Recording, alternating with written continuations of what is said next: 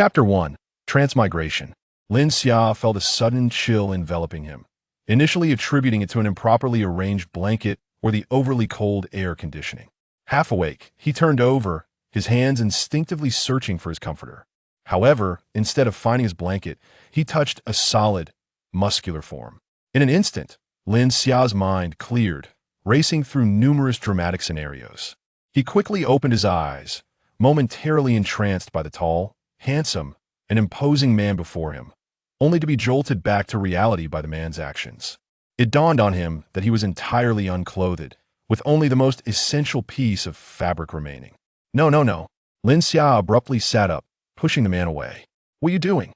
The man's movements halted, his gaze shifting to Lin Xia's panicked expression, confusion evident in his eyes. Who are you? Lin Xia inquired, inching backward, the coarse stones beneath him reminding him that his surroundings were decidedly unusual. Turning to his left, he saw a wallen, unrefined mud wall, untreated and crumbling. To his right stood the tall, muscular man with amber eyes, a mix of races adorned with tattoos. Oh, and he was draped in a small animal skin skirt, certainly suggestive. The man's towering figure blocked much of Lin Xia's view as he reached out to pat the man's solid arm. Could you move aside, please? What mud wall, what stony ground? He was undeniably in a cave. Good heavens! Was this some avant-garde hotel? A primitive, wild aesthetic? The man shifted aside at Lin Xia's request, a deep, gravelly voice resonating. Aries, your mate. Good heavens! How formal and charged with significance. Apologies, Lin Xia scrambled to his feet, brushing off his backside, feigning calmness.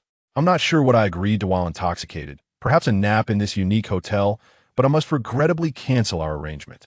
He retrieved his clothing from the ground, shaking off the dust, only to realize that the attire was not simply removed but rather torn apart. His pants, torn as well. Good heavens! At this point, Lin Xia could only accept his fate, letting out a long sigh as he asked the man, "Where's my phone?" Aries' chiseled face displayed unmistakable confusion. What is a phone? Lin Xia inhaled deeply, turning to leave, reasoning that a hotel must have a landline. Noticing his departure, Aries furrowed his brow, rising to firmly grasp Lin Xia's wrist. Where are you going?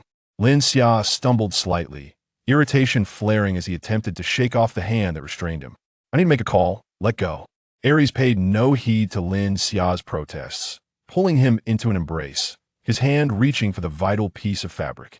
Lin Xia froze momentarily lost for words, only to be jolted back by the sharp stones beneath him, causing him to cry out in pain, tears springing forth. Hearing Lin Xia's cry, Aries paused, observing the contorted face, pale as a ghost. He turned Lin Xia over, revealing a back marred with red marks and several cuts from the stones, already bleeding. So fragile, Aries thought, having never encountered such a delicate beast man, even among females. You bastard! Lin Xia ground out through clenched teeth. Are you trying to force me?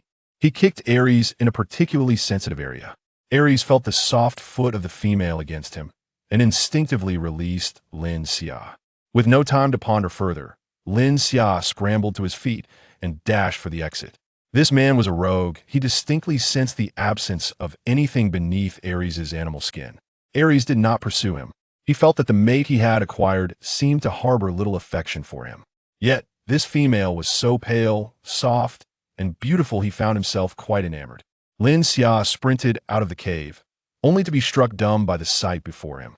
He stood at a height equivalent to 3 or 4 stories, overlooking a vast expanse below, where the sun shone brilliantly upon a group of white lions basking in the warmth. These lions were undeniably larger than any he had seen at the zoo, their mere presence instilling a sense of awe. Surrounding the flat land was a series of mountains that encircled the area, creating a valley. Numerous cave entrances dotted the mountainside, suggesting considerable excavation efforts. One lion seemed to have sensed his presence, its piercing gaze filled with ferocity and menace, causing Lin Xia's legs to tremble. Below, Bata nuzzled his partner's side, saying, "The little one Aries brought back has awakened." The handsome man, nestled in the soft fur, propped himself up, gazing at Lin Xia on the slope. He is quite attractive. Aries has an eye for beauty. He is not as handsome as you, Bata replied, rolling over to place the man on his belly. The man always had a knack for sweet talk. Lin Xia then noticed that a person was seated atop one of the lions. Upon closer inspection, he realized that nearly every solitary lion on the flat ground had someone nearby, except for a few huddled together. He felt a surge of strength returning to his body. Good heavens, what kind of place was this? Taking a deep breath, he raised his hand and slapped himself across the face without mercy. Ouch! Lin Xia winced from the sting of his own slap, the motion aggravating the wounds on his back, reminding him that he was indeed injured, suffering for no reason. He doesn't seem very bright, Yi remarked, frowning with concern for the newcomer. That is something Ares should worry about. Bada gently licked his mate, for beastmen were typically indifferent to matters beyond food, drink, and their mates. You push him away. I'll go take a look. Lin Xia stood at the cave's entrance, feeling anxious and uncertain of where to go. This was far from the world. He knew it seemed he had transmigrated. Had he crossed over to another world? This cursed plot. I am Yi, who are you? Lin Xia turned to see a person beside him, with jet black hair and sun-kissed skin, appearing as though he had spent years under the sun. His face was strikingly handsome, radiating a healthy, cheerful university student aura, clad only in a piece of animal skin. Though his muscles were not pronounced, his form was well-defined. Lin Xia recognized him as the man atop the white lion. Observing the vast expanse below, Lin Xia marveled at how this individual had swiftly scaled the height without appearing winded, indicative of remarkable physical conditioning. Shaking his head to regain composure, he replied, "Hello, my name is Lin Xia." Lin Xia? He inched closer, intrigued. Your name is quite unusual. It is rare for a female to bear such a name. May I ask where this is? Lin Xia, disregarding the mention of female, was eager to ascertain his location. This is the White Lion tribe. Yi smiled at him. The White Lion tribe. Lin Xia repeated in a daze, then asked what lies outside. What is beyond? Outside? Yi appeared puzzled, but instinctively answered. You mean the Beastman continent? That is how Beastmen refer to it. How could you not know? The Beastman continent? Lin Xia found it hard to believe. Are you saying that those white lions below are all human? Yi was increasingly perplexed. He found this female to be rather dim-witted. Was Ares truly going to choose her? After all, he was the leader. Chapter 2 Ares. Lin Xia felt as though his worldview was shattering, but fortunately, his innate optimism prevailed, or at least, that was how he perceived it. A faint smile crept across his lips as he quickly reconciled himself to this reality. Are you injured? He finally noticed the wound on Lin Xia's back, where the blood had begun to congeal, and the surrounding areas had turned a ghastly shade of purple and blue. Did Ares hurt you? Ares, so that was his name, a name that sounded quite respectable, proving that one should not judge by appearances. Do you want to be intimate with me? Lin Xia gritted his teeth at the thought. Which one? Yi inquired, puzzled. Sleep. You want to sleep with me? Ah, Yi exclaimed in sudden realization. Which tribe are you from? Does your tribe refer to mating as sleeping? Mating? Lin Xia was taken aback. What kind of world was this? Such wild language. Yes, his voice squeezed out through clenched teeth. We refer to mating as sleeping. Your injury looks serious. Wait here, I'll fetch you some herbs. Yi said, descending to his cave below. In no time, he returned with a handful of grass. This can heal your wound. Chew it up and apply it to the injury, Yi instructed, placing the handful of grass into Lin Xia's hands. Lin Xia examined it. It resembled dandelion. He brought it closer to his nose and confirmed it was indeed dandelion, tossing a few leaves into his mouth to chew while contemplating the backwardness of this place. Why'd Ares hit you? Beasts aren't supposed to fight with females. Don't you want to mate with him? Yi asked, bewildered. Sleep. It's sleep. Lin Xia could not bear to hear such a crude expression. Yi shrugged in resignation. All right, sleep. I don't even know him. Why would I want to sleep with him? Even for a one-night stand, it should be consensual. This is coercion, Lin Xia exclaimed indignantly, inadvertently swallowing the dandelion he had been chewing and reaching for another handful in frustration. Yi dismissed Lin Xia's peculiar statements and simply asked, why don't you want to? You were brought back by him, so that makes you his female. It's perfectly normal for him to want to sleep with you. He brought me back? Lin Xia's anger diminished slightly. But that doesn't mean I must comply. Does that mean anyone who rescues someone must sleep with them?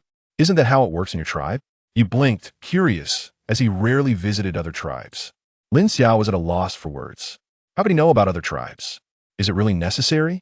In the Baishur tribe, it is and the tribe I was from was the same. Whoever brings someone back claims them as their own. Yi scratched his head.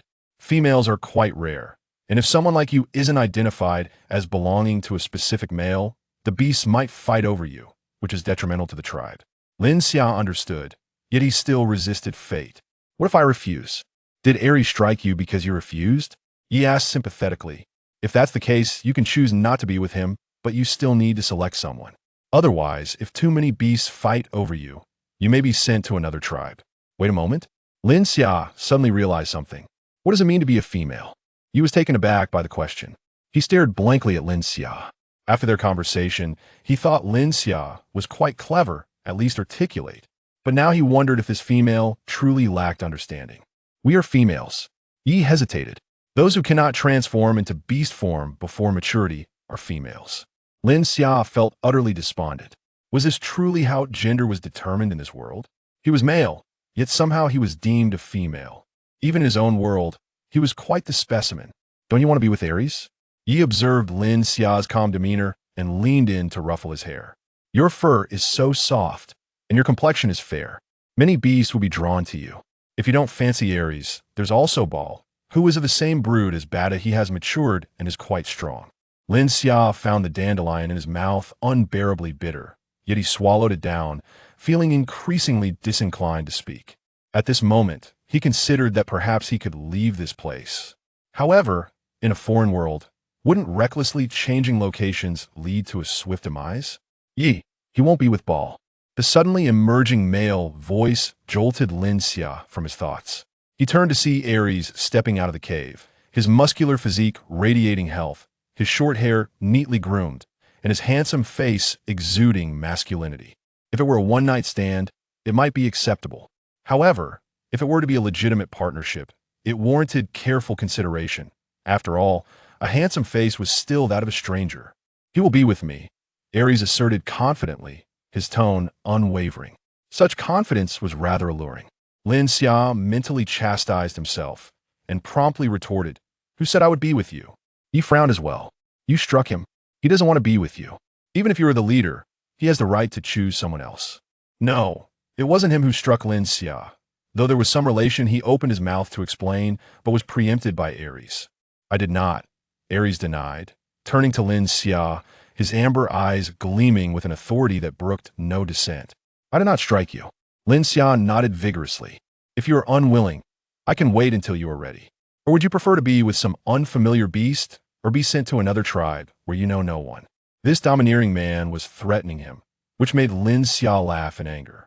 Yet, he could not deny that compared to others in other tribes, Aries was indeed the least unfamiliar. This man had eavesdropped on their conversation, Lin Xia thought to himself, completely disregarding the fact that he was standing at the entrance of Aries' cave. I do not wish to live with you, Lin Xia insisted, clinging to his principles, for he could not guarantee that he wouldn't be seduced by male beauty in the dead of night into agreeing to something he should not. The cave next door is empty, Aries said with a barely perceptible smile, then began to usher Yi away. Yi, you should return. Badu has been waiting for you for quite some time. The three turned to look at the flat ground below, where a white lion was indeed gazing up at them intently. As Yi departed, Lin Xia felt a wave of awkwardness. He turned to slip into the adjacent cave, but was once again seized by the wrist. What are you doing? We agreed I would stay next door. Aries, however, was not angry. He merely pointed to Lin Xia's back. Your injury. I can handle it myself, Lin Xia replied, somewhat irked. Aries observed the numerous bruises marring Lin Xia's fair back and felt a twinge of regret and annoyance. He had never anticipated that this female would be so fragile after all. The females of the Bai Shi tribe often engaged in rough play without such severe consequences. You cannot reach it, Aries insisted in a tone that allowed for no argument, sweeping Lin Xia into his arms and carrying him into the cave. Chapter 3. Barbecue. Lin Xia was in a state of panic, struggling incessantly, writhing in the embrace of the man. Even as the tugging at his back caused him considerable pain. I will not force you to sleep with me, he had stated. I will wait until you are willing.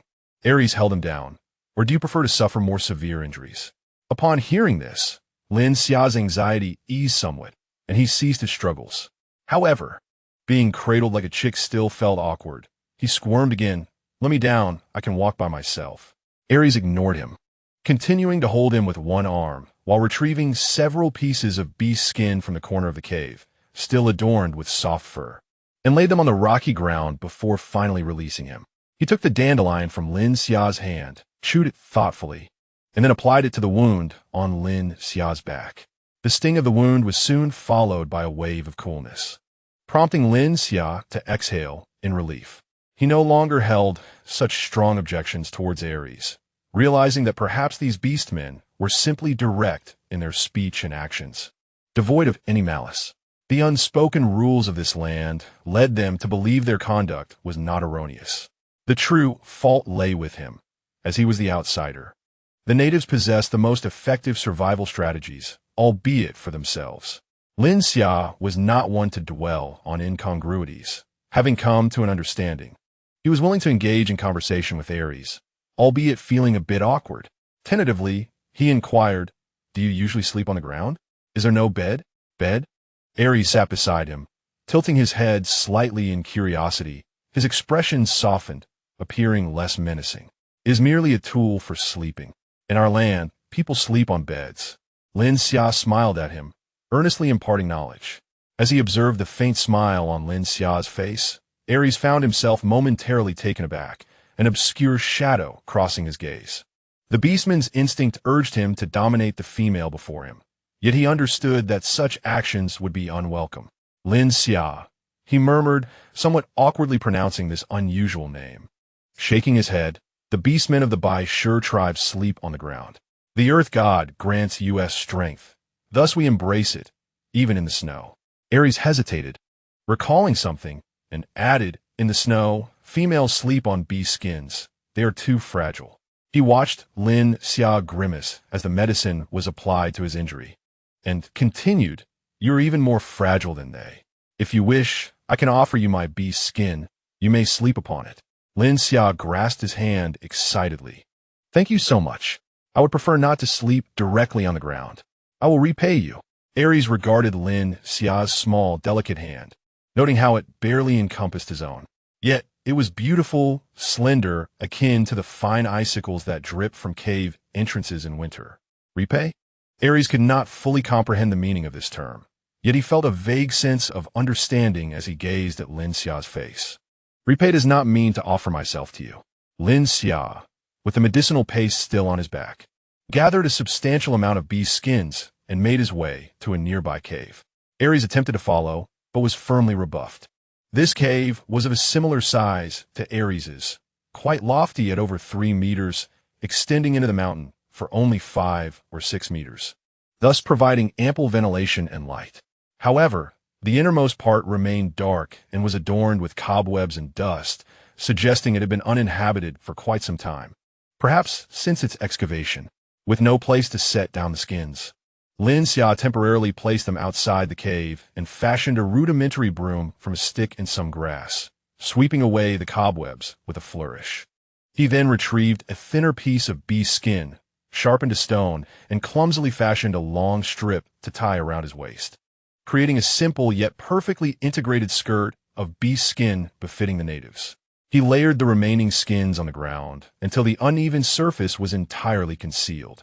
Just as he pondered whether to clear the stones, Ares appeared at the cave entrance. "It's time to eat," Ares stated succinctly as always. "Where shall we eat?" Lin Xia asked, his anticipation evident. He was quite hungry, but had been hesitant to voice it. "Down below," Ares gestured toward the open ground. "Large communal pot. How novel!"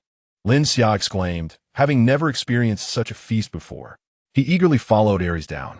The area below resembled an expansive plaza, albeit with an uneven surface, featuring a sizable pit in the center where a fire had just been ignited. The previously sunbathing Bai Shur had vanished, replaced by a gathering of handsome, robust beastmen, some accompanied by their partners, others alone. Each family retrieved the meat they had hunted that morning, skewering it on sticks to roast over the flames. Lin Xia extended his empty hands, feeling somewhat embarrassed, and asked Ares, "I have no meat. Does that mean I won't have anything to eat?" "I have some." Ares's face glowed in the firelight, his prominent nose accentuating his striking features. He guided Lin Xia to sit by the fire, where a space was left vacant for the leader. Lin Xia shyly smiled at a young beast man seated nearby. The young beast man returned with a warm, friendly grin, his eyes bright with eagerness. "You are so fair, very beautiful. Are you with Aries?" "Actually, I am quite capable myself. I can catch 2 rockhorn sheep alone." Lin Xia felt the heat of the young man's enthusiastic gaze upon him, his unseated bottom feeling somewhat awkward. "Bart," Aries interjected, positioning himself beside Lin Xia to block Bart's gaze, his own expression carrying a warning. "Your meat is nearly cooked." Bart chuckled and nudged Aries playfully. "Though you are the leader, Leaf mentioned that you do not favor this female, and even struck him. A female can choose another beastman. I did not strike him. He would not choose you." Aries remained steadfast, shifting his body slightly towards Lin Xia. He indicated the largest piece of meat roasting over the fire, a sizable chunk, almost equivalent to half a pig, though its origin was unrecognizable. "This is our meat. Such a large quantity? Is it all for us?" Lin Xia inquired, astonished, then began to worry. "Do we need to roast this much? It seems wasteful if we cannot finish it." Seeing Lin Xia's small mouth moving, Aries' mood lightened slightly. There will be no waste. Lin Xia mistakenly assumed that no waste implied sharing with others, so he refrained from further comment. Suddenly, someone else sat down beside him, and Lin Xia turned to see Leaf and another beastman had switched places. As Leaf settled in, Bart followed suit and moved closer. "This is my partner, Bart," Leaf introduced. Bart and another beastman were brothers, resembling each other, though Bart bore a more mature appearance with stubble on his face. Overall, the beastmen of the Baishur tribe, including the females, were quite striking, with none being unattractive. Chapter 4. Seeds. Lin Xia engaged in conversation, learning from Leaf that the Baishur tribe ventured out to hunt collectively every morning. The meat from their hunts was divided the same day, leaving little surplus, primarily due to the large appetites of the beastmen and the lack of adequate salt for preservation. In warm weather, the meat would spoil by the following day. "Why not raise them instead?" Lin Xia queried, puzzled. "Raise?" Leaf responded, "It means to find a place to confine the prey, feed them, and then slaughter them when needed." Leaf accepted Lin Xia's somewhat simplistic understanding of this concept, as it was common knowledge among all tribes. However, he found Lin Xia's beauty captivating, and thus, he was patient with him. He smiled gently and earnestly explained that the prey was too large for them to trap, even if they managed to ensnare it. If not killed swiftly, it would break free. As for smaller prey, there was no necessity to raise them, as they were too diminutive, barely sufficient for a single orc's meal. He pointed to a piece of meat the size of a half-pig, stating that it was merely a small portion of the jujianyo. 10 jujianyo would suffice to feed the entire tribe. The White Lion tribe comprised nearly 200 orcs, not including the females. Considering this, it did not seem overly abundant. Lin Xia opened his mouth, still struggling to comprehend, for he believed that Aries could not possibly consume that entire piece alone, even with his assistance. The meat was already roasted, and Aries cut off a third of it to hand to him, interrupting their conversation. Lin Xia was taken aback. It was far too much for him. He took the stone knife from Aries' hand and sliced off 2 fist-sized pieces, returning the remainder. In truth, he was uncertain if he could finish it all. Although the meat was deliciously roasted, it was rich and substantial, and overindulgence would surely be overwhelming. Aries observed him consuming so little, his expression grave, declaring that he was eating far too little. This was already a considerable amount. Eating too much meat could be quite sickening. Lin Xia chewed on the morsel, its faint salty flavor soothing his stomach. "Do you only eat meat? Do you not consume anything else?" Aries replied that the females sometimes gathered wild fruits. Lin Xia sighed, contemplating that indeed, the digestive capacities of these orcs were remarkable. However, he was not so fortunate. He possessed a modern stomach. Aries fell silent, focusing intently on his meal. For the orc's food was hard-won, and none would waste it. Lin Xia watched as Aries devoured the half-pig-sized piece of meat, noting that the other orcs consumed similarly, with only slightly less than Aries. While the females ate a bit less, yet still several times more than he could manage. Even the small children, whose heights barely reached his knees, consumed portions comparable to his own. At that moment, Lin Xia realized just how colossal the Jujio Neo truly was. The daily task of hunting for such substantial amounts of food was undeniably arduous. It demonstrated the richness of this world's resources, for they could feast without fear of depletion. Holding onto the remaining half-fist-sized piece of meat, Lin Xia found himself unable to eat more. Yet, he felt it improper to waste food, but offering it to others seemed equally awkward. "Are you still hungry?" he tentatively inquired of Aries, his eyes reflecting a hint of pleading. "I cannot eat any more." Observing his pitiful demeanor, Aries felt the urge to pin him down, yet he refrained. "You are consuming far too little. It may lead to illness." Aries' voice was deep, resonating enticingly in the firelight. "It is your insufficient nourishment that renders you so frail." Lin Xia sighed, a sense of helplessness washing over him. He attempted to force the meat into his mouth, but it was too rich. He muttered, "But I truly cannot eat anymore. Next time, I shall certainly eat more." After witnessing his repeated attempts, Aries took the meat, sliced it into thin pieces, and roasted them over the fire until they were crisped. He blew on them gently and offered them to Lin Xia's lips, urging him to eat a little more. Lin Xia, mustering his strength, managed to eat 2 more pieces. The roasted fat exuded a delightful aroma, yet he was genuinely full, shaking his head in refusal. Aries finished the remaining portions and reminded him to eat more next time. Lin Xia nodded absently. The White Lion tribe hunted in the morning, typically dividing the spoils by the river before returning, since they did not consume the entrails or hooves, which would impart a strong odor if processed within the tribe. Usually, by afternoon, after resting and basking in the sun, they would begin to roast meat for their meal. They would partake in this single meal each day, and upon finishing, darkness would descend, signaling time for rest.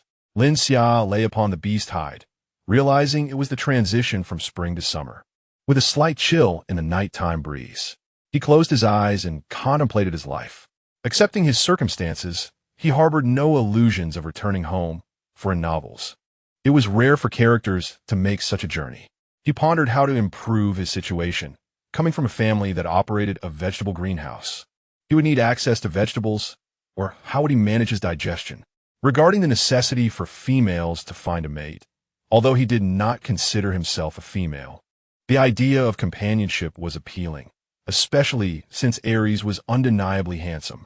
He mused, contemplating further before drifting into slumber. The singular thought lingering in his mind was that he must construct a door for himself by tomorrow. Aries found it difficult to sleep. Having held Lin Xia close the previous night, now he was alone in the empty cave. The handsome man stood at the cave's entrance, the bright moonlight illuminating his silhouette, which transformed from human form into an extraordinarily large silver-gray wolf, nearly matching the cave's entrance in size. The silver-white giant wolf raced up the mountainside, ultimately reaching the summit, howling solemnly at the waning moon. Badu, cuddling with Yi, sleepily inquired, "Is the moon also full today?" The 2 white lions stationed at the valley's entrance glanced at the moon, which was far from round, perplexed by their leader's eccentricity. Lin Xia, in a dream, heard the wolf's howl and instinctively covered his ears, only to find himself pursued by wolves throughout the night. When he awoke the next day, he was still dazed, eyes closed as he crawled about, his hand brushing against a package. He opened his eyes immediately.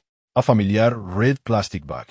He hurriedly rubbed his eyes, surveying his surroundings, feeling a pang of disappointment. It was still the strange, foreign world. The red plastic bag contained all the seeds he had purchased for the vegetable greenhouse. A variety of them, some intended for commercial cultivation, while most were for personal enjoyment. His craving had brought him luck, and Lin Xia smiled foolishly.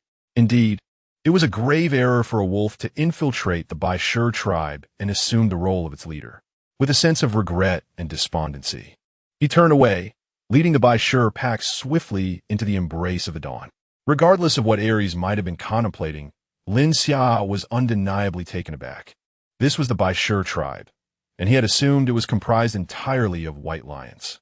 In truth, he was not entirely mistaken, for apart from Aries, the rest were indeed white lions. However, how could a wolf become the chieftain of the Bai Shi? Notably, Ares's beast form seemed larger and more striking than those of the white lions. Though undeniably grand in stature, he was also exceptionally handsome. Lin Xia felt a pang of regret, wishing he too could possess a beast form. Perhaps he would be equally captivating. Lin Xia, a voice called from below. He looked down to see Yi peering over the entrance of his den. Lin Xia, he greeted. You're up quite early. Do you wish to sleep a while longer? Yi inquired, his voice buoyant. Lin Xia glanced at the sky, realizing dawn would break shortly. He pulled down his animal skin and cradled it in his arms, calling back. I won't sleep any longer. Then I shall come to play with you. Yi responded with a bright smile. Play? What shall we play? Lin Xia asked, puzzled, yet nodding in agreement. He turned back into the cave, neatly folding the animal skin while ensuring to hide the plastic bag more securely. Before long, Yi ascended, accompanied by two other females who appeared slightly older, all possessing the same wheat-colored skin. Lin Xia was perplexed. All had male appearances, and he had just noted that there were no females present earlier. However, he dared not inquire, as this world might function differently or perhaps held certain taboos. This is Tong, and this is he. They both hold great affection for you, Yi explained with a smile. Hello, Lin Xia returned the greeting. Though Tong, and he seemed bewildered by his manner of salutation, as orc greetings tended to be more direct. Tong approached and touched Lin Xia's arm, exclaiming, You're so pale, only newborn cubs are this white. Do you seldom venture outside your den? Lin Xia felt a shiver as Tong's hand nearly grazed his chest. He quickly stepped back, awkwardly chuckling, no, it's just natural. He, on the other hand, scrutinized Lin Xia, and upon noticing his animal skin skirt, pulled it off with a hint of disdain. Why is your animal skin skirt like this? It's bound to fall off easily. Taken aback, Lin Xia instinctively covered his essential parts, his voice trembling. What are you doing? He then realized he had overreacted, for he was still clad in underwear. After all, they were all men. Your animal skin skirt is far too loose. Let me fix it for you. Hasn't Mara taught you? He showed no concern for Lin Xia's discomfort, shaking the piece of animal skin, then noticing another piece hanging from him, reached out again. Why do you have another? Will that fall off too? Mara refers to the term used by orcs for the females who nurture them, while the males are termed pal. That won't fall. Lin Xia quickly covered himself again. His face flushed. You are quite timid, he remarked with curiosity. All right, Yi interjected, patting Yi's hand. You help him with it. Fine. He picked up a sharp stone from the ground and made a couple of cuts on the original animal skin skirt, creating two connected strips. He tugged on it to ensure it was satisfactory and handed it to Lin Xia. Here, tie this, and it won't fall off. Lin Xia accepted it and fastened it, finding it indeed much more secure than before. He genuinely thanked Thank you, he intrigued asked, Why do you need an animal skin skirt when you already have animal skin underneath? Lin Xia was at a loss on how to explain that it was not animal skin, but underwear, so he could only smile awkwardly. I'm just used to it. Lin Xia, would you like to join us outside to gather some fruits? Yi suggested as the others finished their playful banter. Outside the tribe? Lin Xia's curiosity about the world beyond the tribe surged, yet fear lingered. After all, foreign realms often harbored dangers. Would it be safe? Fear not, Tong reassured him, giving his shoulder a pat. You are soft and smooth. It's delightful to touch. Ball and the others will accompany us. Through Tong's explanation, Lin Xia learned that not all orcs ventured out for hunts. Some remained behind to guard the tribe. Although the surrounding areas were not inhabited by hostile tribes, large beasts could occasionally wander into their territory, posing a lethal threat to the females. Then let us go together, Lin Xia replied joyfully, eager to witness the outside world, hoping to find some edible wild vegetables, for he could not sustain himself solely on meat. The Bai Shi tribe lacked proper tools for carrying things, and Lin Xia was unfamiliar with such tasks. Thus, a few of them set out, each clutching a piece of animal skin, brimming with excitement. Chapter 6. Gathering berries. Exiting the valley where the Bai Shi tribe resided led to an expansive wilderness of grasslands. Glancing back at the Bai Shi tribe, it appeared diminutive against the vast landscape. Two white lions stood guard at the valley entrance, their heads held high, emanating an air of authority. The lush wild grasses reached up to the knees, appearing quite appetizing. Scattered among the grass were colorful wildflowers, and as the wind blew, the sea of grass undulated beautifully. Lin Xia imagined that should he be a cow, he would feel as if he had ascended to paradise. He mentioned that during the hottest weather, a species of palm-sized grassland rabbits would appear. They were small in size, but abundant in number, devouring the tall wild grasses. By the following year, when the grasses had regrown, they would return. It was said that the flavor of grassland rabbits was delightful, far surpassing that of the giant horned cattle he had eaten yesterday. Moreover, their small size and lack of aggression made them easy prey, even for females. Lin Xia, a lover of food, reminisced about indulging in rabbit heads in the land of abundance, and wondered if these grassland rabbits would be even tastier. The wild grass was interspersed with many plants unfamiliar to Lin Xia, yet they appeared edible. He plucked a handful of the plant resembling gray vegetable, and asked Yi, "Is this inedible?" "No," Yi replied firmly. "You mustn't eat random things outside. You could die." "But it looks edible," Lin Xia half lied. "In my tribe, someone seems to eat this." "Really?" Yi remained skeptical. "Grassland rabbits are fine to eat. Why can't we?" Lin Xia insisted. "Best not to risk it," Yi responded, taking the gray vegetable from Lin Xia's hand and discarding it on the ground. In the past, when the elders of the tribe failed to find prey, they tried eating what grassland rabbits consumed. Yet while the rabbits survived, they did not. Lin Xia felt a pang of regret. Perhaps the bodies of beasts and humans were fundamentally different, and he was reluctant to take risks. "Let us gather wild fruits instead. Those are definitely edible," Tong urged, leading him forward. The tribe's females had designated gathering spots, and after a 2-hour walk along the edge of the grassland, they reached a small cluster of low hills. There, some low shrubs bore clusters of berries. Lin Xia observed that some resembled wild raspberries, no larger than a fingernail, yet their flavor was significantly more tart, with only a hint of sweetness. The sourness made him shudder, prompting laughter from Yi and the others. However, he seemed to relish these berries, consuming several, which made Lin Xia's teeth ache. These berries were easily crushed, so they typically consumed some on the spot, while collecting a different variety to take back. This other type of berry was similar in size to blueberries, but bright red, significantly sweeter than the previous ones, with a slight tartness, making them quite delectable. When unripe, the fruit is green, blending seamlessly with the leaves, making it quite difficult to detect. Lin Xia sampled one and found it bitter with a hint of astringency. How unpleasant! Spitting twice, Lin Xia hastily consumed a couple of ripe berries to suppress the lingering bitterness in his mouth. The companions of Bear were not particularly fond of these wild fruits. They merely plucked a few before ascending the slope to keep watch.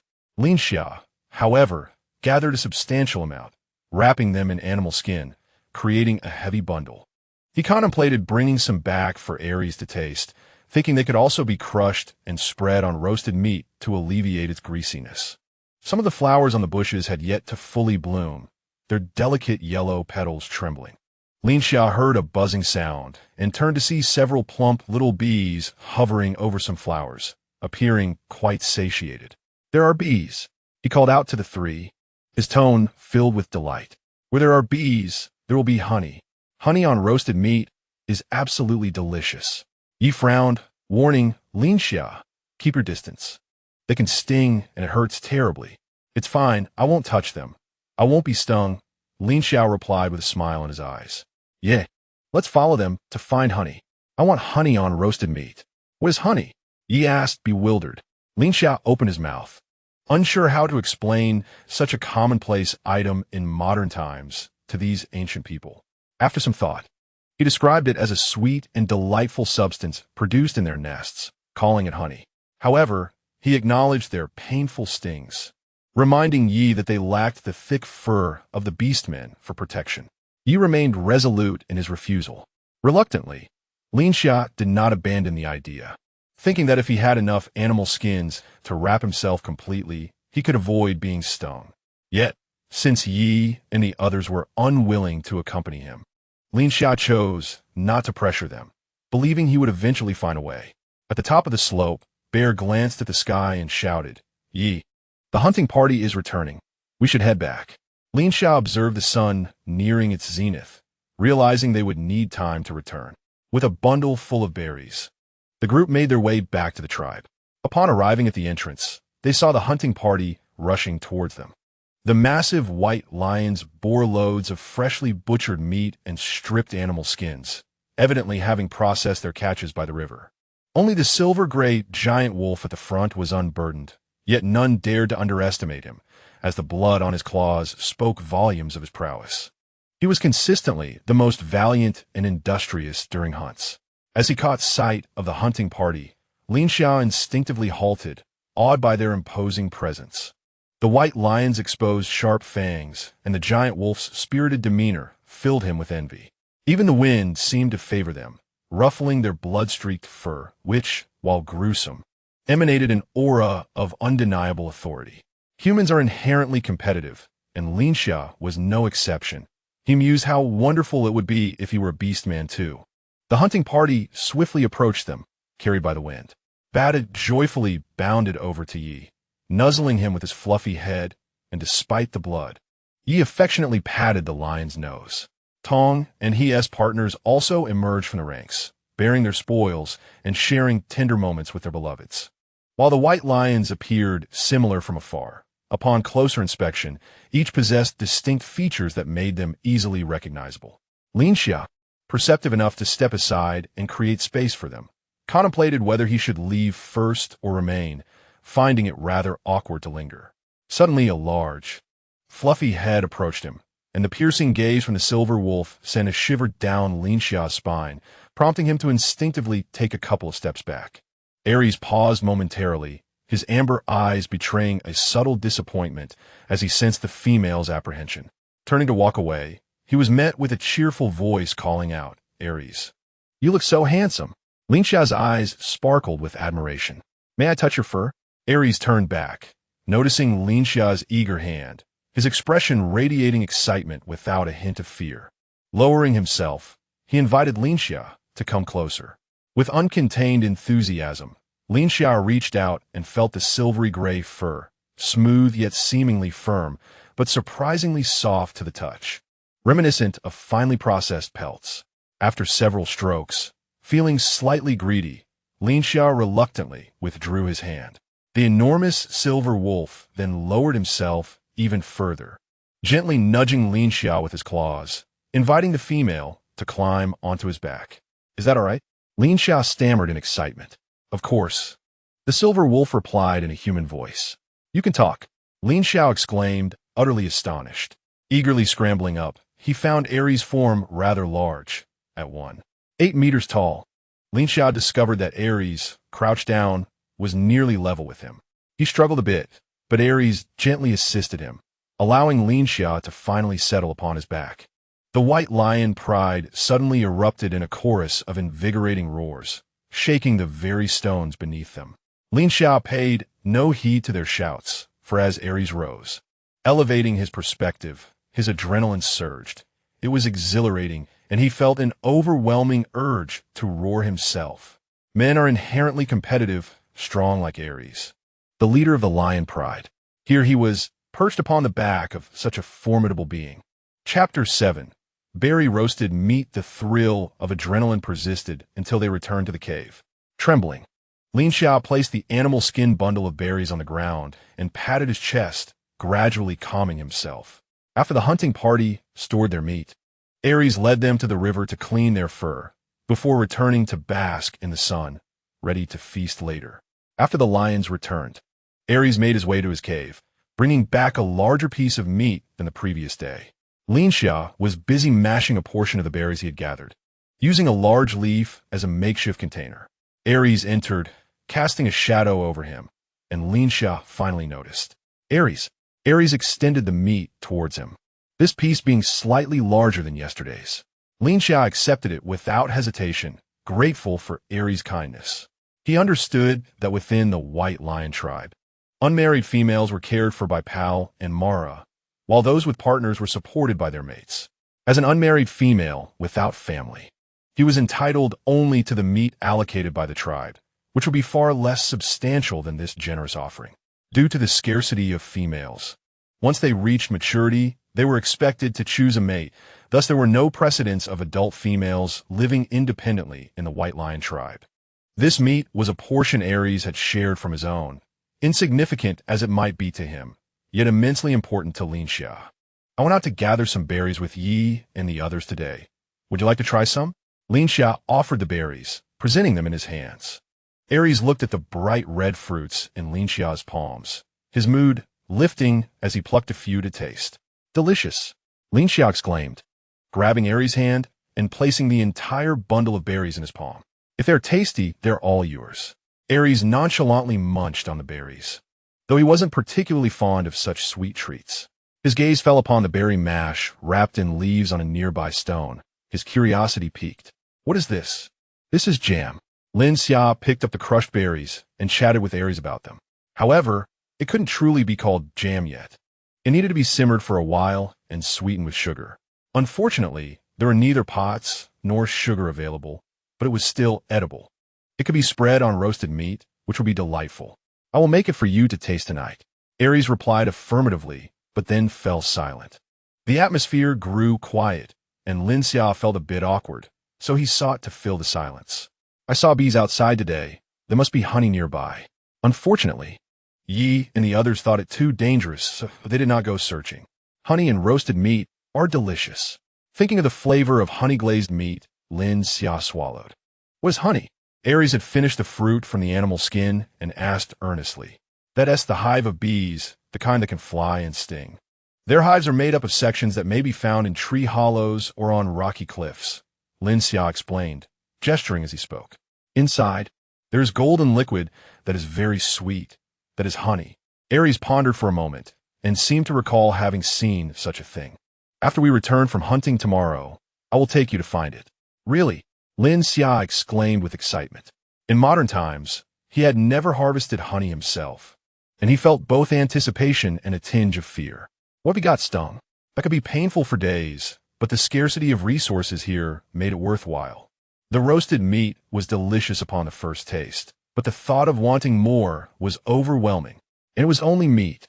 That was quite daunting. With that in mind, being stung by bees didn't seem so bad. They weren't hornets, after all. He wouldn't die from it. The more Lin Xia looked at Aries, the more he felt he was truly handsome. This taciturn yet remarkably reliable man. Such pragmatism was rare in modern times. Aries, you are so handsome. Lin Xia unabashedly complimented him. Aries didn't understand what handsome meant. Perhaps it was a feeling.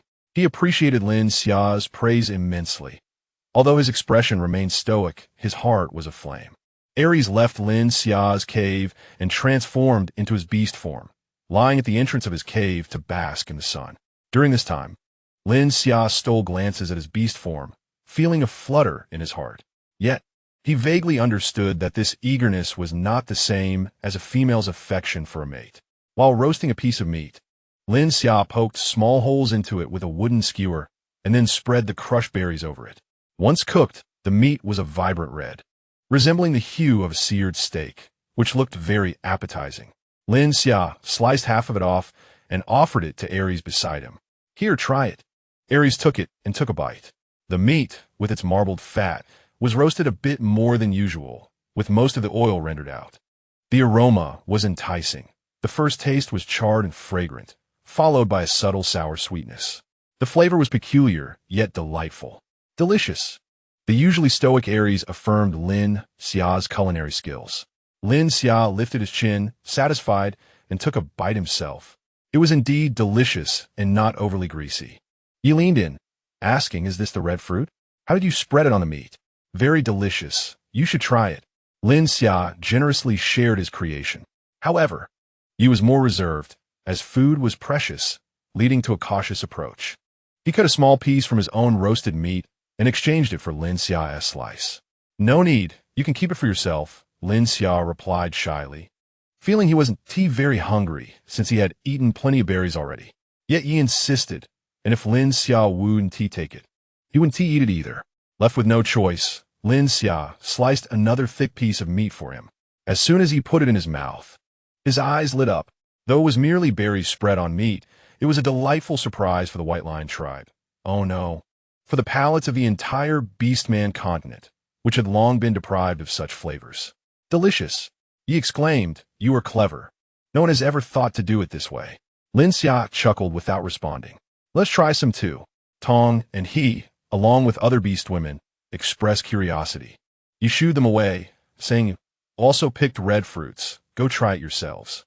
Lin Xia only has this small piece of meat, and it's not enough. Reluctantly, the crowd dispersed. Tong and he sent their partners to the cave to fetch berries, intending to spread them on their roasted meat, just like Lin Xia did. However, their meat was already nearly done, so adding berries at this point wouldn't infuse as much flavor. Yet, it still garnered a round of astonished praise, as the beastmen had never attempted to eat this way. After finishing their meal, everyone helped tidy up the area. As night began to fall, the beastmen dispersed. Lin Xia and Aries walked side by side. As they neared the cave, Lin Xia spotted a small path leading upwards and asked Aries, "Can I go up there to take a look?" "Yes, in the tribe. You can go anywhere," Aries replied seriously while looking at him. Lin Xia followed the path up to the summit, where the view opened up before him. The entire mountaintop was a flat expanse, not very wide, crescent-shaped, encircling the valley. There were only a few trees atop the peak, and the vista was unobstructed. Standing at the edge, he gazed down at the steep mountain, conceding that the location of the White Lion tribe was indeed advantageous. Enemies could not ascend along the outer mountains, and entry was only possible through the valley's entrance. This geographical formation has always been easy to defend, yet difficult to assault. Lin Xia stepped back, pulled aside some grass, and grabbed a handful of dark soil. This area is very fertile. It is perfect for farming. His eyes sparkled with excitement as he looked at Aries, his anticipation clear. With a charming smile that was not overwhelming, he asked, "Aries, may I plant vegetables on the mountaintop?" Aries towered over Lin Xia, looking down at his small, round, fluffy face with eyes that sparkled like the moon. He found it endearing. When one is entranced, they are inclined to agree to anything. And the Wolf King was no exception. "You may do whatever you wish here." Without a thought about what an imposing Wolf King would look like howling at a mountaintop of vegetables under a full moon. Chapter 8. Planting vegetables to cultivate the land. One must first procure the proper tools. One cannot simply use their hands to dig. Moreover, there was no water source at the summit, which posed a problem for irrigation. The tribe did have a water source, but it was deep within the valley, a small pool fed by water flowing from the rock face, where the beastmen usually drank. After contemplating for a moment, he found no good solutions. For now, you would need to find a container to transport water from the base of the mountain. Speaking of containers, that posed a challenge as well. Truly, a clever woman can struggle without rice to cook. However, solutions often outnumber the difficulties, and Lin Xia remained undeterred. He decided to tackle one thing at a time, starting with making a hoe. He gathered several stones of suitable size and shaped them into a rough hoe form. This process was quite challenging. If he struck incorrectly or made it too small, it would be unusable. By the time he crafted a stone he was satisfied with, he was utterly exhausted. Lin Xia felt that beast women possess considerable practical skills. For instance, they could shape a stone into a sharp knife. A hoe did not need to be as refined as a stone knife. Once the general shape emerged, he could refine it further. Before Aries departed, Lin Xia borrowed his stone knife to chop down a handy piece of wood at the mountaintop. He hollowed out one end, embedded the hoe, and then packed the gap with shavings to secure it. Although Lin Xia had farmed in modern times, it had been highly mechanized, and he had hardly ever touched a hoe. He only knew the general principle, so successfully crafting a complete hoe filled him with a sense of accomplishment. He took the hoe to the mountaintop, chose the most appealing spot, and began to dig. The hoe is quite lightweight due to its material, and its shorter length results in less depth when digging. The soil atop the mountain, which has never been cultivated, is rather compact, necessitating multiple turns with the hoe. After toiling for half the day, Lin Xia managed to turn over 2 plots of land. Initially, he did not intend to plant an excessive variety. He started with 1 plot of bok choy and another of lettuce. Both vegetables grow rapidly, and if the weather is favorable, he could harvest leaves in just over 20 days. Realizing that he had relieved himself in 2 days, Lin Xia's expression darkened, spurring him to work with renewed vigor. Aries, returning from a hunt and finding no one, decided to ascend a mountain. There he spotted Lin Xia laboring away. With summer approaching, the weather was still bearable. but direct sunlight made it somewhat warm. Lin Xia, engrossed in his work, had beads of sweat soaking the strands of hair on his forehead, and his face was flushed. "What are you doing?" Aries approached briskly. Lin Xia looked up from the ground, a radiant smile lighting up his face, his teeth glistening in the sun. It was rare for Aries to see a female, exhausted yet smiling so brightly. Typically, the females of the White Lion tribe did not exert themselves to such an extent, as they were regarded as delicate beings, meant to remain within the tribe, eating and bearing young. "I'm growing vegetables." Lin Xia grinned widely, enthusiastically describing his small domain. "This plot is for bok choy, this one for lettuce, and I haven't decided on the last one yet. Lettuce is delicious, especially with grilled meat. It would be even better with some pickled vegetables." He rambled on, completely oblivious to the darkening expression on Aries' face. Aries carefully took the hoe from Lin Xia's hands. Only then did Lin Xia notice something was amiss. "Aries, what is wrong? You don't look well.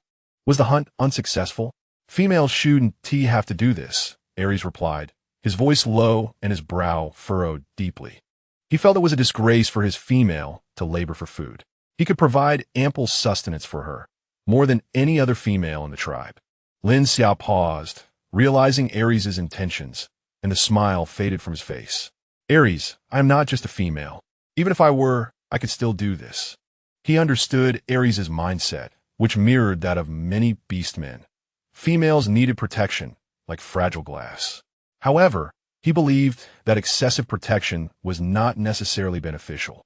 Yet, he could not express this to Aries, as it might be the only survival strategy they had for females. Although their perspectives diverged, their intentions were well-meaning.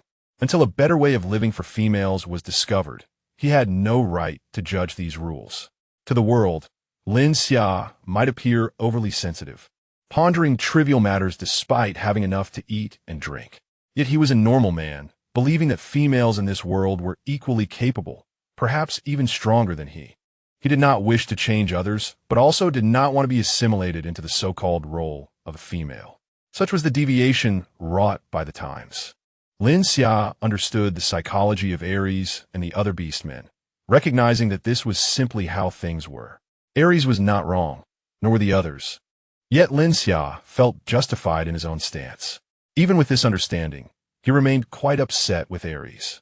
"Whether or not you are a female, I regard you as my partner," Aries stated earnestly, sensing Lin Xia's anger, though unclear about the reasons behind it. "You are too fragile. You are weaker than the other females, and your injury hasn't healed." "I am not fragile at all. It is your strength that is overwhelming," Lin Xia retorted, resuming his grip on the hoe. Standing before Aries, who towered at 6 feet tall, he appeared diminutive, yet his expression was earnest. "I know better than anyone about the risks of battling wild beasts. My injuries were caused by you. You hurt me, not because of my own actions." Aries was taken aback, suddenly realizing Lin Xia was right. The injury had indeed resulted from his own heavy-handedness, yet he had placed the blame on Lin Xia. Unsure of how to express his apology, Aries thought of the customary practice in the tribe, where one would offer meat as compensation. However, Lin Xia ate too little, and meat would be more of a burden than a gift to him. "What can I do?" Aries' face flushed, attributing it to the sun. Lin Xia's anger lessened somewhat, though it had not entirely dissipated, and his tone remained sharp. "Didn't we agree to search for honey?" Remembering their plan, Aries quickly replied, "I'll take you there. Please don't be angry." Seeing the nearly 2-meter-tall man earnestly apologizing, Lin Xia couldn't help but smirk, though he maintained a tough exterior. "Then let us go." Lin Xia first gathered 2 small pieces of dry wood, hollowing them out, then heated charcoal at the tribe's fire source and carefully placed it inside the wood, sealing it tightly, hoping the charcoal would remain lit by the time they arrived. He then returned to the cave to fetch a large animal hide, ample enough to envelop his entire being. Together, they exited the tribe, passing through a sunlit area where lions lounged. Aries transformed into a silver-gray wolf, lowering himself to carry Lin Xia on his back. Even now, Lin Xia was awed by Aries' wolf form, marveling at the wonders of this world. The silver-gray wolf raced across the grasslands, the rush of wind parting the wild grass on either side. Lin Xia, seated upon Ares's back, gripped the fur tightly, his spirits soaring. He spotted a gray rabbit nibbling on fresh grass amid the lush greenery, its mouth stained with green as it quickly darted away at the sound of their approach. In the distance, a herd of deer, adorned with magnificent antlers, galloped as if pursued by some unseen predator. The wind carried the scent of freedom, and Lin Xia reveled in it, unable to suppress the smile on his face. "Ares, I'm so happy." Lin Xia leaned down, shouting this somewhat sentimental phrase into Ares's ear. "Why?" Ares inquired. Lin Xia had no answer, for he did not know why he felt this joy. He simply did. People often found themselves driven by inexplicable emotions. Perhaps it was the allure of freedom. In a world filled with towering skyscrapers and bustling traffic, where some could travel at a whim, yet still felt bound by invisible shackles. Often returning to the cold steel city, one could never truly possess a vast expanse of land imbued with the essence of liberty. Beyond the grasslands lay an endless forest. The White Lion tribe seldom ventured this far, for it was the territory of the Black Ape tribe, and tribes typically refrained from intruding on each other's lands. They usually traveled east to reach broader plains inhabited by herds of giant horned cattle and large herbivores. Ares occasionally ventured here to hunt, believing that prey living in the forest offered a different flavor than that found on the plains. The trees in the forest towered high, most of which Lin Xia did not recognize, though he was familiar with certain pines and cedars. "What enormous pine cones!" Lin Xia exclaimed, noticing that the pine cones on the trees were the size of an adult's fist. However, they were merely in the early stages of development. On the ground lay some of last year's pine cones, dried and decayed, yet still appearing as large as a person's head. Chapter 9.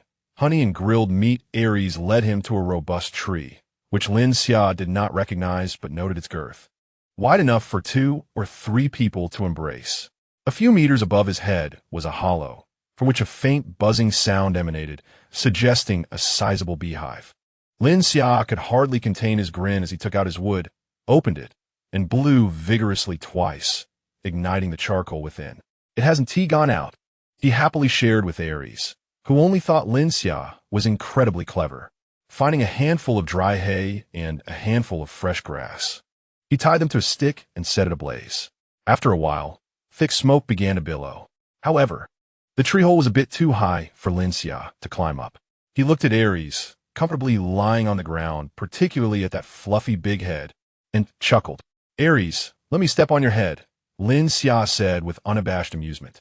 Logically, the head of a wolf king was not something just anyone could step on, but Lin Xia's radiant smile left Ares oblivious to such logic. In fact, Ares could easily reach the tree hole by standing on his hind legs and directly clawing out the beehive, but Lin Xia was so joyful that he thought, "Let him play if he wants to." Standing on the fluffy head, Lin Xia successfully reached the tree hole. He wrapped himself tightly in animal skins, extending just one hand to probe the smoking torch inside. Before long, buzzing bees began to swarm out, darting around in search of intruders. Lin Xia placed the torch beside the tree hole, allowing the smoke to waft inside, then hurriedly lay down, covering himself with the animal skin and inadvertently shielding Ares's eyes as well. After all, his fur was so thick that there were no gaps, but his eyes were bare. Ares, blinded, felt a sense of danger from this forced darkness. He tensed his body, his ears perked up straight to assess the surroundings. After a while, Lin Xia's voice came from above. "Ares, have they flown away?" "I can't see," Ares truthfully replied, "but it seems quiet now. They should have left." Only then did Lin Xia peek out from the animal skin, and indeed, the bees had been driven away, leaving only a few clinging to the hive. It was then that Lin Xia remembered something important. "Ares, it seems we have nothing to collect the honey in." This was truly a dilemma, Lin Xia thought. Perhaps he should just nibble on a bit there, or else all their efforts would be in vain. Ares scratched his ear with his paw, swatting away a bee that had settled on the tip, and after a moment of thought said, "Sit tight." Lin Xia quickly climbed down from his head and sat on his back. Ares stood up and ran toward another area. In less than 2 minutes, they arrived in front of a grove of bamboo. These bamboos grew tall and robust, perhaps due to years of growth, their dark green stalks as thick as small water buckets. But we can't chop it down. It's too thick, Lin Xia fretted. Aries extended his paw. A glint of cold light flashed, and a bamboo stalk fell. Once it lay completely down, he swiftly cut off a small section. Aries, you're amazing, Lin Xia exclaimed as he lifted the bamboo tube, which he could easily cradle in one hand. Aside from being slightly heavier than before, it had no other drawbacks. As the beehive was too large, Lin Xia only cut off a small piece to fill the bamboo tube, covered it with a few large leaves, and tied it with vines to take back. During the roasting of meat, to reward Aries, he smeared most of the honey onto Aries' piece of meat, then onto his own, leaving some behind, which was traded away by Yi and a few unfamiliar beastmen for meat. The fatty and lean meat was roasted until crispy, with honey glistening enticingly on top. The aroma of the roasted meat mingling with the sweetness of the honey wafted across the open ground, causing many beastmen to feel a bit disenchanted with the roasted meat they held. Is it delicious? Lin Xia nudged Aries with his shoulder, but the latter remained unmoved. Delicious, Aries replied, his eating pace significantly faster than usual. He didn't particularly enjoy sweet wild fruits, but the honey-coated meat wasn't overly sweet, just incredibly fragrant. And he genuinely liked it. He enjoyed various flavors of meat. Otherwise, he wouldn't hunt different prey in the forest, but regardless of the taste, they were all still meat. With only slight differences, none as pronounced as the contrast between meat smeared with berries and honey. Lin Xia also relished it, delighting in the fragrance and taste. The entire plain was filled with the sweet aroma of honey, something unfamiliar to the seldom venturing females, but well known to the beastmen who frequently hunted outdoors. The beastmen pondered, thinking they might try to get some honey for themselves next time to smear on their meat. Aries, having finished his meal, appeared unsatisfied. Lin Xia rolled the piece of meat traded for honey around in the bamboo tube to clean it of any remaining honey, then roasted it for Aries again. Looking at the empty bamboo tube, Lin Xia smiled. They now had a water bucket. With this, they could water the vegetable patch on the mountaintop. Though it would be a bit laborious. But when is farming ever easy? That night, Aries had a sweet dream filled with endless honey-roasted meat and the clumsy antics of Lin Xia. Upon waking, he found it was all a dream, his face covered in soot. The culprit, Lin Xia, was already leaning at the cave's entrance early in the morning, cheerfully asking him, Aries, could you please bring me back 2 bamboo tubes? The weather was just right as Lin Xia pulled out a piece of honey-roasted meat he had saved from last night, for he had yet to fully adjust to the tribe's habit of having only one meal a day. After eating, he climbed to the mountaintop and began sowing seeds in his 3 plots of vegetables, one for bok choy, one for lettuce, and one for peas, which he had decided to plant after a night of contemplation. Peas were truly a wonderful vegetable. One could pinch the pea shoots when young, eat the tender pods when they were still green, and enjoy the peas when they matured. Nothing could surpass the merits of peas. The seeds had been sown, but the task was not yet complete. Watering was essential, and it had to be thorough. He trudged down with his small bamboo tube, grumbling that it was all for the sake of his health, as he hadn't gone to the bathroom in 3 days. The planted vegetables wouldn't grow immediately, and he felt that was insufficient. He still needed to forage for some wild vegetables to eat. Lin Xia, someone called him. He looked up to see Yi and several females calling him from the plain below. Yi Tong, he greeted them one by one, not recognizing the others. Ye aprurochit, curiously eyeing the bamboo tube in his hand. What are you doing? Watering the vegetable patch, Lin Xia replied with a grimace. Do you need her help? Yi asked enthusiastically.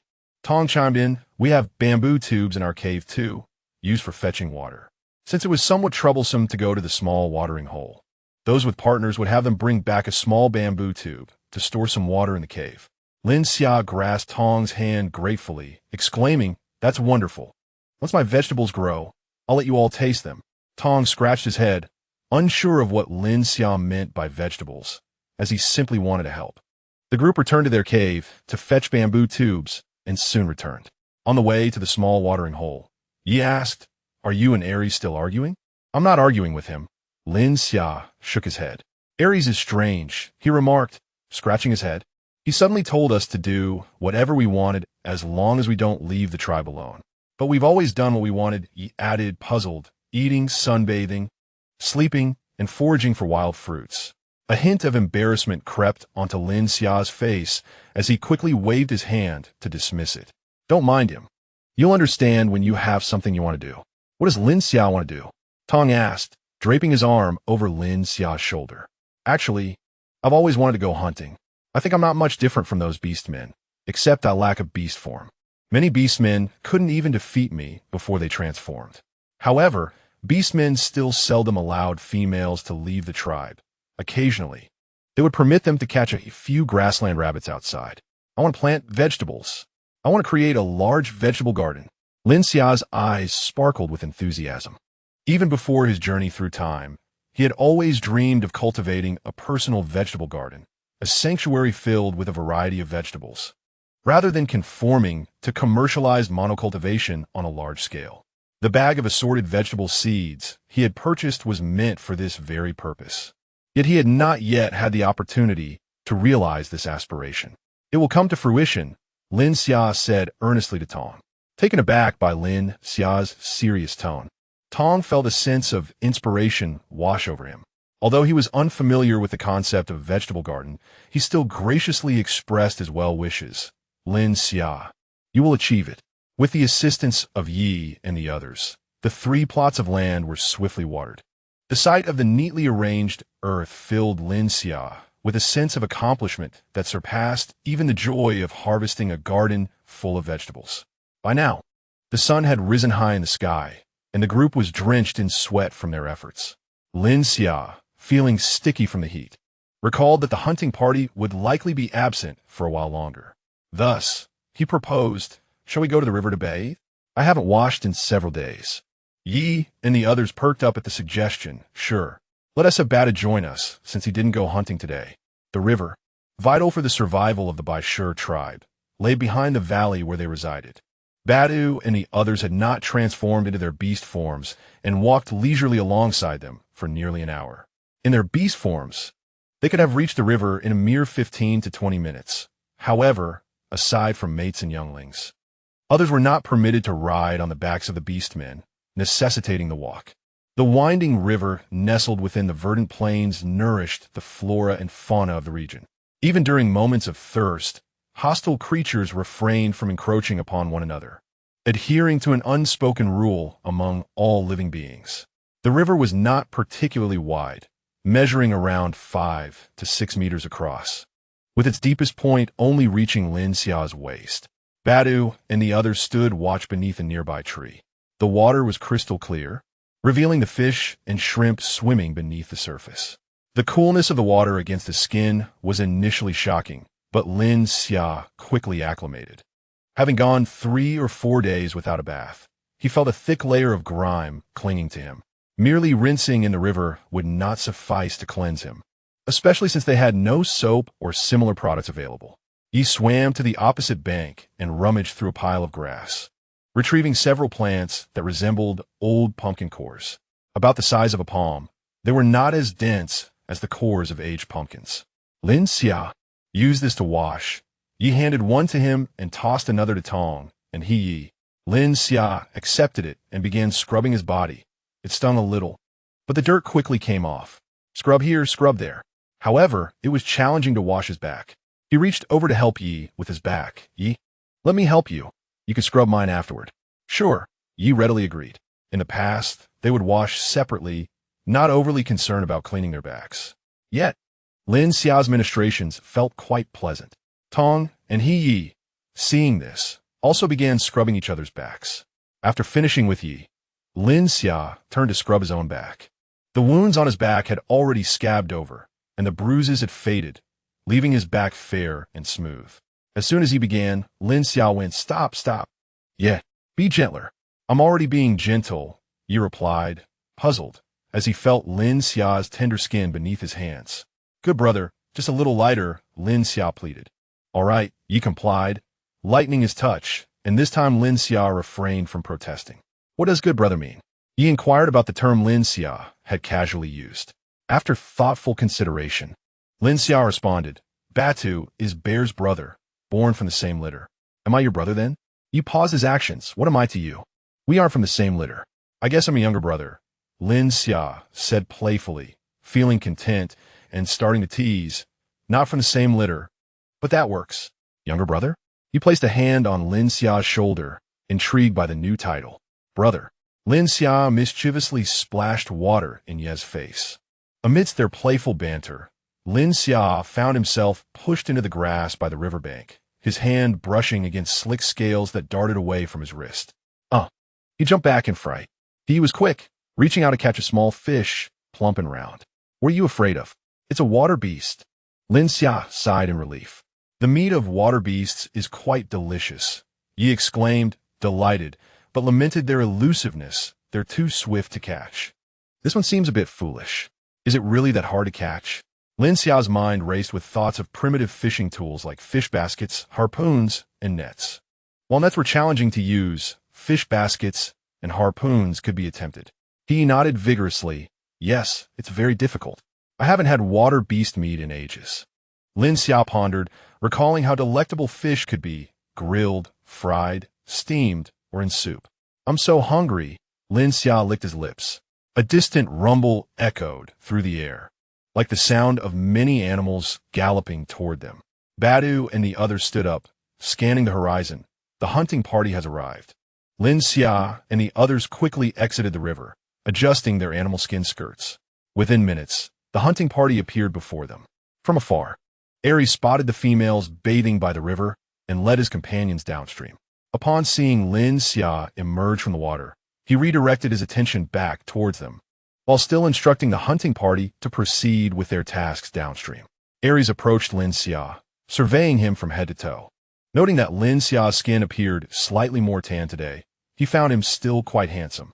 A fluffy head nudged against Lin Xia, causing him to giggle as he playfully pushed Aries away. Stop nudging.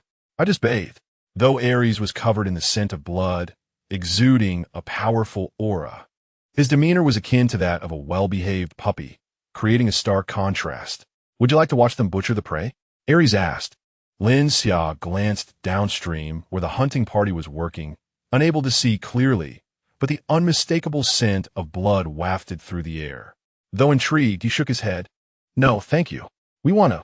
He chimed in, eager for the experience. They rarely left the tribe, and despite being females, the spirit of the land coursed through them, rendering them unafraid of such sights. Rather, they were excited. Bado led them over, and Aries instructed him to take them downstream. The others transformed into their beast forms, allowing their partners to climb onto their backs as they joyfully sprinted downstream. Aries, do you want to wash up? Lin Xia asked, noticing bloodstains on his silver-gray fur. I'll wait for you over here. No need. Aries approached him, his amber eyes fixed on Lin Xia with an imposing intensity. Lin Xia, you help me wash. I can't reach. Lin Xia felt a bit flustered. That seems inappropriate. I won't turn into a human. You help me wash. Aries' voice dropped, laced with anticipation and allure. Well, all right, Lin Xia thought, already feeling the urge to oblige, though he feigned reluctance. Aries leapt into the river, sending up a tremendous splash, positioning himself across the current. The water level noticeably rose. Lin Xia followed suit, stepping in with a joyful gait, scrubbing this patch of fur and that, watching the thick wolf fur disperse in the water like silvery seaweed. He was thoroughly enjoying himself. Unable to resist, Aries leaned in and licked Lin Xia. The sudden action caused Lin Xia to lose his footing, plunging into the water, only to be pulled up by Aries' paw. Feeling a bit irritated, don't lick so wildly. I'm not being wild, Aries replied earnestly. I'm just licking properly, not haphazardly. Lin Xia was left speechless, and his scrubbing became rather rough as he playfully tied 2 bows on Aries' fluffy tail. Chapter 10. Fishing in recent days. The sunbathing by shore in the tribe had significantly diminished. Lin Xia inquired and learned that many had ventured out in search of beehives, relying on their thick fur to withstand the stings, only to emerge with swollen faces from bites. Lin Xia chuckled for quite some time. He initially intended to create a fish basket, yet he lacked the skill to weave bamboo products, and crafting a spear was altogether beyond his capabilities due to his insufficient speed. Eventually, he recalled a fishing tool called banzung. He wandered through the valley, discovering several types of vines, ultimately selecting the sturdiest ones and pulling them back to the cave.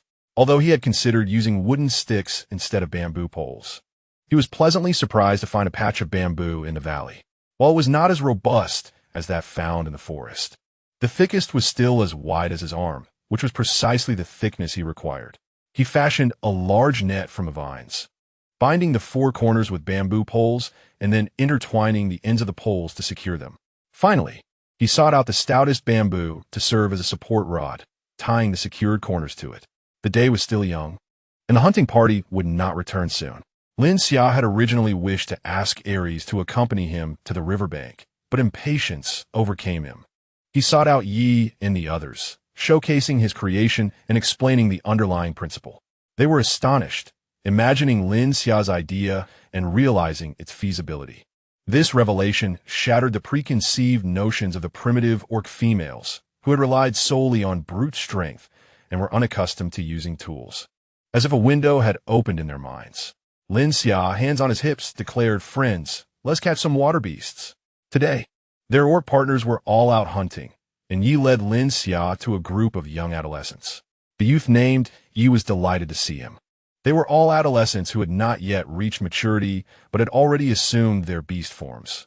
However, due to their age, they could not venture out to hunt. Their appetites were substantial, and the food distributed by the tribe was insufficient, prompting them to band together to hunt smaller prey. The tribe recognized and encouraged this behavior, adopting a free-range approach toward orcs, with only the young and females being closely guarded. Shirya, Yi affectionately ruffled his head, stating that such behavior was only permissible for the immature orcs, and suggested they catch water beasts. Shirya scratched his head, expressing doubt about catching water beasts, and proposing instead to hunt rockhorn sheep. "Let us there. We can manage on our own," Lin Xia urged him. Reluctantly, Shirya acquiesced, treating it as a mere diversion. Badu was quite capable, and when prey was abundant, he typically shared the excess meat with them. So Shirya often complied with Ye's requests. Even though there were younger orcs present, the other orcs stationed in the tribe would not allow them to leave unaccompanied, and two orcs followed along. Lin Xia was unaware, but Yi and the others were acutely aware that since Aries had previously mentioned they could do whatever they desired, they seemed to have gained a bit more freedom. Yes, freedom, even if they did not know the term, they had begun to develop that awareness. The river section they approached was still too narrow, and Lin Xia's net was quite large, while the strong current concealed any fish. Shirya guided them upstream. Where the river widened, the current was gentler, yet deeper, rendering the bottom invisible. Lin Xia unfurled the net, bringing along a bee skin pouch, the contents of which remained a mystery, albeit with an unpleasant odor. He pinched his nose as he opened the pouch, revealing the pungent entrails of the beast. This was something he had asked Aries to retrieve for him the previous day, as they would usually have been discarded. Although Aries was unaware of his intentions, he still brought it back. Lin Xia currently lacked the skills and means to process these entrails, which were quite delectable when prepared properly. Upon unsealing the pouch, the overpowering scent caused the others to step back. "Lin Xia, what do you intend to do with these?" Ye inquired curiously. Lin Xia grinned sheepishly, tossing the entrails along with the pouch into the net, then using the support rod to lower the net into the deep water, securing the rod on the riverbank. He tied a thick vine to the intersection of the four bamboo poles at the top, intending to use it to hoist the net later. Will this really catch water beasts? Shirya and the others expressed considerable skepticism. We shall find out shortly. Why rush? Lin Xia patted his head reassuringly.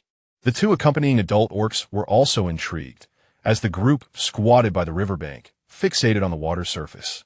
Lin Xia believed that the local inhabitants rarely consumed fish, suspecting that fish resources were abundant. So after waiting for half an hour, he decided to retrieve the net. He tugged at the thick vine, gradually lifting the four bamboo poles, feeling considerable resistance as he struggled to maintain his grip. So many fish, so many. The vibrations relayed through the fishing net indicated a substantial catch. "Come help." His face reddened with exertion. The others quickly rushed to assist. As the net emerged, they witnessed several large fish leaping, one even escaping the confines of the net. Lin Xia felt a pang of regret. As the net surfaced halfway, a multitude of fish sprang into view, their silver scales glistening in the sunlight. So many water beasts, the others exclaimed in astonishment, exerting even greater effort. The two adult orcs, initially reluctant to intervene, began to feel a sense of urgency, observing the net fully emerge from the water, brimming with large water beasts.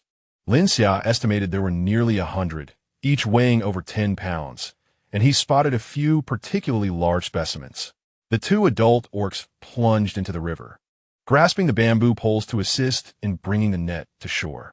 Once set down, the fish began to thrash about. One jumped and slapped Shirya in the face with its tail, yet he remained unperturbed, grinning ear to ear. "Lin Xia, you are amazing," Hegi exclaimed, cradling the largest fish and lauding Lin Xia.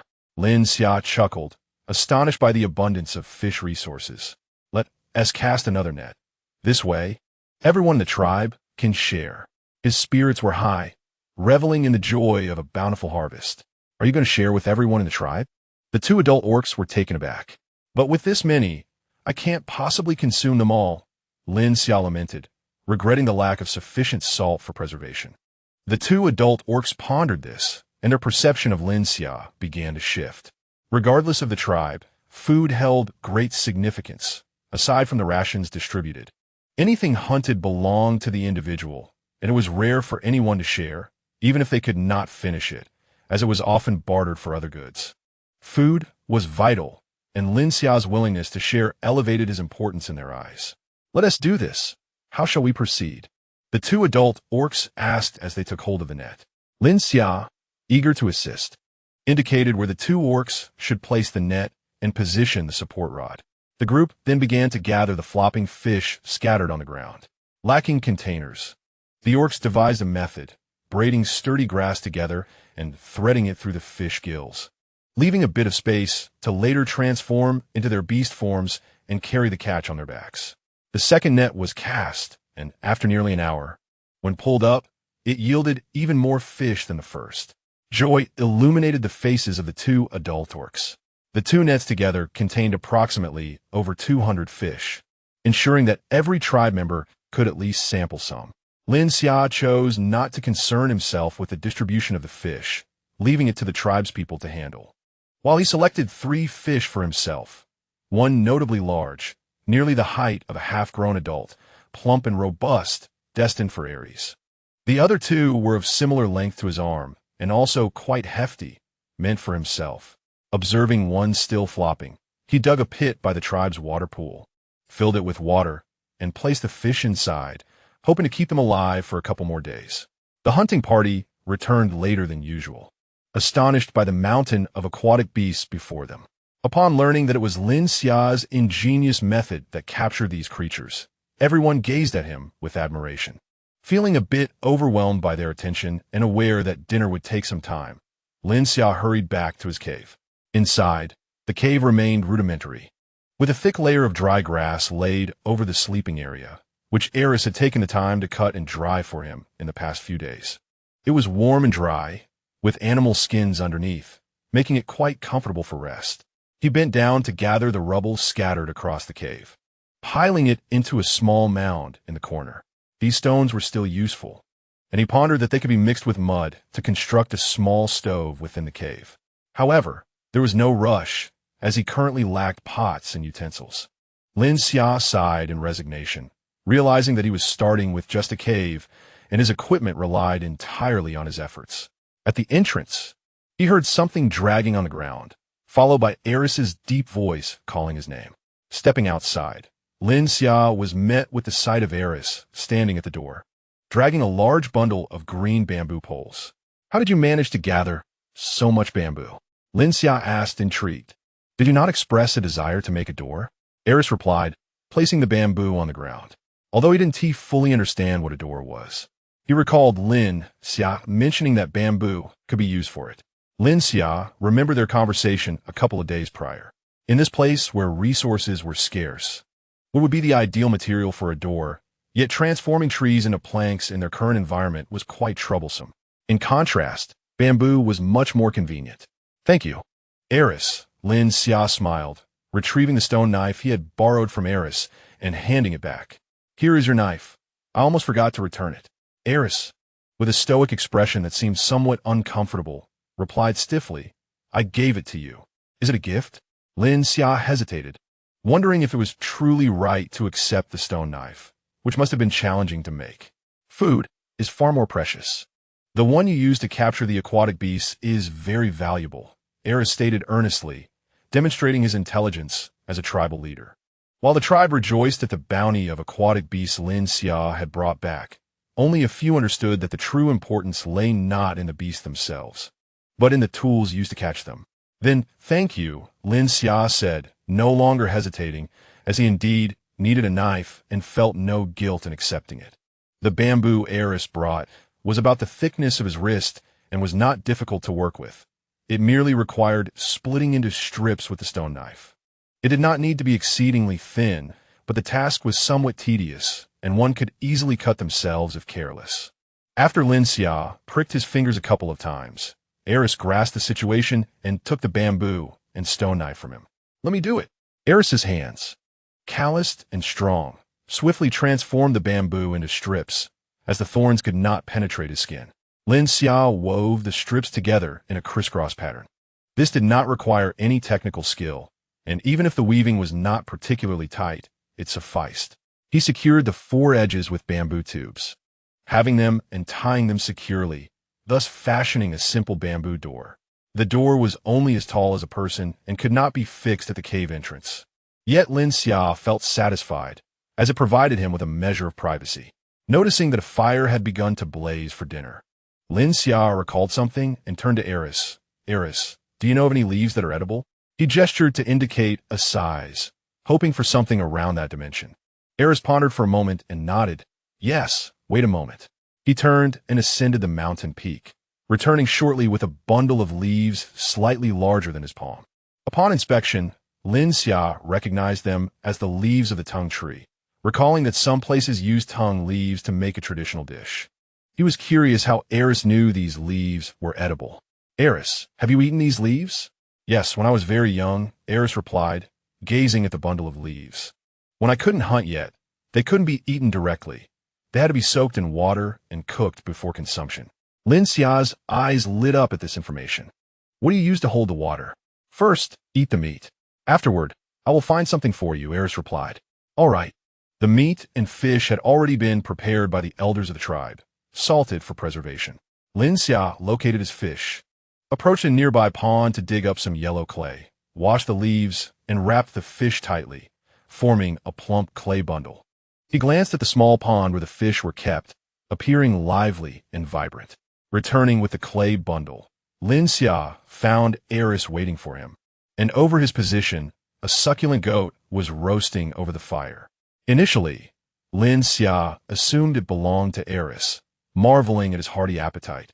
But upon seeing a goat of the same size roasting next to it, along with large fish skewered and cooking, he felt puzzled.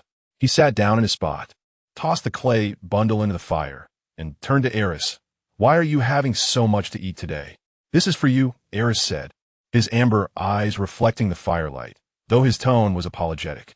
"There are many aquatic beasts, but not enough meat. I can only give you one goat for now, but I will make it up to you later." Lin Xia thought Eris was exceedingly courteous, patting his solid shoulder. "Eris, you need not provide me with so much meat. I too am a member of the tribe, and contributing to our community is only natural. Besides, I cannot eat so much." The goat was overwhelmingly large, more than double the size of a modern goat, nearly comparable to a pig. Its head bore a pair of sharp horns distinct from ordinary goats, resembling stone with a dark hue and a cracked surface, similar to the stone knife Eris had given him. Eris had informed him that this breed was called easygoing, and those sharp horns served as its weapons. Though generally docile, they could become extraordinarily aggressive when threatened, possessing immense strength. It was customary for tribal members to catch a yin jiao yang upon reaching adulthood as a testament to their strength. Eris turned to him, his eyes betraying an indistinct emotion, his brow slightly furrowed. "Keep it. It will rain tomorrow, making hunting difficult." No wonder the hunting party had returned later than usual these past few days. Lin Xia glanced up at the sky, unable to discern anything amiss. But perhaps the primitive folk possessed their own methods of forecasting the weather. He learned from Aries that as the weather gradually warmed, prey became more abundant. But rain also increased. When it rained, the prey would hide, and hunting in the rain could lead to illness for the beastmen. Thus, they endeavored to hunt as much as possible before the rains. Yet, due to the heat, preserving the catches became a challenge, making summer far more vexing than winter. Why not preserve it with salt? Is the tribe's salt supply scarce? Lin Xia inquired, recalling that salted meat could be stored even during summer. Aries explained that the tribe's salt was insufficient, though he was unsure of the specifics. Salt must be reserved for preserving meat for winter. Right now, we are merely hungry, Aries stated, his expression heavy, a fleeting sadness glimmering in his eyes. In winter, if there's insufficient meat, we could die. Lin Xia keenly sensed the shift in Aris's mood, and being one who did not pursue matters too deeply, he tactfully refrained from pressing further. The fire crackled fiercely, and Lin Xia used a stick to turn the clay bundle in the flames. A drop of goat oil splattered down, hissing as it met the coals before vanishing in a puff of smoke. Suddenly struck by inspiration, he recalled that in regions where the climate was inhospitable and drying meat was unfeasible, some people employed a unique method of preserving meat. This involved frying the meat until cooked and then immersing it in lard, allowing it to be stored for extended periods. He turned to share this idea with Aries, but hesitated, realizing that they not only lacked the means to fry the meat, but also did not possess a container capable of holding sufficient oil. Preserving enough meat for the entire tribe was a daunting prospect. Lin Xia hastily closed his mouth, not wishing to give Aries the satisfaction of his excitement. He decided to ponder the matter a little longer. "What's wrong?" Aries inquired, noticing his sudden movement. "Nothing." Lin Xia quickly turned his head, feeling somewhat guilty. "The lamb should be ready to eat, right?" "It is," Aries replied, using a stone knife to slice off a small piece from the surface of the rock sheep and handed it to Lin Xia. Lin Xia accepted it, the warmth of the meat causing him to fumble as he juggled it awkwardly. "It's too hot." Aries promptly fetched a few leaves from the oil tree, took the meat back, placed it on the leaves, and handed it to him, saying, "Use this as a cushion." Lin Xia finally let out a sigh of relief, looking curiously at Aries' hands. "Aren't your hands burning?" "You're too delicate," Aries remarked with a hint of concern, genuinely curious about what kind of life this female had led in her previous tribe. Was her diet insufficient, resulting in her fragility? Lin Xia quickly averted his gaze, rolling his eyes inwardly. He realized he had erred in broaching such a topic with this primitive man. Chapter 11. Mud-baked fish. Seeing that the mud ball had been roasted sufficiently, Lin Xia used a stick to extract it, drawing Aries' attention with the dark, charred mass. "What is this?" Aries moved closer, his robust arm brushing against Lin Xia's. "It's fish," Lin Xia responded, recalling something. "It's called shui show in our region." "Why wrap it in mud?" "Mud doesn't taste good?" Aries asked, his curiosity piqued. He found Lin Xia quite intelligent, believing he could learn much from him, even if he didn't fully grasp what learn meant. "It's wrapped in leaves inside, so it won't touch the mud." Lin Xia pried open the mud ball with two slender sticks. The clay had cracked from roasting and quickly fell apart. A faint scent of leaves wafted out, and as he peeled away the layers of oil tree leaves, the aroma of fish flesh was released, wafting to both their noses. The fish skin on the surface was slightly overcooked, revealing the tender, white meat within, looking quite appetizing. It was somewhat better than Lin Xia had imagined, as there was only salt and no overpowering fishy seasoning. He had expected a strong fishy odor, but found it to be nearly negligible. The two slender sticks transformed into chopsticks, and he picked up a piece of fish and placed it in his mouth, his eyes widening in astonishment. Wild fish is so different from farmed fish. It's so fragrant and smooth, devoid of that lingering muddy taste found in farmed fish, instead carrying a subtle fragrance of oil tree leaves. No wonder people say the best fish should be steamed. Lin Xia's eyes sparkled as he offered a piece from the fish belly to Aries. "You should try some too." Aries instinctively opened his mouth. This was not the first time Lin Xia had shared his food with him. Food holds great significance. Only partners share their sustenance. "Is it delicious?" Lin Xia looked at him expectantly. Aries nodded. Although he had no real understanding of the fish's flavor, he could only see Lin Xia's eyes, round and bright, akin to the way they shone when he gazed at the howling moon at night. Then let me taste your roasted fish, Lin Xia coaxed gently, his eyes fixed on the large, golden-brown fish that had been roasted. He wondered if it would taste as delightful, for that fish appeared significantly larger. Would it be even better? It's all yours, Aries readily replied, taking the fish from the rack and presenting it to Lin Xia. Lin Xia also sliced off a piece from the fish belly, but then waved his hand, saying, I'll just have a taste. I have plenty and can't finish it all. You can eat from mine too. He nudged his fish towards Aries. Reluctantly, Aries returned the roasted fish to the rack. And only then did he consider Lin Xia as fish, his mind slowly opening to new thoughts. Can meat be prepared this way too? Of course. Birds and chickens can be cooked like this. I'd love to try jiao hua ji. Lin Xia stuffed a piece of roasted fish into his mouth, cheeks bulging. This is quite delicious. He took another bite of roasted lamb, his eyes gleaming even brighter. Indeed, the freshest ingredients require only the simplest cooking methods. No need for excessive seasonings. Aries was unfamiliar with what Lin Xia meant by chicken, but he understood that bird referred to avian creatures, and his thoughts expanded greatly. Lin Xia finished the entire fish and consumed a substantial amount of lamb, his belly now noticeably rounded. Aries helped him roast the remaining lamb until it was crispy, almost shrinking by half, allowing it to last longer before assisting him back to the cave. A sturdy wooden stick was driven into the cave wall, and the lamb was strung up with animal hide to hang there. Aries returned to his own cave and rummaged through the messy interior, retrieving a dark, dirty pot that was unrecognizable in terms of material. Lin Xia received it with delight. It was heavy and the walls were quite thick. He tapped it, producing a dull sound, then looked at Aries. Is this made of stone? Yes, Aries nodded. It was taken from a rock face. How long did it take you? Won't it crack from the heat? Lin Xia pressed on. No, Aries shook his head. Some stones do crack, but this one hasn't. It's the one I've used the longest. Lin Xia was quite fond of food, having seen videos about a type of stone that was soft in texture, a product of tectonic collisions. He scratched the pot with his nail and indeed left a faint mark. He had heard that this type of stone could withstand higher temperatures than ordinary stones and was typically used to create stone pots, a local specialty. Lin Xia, curious about why Aries had crafted such a pot when a meat in their tribe was primarily roasted, asked, How did you come up with the idea to make a pot? This is called a pot?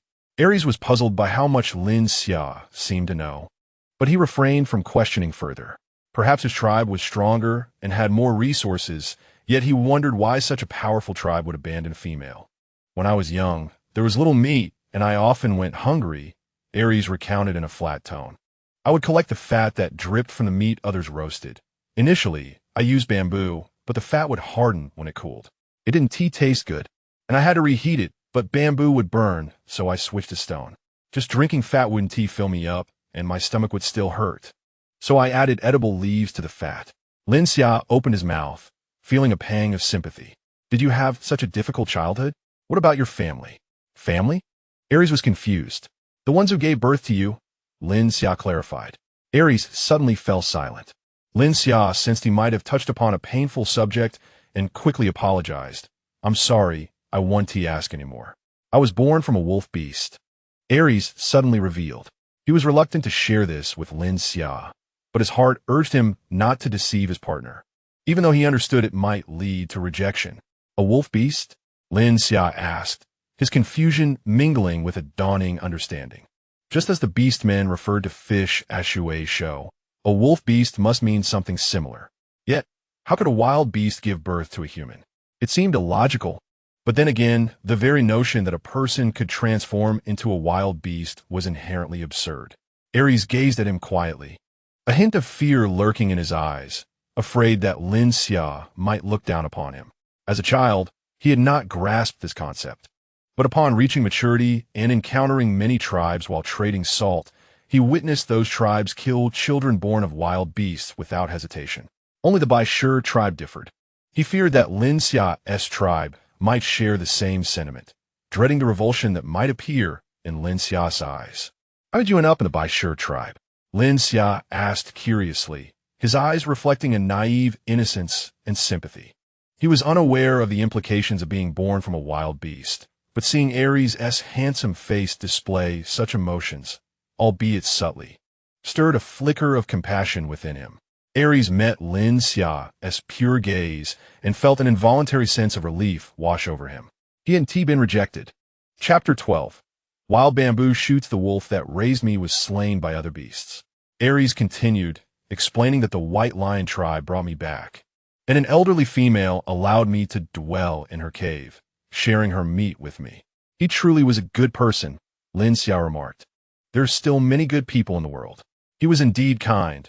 A softness flickered across Aries' countenance, though he soon reined in his expression, adding, "But he was very old, his mate had long since passed, and the meat distributed by the tribe was scant, yet he still shared it with me." Lin Xia listened quietly, sensing that Aries had bottled up these words for quite some time. It is essential for one to express their emotions, even if it does not alter the outcome. At the very least, it alleviates one's heart. Otherwise, one might end up like Aries, wearing a perpetual frown and speaking little.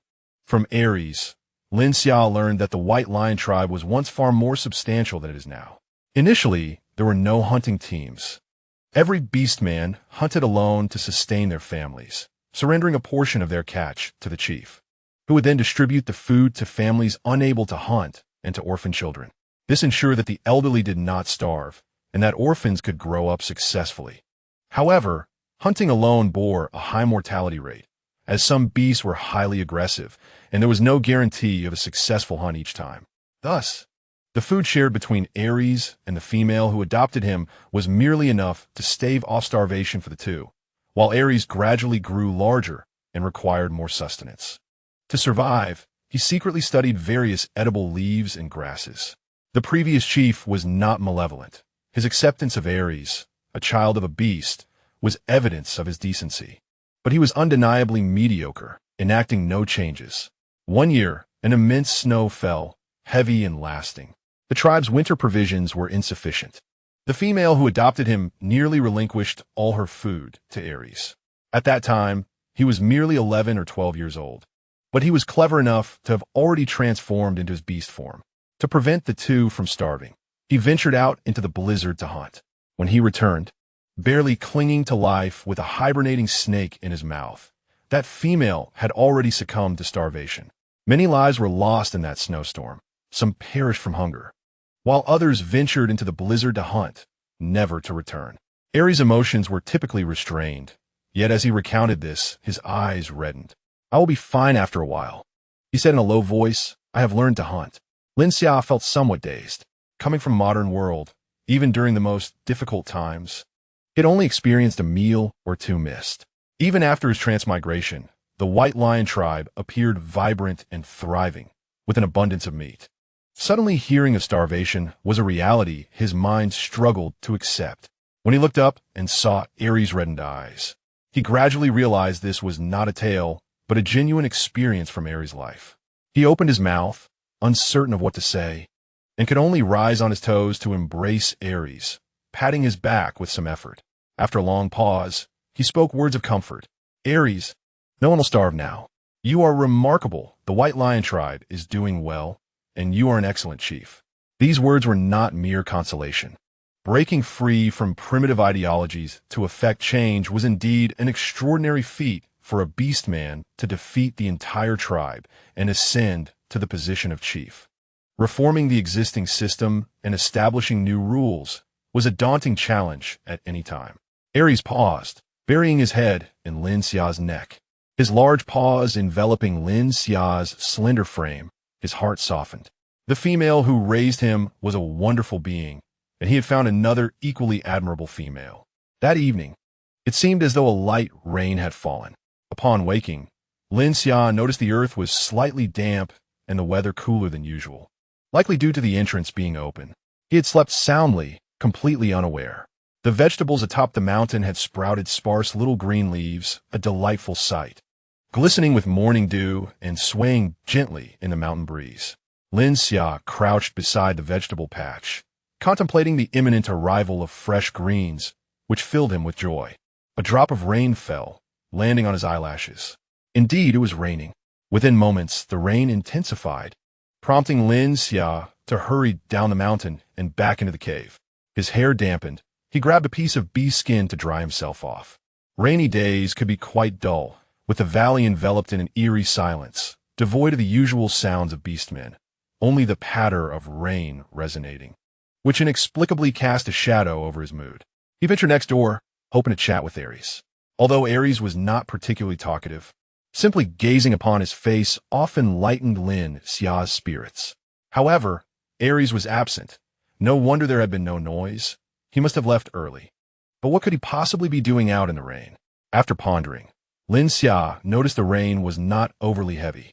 The bamboo tube in the cave was nearly empty, so he decided to shield his head with bee skin and rushed to the small pond to fetch water. He first checked the fish in the puddle, relieved to see them still lively. After filling the bamboo tube with water, he turned to leave, passing through a thicket of bamboo in the valley, when he sensed something unusual. Upon closer inspection, he discovered a profusion of wild bamboo shoots sprouting nearby. They were only slightly thicker than his thumb, and while the meat was scant, they were delicious. Overjoyed, Lin Xia set down the bamboo tube and began to pull up the wild bamboo shoots, which had only emerged the night before and were still tender. He gathered a large handful and happily made his way back to the cave. Just then, Aries returned, a striking silver wolf racing through the rain towards the cave. Something clutched in his mouth. Lin Xia quickened his pace, rushing to see Aries shaking his head at the cave entrance, sending droplets of water flying. A smile unconsciously forming on Lin Xia's lips. Aries, Lin Xia called, where have you been? Aries paused his shaking and turned his furry head to look at him, nudging a bird at Lin Xia's feet with his paw. The bird was roughly the size of a goose, its white feathers marred by a severed neck. Did you catch a bird? Lin Xia exclaimed, astonished. You actually managed to catch a bird. How impressive. Aries, slightly bashful from Lin Xia's praise, lowered his head. It was raining. The birds cannot fly. Come inside, Lin Xia urged as he entered the cave, placing the bamboo shoots down. The beast's skin he used for shelter was now wet, so he set it aside and retrieved a dry piece. Aries, sit down. Your fur is drenched. Let me dry you off, or you'll catch a cold. Aries obediently sat, nearly filling the cave with his wolf form. Chapter 13. Stir-fried bamboo shoots with dried meat. Lin Xia carefully dried off Aries' fur, and he had to admit that the absorbency of bee skin was remarkable. Though Aries' fur was not entirely dry, it was significantly improved. Unfortunately, Lin Xia's technique was lacking. Aries' once sleek coat was now tousled, appearing rather comical, akin to a disheveled Alaskan Malamute. How do you want to prepare that bird? Lin Xia inquired. Shall we roast it? Using clay, like the fish, Aries replied earnestly, explaining that this was his purpose for catching the bird. All right, but we need to build a cooking platform in the cave.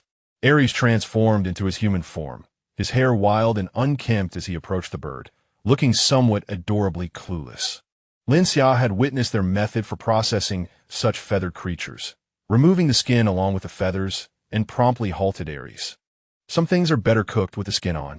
Let's build the platform, boil some water, and then we can scald the feathers off, Lin Xia instructed.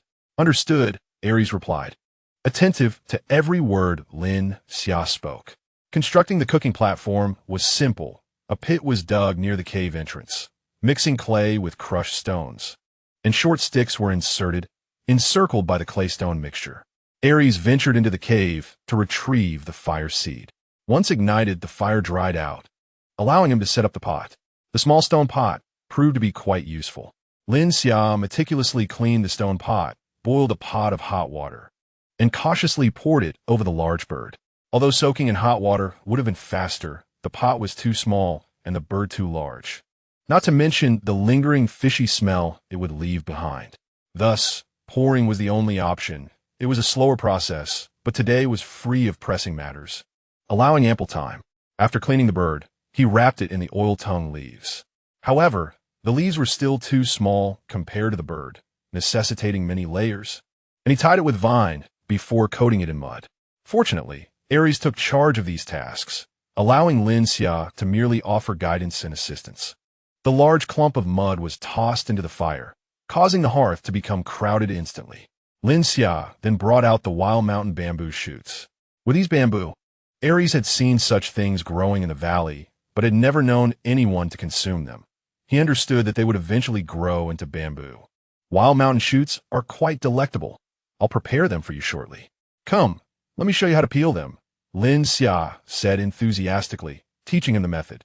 He angled the stone knife to shave off the tip of the shoot, then used his fingers to curl the shoot's skin, peeling it off with a few twists. Aries learned quickly, and soon a pile of wild mountain shoots was processed. Aries, do you still have any salted meat? May I trade a piece of lamb for it? Lin Xia recalled hearing from Yi and others that the tribe would cure a large quantity of meat with salt before winter, drying it much like the methods used in later times. During winter, the tribe would minimize their consumption to ensure survival through prolonged snow. Aries sometimes hunted during lighter snowfalls, so his portion of salted meat usually remained. No need to trade. I'll fetch it for you, Aries replied as he headed to the cave. Lin Xia sliced the peeled shoots into thin pieces on a stone. When Aries returned, he brought a piece of salted meat the length of his forearm. That's too much, Aries, Lin Xia said as he accepted it, cutting off a fist-sized portion and returning the rest. You keep this. Aries took it back, not returning it to the cave, but instead placing it in his own dwelling, knowing Lin Xia would likely find it useful. The salted meat was also cut into small pieces. Lin Xia was unsure what kind of meat it was, but it had been cured exceptionally well, the fatty portions glistening. He heated the stone pot, added the salted meat to render the fat, and the rich aroma of cured meat filled the air. The thinly sliced wild mountain shoots sizzled as they hit the pot, their fresh fragrance mingling with the robust scent of the cured meat. Lin Xia stirred it with a thin stick, turning to smile at Aries. We call this sun. Isn't it fragrant? Indeed, Aries replied earnestly. Lin Xia, you will surely gather much. The sense of achievement from the compliment made Lin Xia feel quite proud, grinning like a fox that had stolen chicken. He nudged Aries' shoulder playfully. I'll gather even more. Stick with me, and I promise you'll enjoy all the delicacies. Aries nodded earnestly, showing no doubt in Lin Xia's words. Lin Xia's grin widened. He felt as though he were charming and honest man.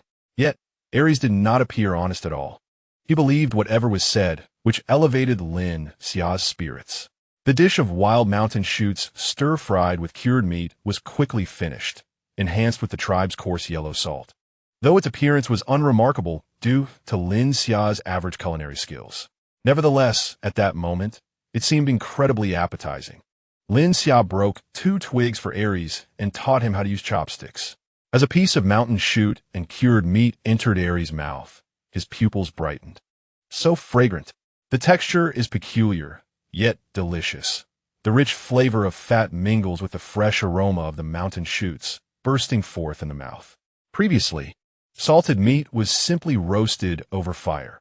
As long as there was salt, they found it palatable. Yet, after tasting the stir-fried version, Lin Xia realized how inferior their previous meals had been. He also took a bite, the familiar flavor bringing relief and a sense of improving days. Although Aries said nothing, Lin Xia could sense his satisfaction from the rhythm of his chopsticks, which filled him with a sense of accomplishment. This was what it felt like to conquer others with culinary skills. Lin Xia did not prepare in abundance, just half a pot, which was sufficient for him. But for Aries, it left him wanting more. Did you enjoy it? Lin Xia asked with a smile. Aries nodded seriously.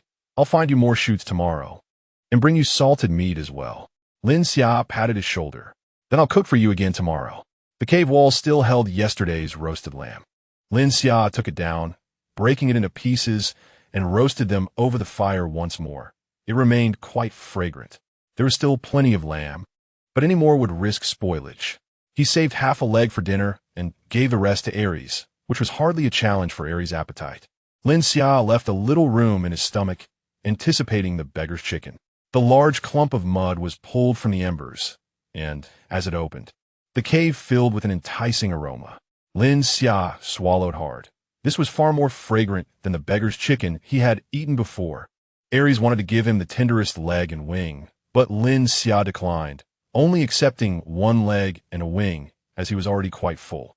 The bird meat had been stewed to tenderness. With a gentle bite, the flavorful juices flowed into his mouth, slightly hot.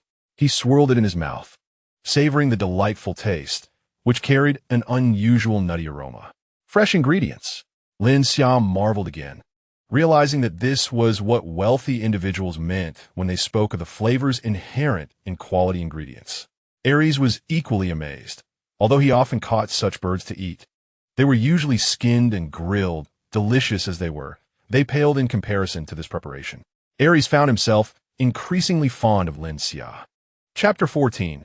Stir-fried pea shoots. Lin Xia rummaged through his plastic bag for seeds, recalling that he had purchased some fruit seeds.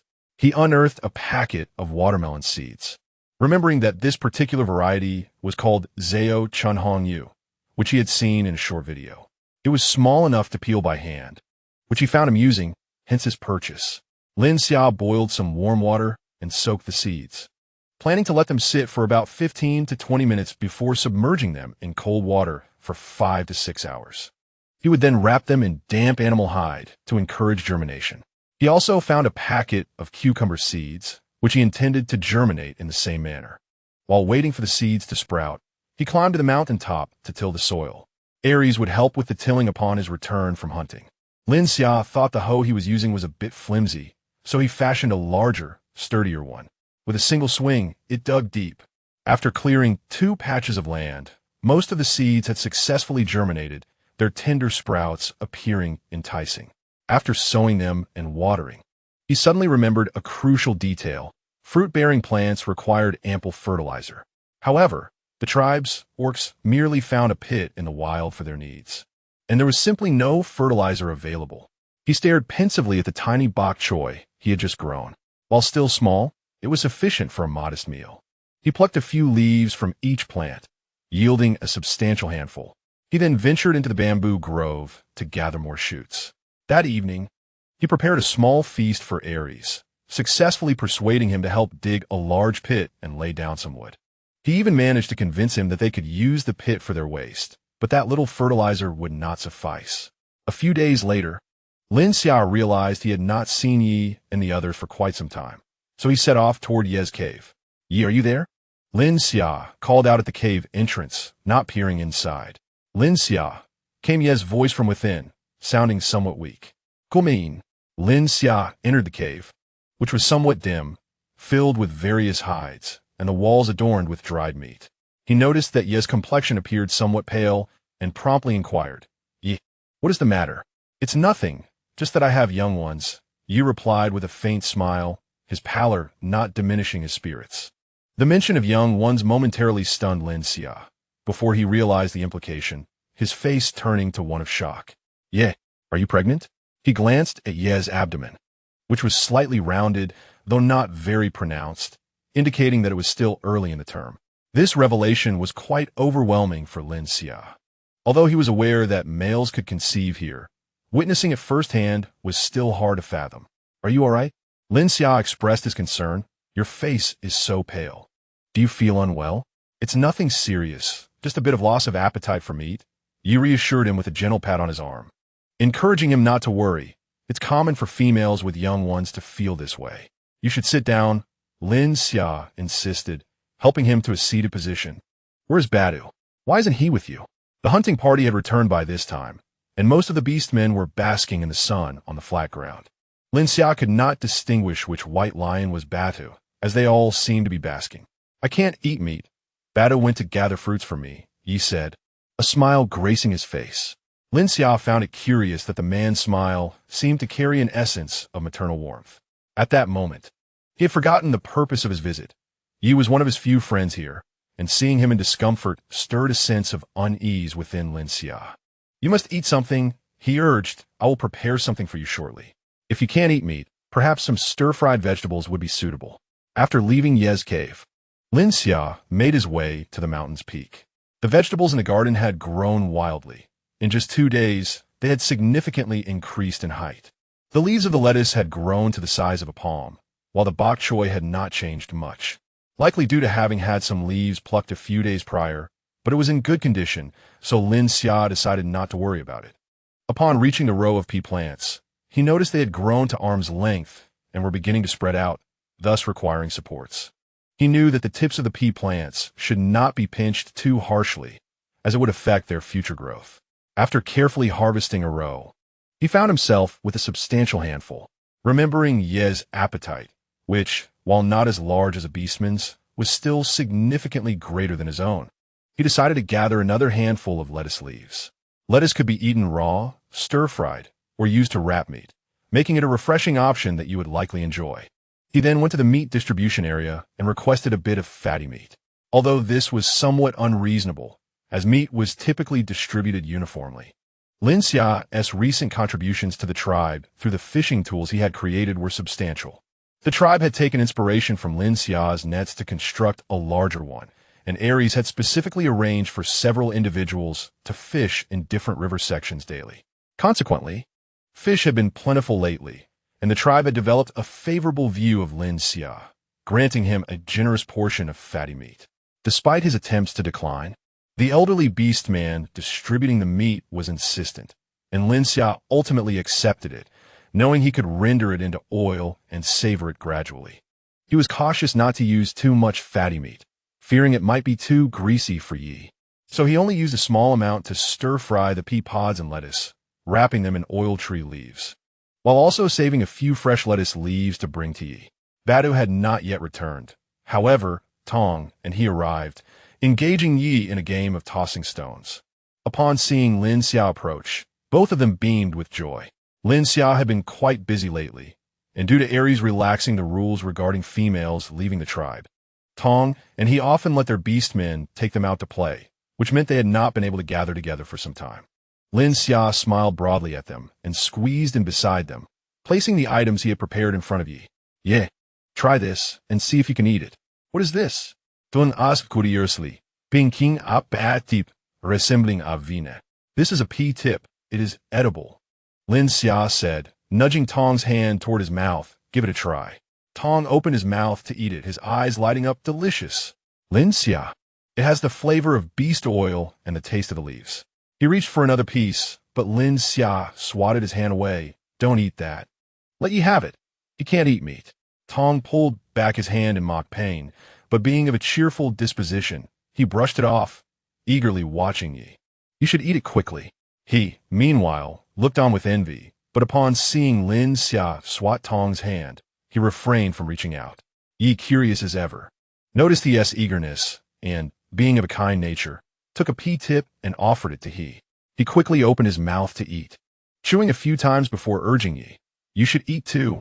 Only then did Yi take a bite, though he held little hope, as he had primarily survived on berries during this period, common for females in his condition. However, contrary to his expectations, he did not experience any nausea. Although there was a hint of beast oil flavor, it was quickly overshadowed by the freshness of the pea tips. He suddenly felt his appetite returning and took another couple of bites. Lin Xia pushed the stir-fried lettuce and fresh leaves closer to Yi. "Eat this as well. This is lettuce, and the leaf can be used to wrap meat. You should give it a try." Yi first sampled the stir-fried lettuce, finding it still palatable, as it was not overcooked and retained some crispness, providing a refreshing taste. His gaze fell upon the lettuce leaves, and instead of opting to slice some meat to wrap, he directly picked up a leaf to eat raw. So refreshing. Compared to the stir-fried lettuce, he preferred the raw leaves for their crispness. "Thank you, Lin Xia," Yi said gratefully. Looking at him, "I will have Badu send some meat over to you." "No need. I cannot finish the meat distributed to me by the tribe. You should keep it for yourself and eat more." Lin Xia declined Yi's kind offer. Ever since he had created the fishing tools, Aries had announced that meat would be allocated to Lin Xia by the tribe, and he no longer distributed his own meat to Lin Xia, as he knew Lin Xia felt troubled by this matter, though he could not comprehend why. Nonetheless, Aries still made it a point to catch some small game to present to Lin Xia whenever he had the opportunity, and Lin Xia gladly accepted, as he did not consume much, with most of it going into Aries' stomach, which made their arrangement seem balanced. Lin Xia providing culinary skills while Aries provided the ingredients. "Lin Xia, is this what you have been growing at the mountaintop?" he asked, peering closely at him. "Yes." Lin Xia suddenly remembered his purpose for coming and chuckled softly. "I came to ask for your help." "Help with what?" Tong inquired. Lin Xia pulled the three heads closer, whispering a few words. However, he clearly underestimated them, as most beastmen felt no shame regarding such matters. He even asked while eating, What do you need that for? For fertilizing. Vegetables require nutrients to grow, Lin Xia grinned. The three agreed, their interest peaked in Lin Xia's gardening endeavors. Tong pondered for a moment before asking, Lin Xia, can I help you with the planting? Will you share some vegetables with me? Of course. Lin Xia readily accepted, pulling he closer. You should join me as well. Let's cultivate more land, and we can become prosperous landowners. Once our territory expands, we might even be able to grow rice and wheat, which means we won't have to go hungry in winter. The three of them were momentarily taken aback, staring at Lin Xia in unison. Lin Xia felt a bit uneasy under their intense gaze. What is it? Can we really avoid hunger in winter? Tong asked, gripping his hand eagerly. It should be possible. Lin Xia hesitated, recalling the soybean seeds in his plastic bag, which seemed to be a viable staple with a high yield. However, given the limited space in the valley and the beastmen's appetites, it would be challenging to cultivate enough to satiate everyone.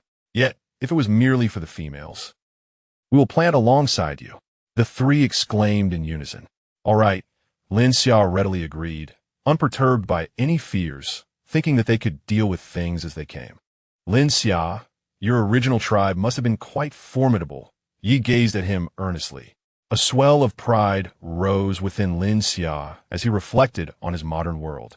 Responding with sincerity, indeed, the place I hail from is a remarkably powerful tribe. The cool breeze atop the mountain caressed them gently. He cautiously planted the fragile seedlings into the soil, relishing the meticulous task as if it were an enjoyable game. Lin Xia perforated the bamboo tubes at both ends, threading them together with resilient vines, preparing them to be suspended from a wooden stick for carrying. Since the uphill trek was rather tiresome, apart from Yi, the other three took turns fetching water. After Lin Xia grew weary of carrying, he swapped places with Tong and he, taking a moment to enjoy the cool breeze beneath the trees. The view from a mountaintop was undeniably splendid. Standing at the edge, one could behold an endless expanse of verdant grasslands teeming with life. The advantage of cultivating vegetables at such heights was the absence of a need for fences, though one had to consider that birds might raid their harvest when the time came, a concern for later. He turned to survey his vegetable patch, contemplating that with more hands, they could cultivate additional plots for spices, such as chili and garlic. Grabbing a stick, he delineated a patch of land, roughly an acre, noting that spices need not be grown in excess. Without further ado, he took up a hoe and began to till the earth, shaking off the clods of grass roots and tossing them aside. The soil contained few stones, making the task manageable even if slow with just one person. Before long, he had planted both watermelon and cucumber, awaiting Tong and Yi to bring water to thoroughly irrigate them. He approached Lin Xia, trailing behind and discarding grass roots.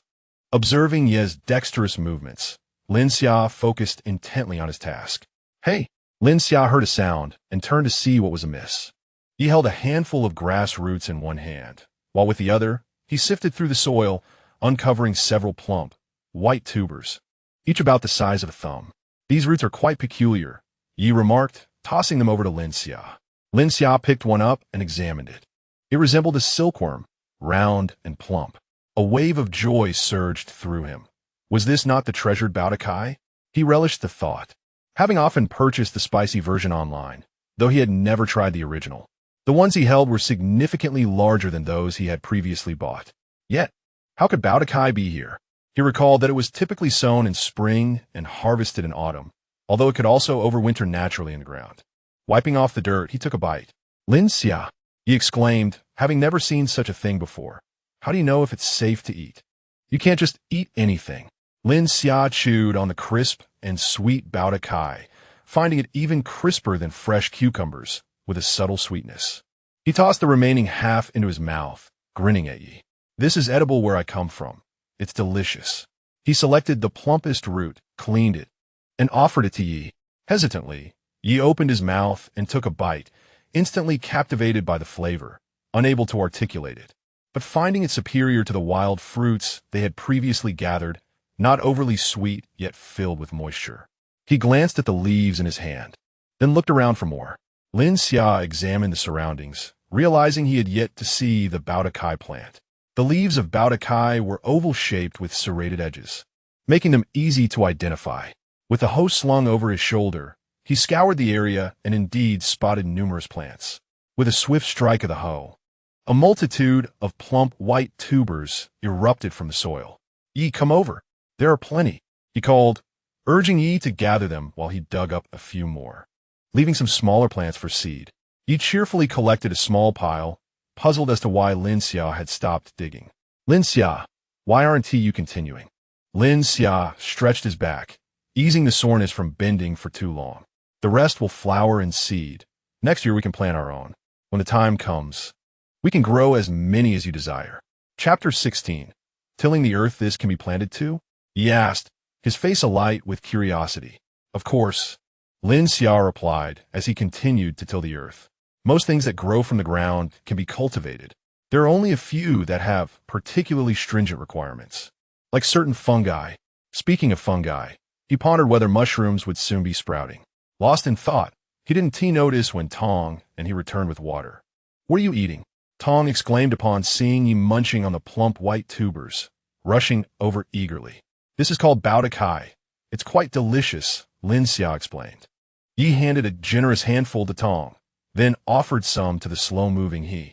Tong had no qualms about unfamiliar foods. He believed if others could eat it, so could he, shoving the unwashed roots into his mouth. "So much water. It's sweet," Tong exclaimed, his eyes wide, eyeing the small pile beside him. "Can I have more, Yi?" Yi obliged, giving them another handful, but withheld the rest, stating, "These are for Lin Xia." "All right," Tong replied, somewhat regretful. "I suppose I should go water the newly planted vegetables. By the way, it seems the hunting team has returned." Before he could finish, Aries arrived, followed closely by Badu. Badu rushed straight to Yi. Aries strode confidently to Lin Xia, taking the hoe from his hands and setting it aside, picking up his own larger hoe to begin working. "I'll take over." "Welcome back," Lin Xia said, not resisting. He approached Yi and washed a handful of bao de kai in the bamboo tube, handing it to Aries while admiring the smooth contours of his muscular arms. "Try this, it's delicious." Aries didn't take it, but instead ate directly from Lin Xia's hand. Lin Xia was pleased, enjoying one for himself, feeding one to Aries, and finishing the last for himself, quickly devouring the entire handful. "Today we brought back honey to use for roasting meat tonight." Aries finished the last bao de kai, glancing at Lin Xia's empty, pale palm. "That's wonderful," Lin Xia responded with delight, recalling how they had exhausted their honey during the last barbecue. It had been ages since he had tasted it, and he found himself longing for it. "Lin Xia," he turned to see Badu calling him. "Badu, what is it?" "Thank you," Batu said, leading Yi by the hand as he approached. "You've given Yi a lot of food. I'll make sure you get a piece of meat tonight." "No need," Lin Xia declined politely, knowing that the game brought back each day was limited. He could only say that they wouldn't go hungry. If the beastmen were to indulge, it still might not suffice. And thus Badu could only share a limited amount of meat.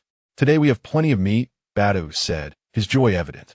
"We hunted a herd of wild boar." Lin Xia thought, recalling his earlier desires, and nodded in agreement. "I want one that hasn't been salted, and make sure it's fatty." "Sure," Badu readily agreed, noting that most beastmen preferred a fattier cut for the energy it provided. If the situation were different, he might have been more reluctant. However, the matter of Yi being unable to eat had troubled him greatly, though he knew it was common for females with young to experience such issues. He still wished to ease Yi's discomfort. Since Lin Xia had addressed his greatest concern, even if he asked for more meat, he would comply. Badu looked at Aries, who was busy hoeing the earth, and curiously inquired, "What is Aries doing?" "Tilling the ground," Lin Xia explained casually as he observed the man clad in a bee-skin skirt. "Once the land is prepared, we can plant vegetables like those he is eating. If we cultivate enough, when more females have young, even if there's no meat, they should still be able to eat the vegetables." Badu's expression turned serious as he immediately offered, "I will help with the tilling." Lin Xia appreciated the extra help but shrugged in resignation, saying, "There are no more hoes available." "No need for a hoe," Badu replied confidently, unconcerned about the absence of tools. He had his own methods. He let out a howl and transformed into his beast form. His sturdy front paws began to frantically dig into the ground, sending dirt flying from the mountaintop in an instant. Lin Xia was momentarily taken aback, then chuckled helplessly as he pulled Yi back a little. Aries was engrossed in his digging, when suddenly clods of dirt came raining down upon him, with dirt particles settling on his head. He caught sight of Lin Xia stifling a laugh beside him, his expression starting to crack. The silver-gray giant wolf appeared, towering even above the white lion. One paw landed heavily on Badu's fluffy head, burying the entire lion's head into the ground, and when it was lifted again, it resembled a braised lion head. Aries had been capable of overwhelming an entire pride of lions since he reached adulthood, and now it was even easier after giving Badu a lesson. He realized that using his paws to dig was far quicker than using a hoe. Thus, a wolf and a lion commenced their wild excavation. Tong and he, having finished watering, hurried back to accompany their partners, leaving only Lin Xia and Yi. The two moved a bit further away, sitting beneath a tree, munching on the sweet bout of vegetables while admiring the amusing spectacle of the two large creatures digging. "Don't their paws hurt?" Lin Xia said, crunching away. "No, diddy plave. The claws of beastmen are quite tough." Soon, they would be able to harvest a considerable amount of bout of vegetables. Lin Xia observed as the two clumsy creatures dug about, having already surpassed the originally designated area, uprooting many bout of vegetables he intended to keep for seeds. However, he had no intention of stopping them, as he had also discovered a few plants beneath the tree. With just a handful, he could gather plenty of seeds without worry. Yet, such free and efficient labor was a rare find. It would be best to have them dig a bit more, for what they harvested now could prove useful later. Before long, 2 to 3 acres of land were unearthed on the mountaintop. Lin Xia and he excitedly grabbed bamboo tubes and rushed up to begin searching for the dug-up bout of vegetables. This small patch harbored quite a bounty. Having filled 4 bamboo tubes, they had only collected less than half. Fortunately, these vegetables did not spoil easily and could be stored for a while. The remaining ones could be gathered the next day, as leaving them in the ground overnight wouldn't cause any harm. The grass roots in this area also needed to be cleared, which was quite time-consuming. Lin Xia was in no hurry and planned to take his time. However, with such a vast expanse of land opened up, he contemplated whether it could be used for planting soybeans or corn. Yet he hesitated. For large-scale crop cultivation without a water source was utterly unfeasible. Relying solely on carrying water up and down would indeed be a daunting task. But the valley did not provide ample land for planting, and if he were to cultivate outside the valley, there was plenty of land available. It also housed many herbivorous animals and burrowing creatures.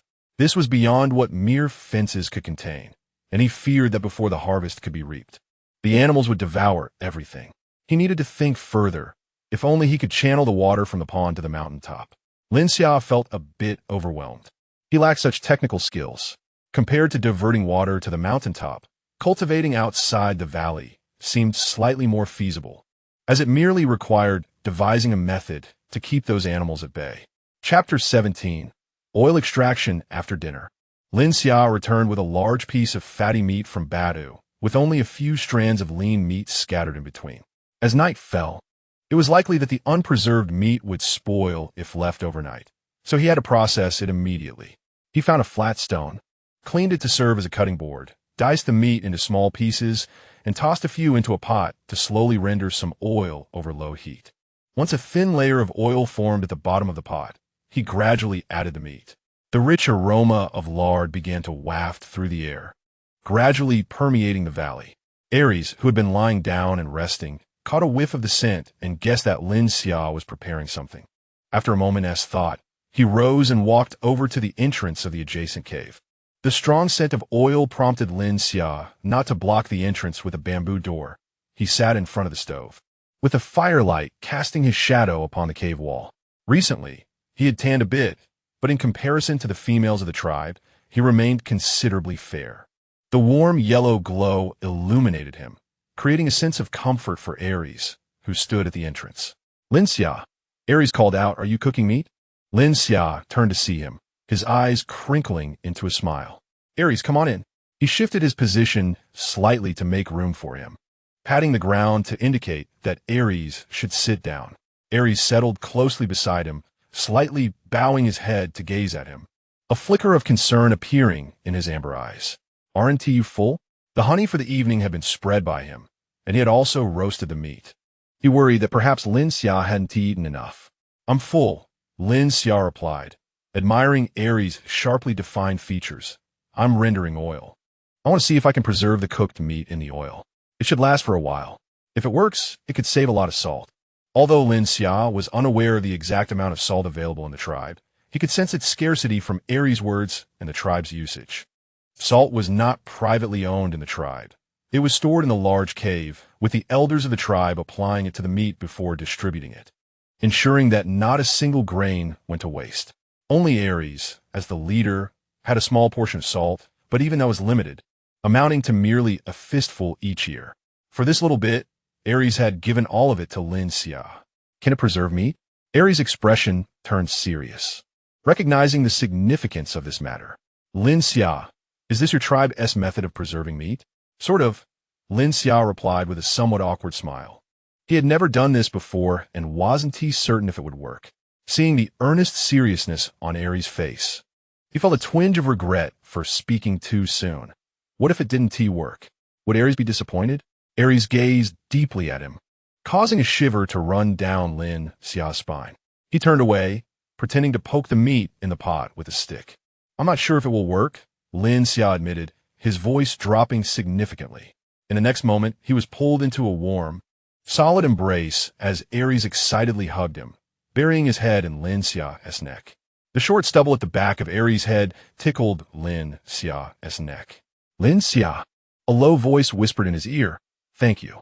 Aries had already grasped the meaning of gratitude, yet he still felt that such a short phrase could not adequately express his appreciation for Lin Xia. His vocabulary felt limited, so he tightened his embrace, adding, "In the future, I will give you the best meat. Whatever you want to eat, I will find for you."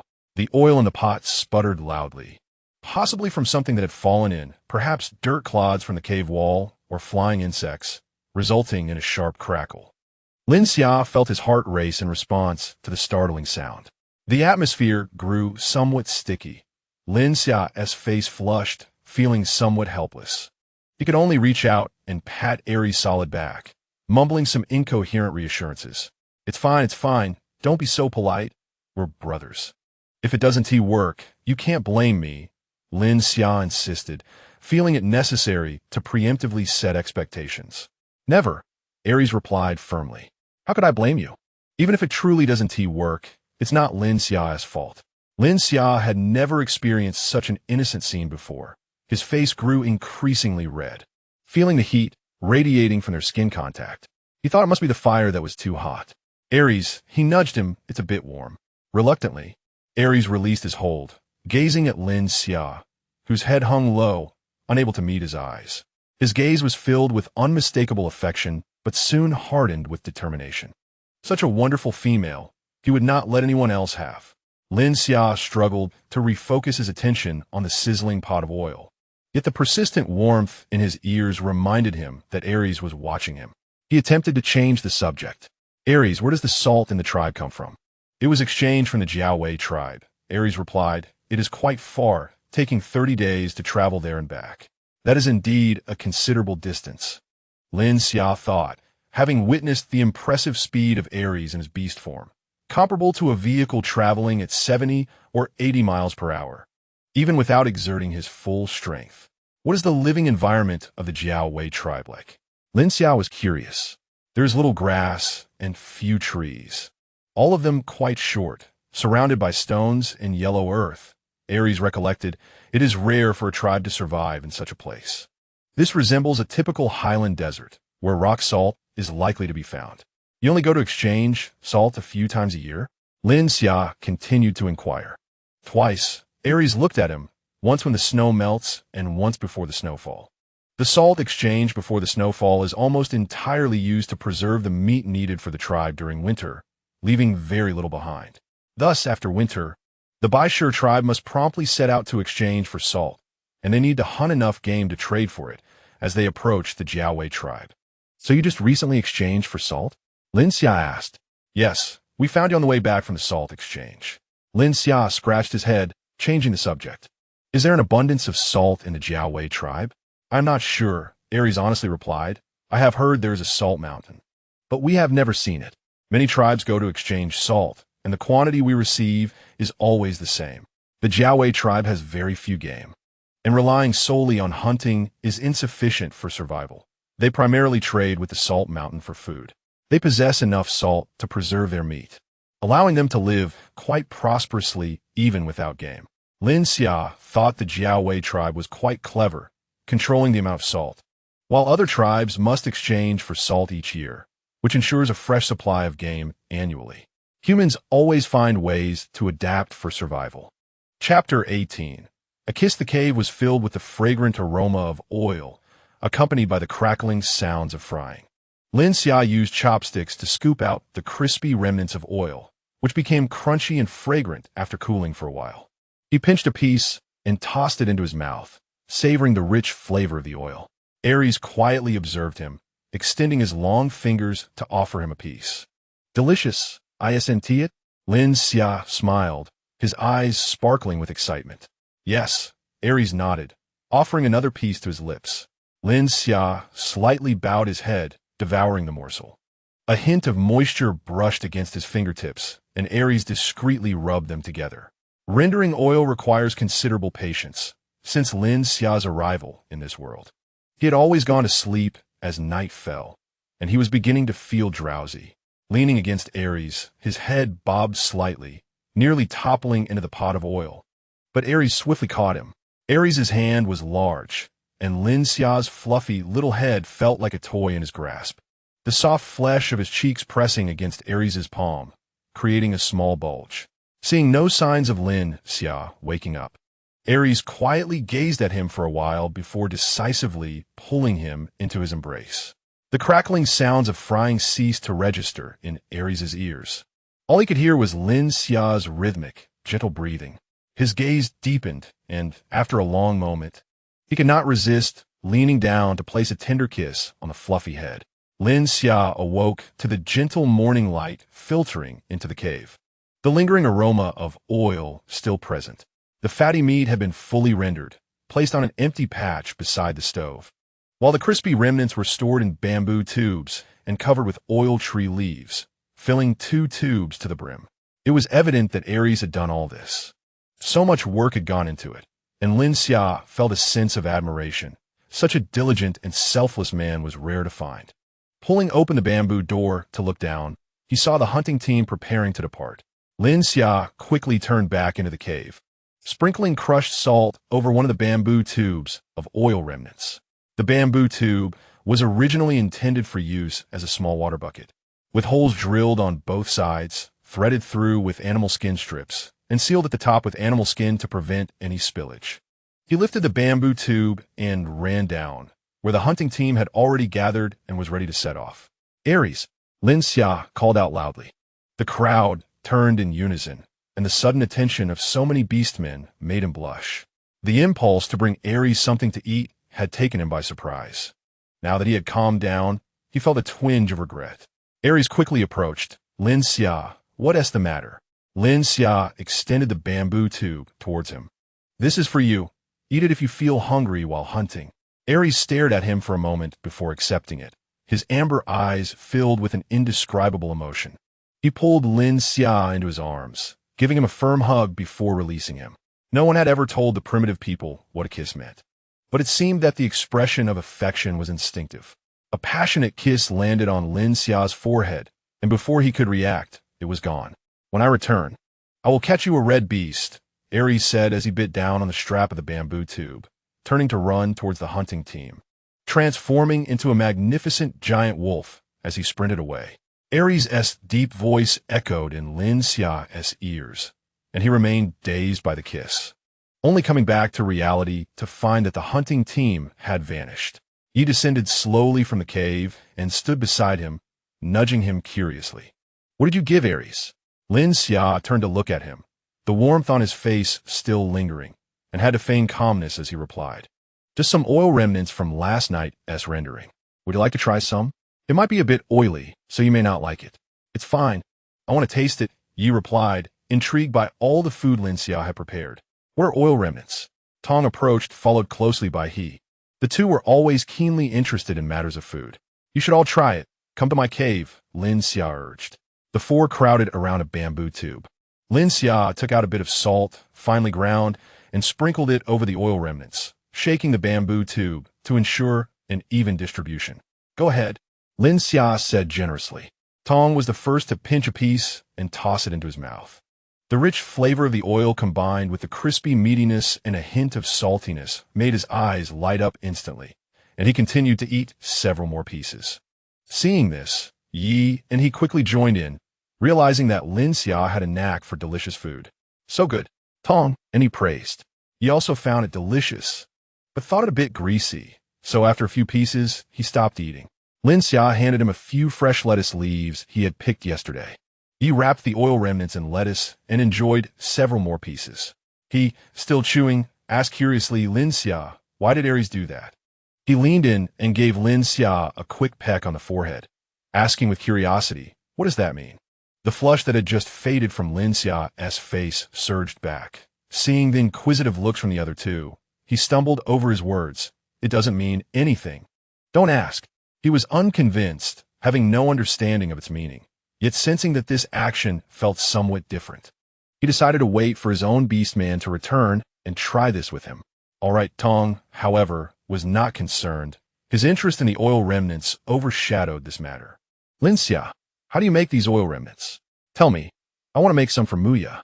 Muya is Tong's beastman partner. They are rendered from fatty meat. Lin Xia candidly replied, recalling that Tong and the others didn't have pots to render oil. After some time, if possible, you may find that you'll eat so much oil remnants that you feel like vomiting. How could something so delicious make one feel sick? Tong was unconvinced. Just wait and see, Lin Xia said with a mysterious smile. Breakfast finished, Lin Xia took out the seeds he had soaked, along with scallions, garlic, and chili peppers. He had initially intended to plant ginger, but alas, he had not purchased ginger seeds. He had some from last year, but had not packed them in a plastic bag. Such a pity. The chili seeds were bought from Jiangsu Gang, reputed to be quite delicious. Lin Xia had never grown this type of chili before, and this was his first attempt. Sowing the seeds was a simple task, not tiring at all, but the subsequent watering truly was exhausting. The three of them collapsed on the grass, utterly spent. Fetching water was tiring, and climbing uphill to do so was even more arduous. Tong and he were relatively fine, merely feeling a bit fatigued. Lin Xia, however, lay on the ground, utterly exhausted and gasping for breath. The night before, while sorting through the seeds, he found a handful of corn seeds and had wanted to plant some as well. At this moment, he was too tired to entertain any thoughts. Chapter 19. The red beast in the area that had been dug up by a wolf and a lion yesterday. There were still many tower vegetables and grass roots that needed to be cleared out. Otherwise, with the next rain, the grass roots would take root and grow again. After fetching water and resting for a while, they began to tidy up the field, with grass roots scattered all around. Lin Xia planned to wait until these grass roots dried and then burn them, using the ashes to spread on the ground to prevent diseases and pests. Once the work was done, they were all too tired to straighten their backs and collapsed back on the grass. Only he seemed relatively relaxed, as he still had a little one in his belly, and the other three had not made him work much. Yi filled a small bamboo tube with water and fed it to them one by one. Yi, what is the red beast? Lin Xia propped himself up to take the water Yi handed him, and suddenly thought of this question. The red beast? Yi looked somewhat surprised, and after realizing it, a smile appeared on his face. Aries wants to hunt the red beast for you. What is so special about this creature? Lin Xia felt the gentle breeze atop the mountain. Although his body was exhausted, his spirits soared. Don't you know? He said, resting his head on Lin Xia's belly, blinking his eyes at him. When a beast man likes a female, he will hunt a red beast for her, but the red beast is quite dangerous. Dangerous? Lin Xia's heart tightened. Is the red beast very large? Not too big, about the size of a rock-horned sheep, Tong interjected, but its claws and teeth are very sharp and agile. One could easily get injured. Lin Xia pursed his lips, his heart involuntarily filled with concern for Aries. Many beastmen had been injured hunting red beasts, and some had even perished. He continued, so now, very few people hunt red beasts. At worst, they catch a few rock-horned sheep to have more meat.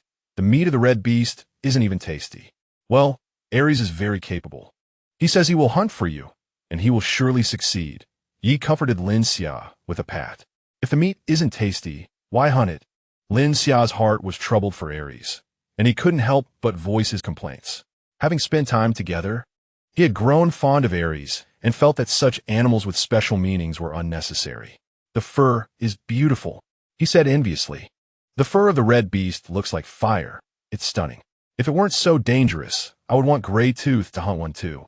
Lin Xia fell silent, yet his worries increased. Just then, there was a commotion below, the roars of the white lion and the howls of a wolf, filled with victorious cheers. Lin Xia quickly got up and walked to the edge to look down. A large group of white lions was charging in from the valley, with a silver-gray figure at the front, carrying something in its mouth that trailed a fiery glow. They're back.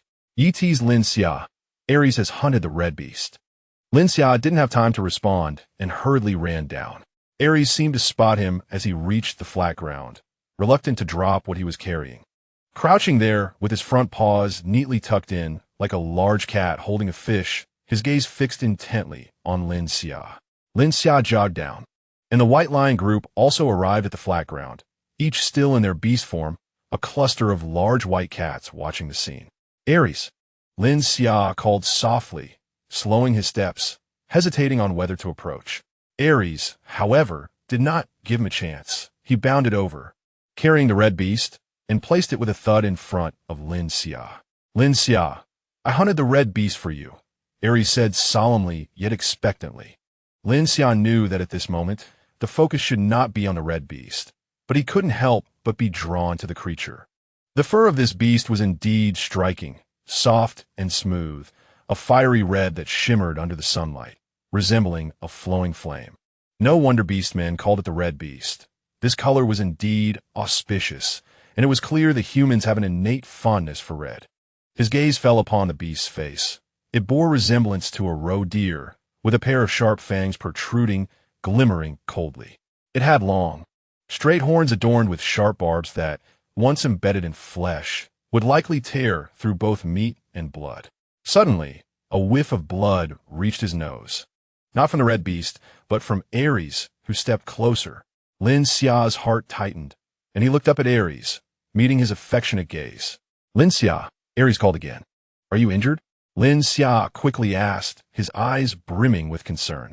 A little injury. It's nothing, Aries said, reveling in Lin Xia's worry. Nothing. Lin Xia felt a surge of anger at seeing Aries dismiss his own injury. Why would you hunt something so dangerous? I never asked for it. He knew that in such an environment, without medicine or aid, a severe injury could lead to infection and death.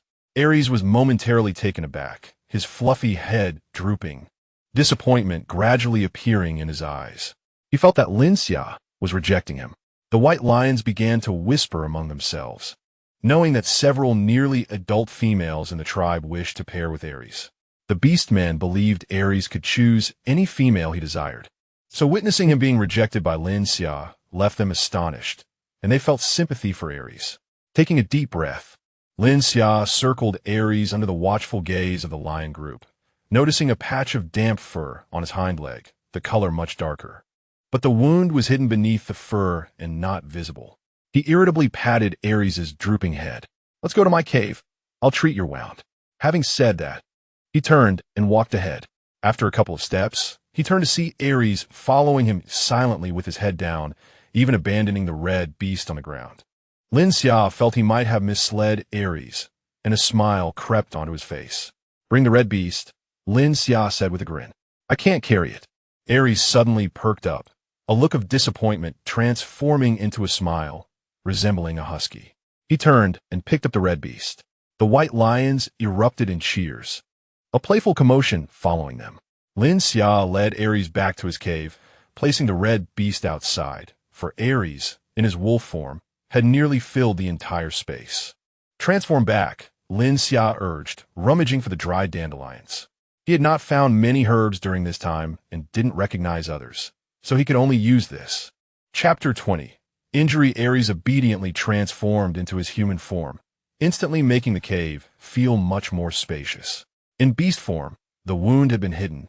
It was only upon his transformation that Lin Xia discovered the injury was quite severe. A palm-sized area on his thigh was bloodied and raw, clearly inflicted by the red beast's horn.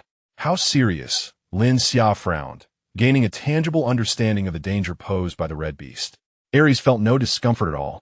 The injuries he had sustained in the past were far more severe than this minor wound, rendering it hardly worth mentioning. What do you mean it's nothing? Lin Xia exclaimed as he slapped his arm firmly. I never asked for a red beast. Why are you taking matters into your own hands? Sit still. I'll go fetch some fire. He hurried away to gather kindling, returning to ignite a fire on the stove.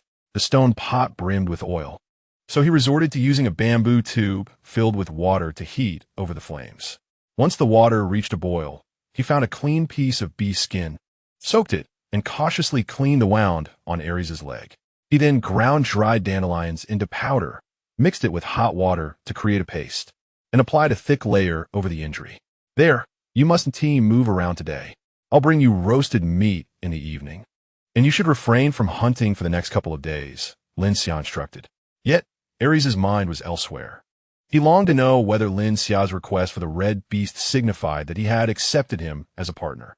In the minds of the beastmen, bringing a red beast meant acceptance of the beastman as a mate, but Lin Xia was different. He wished to hear it spoken aloud. Lin Xia, why don't you move into my cave? Aries began, but Lin Xia interrupted. I don't want to live in your cave. It's cluttered and chaotic.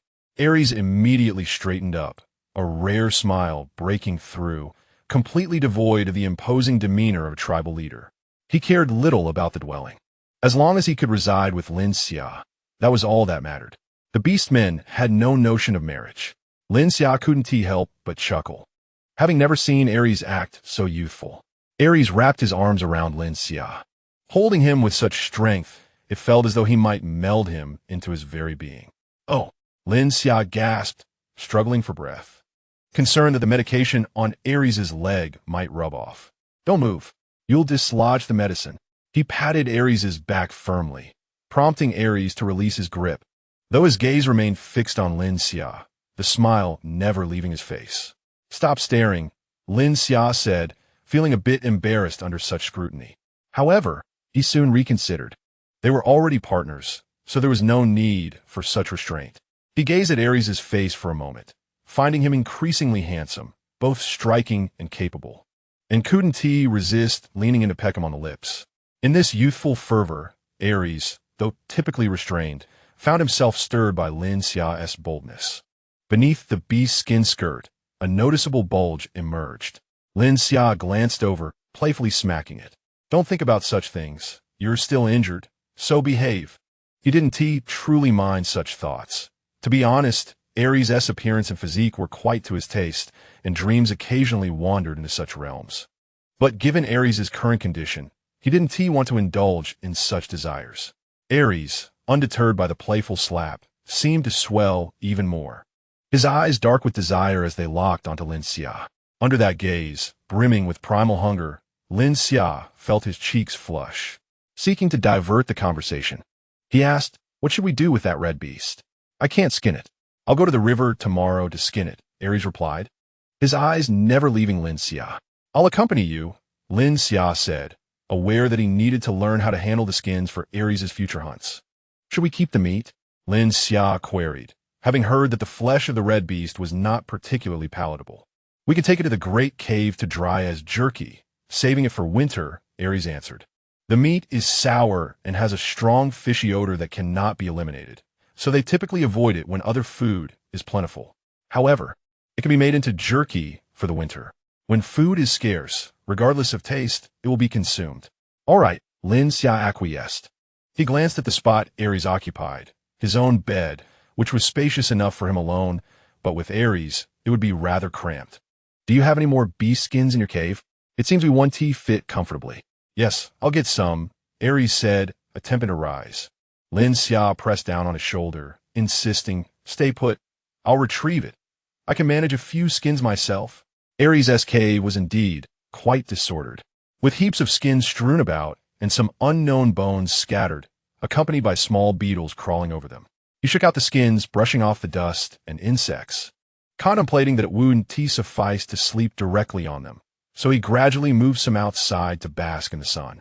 Upon returning to his own cave, Lin Xia felt fatigued. Noticing the time, he estimated it would be a while before the meat was ready to roast, and he wished to take a nap. Aries, scoot over a bit. I'm so tired and want to sleep, Lin Xia said as he nestled beside Aries, nudging him inward. Aries shifted to make room, but the beast's skin was too small for both of them, so he lifted Lin Xia into his arms and settled him on the inside, while he himself lay half outside the skin. You sleep inside. He held Lin Xia close, but did not immediately release him, lying down beside him and enveloping him in an embrace. Lin Xia didn't resist, although it was somewhat warm. He relished the intimacy with his partner and nestled comfortably against Aries, stifling a yawn. Aries, my back is so sore. Could you massage it for me? Lin Xia murmured, feeling both weary and drowsy, but the discomfort in his lower back was quite pronounced, making it difficult to find a comfortable position. The person in his arms, with eyes closed, appeared docile, though his brow was slightly furrowed. Aries tightened his embrace, his hand moving to Lin Xia's waist, gently kneading as he asked softly, "Why are you so tired? What have you been doing?" "It's all your fault," Lin Xia mumbled, burying his face in Aries' muscular chest. "We had to gather so many roots in that vast field, bending over the entire time was exhausting." "My fault," Aries soothed in a low voice. "From now on, I'll gather them. I'll plant more crops," Lin Xia continued, feeling comforted by the massage, letting out soft sounds of contentment.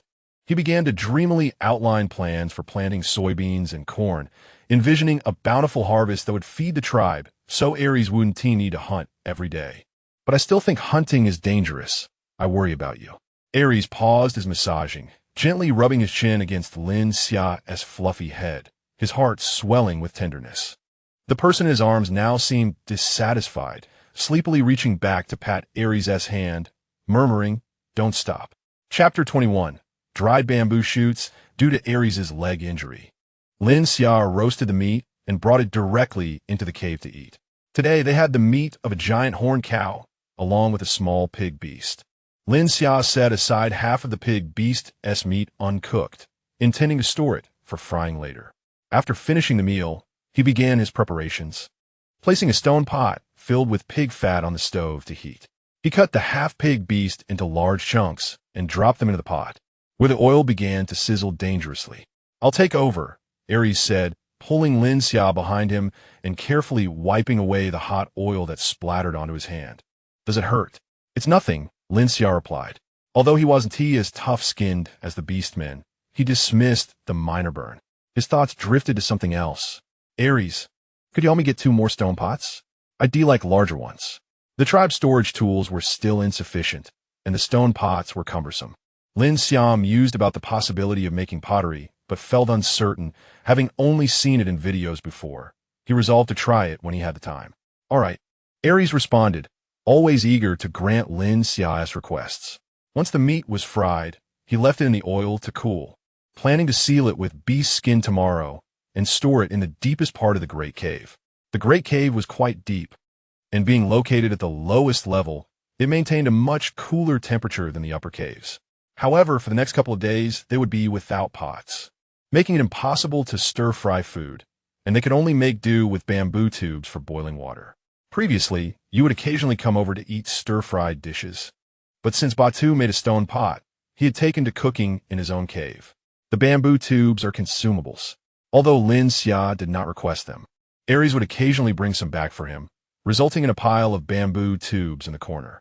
One tube contained honey, sealed with animal skin, while a small bamboo tube held a handful of red berries sent by Yi, which had been forgotten and had now wilted. The fire in the stove had not completely extinguished, and after a moment of contemplation, Lin Xia scooped some honey from the bamboo tube, placed the berries inside, and set it on the stove to simmer over a small flame. The sweet aroma of honey wafted through the air as Aries approached, wrapping his arms around Lin Xia from behind, resting his head on Lin Xia's shoulder. "What is this?" he inquired. "This is jam," Lin Xia replied, mashing the berries with a stick until they melded completely with the honey. "Once it's ready, we can dilute it with water to drink." Aries, having confirmed their relationship, seemed to suffer from a form of skin hunger, nuzzling against Lin Xia. "Stop that," Lin Xia playfully nudged Aries' forehead with his own. Tomorrow, let us gather all the bamboo shoots from the small bamboo grove and dry them into bamboo chips for winter. Can bamboo chips be stored until winter? Aries' expression grew slightly serious at the mention of food. Lin Xia nodded, explaining as long as they don't mold, they can last a long time. Noticing Aries' change in demeanor, he added, the large bamboo we found in the forest last time should also have bamboo shoots we can harvest and dry, which would pair deliciously with meat. Lin Xia, does your tribe require pots for cooking? Aries asked. Pots serve many purposes. Numerous dishes require them, Lin Xia replied, tilting his head to look at him. Don't you think eating too much roasted meat becomes overly rich? Have you noticed that Yi and the others have been consuming more vegetables lately, saving on meat? Aries fell silent, contemplating. Indeed, excessive roasted meat could become tiresome, and he too enjoyed the dishes Lin Xia prepared. Orcs require substantial amounts of meat to replenish energy for hunting, yet winter does not necessitate prolonged hunting. Thus, if the vegetables Lin Xia cultivates could partially substitute meat, it would greatly ease the tribe's burdens. Tomorrow, I will take some orcs to fetch stones to make pots. Lin Xia, you teach them how to prepare bamboo chips, Aries insisted, holding Lin Xia tightly. I'll have them trade food for it. No need to trade food. Lin Xia declined. Making bamboo chips is quite simple. Just blanch and dry. When you make the pots, please help me create a few, both large and small. All right. Aries readily agreed. After a moment of hesitation, Lin Xia continued, I wish to plant some corn on the mountaintop, but fetching water is truly exhausting. Could you find a few people to help me carry water? I could provide them with some food. His vegetable garden had entered a productive phase, and the tribe's meat rations typically left half to spare. Moreover, with his partnership with Aries, he could fully support his family. Without waiting for Aries' response, he added, corn is highly productive, and although I don't have many seeds, if I plant some this year, I can save plenty for next year. As for the orcs, they consume a large amount, but the females also enjoy vegetables. If possible, the food for the females could entirely be cultivated. Through Lin Xia's observations, he noted that females were not as meat-centric as the orcs. They had an affinity for vegetarian fare, but lacked the means until now. If they could rely on agriculture, even without the orcs, the females could sustain themselves. Furthermore, vegetables were not as troublesome to store as meat. After all, everything can be dried. You don't mind eating what I grow, do you? Lin Xia leaned in, brushing against Aries' cheek. Farming has great potential, and vegetables can be stored without salt. I will have Xia help you carry water. You need not provide them with food. Aries perceptively recognized the importance of this matter, which pertained to the survival of the entire tribe. Just the fact that Lin Xia mentioned the females enjoyed vegetables could lead to a significant reduction in meat consumption, which would be life-saving during snowy days. The tribe would supply them with food. They could do anything you asked of them. Lin Xia felt elated by delegating this labor. He could fully devote himself to farming, only worrying about whether there was sufficient land for his endeavors. He rewarded Aries with a kiss, oblivious to the desire reflected in Aries' eyes, before turning to tend to his jam. Once the jam was ready, Lin Xia heated a bamboo tube of water, mixed in some jam, and stirred it until it transformed into a cup of sweet red liquid. Here, have a cup of sweet water before bed. Lin Xia blew away some steam and handed it to Aries before pouring himself a cup as well. After consuming the warm, sweet liquid, Lin Xia felt drowsy, sprawling in Aries' embrace and instructing him, Aries, please bring in the animal skin from outside. I want to sleep. Aries lifted him gently and laid him on the animal skin before stepping outside the cave to collect and arrange the skins, tidying up the stove. He sealed the jam with animal skin, placed the fried meat in a corner, and washed the bamboo tube they had used for the sweet water, laying it out to dry. Once everything was in order, he lay down, pulling Lin Xia into his arms.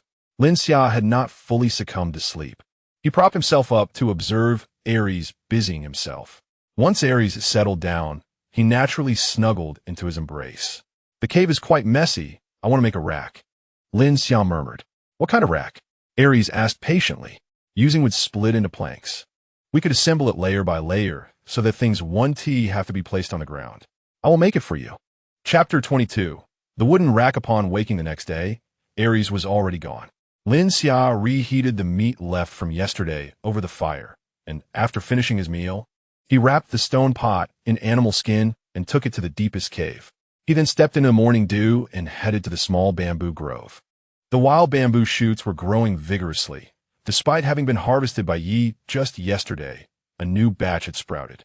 However, as the weather warmed, they likely wouldn't last long. After tying up the shoots with vines and collecting 2 bundles, Lin Xia paused, leaving some unpicked as he estimated that Yi and the others would return later for another round. During this time, Yi and Tong had learned to stir-fry from Lin Xia, and they felt much better with some green vegetables in their diet. Especially Yi, although her morning sickness had improved, still struggled to eat much meat. Several unfamiliar females had also come to Lin Xia seeking vegetables in exchange for meat, likely spurred by Yi and the others' advocacy. After bringing the bamboo shoots back, he peeled off the outer skin and blanched them in water. Laki na pot. He used a large bamboo tube, which infused the unique aroma of the shoots with the fragrance of the bamboo. After blanching, he wrung out the excess water and shredded them into thin strips, ready for sun-drying just as the sun emerged. Lin Xia laid the bamboo door flat and neatly arranged the strips on it to sunbathe. Just then, Aries returned, carrying an exceptionally thick log, his entire being covered in grime. It was indeed remarkably thick, about twice the size of Lin Xia. Quickly put it down. Lin Xia rushed over, instinctively wanting to help him, but Aries evaded, reminding him of his own strength. Your leg is still injured. Why did you bring back such a heavy log? I'm making you a rack, Aries said, dropping the log with a thud that shook the ground. Lin Xia noticed how dirty Aries was and quickly fetched water, wetting an animal skin to wipe his body. As he wiped, he felt his own desires stir, taking the opportunity to touch here and there. Aries' eyes turned red with the teasing touches, and he grasped Lin Xia's wrist, fixing his gaze upon him. Lin Xia chuckled nervously and turned to inspect the log. The timber was quite thick and not short, standing approximately 1.5 meters tall. He couldn't help but wonder how such a robust piece of wood could be broken without any tools. Upon observing the charred marks on both ends, he realized the ingenuity of Ari's method, which earned his silent admiration for the cleverness behind it. However, he pondered how to fashion it into planks and subsequently craft a frame. He voiced his confusion, to which Arui offered a simple solution. A few holes could be carved here and there. Lin Xia felt enlightened. Upon contemplating Ari's suggestion, he recognized that he had unnecessarily complicated a straightforward task. This substantial timber did not require cutting into planks. It merely needed to be hollowed out to resemble a wardrobe, leaving the shelves a bit thicker to accommodate items of moderate weight. He had inadvertently made a simple matter convoluted. Nevertheless, even if this idea was feasible, it would demand considerable patience and could not be rushed. Today, Bada led the hunting party on a quest, and aside from Arui, he was the most valiant orc of the Baishur tribe. Upon their return, the hunting party brought back several large stones, specifically instructed by Arui to collect. These stones were of the same kind used previously to make stone pots. The other orcs in the group were curious about the purpose of bringing back such large stones. Badu, can this stone be eaten? One or jested. Stones are not edible, Bada chuckled. Recently, he had been cooking at home, and he had tasted some dishes that were surprisingly delightful when combined with meat and vibrant greens. However, these stones can be fashioned into pots, which can yield dishes even more delectable than roasted meat, he explained, fully aware of Ari's intentions. He understood that you would create those peculiar delicacies, a method taught by Lin Xia, which he believed was the way food was prepared in Lin Xia's former tribe, albeit in insufficient quantities due to the size of the pots. Arui must have instructed him to gather these stones to ensure the entire tribe could enjoy meals cooked in pots. More delicious than meat? Is that true? The Baishur orcs gathered around, intrigued. Indeed, he has already prepared such dishes, Bada replied proudly. It was taught by Res female, and it should be the way our tribe cooks. Can we partake as well? The orcs inquired. Of course. These stones are for making pots. And once the pots are ready, we can prepare dishes that surpass the flavor of meat. What could be more delicious than meat? Batu ponderet. Recalling Lin Xia's words about a dish called stir-fry, which included both meat and vegetables, or vegetables? The orcs pressed on. Those are the green plants that Lin Xia cultivates on the mountaintop, Bado answered. Aren't those just grass? The tribe was aware of Lin Xia and the other females' activities on the mountaintop, where they often observed as the land was meticulously prepared, devoid of grass, replaced by vibrant green plants that appeared quite appealing, though to the orcs, they resembled grass. The only distinction lay in their edibility. But how could grass be tasty? That's not grass, it's vegetables. Badu playfully punched the questioning orc's shoulder. Once you taste it, you'll understand. The orcs ceased their inquiries but remained curious about the stir-fry, eagerly anticipating the day they could savor it. While Arui worked on a piece of wood, Lin Xia tended to his vegetable garden atop the mountain. With the assistance of Shurya and others, they could soon plant corn at the summit. As he surveyed his garden, he envisioned vast fields of corn and bountiful harvests. Unfortunately, the seeds were limited, preventing him from planting an abundant crop this year. He would have to save some seeds for a larger planting next year. He picked up a hoe and began to prepare the garden, breaking apart large clumps of soil into neat rows. He also hoped to plant some radishes. As the main prey sources for the Bai-Shur tribe consisted of rockhorn sheep and giant horn cattle, alongside some boars. Radishes could be stewed with lamb for a sweet and savory broth, and they could also be pickled without vinegar, using only radishes and salt. The thought of this elicited saliva as he envisioned the delightful pairing of pickled radishes with roasted meat, nestled within a wrap of roasted meat and fresh greens, providing a tangy and refreshing contrast.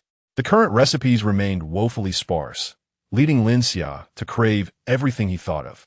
He unearthed a forgotten tower vegetable buried in the soil, still fresh, and picked it up, wiping off the dirt before popping it into his mouth. Having nearly prepared the land for corn planting, Lin Xia returned to the cave. At the cave entrance, Arui was still busy with the piece of wood, its shape beginning to take form. The finer details would take time to perfect. Arui, let us process the red beast, Lin Xia suggested, glancing at the red beast lying at the cave entrance, its freshness still intact. Arui set aside his task, transforming into his beast form and crouching beside Lin Xia. Excited, Lin Xia climbed onto his back, inhaling the soft fur deeply. Arui felt Lin Xia's movements, momentarily stiffening before quickly regaining his composure and sprinting towards the riverbank with the red beast in his mouth. Stopping at a shallow part of the river, Arui set Lin Xia down, instructing him to stay close and avoid deeper waters. All right, Lin Xia eagerly responded, turning to leap into the water. The cool water, reaching up to his calves, revealed clean pebbles beneath. Lin Xia washed off the dirt clinging to him and splashed water on his face, feeling refreshed. Small fish, about the size of his thumb, caught his attention. A school of creek stone base darted about the pebbles, unafraid yet cautious, darting away whenever he reached out, only to return and swim playfully around his feet. This area seemed to host a considerable number of creek stone base, Lin Xia mused, contemplating how to weave a fish trap. These little creek stone bass were far tastier than larger fish, and although he lacked flour, he could still fry them in oil. Once the peppers grew, he could dry some, chop garlic leaves, and stir-fry them with the fried creek stone base, creating a fragrant dish. As he thought of this recipe, a wave of nostalgia swept over him. During the first 2 years after graduating, Lin Xia worked outside, and every new year, he would return home and go fishing with his cousins, using firecrackers to explode the fish in the creek. The water would erupt high, and once it settled, Day's fish would float to the surface. His mother would always joyfully prepare the catch, and Lin Xia would finish every dish, but unfortunately, that joy was short-lived. Ari skillfully skinned the large red beast, making the task appear as effortless as playing with a toy, swiftly peeling off the entire hide. He glanced up to see Lin Xia standing in the water, staring curiously at something, remaining still for an unusually long time. Concerned, he set aside his work and waded through the water to Lin Xia's side, with his hands still carrying the scent of the beast. He refrained from touching Lin Xia and bent down to examine his face, noticing his eyes were red, which instantly raised his concern. He washed his hands hurriedly in the water before pulling Lin Xia into an embrace. "What's wrong? Why are your eyes red?" he asked, somewhat flustered. reaching to touch Lin Xia's eyes only to splash water into them. The moment Lin Xia surfaced from his melancholy, he wiped the water from his eyes, turned in Res' embrace, touched his well-defined abdomen, and wrapped his arms around Res' waist, sporting a mischievous smile as he squinted playfully. "Arui, I got water in my eyes. Help me clean it up." Ari regarded him with suspicion for a moment, then shook off the water from his hands and wiped Lin Xia's squinted eyes, feeling unsatisfied with the result. After a moment of contemplation, he leaned in to kiss Lin Xia, gently drying the area around his eyes with tender pecks. Though Lin Xia felt a bit embarrassed, he couldn't help but enjoy the moment, his cheeks flushing with warmth. Ares gazed at the person nestled in his embrace. Eyes closed, cheeks flushed with a tender hue, and a pair of small lips pursed, radiating an alluring crimson. A wave of warmth surged through his abdomen as he contemplated for a moment, then pressed his lips against hers with fervor. At first, Lin Xia was able to relish the moment, but as Ares' intensity intensified, she began to struggle for breath, her eyes glistening with moisture, her legs nearly unable to support her. Had it not been for Ares' strong grip, she would have tumbled into the water. Ares sensed her growing softness in his arms and effortlessly lifted her by her hips.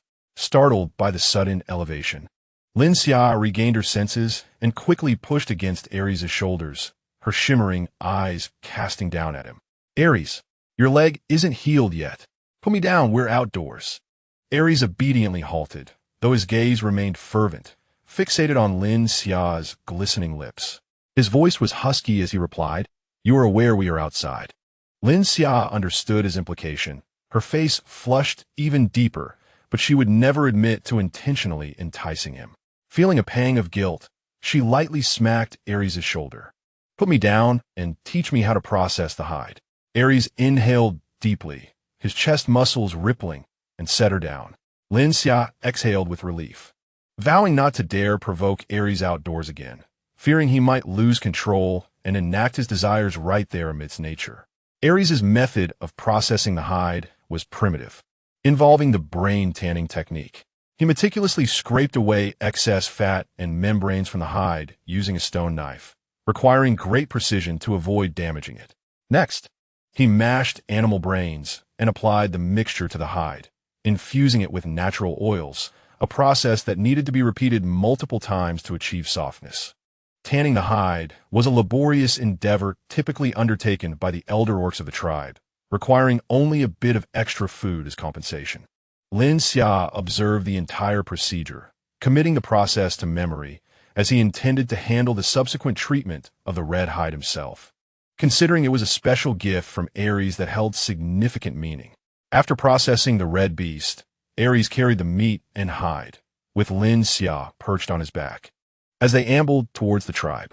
To the north of the tribe lay a vast grassland, beyond which was the forest inhabited by the Black Monkey tribe, a place they had previously visited.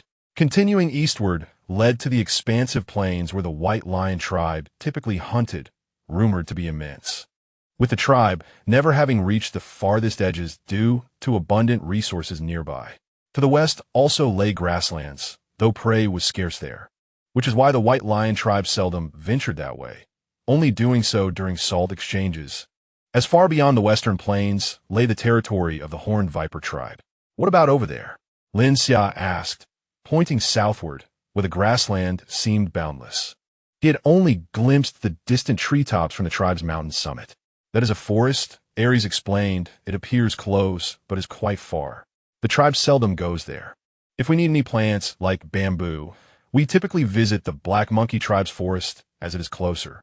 The Black Monkey tribe was known for their amicable nature, allowing the White Lion tribe to harvest trees or bamboo from their woods, provided there was no conflict over food, which mainly consisted of game and nuts. Although Ares occasionally hunted in the Black Monkey tribe's forest, he had never been discovered and rarely went there. "Are there no other tribes in that forest?" Lin Xia inquired, intrigued by the southern woods. "No," Ares replied, hesitating slightly.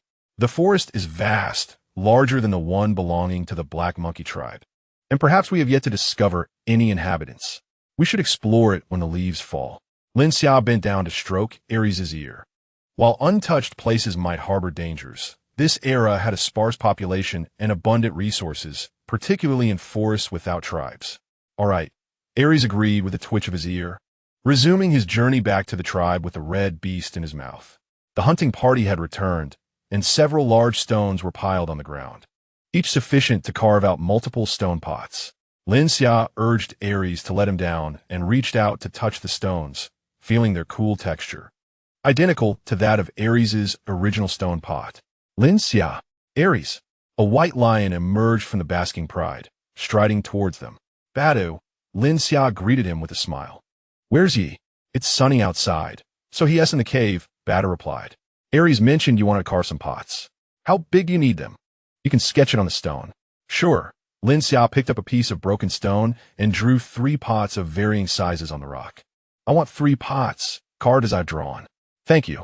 No problem, Badu readily agreed, then lowered his voice to ask, Lin Xia, once the pots are made, can everyone in the tribe enjoy your stir-fried dishes? The feigning sunbathers among the white lions perked up their ears. I can't cook that much, Lin Xia chuckled, feeling overwhelmed. Besides, it would be too much trouble. When I have time, I'll invite the females to my cave, and I'll teach them how to stir-fry. All right, I'll make sure they bring you meat, Badu promised on behalf of all the orcs. The orcs were unbothered by this arrangement, understanding it was merely the way of another tribe to acquire food. Even if their society was primitive, they recognized the value of knowledge.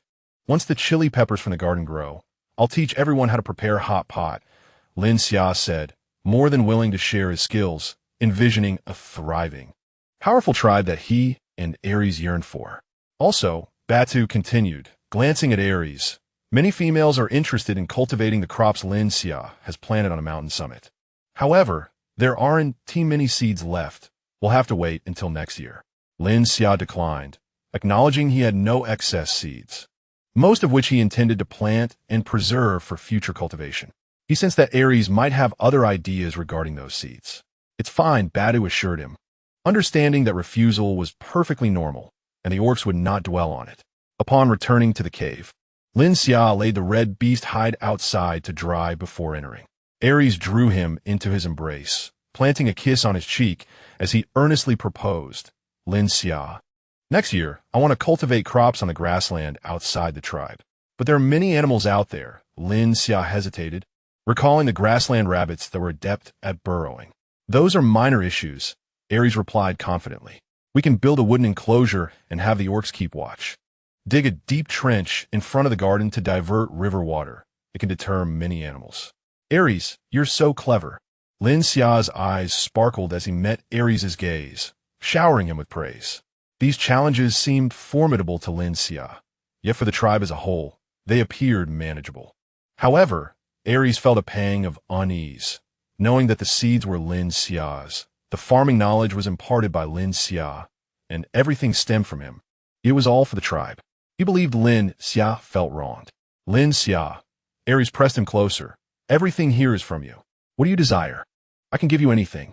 I want you, and that is enough, Lin Xia asserted, playfully tugging at Ares's ear, making it resemble a pig's ear. You needn't feel wronged on my behalf. As the tribe flourishes and grows stronger, we'll also enjoy a better life. I don't feel wronged at all. I'll have the females help you with the farming. Ares kissed him repeatedly on the face, and Lin Xia's tugging on his ear failed to budge him. By the way, Lin Xia suddenly recalled, curiosity piqued. I've always wondered why you didn't allow the females to leave the tribe before. Although the creatures outside were somewhat imposing, Lin Xia felt that it was unnecessary to impose such strict restrictions on the freedom of female beings. Ares's expression shifted, as though recalling something unpleasant, and he fell silent. What is it? Lin Xia inquired, leaning closer to Ares. There are robed beasts on the Beastman continent. Ares replied in a low voice. We're robed beasts? Lin Xia asked. They are beastmen who have been exiled from various tribes. Ares's face darkened. They will abduct the females of the tribes, but they do not treat them well. Some even end up being killed. What? Lin Xia's countenance also turned grim. Why would they do such a thing? Ares was at a loss for an explanation. He too struggled to understand the motives of these robed beasts. I don't know. Perhaps they are simply born wicked. Have any females from our tribe been taken? Lin Xia asked. Several females were taken in the past. Aries hesitated, but eventually told him. Not long after, we found them in the woods of the Black Ape tribe. They were dead. What? Lin Xia furrowed his brow, his expression filled with disgust. Did you not capture them? Aries shook his head. They are like rats in the ground, adept at hiding, and they quickly flee to distant places. Lin Xia fell silent, leaning against Aries' shoulder in contemplation. If that were the case, then these rogue beasts indeed posed a significant potential danger. Aries gently patted his head in a comforting gesture. Yet he could not bring himself to share the grim truth that when they discovered those females, all that remained were skeletal remains and scraps of fur skirts. We should deepen and widen the riverbed, Lin Xia suggested. When food becomes abundant, we can construct city walls, which would greatly enhance our safety. City walls?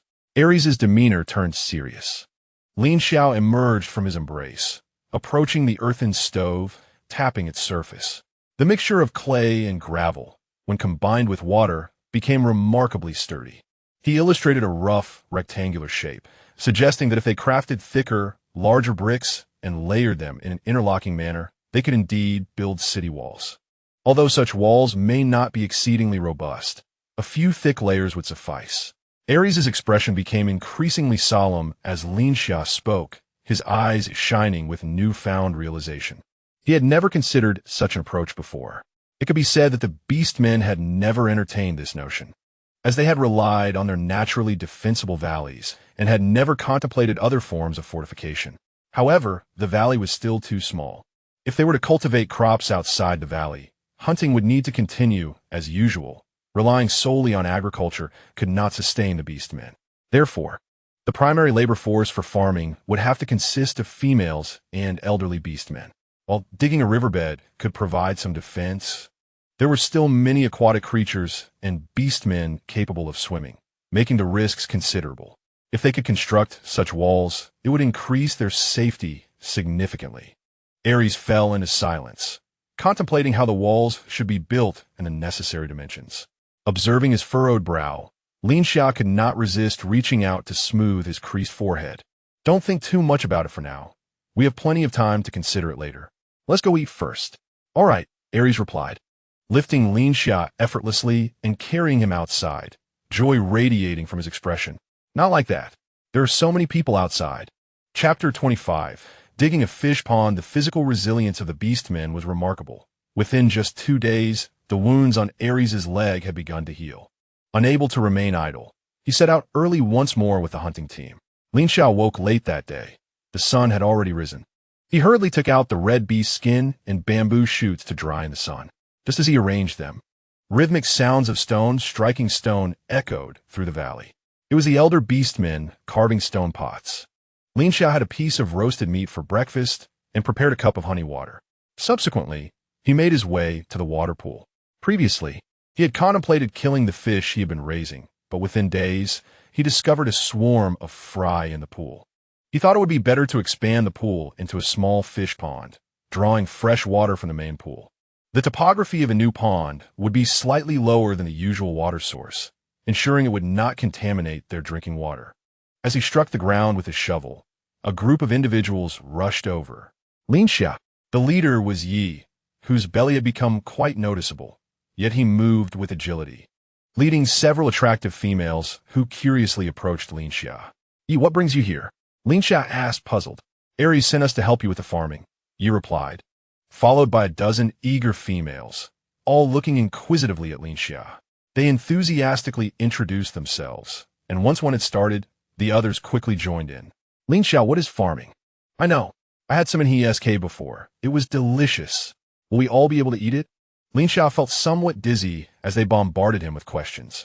All right, Yi interjected, coming to his aid. We are here to help Lin Xia with his work. All right. The enthusiastic female who had spoken earlier suddenly realized, noticing Lin Xia digging a hole. Lin Xia, are you digging a hole? What for?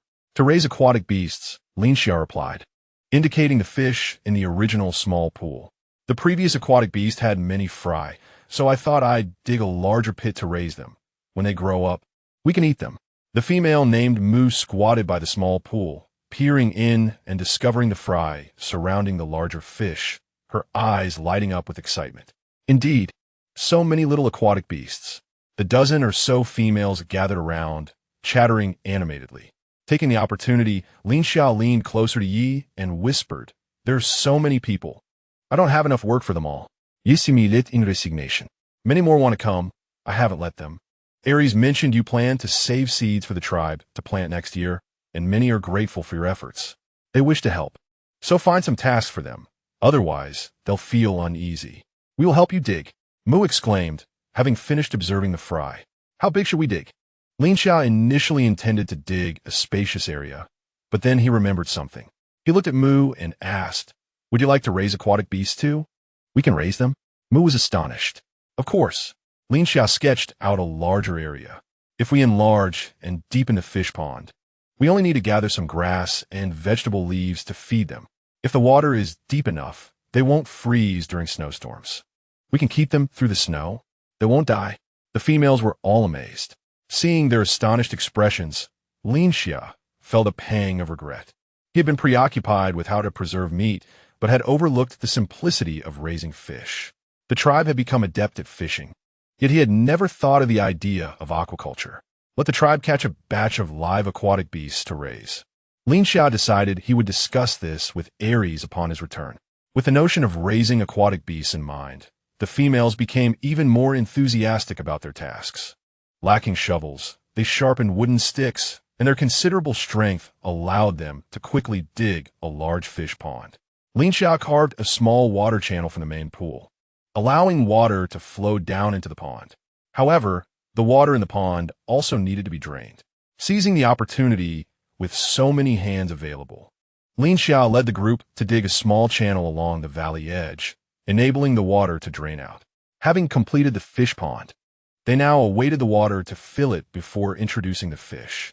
Lin Xia then took the group to the mountaintop, teaching them how to till the soil, collect grass roots, and gather stones, planting corn seeds in the process.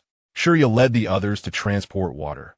They could shift into their beast forms, using vines to carry bamboo tubes on their bodies, enabling them to transport 7 or 8 tubes of water at once, significantly faster than carrying it by hand. A multitude of female beings took charge of all the labor, planting corn into the ground. Lin Xia, in turn, sowed a fresh batch of eggplants, loofahs, tomatoes, bitter melons, and cabbages, completely exhausting the seeds from his plastic bag. Nevertheless, he prudently reserved a small quantity of seeds from each variety, for one could never anticipate a complete failure. He also planted a modest amount of soybeans, retaining the bulk of the seeds due to insufficient land.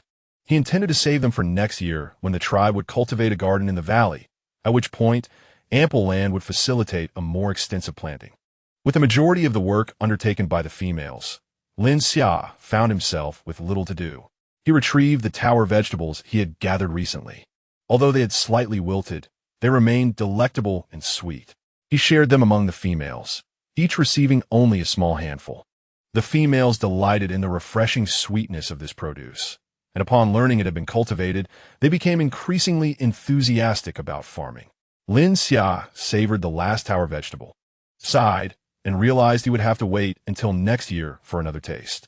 The hunting party returned, and Aries had brought him a wild chicken, adorned with vibrant tail feathers, far surpassing any he had seen online. Here, all such creatures were collectively referred to as birds and beasts. Lin Xia preserved the exquisite tail feathers, cleaning them and entwining them with vines to create a headband. Seizing the moment while Aries was occupied with the bird, Lin Xia playfully placed the headband atop Aries' head, then turned his face for inspection. The headband, bedecked with colorful feathers, complemented Aries' chiseled features, bronze skin, and robust physique, exuding an aura of primal wildness. He resembled the chieftain of a primitive tribe. Lin Xia was utterly captivated by Aries' striking appearance. A handsome visage loomed before him as Aries leaned down to plant a gentle kiss on his lips, his eyes filled with profound desire. In a husky voice, he murmured, "Lin Xia, my leg is healed." Huh? Lin Xia's mind was momentarily clouded, struggling to comprehend. Are we able to mate? Aries casually washed his hands, and while Lin Xia was still dazed, he effortlessly lifted him into his arms and headed toward the cave. Wait, we are about to roast meat. Lin Xia finally responded. realizing that the feast was still a while away. Aries, undeterred by his verbal protest, sensed Lin Xia's reluctance was merely superficial. He set Lin Xia down on the animal hide and could no longer restrain himself, kissing him passionately. "Lin Xia, I desire you," he declared, his voice low and restrained. Lin Xia, lost in the kiss, responded absently, feeling Aries' warm hands exploring his body, igniting a heat within him. "Aries, the door is not closed." Aries departed to roast the meat. Lin Xia reclined on the animal hide, feeling the tenderness of his sore posterior and inspecting the myriad marks on his body, sighing wearily. In this place, devoid of clothing, only animal hides were available. Although he wished to fashion a garment from the hides, the weather would surely induce prickly heat. It appeared he would have to remain in the cave until the marks faded. He turned over, feeling a painful ache in his back and hips, and began to sulk. He had repeatedly expressed his reluctance, pleading for gentleness. Yet that man was utterly oblivious. Aries returned with roasted meat and the wild chicken, still adorned with the tail feathers Lin Xia had crafted. Upon seeing Lin Xia lying with his back turned, Aries belatedly recognized he may have been a bit excessive. Lin Xia, unlike the other females, was considerably more delicate, and a pang of guilt mingled with concern filled him as he tore off the tenderest leg of the chicken and offered it to Lin Xia. "Lin Xia, eat something," Aries urged, gently shaking his shoulder in an attempt to turn him around. Lin Xia remained immobile, silent and unyielding. Aries lowered his head, contemplatively pausing before placing the chicken leg aside and resolutely embracing Lin Xia, drawing him into his arms. Lin Xia stubbornly averted his gaze, his face flushed with indignation, resembling a squirrel robbed of its food. The roasted chicken, glazed with honey and golden brown, was visually appetizing. Having just exerted himself physically, Lin Xia was quite hungry. Unable to resist, he lifted his eyelids for a quick glance and, still irked, buried his face in Aries' chest, biting him in frustration. Aries remained unfazed, holding Lin Xia with one arm while tearing the fragrant chicken leg into bite-sized pieces, offering them to Lin Xia. "Do not be angry. Eat something," Aries coaxed, gently patting him. "It was my fault. I shall not be so forceful next time."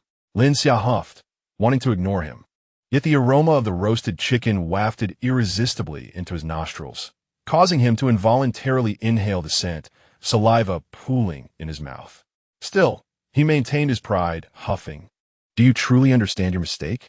"Indeed," Aries assured softly. Finally, Lin Xia opened his mouth, taking a generous bite of the roasted chicken leg.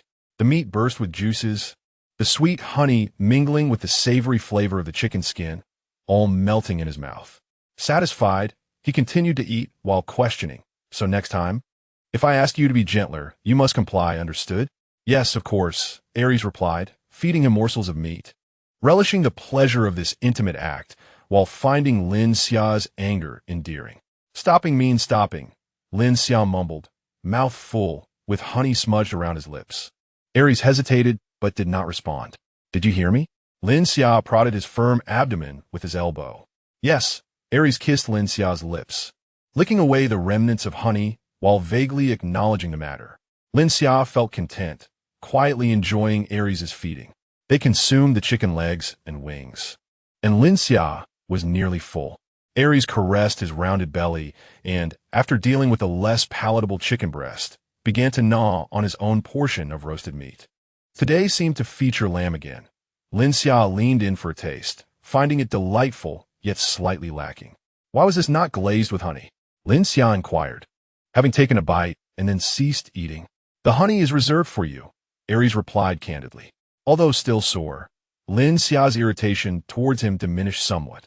"Aries," he said, tugging at his arm and gesturing to the marks on his skin, "please refrain from leaving so many marks next time. I can hardly venture outside the cave." Aries paused his eating, observing the constellation of marks adorning Lin Xia from neck to abdomen, from thigh to calf, and conceded that perhaps he had indeed overdone it. As he gazed, his expression shifted and his appetite waned, replaced by a yearning for something else. "What does that look?" Lin Xia scolded, playfully twisting Aries' head away. "Do not think about it. You are forbidden from considering it for the time being. My backside is in agony." Aries sighed internally, resigned to continue devouring his meat. Tomorrow, please bring back some bamboo, Lin Xia persisted. Undeterred, I wish to construct a fish trap. Certainly, Aries replied, tearing off a small piece of meat and offering it to Lin Xia. Though slightly stuffed, Lin Xia graciously accepted, inquiring, when will our pot be ready? By tomorrow. It will be complete. I shall bring it back once I return.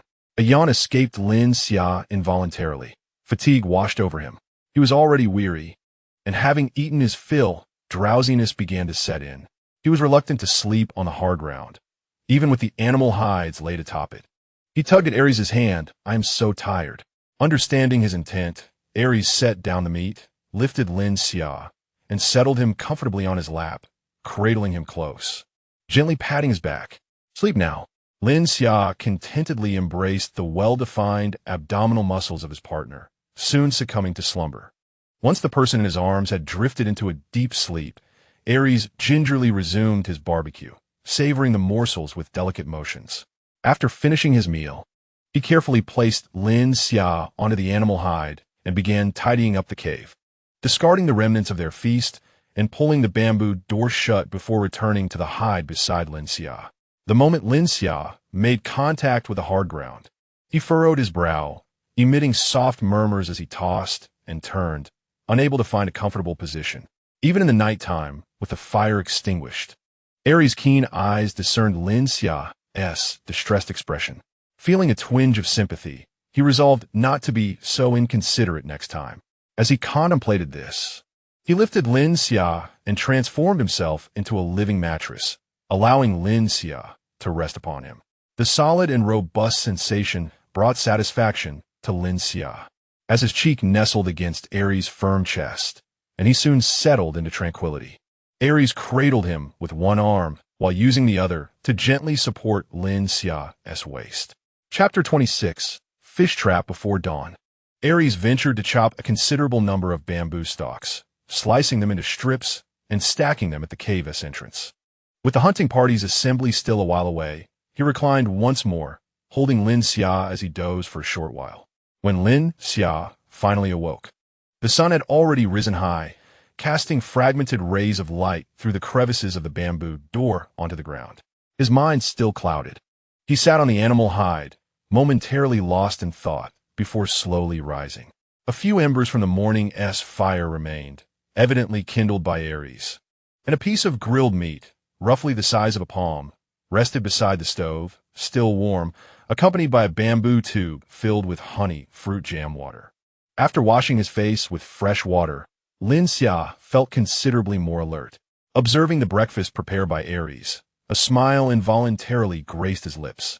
After devouring the grilled meat, he pondered the stack of bamboo strips at the cave's entrance. Crafting a fish trap is both complex and simple. To weave one that is sturdy and durable requires skill. Lacking such expertise, Lin Xia could only haphazardly create a rough semblance, making the belly larger and the mouth smaller, and fashioning a funnel-shaped entrance to fasten over the cage's opening with vines.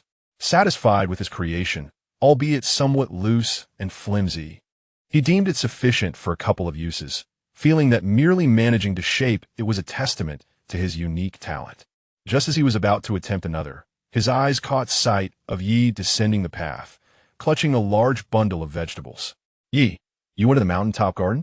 Lin Xia greeted him. Yes, there are many bugs in the garden. We caught them for quite a while, Yi replied, hastening his steps towards Lin Xia, frowning as he displayed the vegetable leaves marred with holes. It's fine, they're still edible, Lin Xia reassured, recalling the grass they had collected during their previous weeding. Remember when I burned a pile of grass beside the vegetable patch? If you sprinkle that ash over the garden, it will deter the insects. Grass ash can repel insects? Yi asked, astonished. Yes, give it a try. Otherwise, there's no other solution but to catch bugs every day, Lin Xia shrugged helplessly. All right, Yi said, not doubting Lin Xia's words. Observing him fiddling with the bamboo strips, he inquired curiously, what are you doing? I want to weave some fish traps like this. Lin Xia showcased his completed piece. We can place some entrails inside and set it in the river to catch small aquatic creatures. See this entrance? It's larger on the outside and smaller on the inside, which makes it difficult for the small creatures to escape once they enter. After examining it intently for a moment, you finally grasp the concept. Lin Xia, you are quite clever, but isn't this a bit flimsy? There's nothing I can do. I lack the talent, Lin Xia lamented. Let me give it a try, Yi said, setting down the vegetables and picking up several bamboo strips to experiment. After a few attempts, he gradually formed a sturdy and aesthetically pleasing trap, far surpassing Lin Xia's in both strength and appearance. Yi, you have such skilled hands, Lin Xia exclaimed, realizing that such tasks indeed required innate talent. He had previously seen some instructional videos, yet he had merely glanced at them and excelled beyond his own efforts. It's not very difficult. Yi humbly smiled, his curiosity piqued. What do you intend to do with the small aquatic creatures? Are you going to raise them? Wouldn't it be more convenient to raise larger ones? Lin Xia chuckled. The type of small aquatic creature I catch one grow any larger than the size of my fingers, but they are far tastier than the larger ones. Once I catch some, I'll prepare them for you to taste. Then let me help you weave the fish traps, Yi said. His curiosity about Lin Xia's activities piqued. With Yi's assistance, they quickly crafted over a dozen fish traps, which Lin Xia then interconnected with vines, ready to be placed together in the river. Shall we go catch some small aquatic creatures now? Lin Xia hesitated briefly before decisively declining. Let us wait a couple of days. What's wrong? I haven't seen you in the vegetable garden today, and now you're reluctant to leave the cave? Yi gently ruffled Lin Xia's hair. Lin Xia awkwardly pointed to the marks on his body, wondering if they were so obvious that Yi could not help but notice. I still want to ask you, Yi remarked, observing the marks on Lin Xia's body. How did you get those? Did you get into a fight? Was it with Aries? It wasn't a fight. Lin Xia was at a loss for how to explain, feeling both embarrassed and curious, especially since he had never seen such marks on you before. Did he not sleep with Batu? Lowering his voice, he asked. When you sleep with Batu, does he bite you? Why would he bite me? He asked, furrowing his brow in confusion. Did Aries bite you? Why did he bite you? And why here? He pointed to the bite marks on Lin Xia's chest. Lin Xia stared at him for a moment, sitting on the ground with a resigned sigh, waving his hand dismissively. Never mind. You wouldn't understand, just go. He scratched his head, separating half of the vegetable leaves and handing them to Lin Xia. If you're not going to the garden, take this. Your pot should be ready today. It's just right for stir-frying. Lin Xia gazed down, lost in thought, and did not respond. He took a few steps, then turned back to look, feeling that Lin Xia's marks were quite peculiar, neither resembling bruises nor fight injuries. Aries surely wouldn't harm his mate. Forget it. I'll ask Batu when he returns. When Batu came back, his partner mysteriously pulled him into the cave, bombarding him with questions that left him bewildered until Yi playfully bit him on the chest. It was as if a mysterious switch had been flipped within him. When Aries returned, he brought along the freshly carved pot. Lin Xia joyfully accepted it, placing it on the stove. After heating the pot, he rendered fat from a piece of meat to thoroughly coat the walls of the pot before stir-frying some greens. Having not eaten vegetables for a couple of days, he craved them. The fragrant aroma of the stir-fried greens, enhanced by the crispy bits of fat, filled the air. He fed Aries a couple of bites before devouring the rest himself. Lin Xia, I had them collect a lot of bamboo shoots. You should teach them how to make dried bamboo shoots. Aries embraced him. It's quite simple. Just boil them. Then wring out the water and tear them into strips to dry. Lin Xia instructed, still bearing the marks on his body and reluctant to venture down, opting to verbally relay the method. All right, Aries acknowledged, knowing his mate was shy and not pressing him further. What kind of meat do you wish to eat today? We have everything. Beef and lamb, please. Bring up a couple of beef bones, Lin Xia pondered, and grab some bamboo shoots too. I'd like to pick some pea tips from the garden, though there probably won't be many left. Just gather a little, and when you roast the meat tonight, come up and I'll make hot pot for you. Understood. Aries affectionately kissed the top of his fluffy head. Chapter 27. Hot pot. Unfortunately, the chili and garlic had yet to grow, as hot pot was best enjoyed spicy. However, the clear soup is quite satisfactory, albeit lacking in dipping sauces. If only there were soy sauce and vinegar, it would be perfect. Regrettably, this individual is not skilled at preparing such condiments. Soak the beef bones in clean water for a while to expel the blood foam. Then break them in half and place them in the pot with salt and water to simmer. Laking a podlit. Lin Xia had Aries temporarily procure a wooden board to serve as a makeshift lid. The beef and lamb were sliced into thin pieces, given Aries' considerable appetite. Cutting the meat took Lin Xia quite a bit of time. Aries was not idle either, as he continued to assemble a wooden cabinet for Lin Xia. Aside from lacking doors, it bore a striking resemblance to a proper cabinet. Once Lin Xia finished cutting the meat, he sliced bamboo shoots into thin pieces and cleaned the vegetables, eagerly awaiting the beef bone soup to finish simmering. Seizing the moment, he sidled up to Aries to observe his woodworking. The sharpened stone knife glided smoothly over the wood, effortlessly peeling away shavings. Aries had become quite adept at this craft, and the cabinet was nearly complete, save for a few minor details. Lin Xia later learned that these stone knives were made from the horns of the rock sheep. Although these horns appeared akin to stone, they were, in fact, tougher and less brittle. With the final imperfection addressed, Aries turned and gently kissed Lin Xia's hair. Marvelous work. Aries, it looks splendid, Lin Xia exclaimed, his eyes sparkling as he brushed the wood shavings off Aries, sneaking in a couple of playful touches. He then dashed to a corner to retrieve his jars and bottles, eagerly arranging them neatly on the newly crafted cabinet once Aries found a stable spot for it. Having a cabinet made things significantly more convenient, as it eliminated the need to place items on the ground. Lin Xia beamed as he admired his first piece of furniture. Shall I create another for you? Aries mused, ruffling his hair. That sounds like a hassle. Let's save it for later, Lin Xia replied after some thought. Although a few more cabinets would be beneficial, the effort required was daunting, and he had observed Aries working for several days, fully aware of the labor involved. He felt a pang of sympathy for his partner. The stone pot bubbled with a comforting sound, and Lin Xia lifted the wooden board, the rich aroma of the beef bone soup wafting forth. He thought to taste it with a spoon, only to remember that they had none. Aries, could you carve out 2 spoons? Lin Xia replaced the wooden board and hurriedly indicated for Aries to fashion the spoons from 2 pieces of wood. Just carve a pit and shape it. Lin Xia gestured, though his instructions fell short of clarity. Fortunately, Aries seemed to intuitively understand, and soon produced 2 soup spoons without needing to descend. Lin Xia rushed to the stove, lifted the wooden board, and ladled a spoonful of hot soup, blowing on it before tasting. The robust flavor of the beef bone soup was rich and creamy, with marrow infused into the broth, creating a milky hue. Lin Xia sighed contentedly, the warmth of the soup enveloping him. Here, have a sip. He scooped another spoonful, blew on it, and brought it to Aries' lips. Isn't it delightful? How does it taste? Delicious, Aries replied, draining the spoon in one gulp. Let me ladle out some soup. We'll be adding meat soon, and the broth won't taste as good. Lin Xia found a fresh bamboo tube, cleaned it, and filled it with soup for Aries to enjoy at leisure.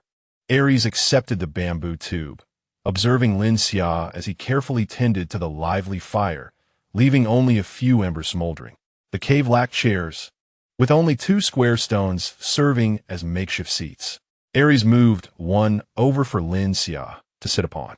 The stone pot continued to bubble, prompting Lin Xia to urge Aries to join him, before adding the beef and bamboo shoots to the pot. The beef cooked swiftly, and Lin Xia skillfully picked up a generous portion, using the bamboo tube as a bowl to savor the tender morsels. The combination of the hot, fragrant broth was utterly delightful. After a couple of chews, he was offered a sip of hot soup, which he relished immensely. You should eat quickly, Lin Xia insisted, offering Aries some beef. The beef was remarkably tender, almost reminiscent of raw meat, yet imbued with the savory essence of the cooked meat and beef bone broth. Aries was equally impressed. Usually, beef was grilled, resulting in a chewy texture, while delicious, overcooking rendered it less appealing. Additionally, beef often contained sinews that required extensive chewing, making it unpopular among the tribe. Nevertheless, beef proved more filling and energizing than lamb or pork. Lin Xia's preparation, having removed the sinews and sliced it thinly, resulted in an exquisitely tender dish that Aries thoroughly enjoyed. He mused that if the tribe adopted such a method of preparation, it would surely be well received. Lin Xia then picked up a slice of bamboo shoot, its fresh aroma complementing the rich beef bone broth, creating a delightful combination.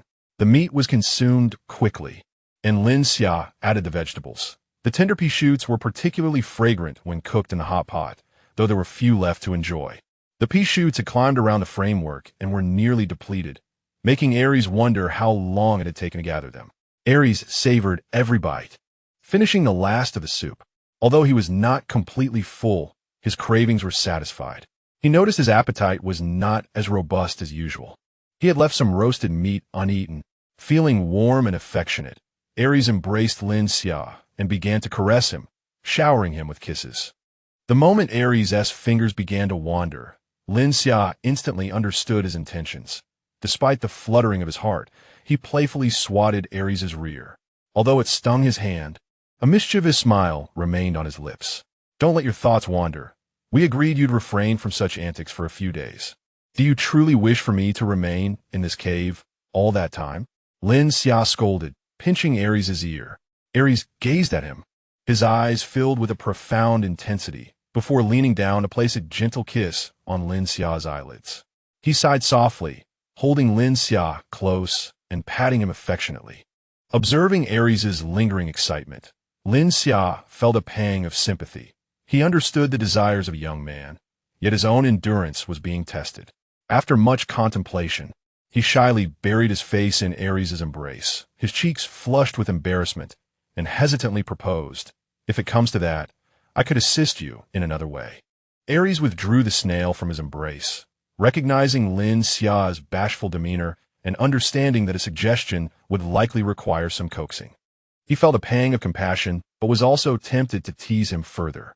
Thus, he quietly inquired, "How would you help?" Lin Xia's gaze flickered, unable to meet Aries' eyes. He retrieved a piece of animal hide from the corner, draping it over both of them before sternly instructing, "You mustn't look." Aries' eyes darkened, silently observing him. Lin Xia gradually nestled deeper into the warmth of the hide. Chapter 28. Bone Needle. The next morning, Lin Xia awoke with a weary gaze fixed on the cave ceiling, gingerly touching his swollen mouth. Regret filled his mind with a singular thought. Poor man, what bad luck. The feeling of remorse lingered until he spotted Yi Gui stealthily approaching, his body marked with traces from the previous night. Upon seeing him, Lin Xia's eyes widened in surprise, followed by hearty laughter that tugged at his sore lips, eliciting a couple of winces before he resumed chuckling. Ye's eyes narrowed in accusation as he muttered, "Why didn't you tell me it was like this?" "I did say so, aha." Lin Xia laughed uncontrollably. Who knew you would go find Batu to test it out? He laughed so hard he nearly doubled over. Is it really that funny? Yi asked, his tone skeptical. No, not funny at all. Lin Xia squeezed his thigh to stifle his laughter, his face flushed. He composed himself and patted Ye's shoulder, saying, "Well now, we are both in the same boat." He tackled him to the ground, tickling him until he relented. Later, the tribe will be boiling water for bamboo shoots. Do you want to go down and take a look? He sat on the ground, watching Lin Xia busy himself. Lin Xia retrieved the red animal hide, applying grease and rubbing it in. The hide had already been processed 2 or 3 times, becoming quite soft. After a bit more kneading and air drying, it will be just about ready. The fiery fur looked stunning, thick and warm, drawing even Ye's undivided attention. Upon hearing Yi Wen's words, Lin Xia pondered for a moment, blushing slightly, and shook his head, stating, "I shall not go out until the marks on my body have faded." "What are you afraid of?" He playfully wrapped his arms around Lin Xia's neck. Lin Xia cast a sidelong glance at him with disdain. "Why were you sneaking around just now?" "I was not sneaking." "Je retorted setuborni." "Indeed, you weren't," Lin Xia replied, setting aside the red beast hide to dry and taking out the dried, wild bamboo shoots to air as well.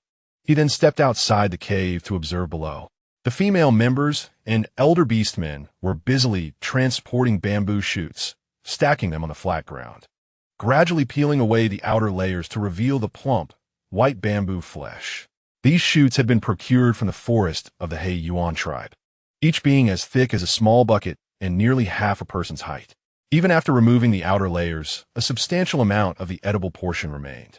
Last night, Aries had brought up a smaller shoot, the size of an arm, leading him to believe they were all of that size, only to discover their true magnitude now.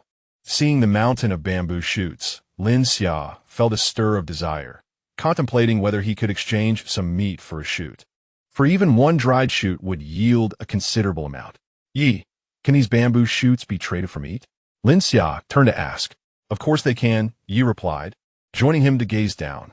Although bamboo shoots are delightful, the beastmen still favor meat. However, I sampled one earlier, and it was sweet and delectable. Having tasted the shoots last night, Lin Xia concurred that they were indeed delicious, lacking any bitterness, with a hint of sweetness, entirely different for wild bamboo shoots.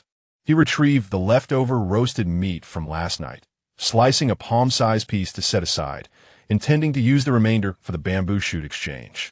Uncertain if it would suffice. It's plenty, Yi assured confidently. Now that you've mentioned it, I too wish to acquire some.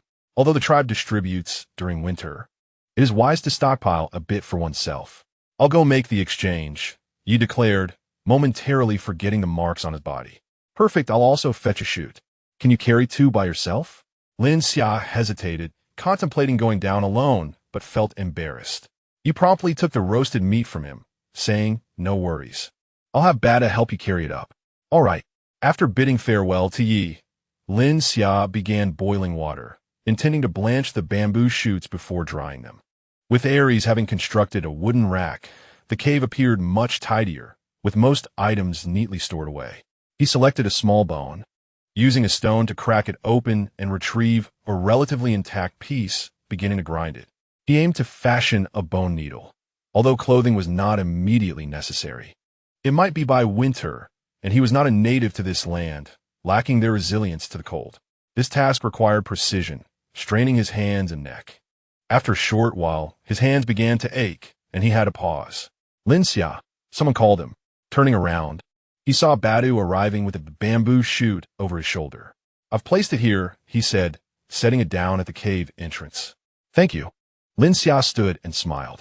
No trouble at all, Badu replied with a hearty smile, engaging in a bit of small talk before departing. Once Bada left, Lin Xia began processing the bamboo shoot. Such a large shoot had thick outer layers that needed peeling.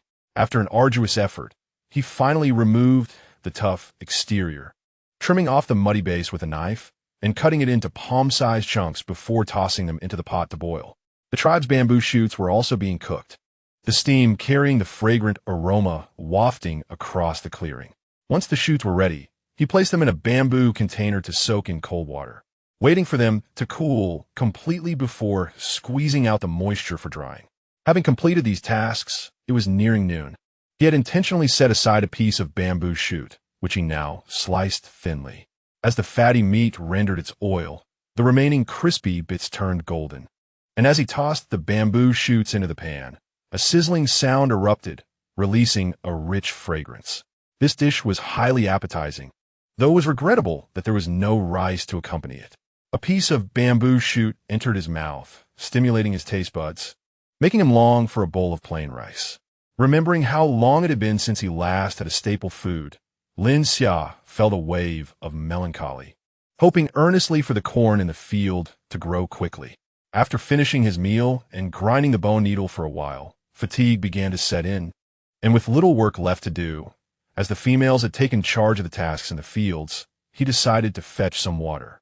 Noticing the dwindling supply at home, he picked up a small bamboo bucket and, avoiding others, made his way to the small pond. The newly dug fish pond was already filled with water, and the fish in the small puddle were flopping about, seemingly eager to relocate to their new home. Lin Xia used the small bamboo bucket to scoop up the larger fish, transferring them to the new pond, and carefully gathered the fry, placing them gently into their new habitat. The fry swam swiftly, clearly enjoying their new environment. Lin Xia pulled a few handfuls of wild grass from near the small pond and tossed them into the fish pond. Squatting beside the pond, he watched for a while, reassured to see the larger fish guiding the little ones as they eagerly consumed the fresh grass. After washing the bamboo bucket, he filled it with water and headed back. Checking the sky, he estimated that the hunting party would not return for a while, so he closed the bamboo door and rewarded himself with a midday nap.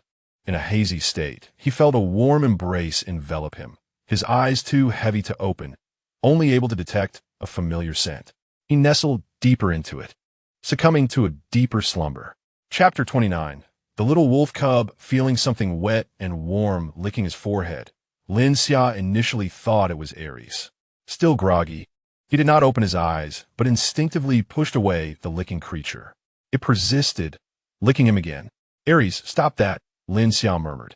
As his hand explored, he felt a soft fur ball that differed from Aries' fur, being even softer and fluffier. Struggling to open his eyes, he found himself staring into the bewildered eyes of a small gray wolf cub, its wet gaze fixed upon him. Lin Xia's mind momentarily faltered, and after a brief stare with the gray cub, he finally propped himself up to examine the scene before him. He glanced at Aries, who held him tightly, and then at the little wolf cub squeezed between them. "Aries," Lin Xia blinked in confusion, staring at the cub that bore some resemblance to Aries. "Did you secretly have a child outside?" Aries tightened his embrace slightly, his tone tinged with unease. "It's not mine. It was discarded by the wolf pack that birthed it." The little wolf cub raised its tiny head to look at the speaking Aries, then turned to Lin Xia, attempting to climb onto him, but losing balance and tumbling backward. "Oh!" Lin Xia's reflexes kicked in, and he instinctively caught the fluffy bundle. The cub fit snugly in his palm, only slightly larger than both of his hands combined.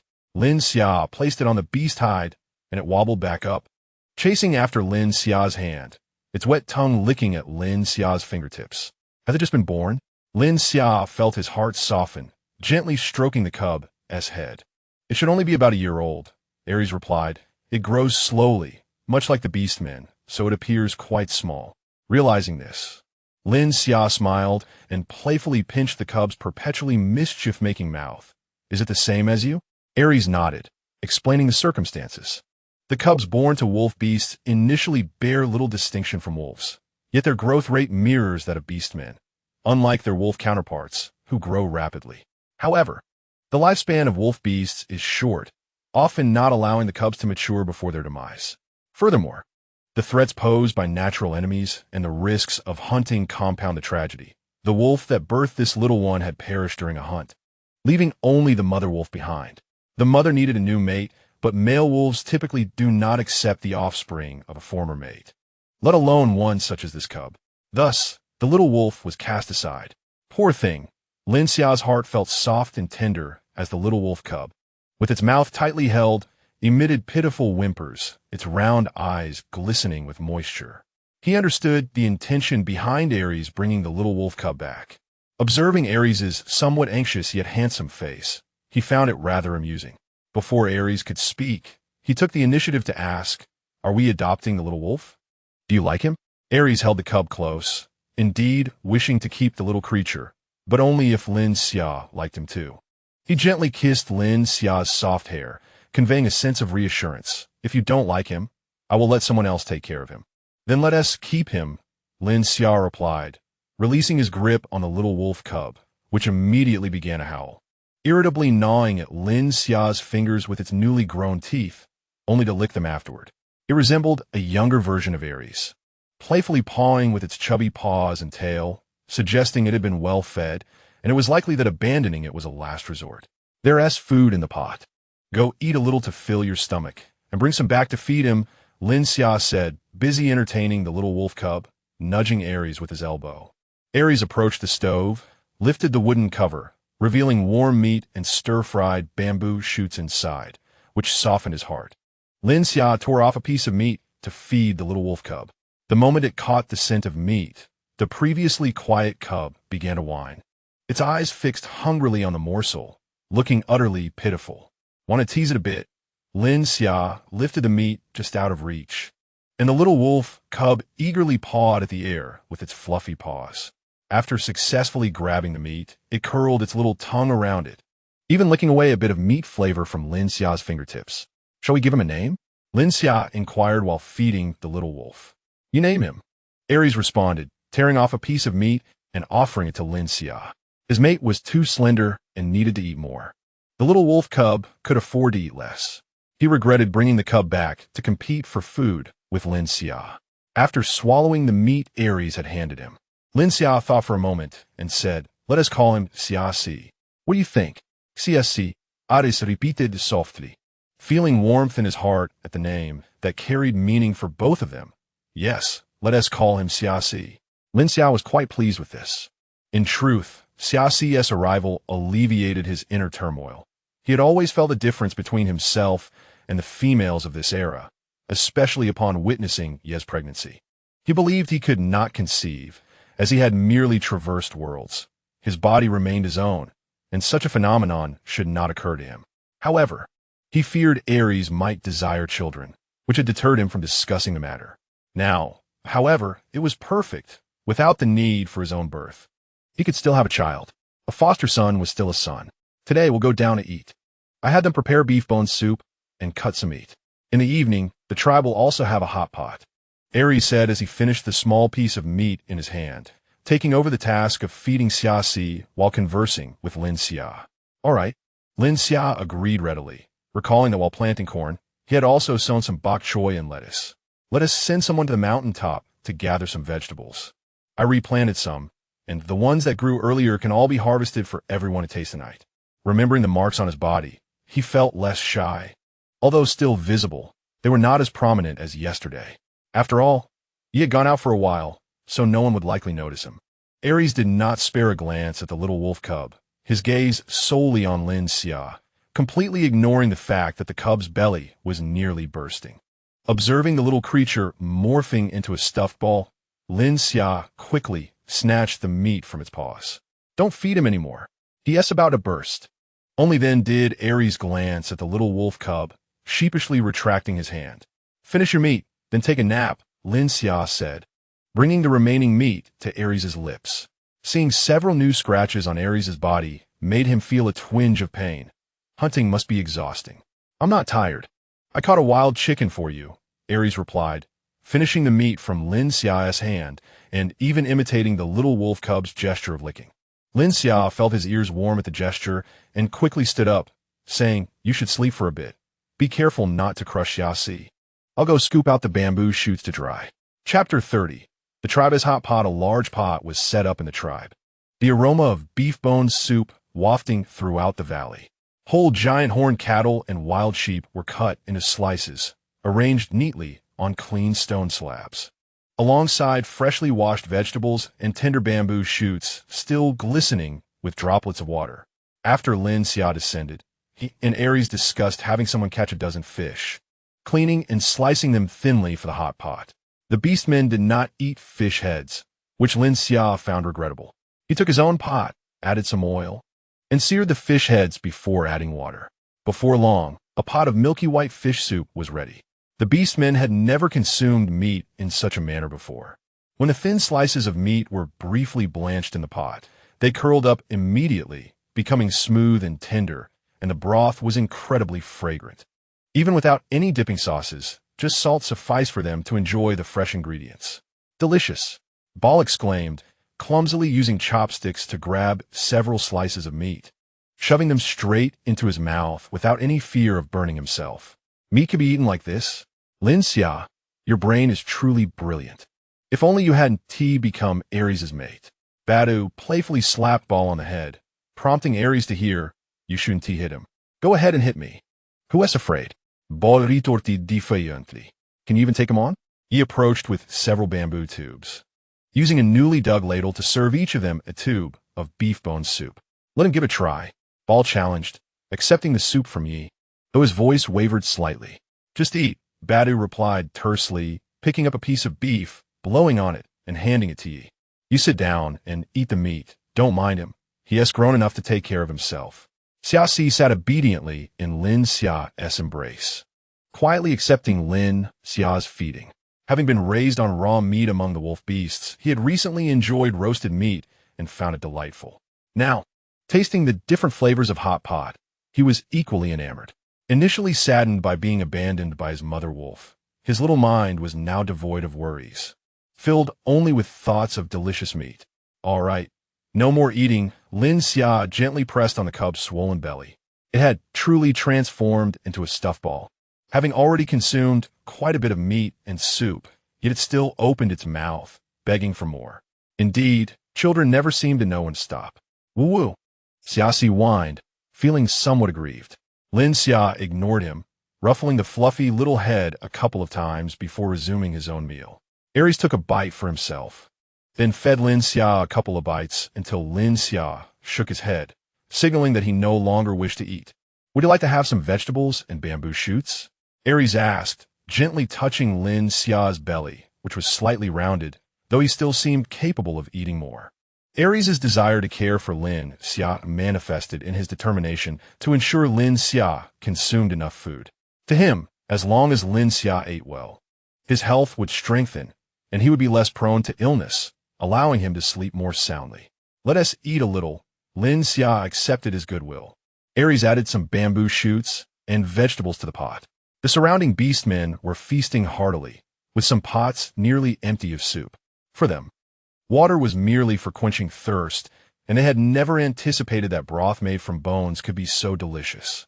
After drinking, their bellies felt warm and comfortable. Stop drinking. We still need to cook the meat. One beastman shouted in exasperation. The scolded beastman scratched his head, grinning foolishly, added more water to the pot, and tossed in plenty of meat. Lin Xia's pot of vegetables began to boil, and Aries filled a bamboo tube to feed him. Surrounded by people, Lin Xia noticed that others' partners did not feed one another as they did, causing him to feel somewhat embarrassed. Maybe I should do it myself. I'll feed you. Aries gently but firmly refused. Lin Xia consumed his food at a leisurely pace, taking an eternity to savor a single piece of meat. If left to his own devices, he could stretch the meager offerings in the bamboo tube throughout the duration of the gathering. However, when Aries fed him, his speed increased, allowing him to finish, take a brief respite, and then indulge once more. This was precisely Aries' intention. He had devoted his life-esque cunning to ensuring that Lin Xia consumed more. After finally finishing the greens with great difficulty, Aries ladled a bowl of fish soup and fed it to him with a spoon. Lin Xia, resigned to the situation, decided it was best to comply, as long as it made Aries happy. Once the little wolf cub, Xia's, had his fill, he became drowsy, a common affliction among younglings. His plump tail flicked as he clung to Lin Xia's waist, then promptly fell asleep. When would he transform into a human? Lin Xia pondered, playfully tugging at the soft tail. It would be a while yet, at least 2 more snowy days. That felt like an eternity. Lin Xia mumbled with discontent. Observing Lin Xia as he amused himself with the slumbering cub, Aries felt a profound sense of tranquility and warmth. He cherished this ambience, even if raising another little wolf was indeed a cumbersome task. In the evening, Aries constructed a nest for the cub, stacking animal hides to create a cozy dip in the center, and gently extracted the little wolf from Lin Xia's embrace, placing him inside by the nape of his neck. Would he be afraid sleeping alone? Lin Xia's concern lingered. He was so small. Aries found himself at a loss for words. After all, the cub's nest was only 2 or 3 steps away from their sleeping furs. He wouldn't be afraid. He has always slept alone as a wolf. Aries reassured as he lay down beside Lin Xia. Really? Lin Xia inquired, skeptical. Indeed, I have always slept alone as a wolf. Aries fibbed without a hint of shame, recalling that in truth, he had always slept nestled between 2 wolf beasts. Perhaps we should let him sleep with us, Lin Xia suggested hesitantly, concerned that if the cub awoke and wandered out, it might lead to trouble. No, the cave has a door. He cannot escape. Now sleep, Aries coaxed patiently, as his hands began to wander restlessly. Lin Xia frowned and swatted his hand away. Behave yourself. Xia's is here. Don't set a bad example for the child. Aries was momentarily stunned by the slap. It appeared he had inadvertently created a dilemma for himself. Now Lin Xia had a legitimate reason to reject his advances, and he had no counterargument, especially since sleeping in front of the cub seemed indeed inappropriate. Had he known, he would have entrusted the cub to Badu and the others. Why had he brought him back?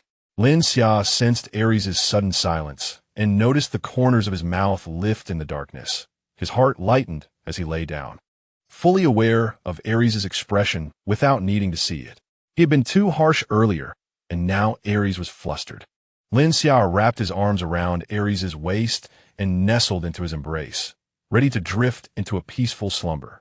Just before succumbing to sleep, he faintly heard a soft sigh. Chapter 31. Bamboo bed. The weather began to grow warm, and several rain showers had fallen. The vegetables in the garden thrived, basking in both sunlight and moisture, with peppers already sprouting and the cornfield burgeoning into a lush green thicket, with corn stalks peeking through. The fish pond welcomed a new batch of fish. Early one morning, Lin Xia arose to cut a bundle of grass and scattered it about, spending some time by the pond. Under Lin Xia's care, Xia's had grown considerably, becoming a plump, round ball, now adept at walking, trailing behind Lin Xia with a bouncy gait. Though he occasionally stumbled, in his little mind, it was surely the uneven ground to blame. Lin Xia squatted by the pond, watching the lively fish with satisfaction. The tribe had ample provisions, alleviating the need to eat day by day, which was a source of joy. However, his attention slipped, and Xia's little paw reached into the water, nearly toppling in head first. Lin Xia's quick reflexes rescued him just in time. The little wolf cub, feeling aggrieved, licked his damp paw and then affectionately pawed at Lin Xia's shoulder, licking his cheek, aware he had misbehaved. Lin Xia, unwilling to hold a grudge, noted the sun had fully risen and the heat was becoming unbearable. Beads of sweat began to form on his forehead. He led the little wolf cub back home. In truth, the tasks of cutting grass and feeding fish did not require his involvement. The female members of the tribe had recently become exceedingly diligent, tending to the garden by watering, weeding, and fertilizing, even delivering freshly picked vegetables to his cave. They recognized that the tribe's recent prosperity was largely due to Lin Xia's contributions, planting crops, drying bamboo shoots, and preparing the delectable oil-fried meat in the Grand Cave. They were grateful to Lin Xia and sought to do something in return.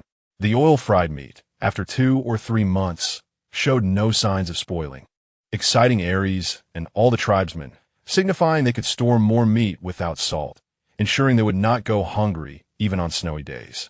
The heat was stifling. The short journey back to the cave left Lin Xia drenched in sweat. It was still morning and the temperature was already soaring above 40 degrees by noon. He could hardly bear to leave the cave. Fortunately, the cave remained significantly cooler than the outside, or he would truly be at a loss. Lin Xia tossed the little cub back into his nest, then fetched a bucket of water to the cave entrance, shielding himself with a bamboo door before quickly shedding his clothes and pouring water over himself.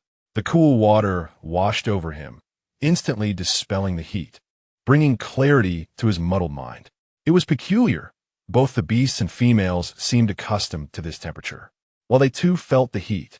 It was not to the extent Lin Xia experienced, who could barely walk 2 steps without breaking into a sweat. Even the diminutive Xia's was lively and energetic. He could only seize the opportunity to venture out while the sun was still low. After his cold shower, Lin Xia donned only a pair of undergarments and strolled about the cave. With no other choice, the animal hide skirt was stifling, and even the thinnest felt suffocating. When indoors, he typically did not wear the hide, grateful for the existence of his undergarment. Otherwise, he would have been compelled to run around nude. Watching Xia's tumble and gnaw at various objects in his nest, Lin Xia envied the cub's vitality. The oppressive weather had worn him down, impairing both his sleep and appetite. He settled onto the animal hide he usually slept on, feeling the dampness where his skin met the fur. Grabbing a fan made of lotus leaves, which Aries had procured from somewhere, he began to fan himself vigorously. Heat muddled the mind, and soon he found himself drowsy, drifting into a light sleep. For several nights, he had been restless, frequently awakening from the heat, and each time he stirred, he inadvertently roused Aries as well.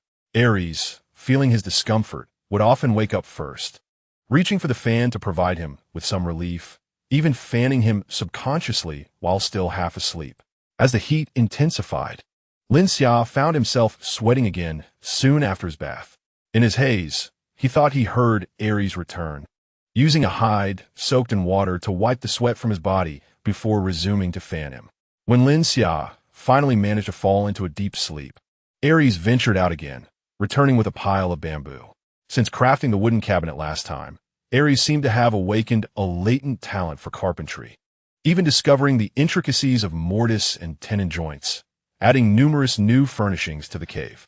Initially intending to construct a bed as per Lin Xia's description, He realized that a bed was a substantial undertaking, and with the heat rising, he decided to make a smaller bamboo bed for his partner to ensure Lin Xia could sleep comfortably. The vibrant green bamboo was split, its joints smoothed, and a low bamboo bed gradually took shape in Aries' skilled hands. The clattering noises stirred Lin Xia from his slumber. Rubbing his eyes, he turned to Aries, first noticing the stern expression on his face, followed by the sight of the verdant bamboo bed he held. "Aries, you made a bed," Lin Xia exclaimed, his eyes sparkling with uncontainable delight. "You created it so quickly." Aries placed the bamboo bed flat on the ground, his gaze towards Lin Xia revealing a deep concern. The Beastman continent was sweltering at this time of year, and he wondered how Lin Xia had endured in his previous tribe. Lin Xia had been raised in such comfort that he must have experienced far better conditions than now.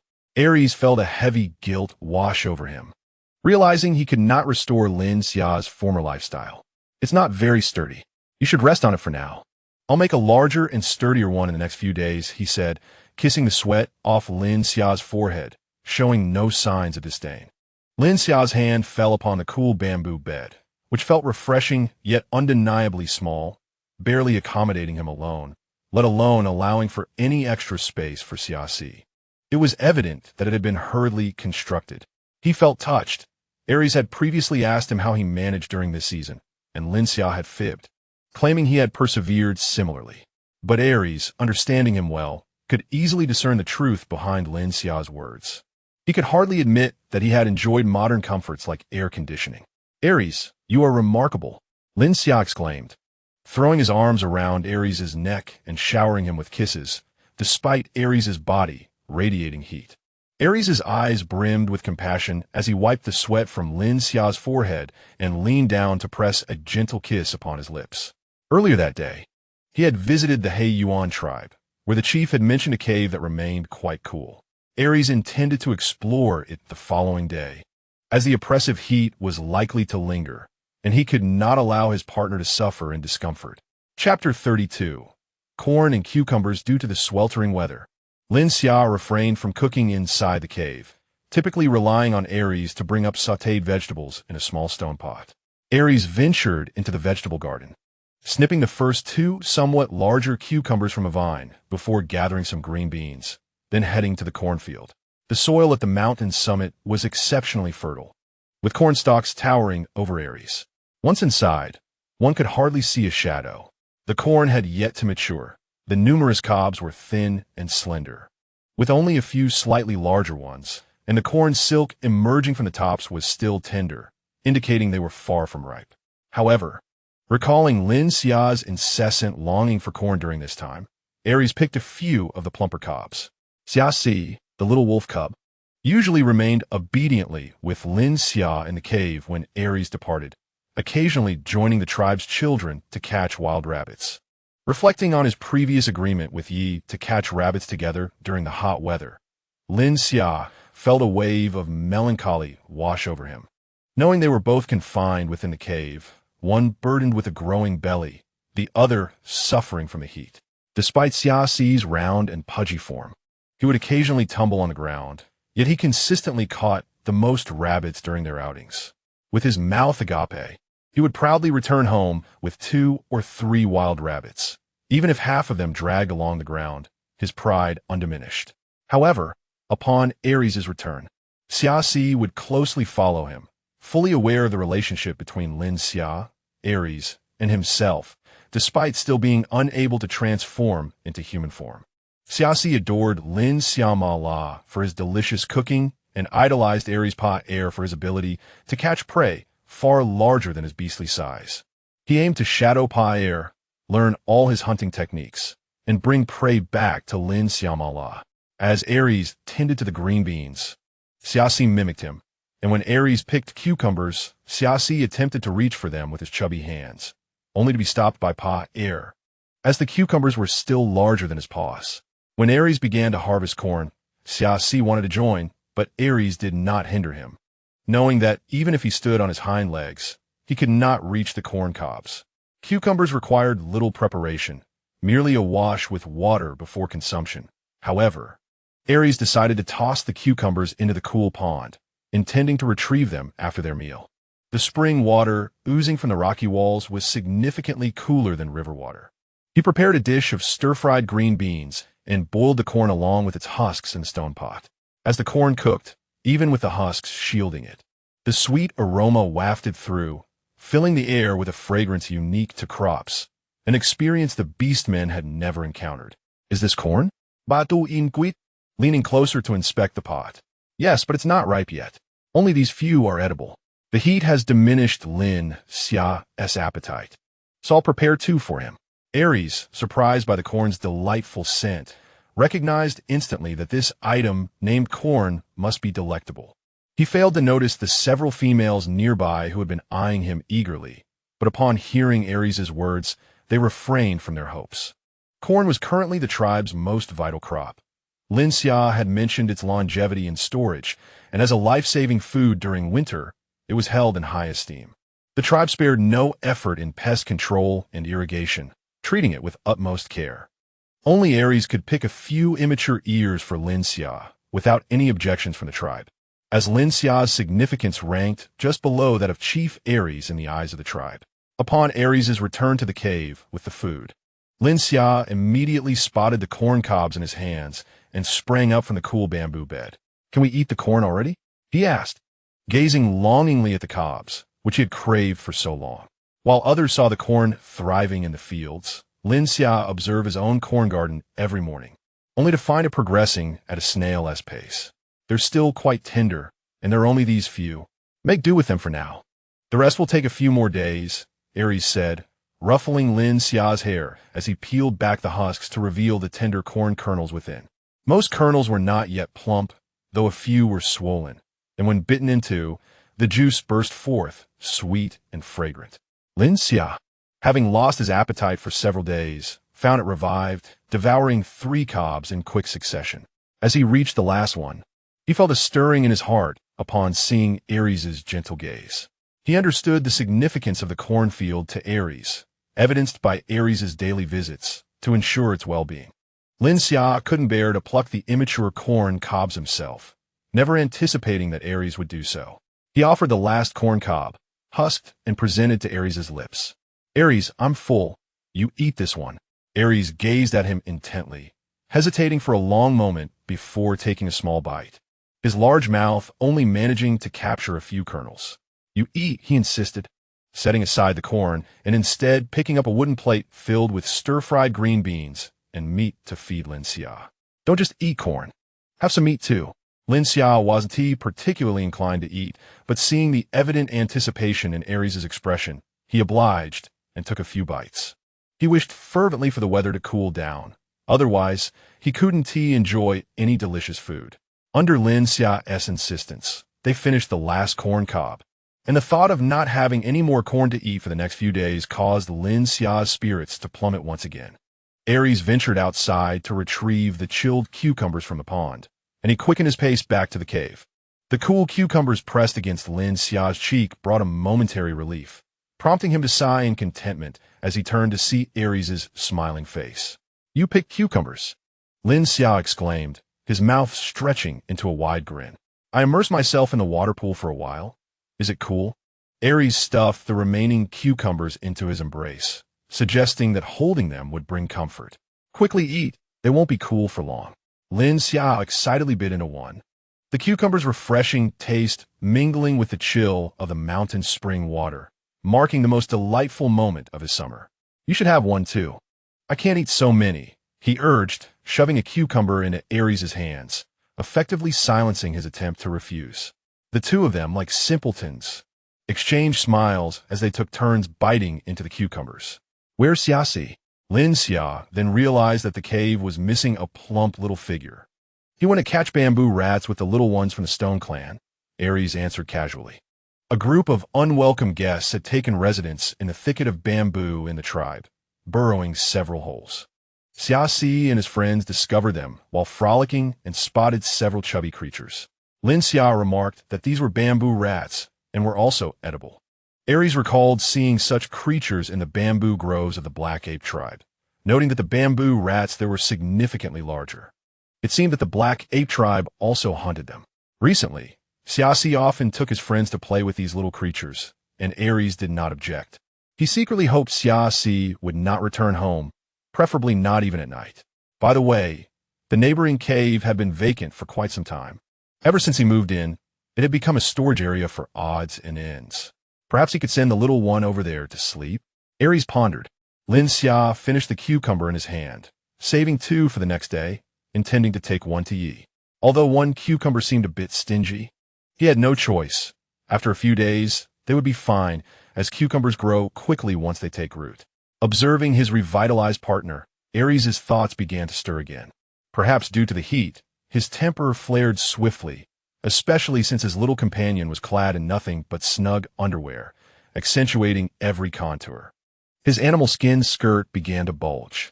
Lin Xia could easily discern Aries' intentions, but, feeling comfortable now, was not averse to indulging Aries as well. Chapter 33. Donghua. The hunting party had been setting out earlier than usual lately, for once noon arrived, the heat became unbearable.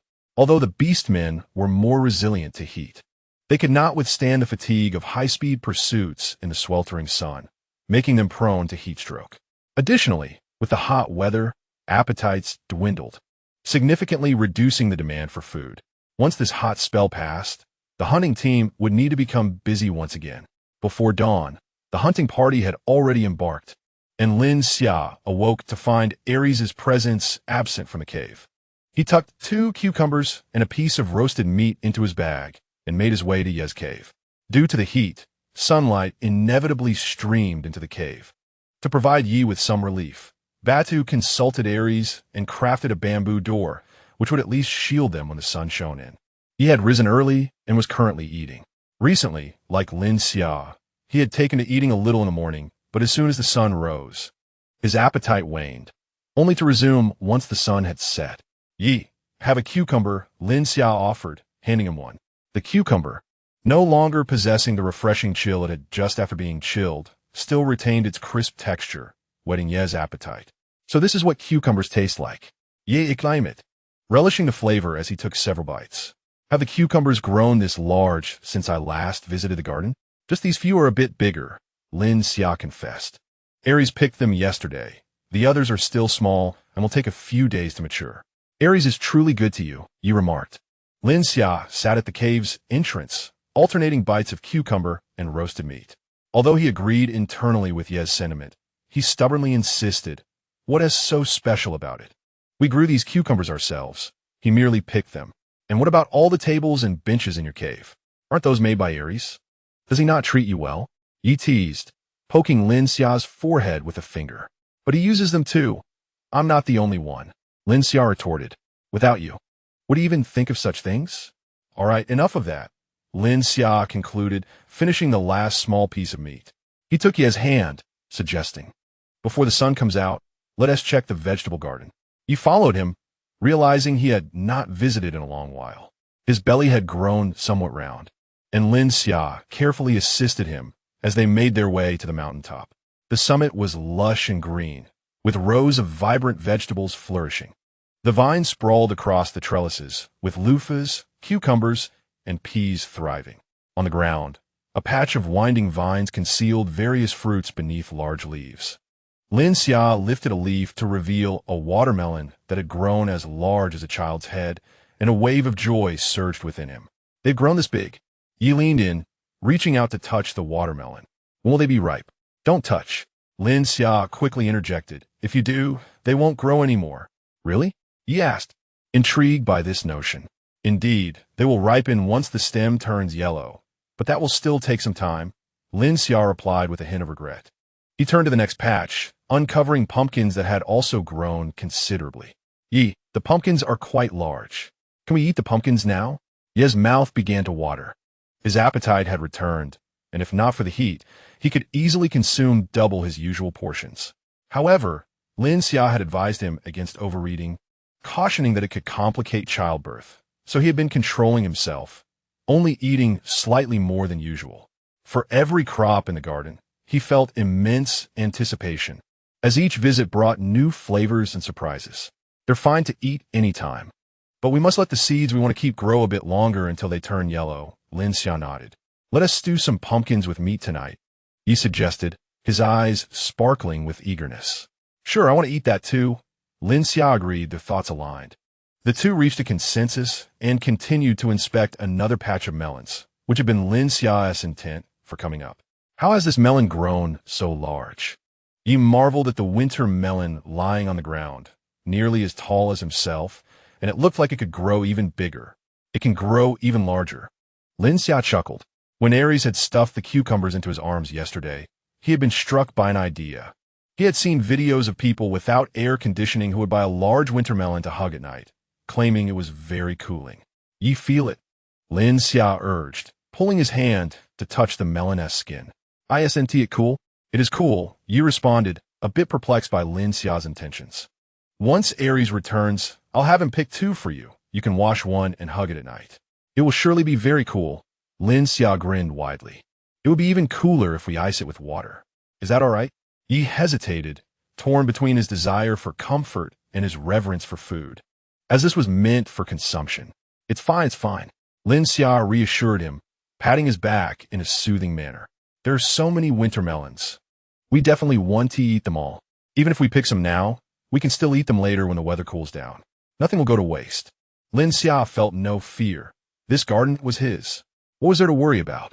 Although they had all planted it together, the seeds were his. He wouldn't feel guilty about 1 or 2 winter melons, not even a dozen. Before Yi could respond, 2 heads peeked out from the cornfield, carrying bamboo buckets and wooden ladles. Lin Xia, you're here. Mu and Tong greeted them. Are you here so early to water the plants? Lin Xia gazed in astonishment at the items they held. Mu set down the ladle and approached, explaining that the recent heat wave and lack of rain had prompted them to water the crops each morning, fearing the sun would wither them. You have worked hard, Lin Xia said, his smile fading as guilt washed over him. He had largely neglected the garden recently, leaving its care to the females of the tribe. The thought of his own inaction deepened his unease. It is not hard at all. We take turns watering, Tong said, affectionately wrapping his arm around Lin Xia's shoulder. We understand your aversion to the heat, so it is best for you to rest in the cave. The seeds are yours, and you taught us how to cultivate. It is only right that we assist in watering. However, Mu looked at him with concern, noting his frail form and overly pale skin. You must eat more. Your fear of the heat surely stems from inadequate nourishment. You need to consume more meat. Lin Xia had been advised by countless others to eat more, recognizing their concern and refraining from dismissive retorts. Though he understood the reality of his situation, he nodded obediently, aware that none would come to urge him to eat meat in his cave. After a brief conversation, the sun began to rise, and he hastily retreated back to the cave. He felt like a vampire, lurking by day and emerging at night. Chapter 34. The white stones in the cave. The leader of the He Yuan tribe was quite aged, with a desire to foster goodwill with the Bai Shi tribe. Particularly after receiving 2 rock-horned sheep from Aries. He led Aries and a few others to a subterranean cave deep within the forest. The entrance was narrow, barely allowing one to enter sideways. Aries declined the company of Baal and the others, taking the torch and entering alone. The path was constricted at first, but soon opened into a vast space. The limited illumination of the torch revealed a significant expanse, with each step echoing in the emptiness. Upon entering the cave, a distinct chill enveloped him, prompting Aries to follow the direction of the cold. Before long, he heard the sound of dripping water, the rhythmic drops resounding in the subterranean chamber, and the temperature continued to drop. Following the sound, Aries turned a corner and arrived at another chamber. Slightly smaller, yet still spacious. The ground was icy beneath him, and he noticed a thin layer of water covering the floor, seemingly flowing from an unknown source. To his astonishment, he discovered fragments of ice floating within it. Having only witnessed ice during snowy days, the sight of it in the sweltering summer left him bewildered. Yet, he pondered why there would be ice in the cave. As he stepped forward on the icy fragments, something fell onto his face. Reaching up to feel, he discovered it was a fine powder of white stone. Looking up, he found the ceiling too high to discern anything but darkness. He opted to explore the sides, raising the torch to examine the cave walls. A thick layer of white powder coated the walls, which began to yellow as the torch drew near. Uncertain of its nature, Ares picked up a dry twig and prodded the powder. It cascaded down into the water, dissolving immediately. A revelation dawned upon him. This white powder was likely the reason for the water's freezing. He scraped away at the cave wall, revealing more of the white powder, and discovered the underlying stones were also white. He pried one loose, wrapped it in animal hide, and turned to exit. As he emerged, Ball and the others quickly surrounded him, inquiring about his findings. Nothing of significance, Ares replied tersely, not wishing to elaborate with the tribe leader present. The leader, with a face etched in wrinkles, adhered to traditional survival methods, allowing individual hunting without needing to lead a hunting party. Despite his advanced age, he maintained his position of authority due to ample experience and sound judgment. Sui, I wish to exchange a giant horn cow for this cave, Ares stated directly. Our tribe has visited the cave. Aside from its chill, it holds no value. Why do you wish to exchange for it? Sui questioned, puzzled by Ares' desire for what seemed to be a useless cave. While he recognized its potential for meat storage due to the cold. The cave lay on the outskirts of He Yuan territory, requiring 3 days' travel from their tribe, where food was scarce. The He Yuan people were not suited for long-distance travel and did not rely solely on meat for sustenance, explaining their infrequent visits to the area. From the Baishur tribe, the distance was even greater. The forest where Ares had harvested bamboo shoots also belonged to the outermost edge of He Yuan territory, necessitating 2 days to reach the core of their land.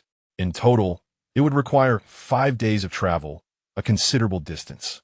Thus, Sui struggled to comprehend Ares' motivations, not out of reluctance to part with the cave.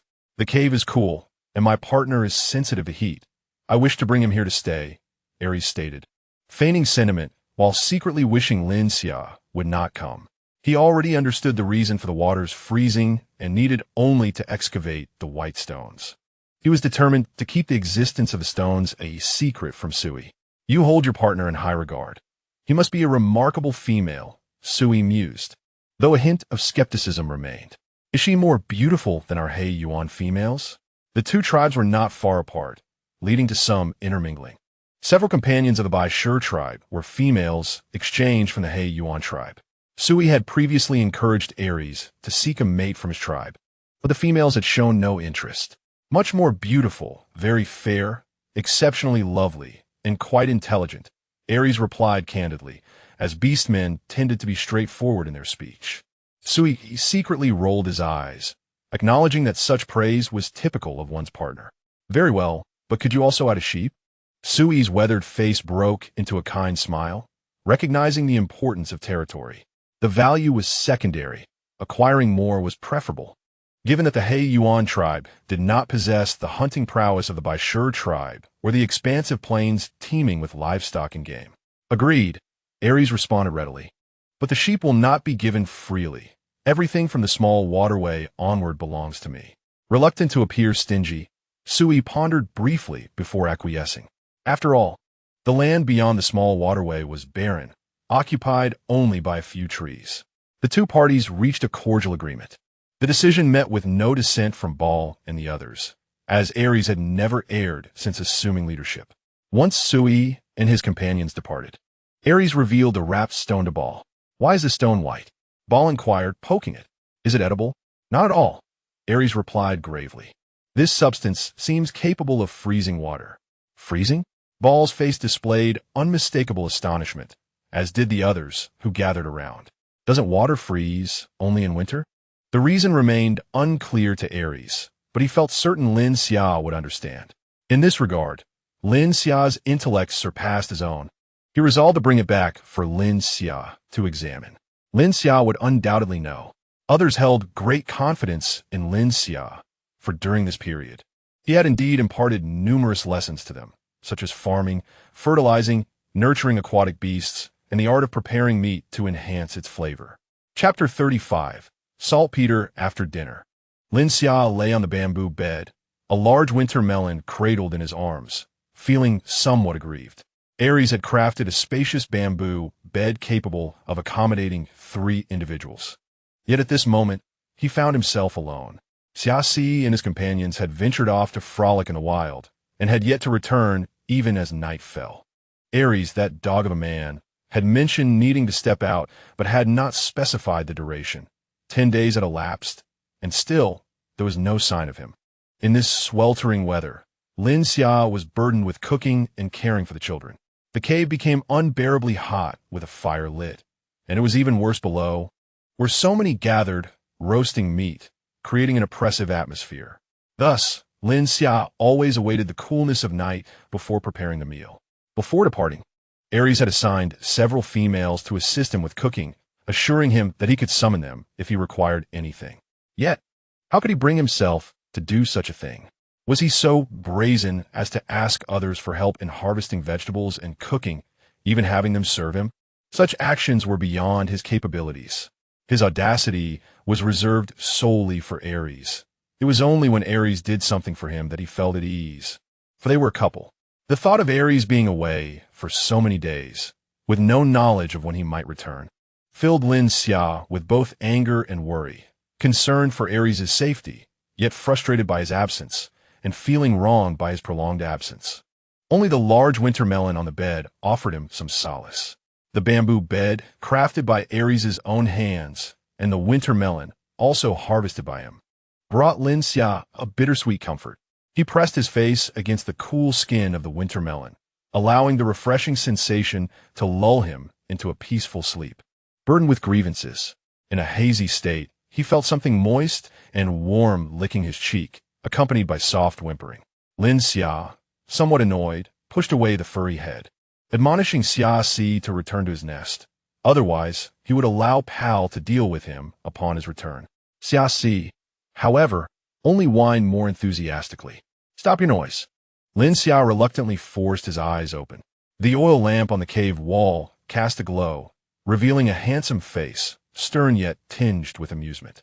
The chubby Xia was being held aloft by 2 large hands, and upon seeing Lin Xia awaken, his 4 paws flailed excitedly, emitting a cacophony of joyful sounds.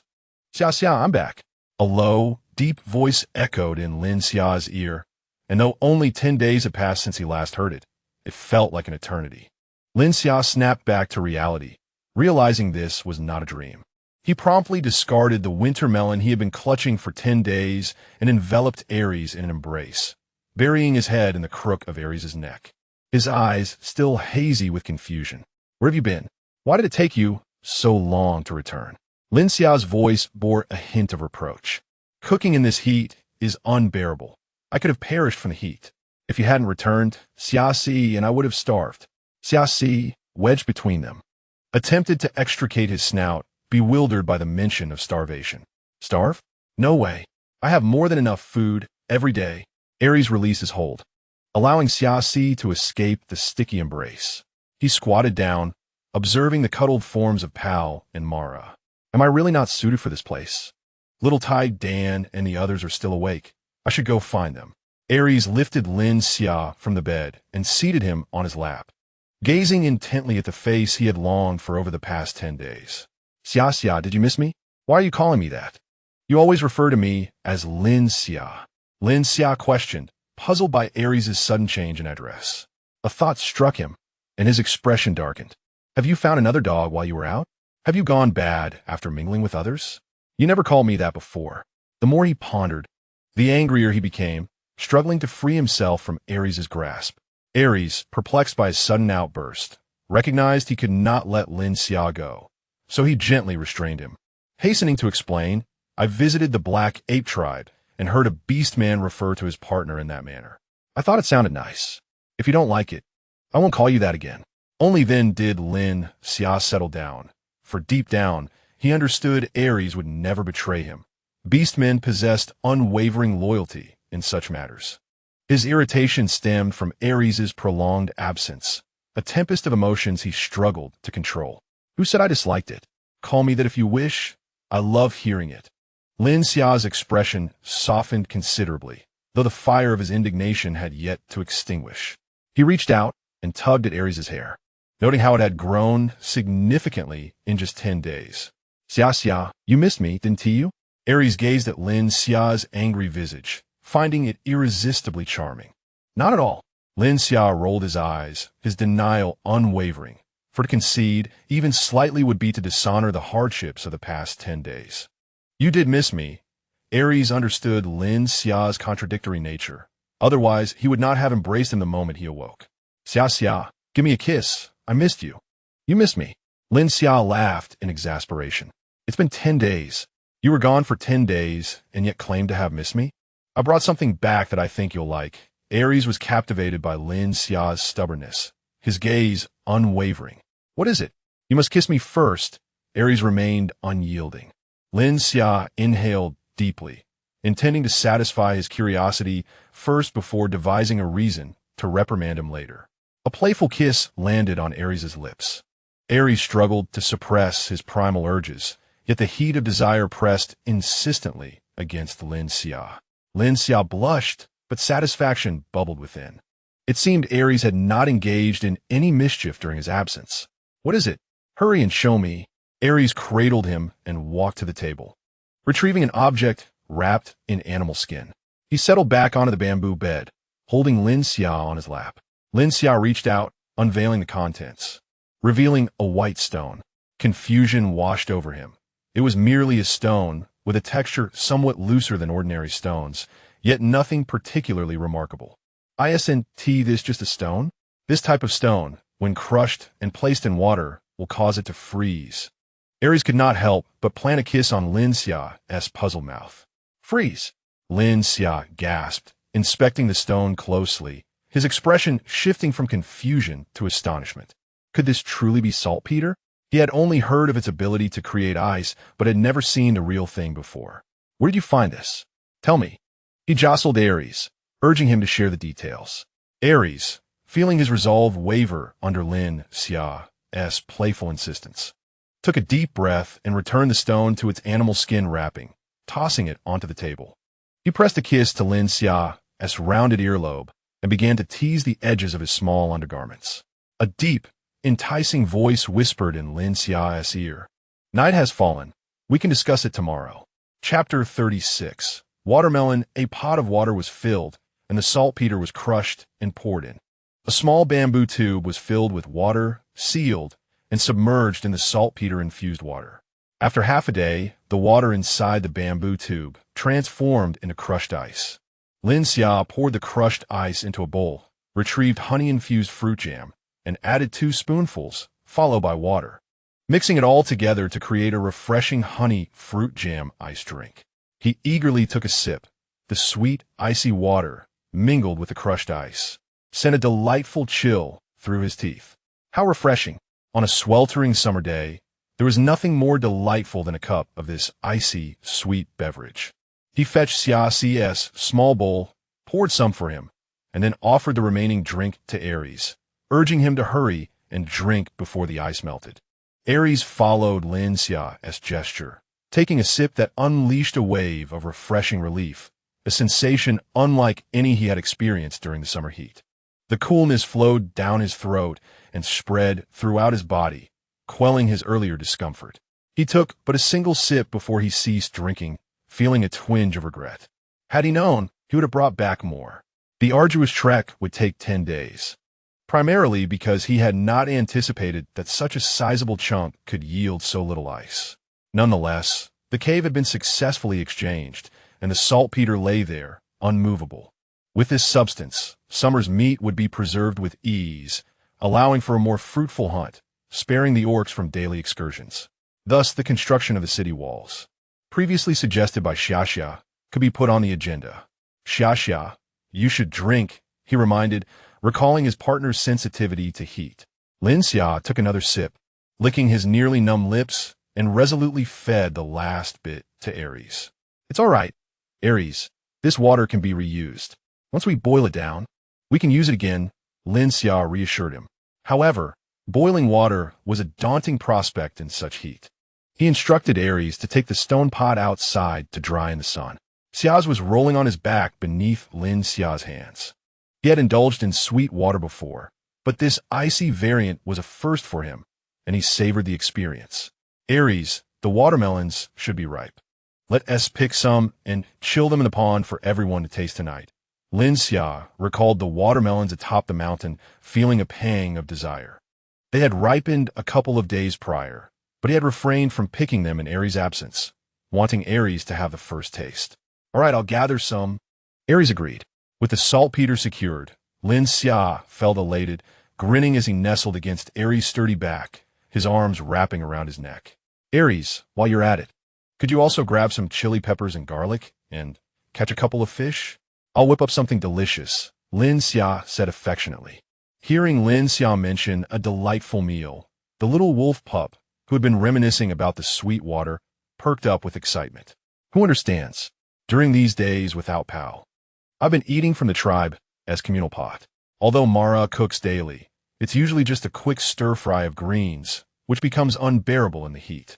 If it weren't for Mara's disdain for the tribe's vegetables, we wouldn't even have a fire in the cave."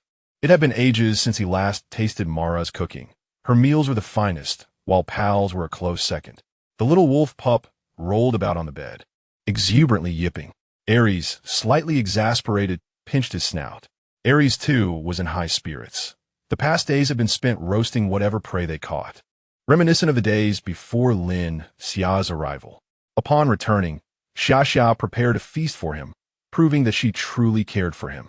Though he kept a stoic expression, his heart brimmed with joy, feeling invigorated to fulfill the tasks assigned by his partner. The mountaintop was lush and verdant, the orderly vegetable patch a sight to behold, thriving under ample sunlight and rain. Plump fruits dotted the fields, while peas and beans hung densely from their trellises. The cornfield resembled a miniature forest.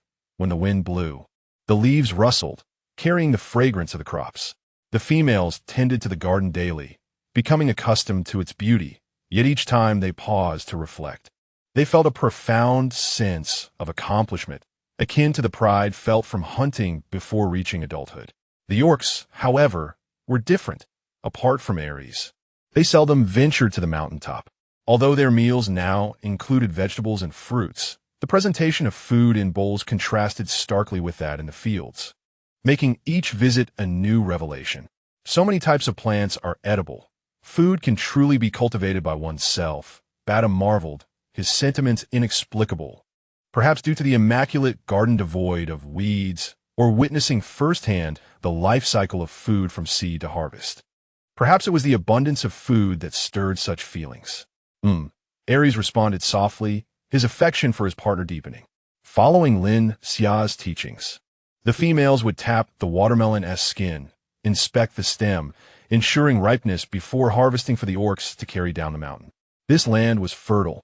The watermelon vines flourished, with several large, round melons adorning each robust vine, devoid of any nutritional deficiencies.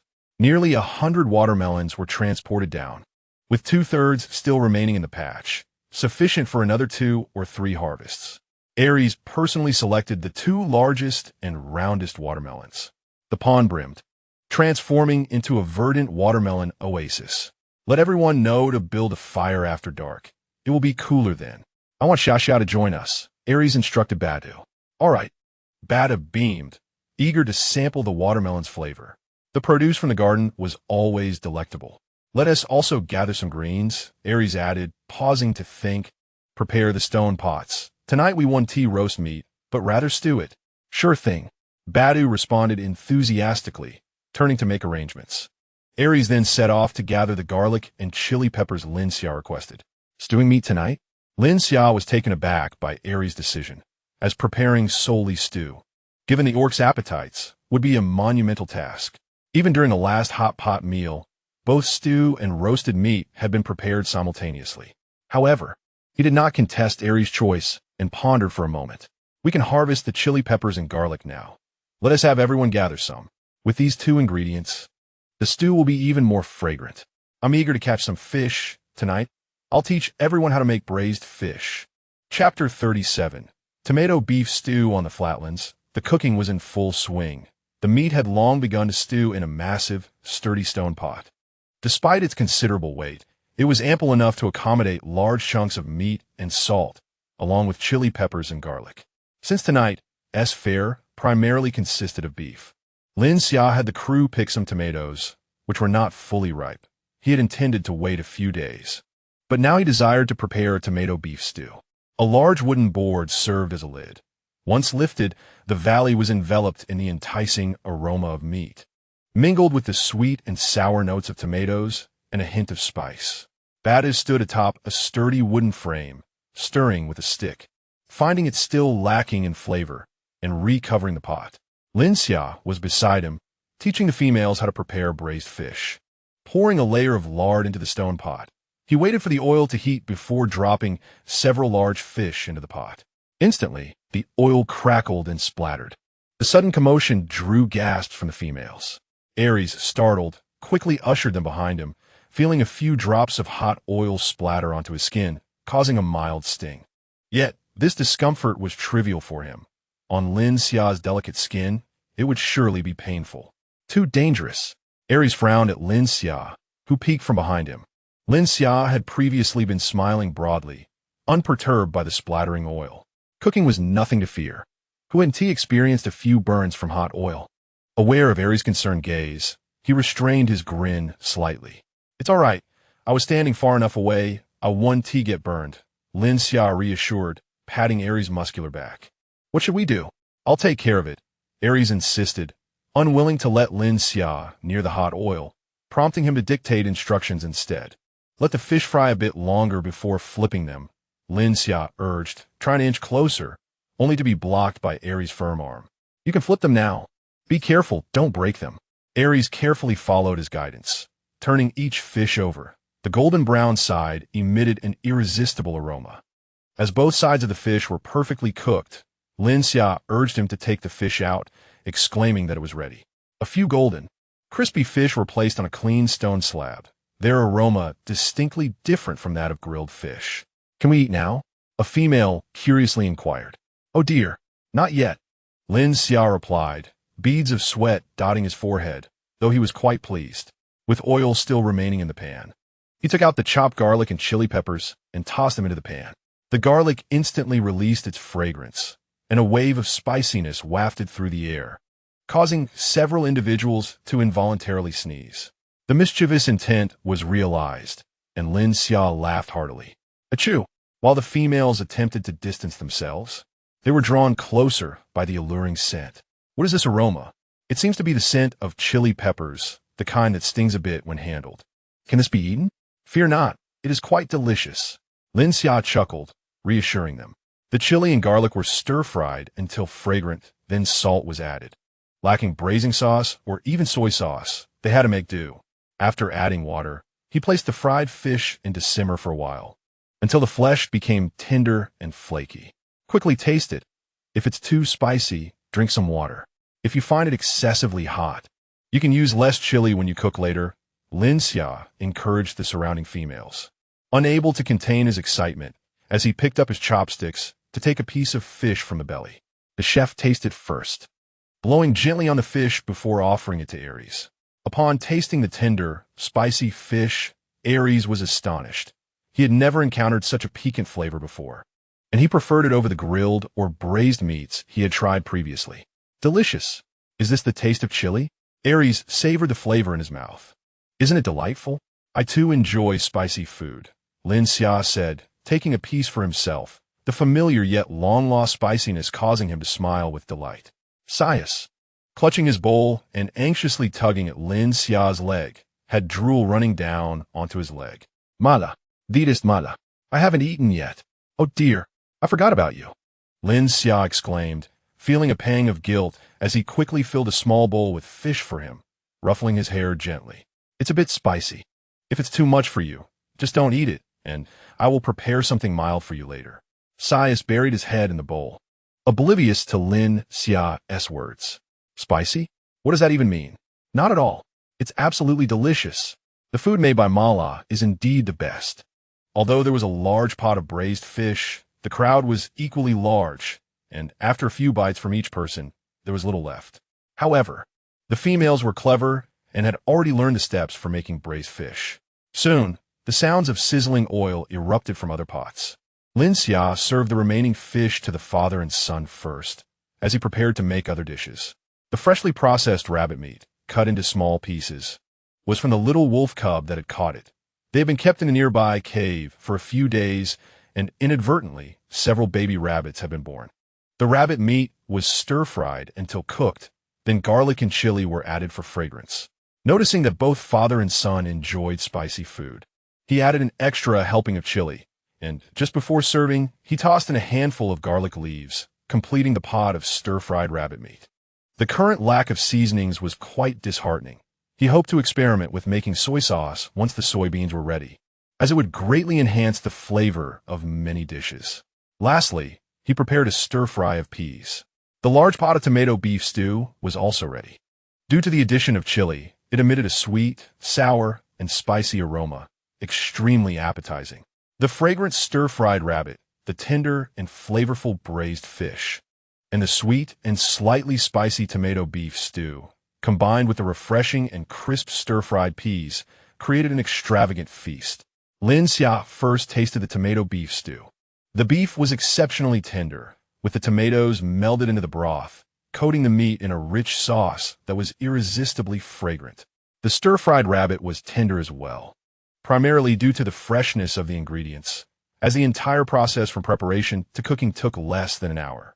With an abundance of chili, both father and son were breathing heavily, yet unable to stop eating. The braised fish was so delightful that they wished to chew the fish head down to nothing.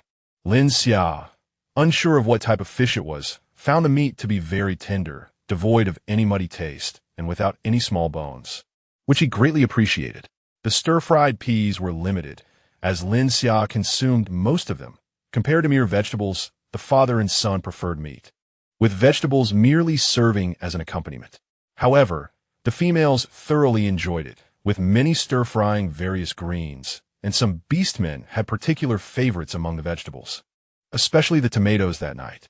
While they might be average on their own, when combined with meat, they became a perfect match. After finishing their meal, the beastmen did not forget about the watermelons in the pond. The round, plump watermelons were brought over, their green surfaces coated with a layer of cold frost. Having just eaten hot and spicy food, consuming something cold might cause a stomach upset, yet it was so refreshing.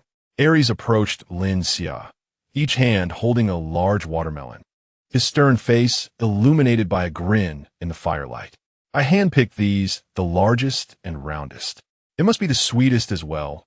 Lin Xia chuckled in agreement. When the watermelon was sliced open, a fragrant aroma wafted out, revealing the bright red flesh, juicy and filled with glossy black seeds. Oh no! Lin Xia slapped his forehead, realizing he forgot to instruct them to save the seeds. Aries, startled, recognized the importance of the seeds and quickly stood up, raising his voice. Everyone, when eating watermelon, remember to save the black seeds. Don't swallow them. Some beastmen, who had just begun to eat, quickly responded.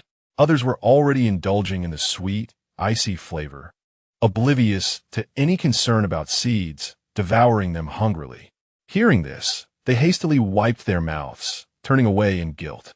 Aries paid them no mind, eager to enjoy his watermelon. The ice-cold juice burst in his mouth, instantly soothing the heat from the meat they had just consumed, bringing comfort akin to a breeze atop a mountain. Lin Xia devoured half a watermelon in quick succession. It had been too long since he had eaten watermelon, and the icy delight was simply irresistible in this weather, causing his belly to swell, rivaling even Yes. Sias, clutching half a watermelon, buried his head into it, his gray fur soaked and clinging together. Lin Xia turned to see him, sighed, and rested his head on Aries' lap, declaring, "You can bathe him later. I don't want to move." "All right," Aries readily agreed, his amber eyes sparkling in the firelight. "You should wash too." "I'll wash you." Lin Xia hesitated, feeling bashful. He was so immersed in the satisfaction of a full belly that he had not comprehended Aries' intent. "It is quite necessary," Aries asserted, lifting Lin Xia effortlessly, giving his backside a gentle squeeze, noting that while his partner had not gained weight elsewhere, his bottom had certainly rounded out. With his other hand, he scooped up the little wolf cub, planning to put him to sleep before giving Lin Xia a bath. "Where shall we wash?" "At the mountaintop, perhaps. The scenery there is lovely, and the wind is strong at night, making it quite cool." After a recent rain, the temperature outside had dropped significantly, allowing Lin Xia to finally take a stroll. He gathered some grass to sprinkle into the fish pond before heading to the mountaintop garden. The cucumbers on the trellis had grown rapidly. He picked one and took a crisp bite, relishing the refreshing crunch. He plucked another cucumber and tossed it to the little wolf cub, who was happily wagging its tail, and together they began their descent down the mountain. The little wolf cub stumbled down, its head feeling heavy. Several times it nearly tumbled down, prompting Lin Xia to scoop it up in concern. Upon your return from the pal hunting expedition, I shall take you to catch some small fish and delight you with a fried fish feast in the evening. Lin Xia playfully caresses the plump ears of the little wolf cub nestled in his arms, who responds with soft whimpers.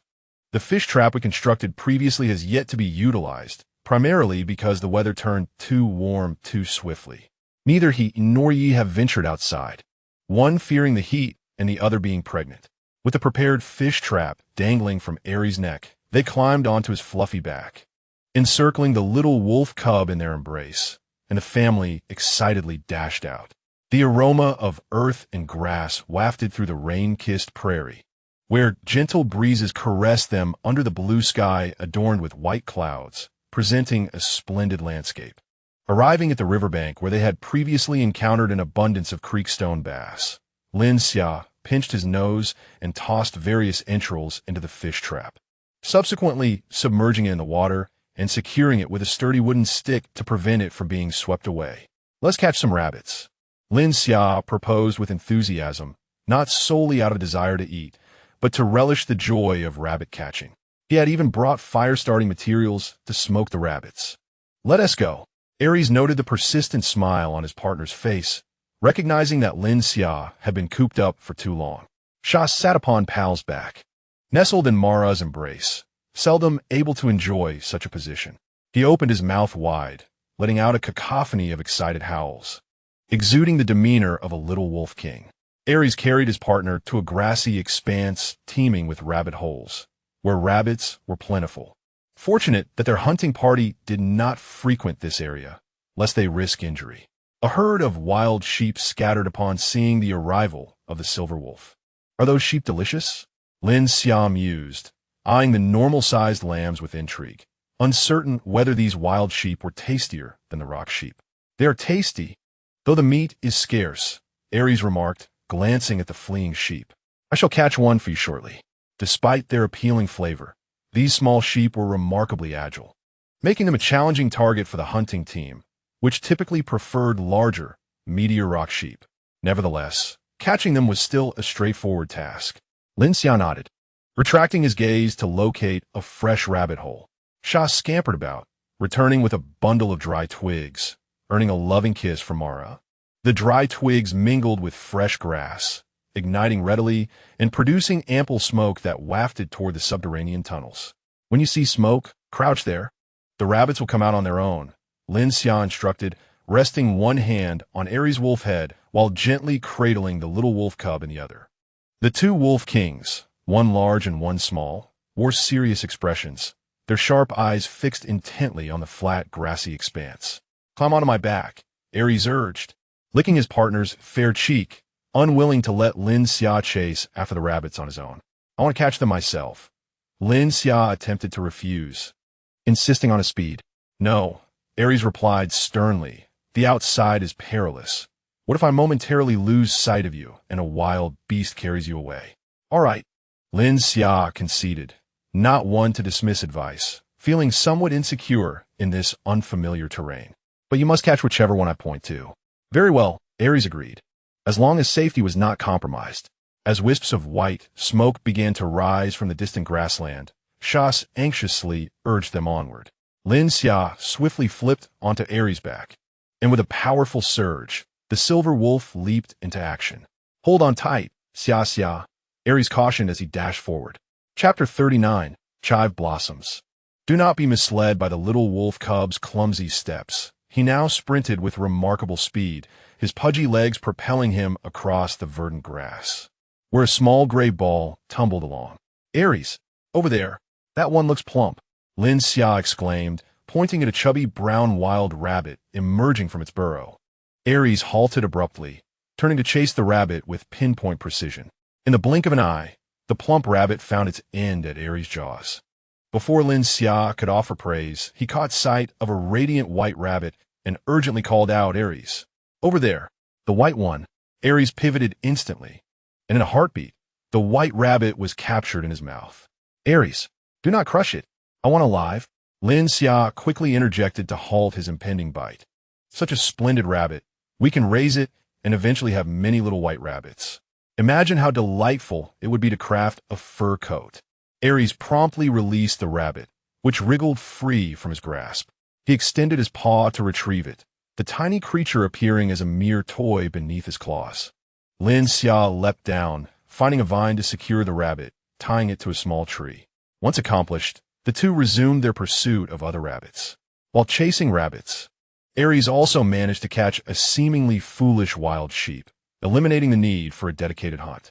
After smoking one rabbit whole, they had drawn forth a dozen or so wild rabbits, indicating an abundant population in the area. Shas, proudly holding 3 rabbits in his mouth, returned to Lin Xia, placing them at his feet before running off again to fetch 3 more. He eagerly sought Mara's affection, resembling a playful puppy. Lin Xia couldn't help but chuckle. Bending down to plant a kiss on his snout, Sha spun around excitedly, 2 circles of joy. This truly transformed the wolf into a dog. Lin Xia pondered with a hint of concern.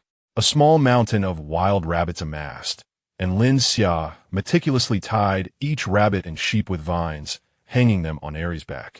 The family of 3 strolled leisurely to the riverbank, where, after such a long endeavor, the fish trap should yield a bountiful catch. Lin Xia tugged on the vine, feeling the weight, suggesting a substantial haul.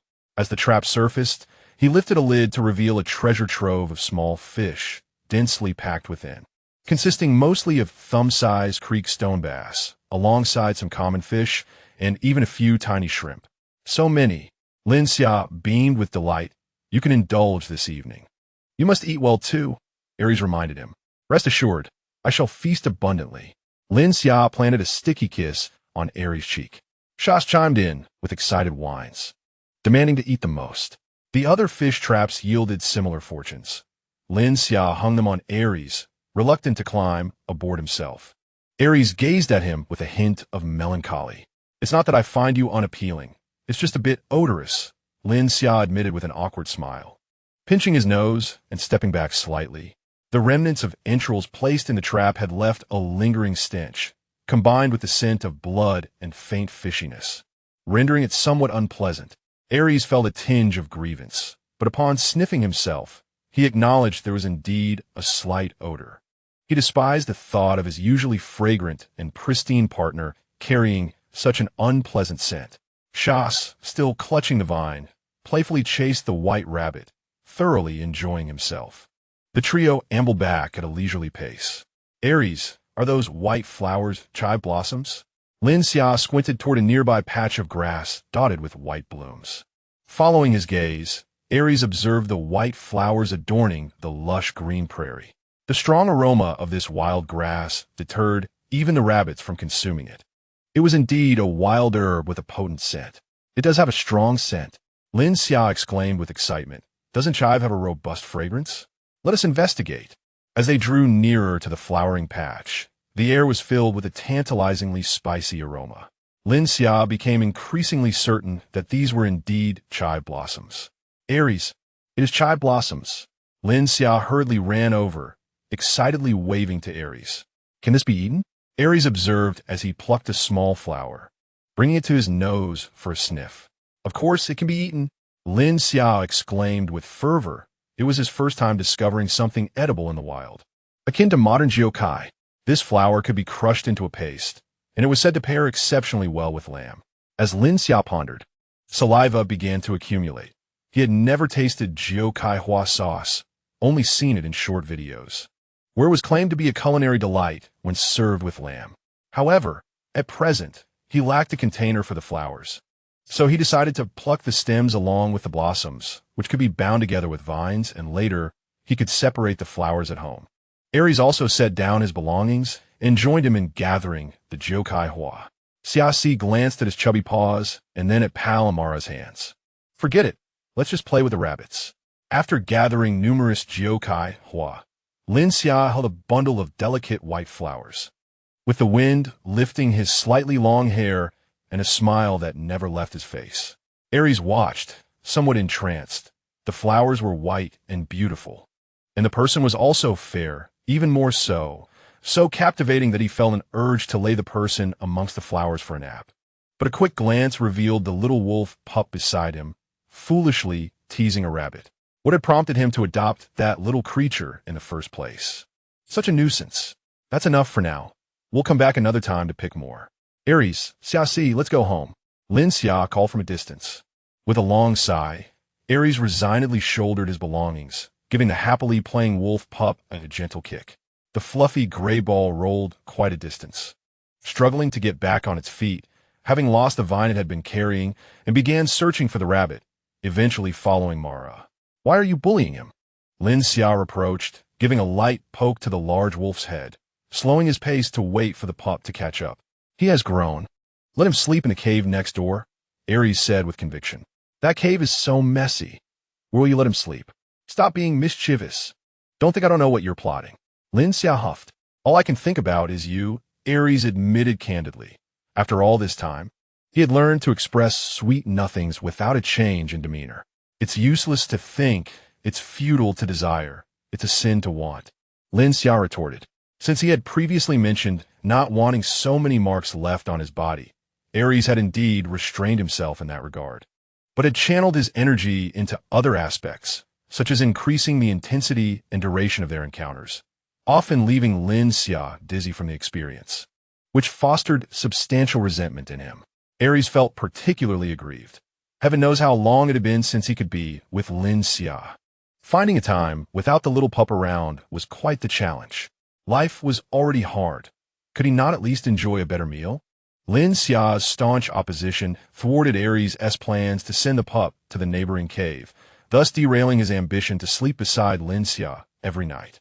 Chapter 40. Stir-fried small fish. The thumb-sized fish were cleaned of their innards and washed thoroughly.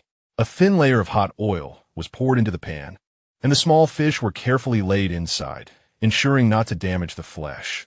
One side was fried until golden before turning to cook the other. The little wolf pup squatted by the stove, its moist nose eagerly inhaling the enticing aroma wafting from the pan, nearly drooling into it. Observing the pup's eagerness, Lin Xia picked up a fried fish with chopsticks, placing it on a plate and sprinkling a pinch of salt over it. Xia made a lunge for the plate, but was swiftly restrained by Lin Xia. Wait until it cools. Be careful not to burn your tongue, Lin Xia warned. The little wolf pup settled down, blowing gently on the fish until it was cool enough to nibble. With a few bites, it was devoured. Wa, mara, more, it cried. You're full now. Will you still want more later? Lin Xia gently ruffled Xia's fluffy head. Xia believed it could hold out a bit longer. With plenty of fish, some lively ones were kept in a bamboo container, and a portion was shared with the tribe, yet many remained. In this weather, small fish spoiled quickly, necessitating prompt cooking. If only there were flour, it would be easier. The fish could be coated in batter and fried in one go. Unlike the delicate frying process requiring careful flipping to prevent burning or disintegration. By the time all the fish were fried, a light sheen of sweat had formed on Lin Xia's forehead. Aries returned, carrying several bitter melons, along with tomatoes and watermelon that had chilled in the spring water for an afternoon. He set down the items and leaned in from behind to take the chopsticks from Lin Xia's hand, planting a kiss on his hair. You teach me. I'll handle this, and you sit over there. It was indeed getting warm, and Lin Xia didn't hesitate, grabbing a cool tomato from the side and offering one to Xia. He took a bite of another and passed it to Aries for a taste. The icy tomato burst with juice, soothing his overheated body. Chopped garlic and chili were added to the pan, their spicy fragrance rapidly filling the cave, whetting appetites. And then the fried fish were tossed in, followed by salt and finally garlic leaves, ready to be served. How fragrant! Feed me one. Lin Xia inhaled deeply, opening his mouth expectantly for a bite. Aries selected a tiny fish from the freshly stir-fried batch, blowing on it before feeding it to his partner. This small fish had no bones, only the delicious fried flavor, complemented by the spiciness of the chili and the aroma of garlic leaves. If only there were rice. Lin Xia lamented once more. Most of the wild rabbits caught were shared with the tribe, leaving Lin Xia with only 3. 2 were stir-fried, and 1 was reserved for roasting. The prepared sheep was taken down to stew, and there was only 1 stove in the cave, making it hard to manage everything. Lin Xia allowed Aries to stir-fry 1 pot of the small fish, saving the other pot for the next day, as thoroughly cooked fish wouldn't spoil as quickly.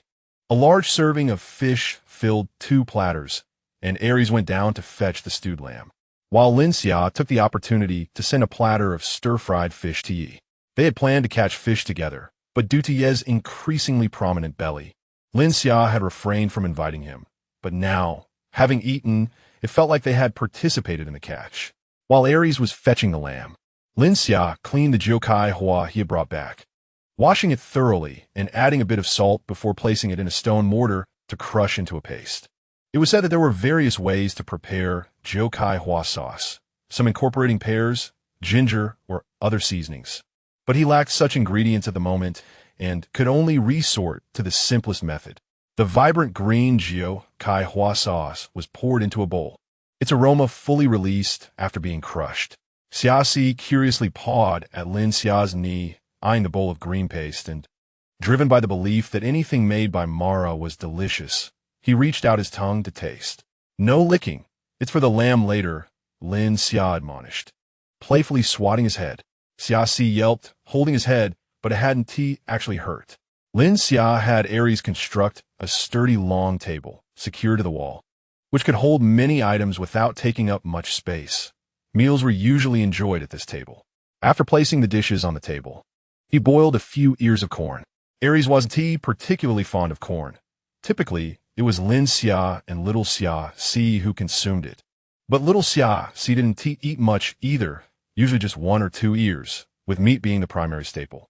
Aries returned with the lamb, leaving the broth below for them to blanch some greens. He only brought the meat upstairs. Additionally, there was a roasted bird beast from Badu, a return gift for the stir-fried fish. The lamb was tender from stewing, easily separating from the bone with a bite, and when dipped in the jiukai hua sauce. The rich flavor of the lamb melded beautifully with the unique taste of the jiukai hua, making it both delectable and refreshing. With 2 chopsticks, Lin Xia savored the spicy and fragrant stir-fried fish, along with the sautéed rabbit meat, feeling a profound sense of contentment. In contemporary times, the passage of time often felt fleeting, and meals were consumed in a hurried manner. Ever since the passing of his parents, his dining experiences had become rather makeshift. Although he possessed decent culinary skills, he typically prepared only a couple of simple dishes. Dining out offered a slightly better experience. Yet the freshness of the ingredients could not compare to what he had now.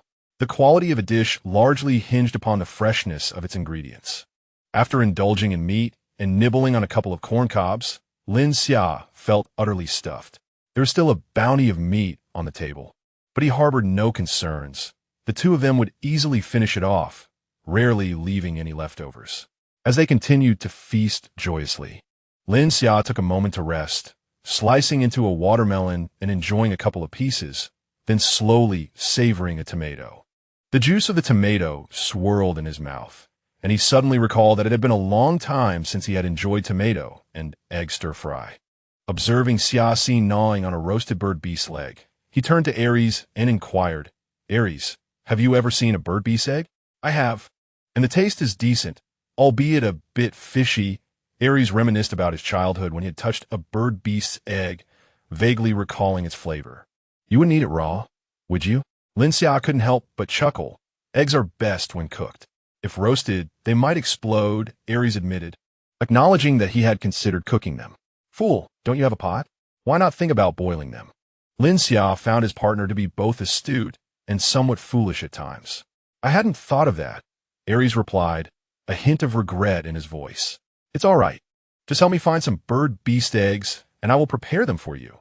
Lin Xia reassured him with a pat on the shoulder. "Sure." Meanwhile, little Xiaxi, with a mouthful of meat, eagerly pawed at Lin Xia. "Voo, mala. I can find eggs." He had already established himself as a leader among the young beastmen, and locating bird-beast eggs was a simple task for him. All right, you bring back some bird-beast eggs from Allah, and I will make something delicious. Lin Xia smiled as he gently rubbed the soft paw pads of the little wolf cub. Chapter 41. A sense of longing. The weather on the Beastman continent was unpredictable. It had rained yesterday, and today the sun blazed fiercely.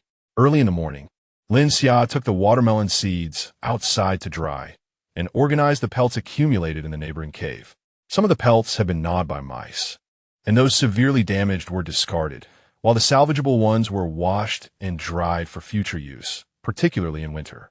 After tidying up the neighboring cave and feeding the rabbits some fresh grass, he retreated back into his own cave.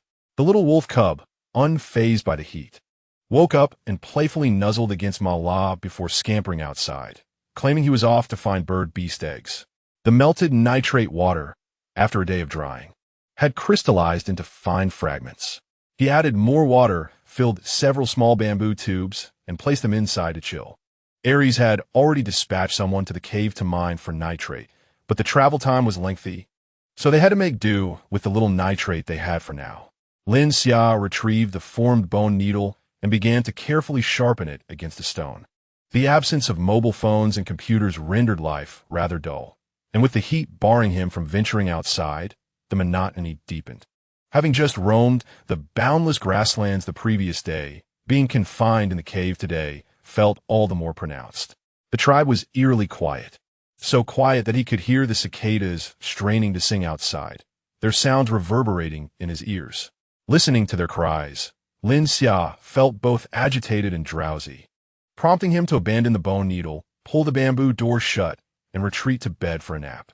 He was unsure when he fell asleep, but upon awakening, he felt slightly dizzy. The sunlight streaming through the bamboo door indicated that it was already afternoon. Lin Xia sat dazedly on the bed, his mind still sluggish, when a wave of melancholy and loneliness suddenly washed over him, leaving him devoid of motivation for anything. The bamboo door was suddenly pulled open, and a tall figure silhouetted against the light entered, sitting beside him on the bed. Ares's large hand cradled the back of his head, drawing him into an embrace. "I'm back. What's wrong?" Ares's voice carried a note of concern, and upon seeing his partner sitting forlornly on the bed, his heart tightened. Hearing the drumming of his own heartbeat in his ears, Lin Xia gradually came to his senses, burying his head deeper into Ares's embrace. Ares gently patted his back, puzzled by his partner's sudden change in demeanor. Ares, Lin Xia's voice was laced with a nasal tone, feeling somewhat ashamed for his own sudden sentimentality. Yet he spoke his grievances. "I'm so bored alone in the cave." Ares paused for a moment, guilt welling up within him. Over time, he had begun to understand that his partner was not like the other females in the tribe. Lin Xia possessed a wealth of skills, farming, fishing, and many other talents, and had never been content to simply enjoy a stable life in the tribe, just as the beastmen yearned to chase across the hunting grounds. Lin Xia harbored his own desires and wished to venture out. Being confined to the small cave due to his physical condition must have been quite distressing. "It's my fault," Ares said, his rough stubble brushing against Lin Xia's head in a tender gesture of comfort. "Just eat well, and when night falls, I will take you out." "Where to?" Lin Xia peeked from Ares's embrace, excitement evident in his eyes.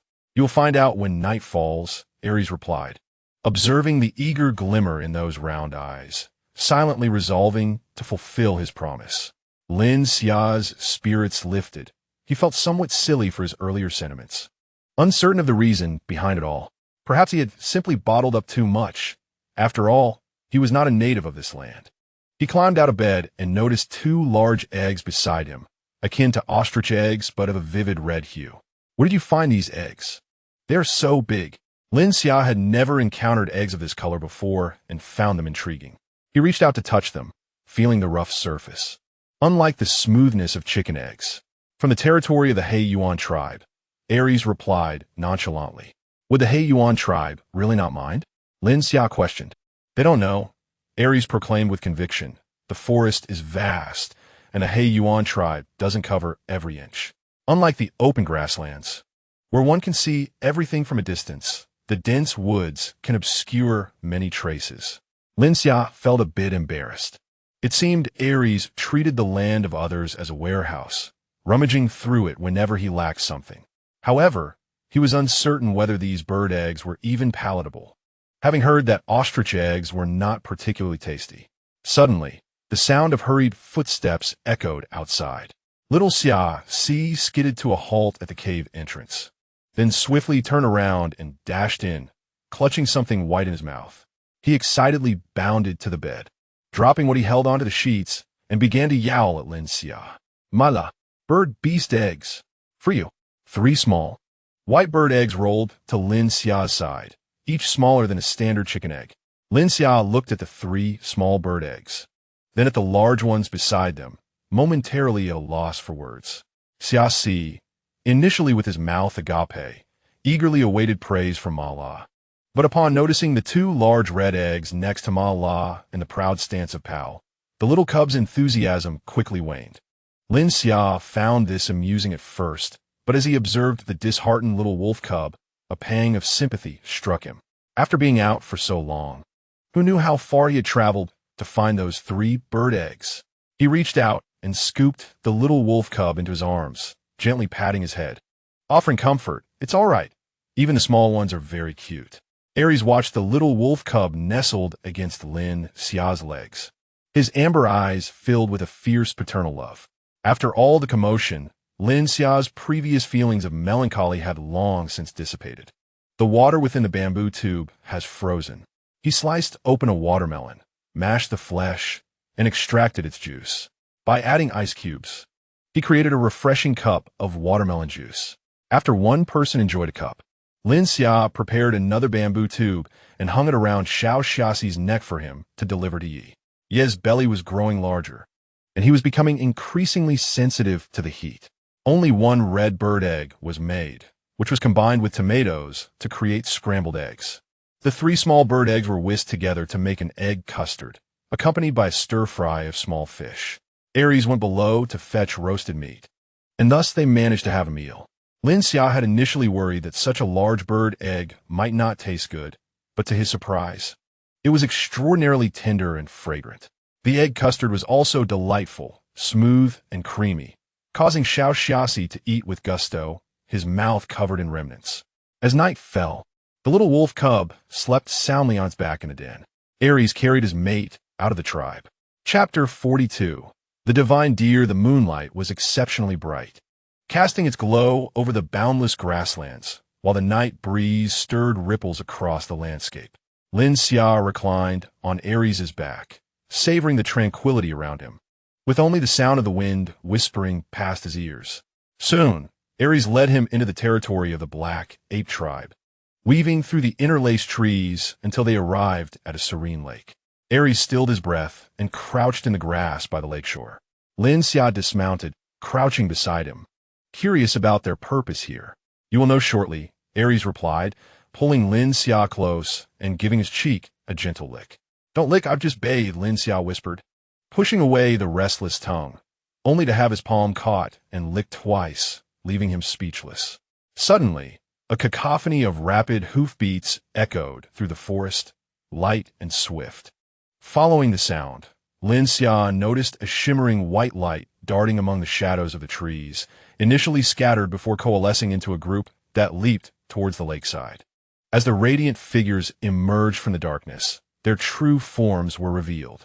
It was a group of small deer, resembling ordinary spotted deer, yet remarkably, their antlers were nearly half their body size, radiating a soft, ethereal glow.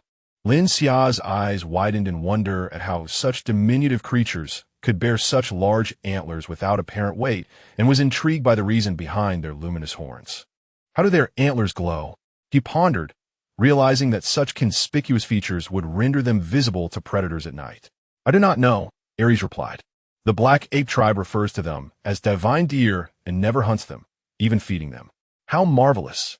Their antlers are beautiful, Lin Xia exclaimed.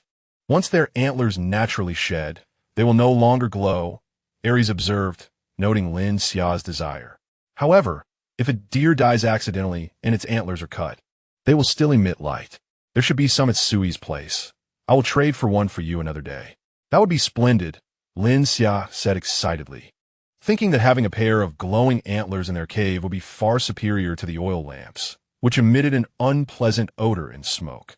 The deer frolicked by the lake, their graceful forms resembling spirits of the night, with their melodious calls resonating through the woods. Suddenly, Aries turned his gaze towards the trees behind the deer, his grip on Lin Xia tightening. What is it? Lin Xia followed his gaze but saw only darkness. There is the scent of beastmen, Aries whispered. Could it be members of the black ape tribe? Here, to see the divine deer? Lin Xia thought little of it. Yet Aries was not at ease. He sensed a foreboding presence, a predator's scent, albeit faintly juvenile, not directed at them, but towards the deer. No, they are here to hunt the deer, Aries declared, swiftly lifting Lin Xia onto his back, wary of potential danger to his mate. Did you not say that the black ape tribe does not hunt the deer? Lin Xia questioned as he clung to Aries' neck. It may be a rogue beast. Aries replied with disdain, yet he had no intention of fleeing. If it were a malevolent rogue, he would not hesitate to eliminate them here. Sensing Aries' murderous intent, Lin Xia gently stroked his neck. Do not be angry. He wished to say more to soothe Aries, but just then, a commotion erupted among the deer. He looked up to see the deer scattering in panic, their luminous antlers vanishing into the dark woods within moments. Only in the clearing by the lake did a male deer remain, lamenting as it struggled in despair, unable to escape. A massive black king snake, covered in scales, constricted its body tightly around the male deer, its deep blue eyes gleaming with malice in the moonlight. The male deer emitted a few mournful cries before falling silent, leaving only its glowing antlers behind. What large snake! Is it a beast man? Lin Xia furrowed his brow, instinctively afraid of soft-bodied creatures. The scene sent shivers down his spine, causing him to clutch Aries' fur tightly, the soft texture alleviating some of his goosebumps. It is likely an underage beast man. Expelled from its tribe, Aries mused, his distaste for the Black King snake diminishing. Yet the unfamiliar hunter still kept him on guard. Why would they expel an underage beast man? That is quite cruel. Lin Xia was astonished to learn that such a large snake was still juvenile. Some tribes, when overtaken by others, will kill the former leaders and expel their offspring to prevent future revenge, Aries explained calmly. This behavior is not exclusive to wild beasts. It occurs in some tribes as well. However, in this region, where food is abundant, tribes generally coexist peacefully, and such occurrences are rare. Yet in areas where food is scarce, conflicts arise between tribes, like when we went to trade with the Hornviper tribe, where food is limited, leading to frequent skirmishes. However, the Horned Viper controls a salt mountain and is strong enough to maintain its position, with few beastmen able to survive in such conditions. There are no snake beastmen tribes near the White Lion tribe. They must have come from afar. Why not simply kill the leader's young? Wouldn't that be more definitive? Lin Xia questioned, puzzled by such actions. Beastmen cannot kill the young. Not even rogue beasts would commit such acts, for the gods would bestow punishment, Aries replied, his ears flattening as he gently patted Lin Xia's head. Do not speak of such things.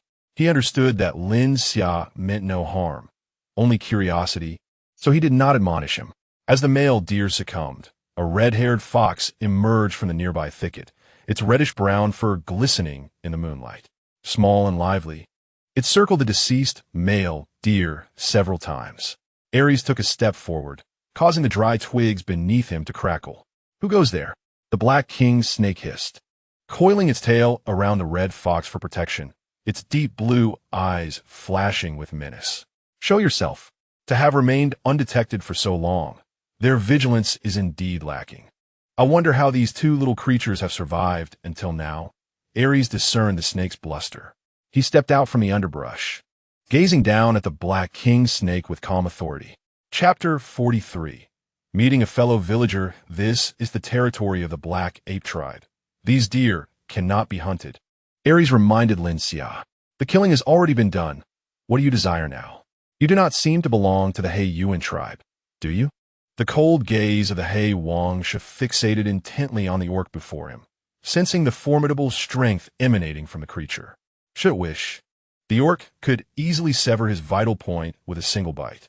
Aries regarded the impolite little orc without ire. His sole intention was to procure the antlers to present to his beloved. The members of the He Yuan tribe placed great importance on these deer herds. In the past, a band of marauding beasts had slaughtered the deer, and they had pursued them for 30 days, exacting vengeance upon their foes. Aries had indeed intimidated him. But it was not merely for the deer. The more pressing issue was that those marauders had abducted several females from their tribe. The pupils of the He Xia constricted momentarily, yet he maintained his stance, confronting Aries with his darkened visage. The red-haired fox, ensnared by the tail, rolled its eyes and urged, "Let me down." The He Xia disapproved, tightening his grip, which prompted the fox to retaliate with a series of nips before he reluctantly released it. The red-haired fox approached the He Xia, its cunning face adorned with a smile. "I apologize. He has a rather irritable temperament. Please do not take offense." The tail of the He Xia thumped against the ground in dissatisfaction, yet it encircled the little fox with its tail, ensuring the unfamiliar orc posed no threat. Lin Xia, hearing the familiar words, peered over Aries' shoulder, his eyes widening at the sight of the diminutive red-haired fox below. The fox, noticing the beautiful face peeking from atop the giant wolf, blinked in bewilderment. "We did not know we could not kill these deer. We were simply too hungry." The red-haired fox turned its gaze back to Aries, its expression innocent. "We did not mean any harm. Could you let us go? I can permit your departure." Aries replied with unwavering clarity, "Provided you leave the antlers behind. In return, I can direct you to a suitable location." The red-haired fox hesitated, astonished by the simplicity of the request. These two orcs were surprisingly amiable compared to the others they had encountered, who had only sought to drive them away. It exchanged a glance with the He Xia, who wore a displeased expression, and with a flick of his tail, he twisted the glowing antlers off, skin and all. "Is this sufficient?" the He Xia asked, his impatience evident. To the south, there lies a vast forest devoid of tribal habitation. Aries, having acquired what he desired, kindly pointed them in the right direction. Though initially reluctant to intervene, the little snake orc reminded him of his own youth, when he was nurtured by a kind female.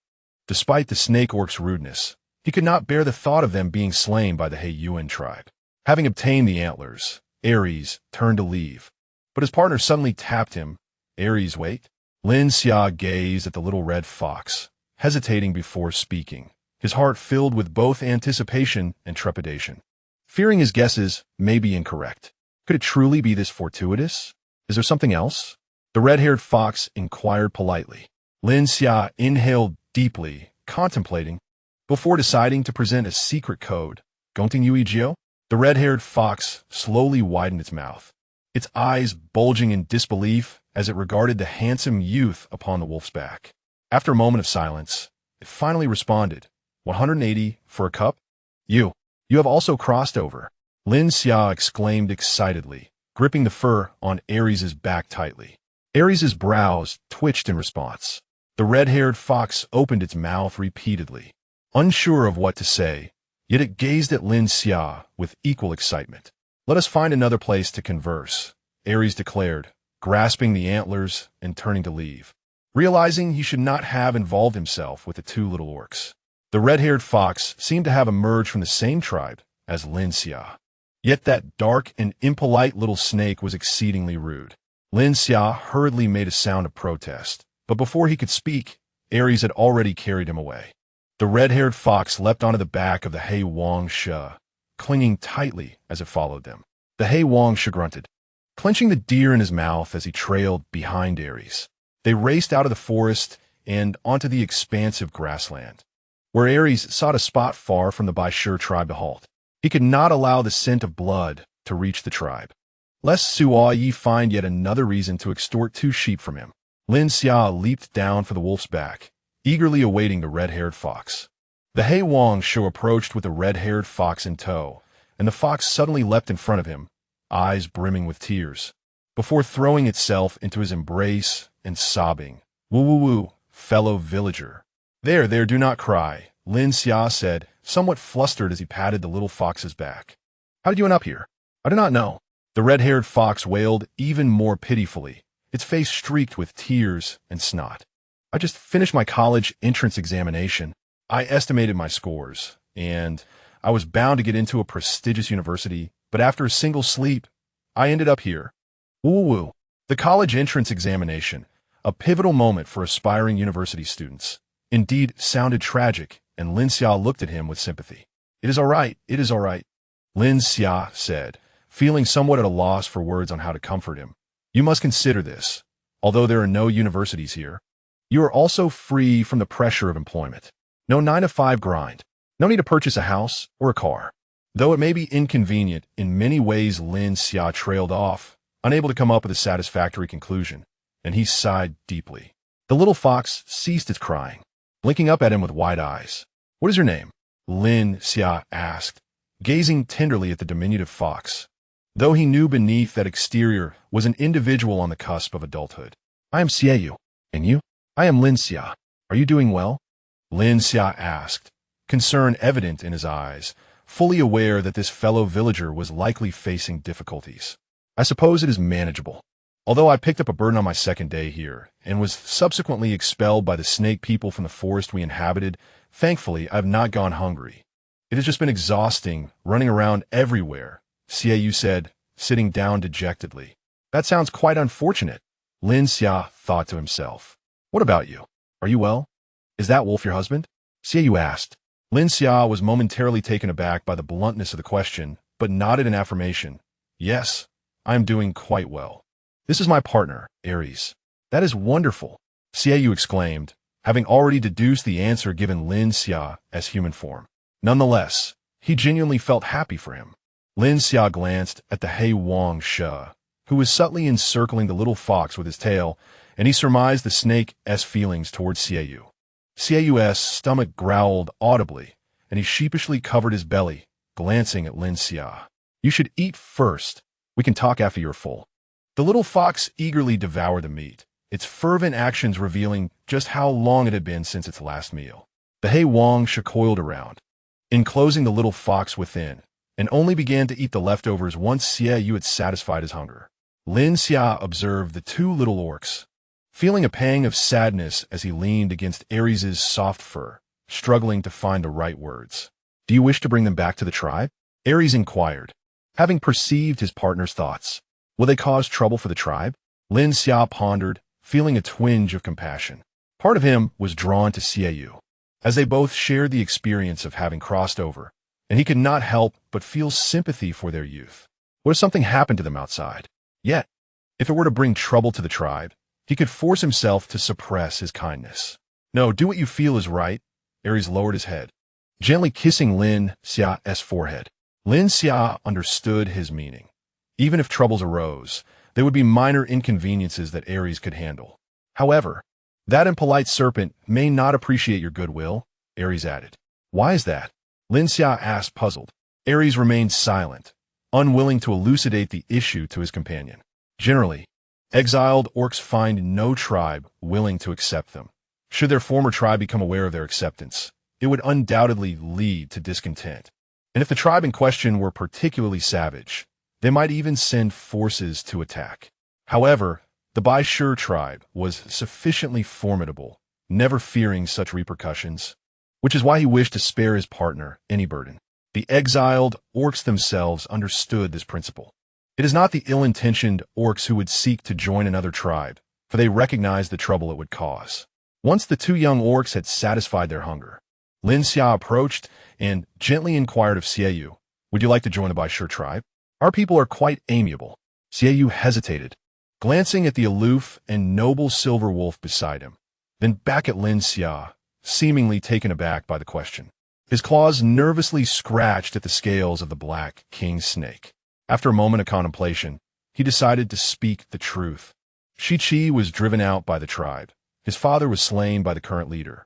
Ever since I found him, the snake tribe has persistently chased us, only ceasing once we enter that forest. Accepting us may bring some trouble. Wouldn't your husband object? He is the leader of the Bai Shi tribe, and he has already consented, Lin Xia replied, a gentle smile gracing his features. Upon hearing this, Xieyu's anxiety began to dissipate, and a smile returned to his face as he turned to the stoic black king snake.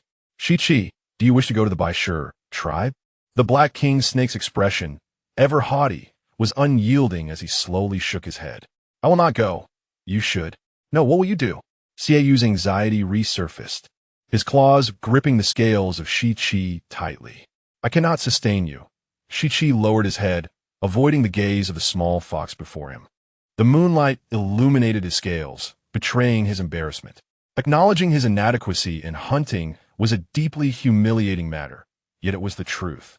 The small fox had gone hungry for 3 days while following him. He still had 2 snowy days left before reaching adulthood, and his pal had yet to fully teach him the art of hunting.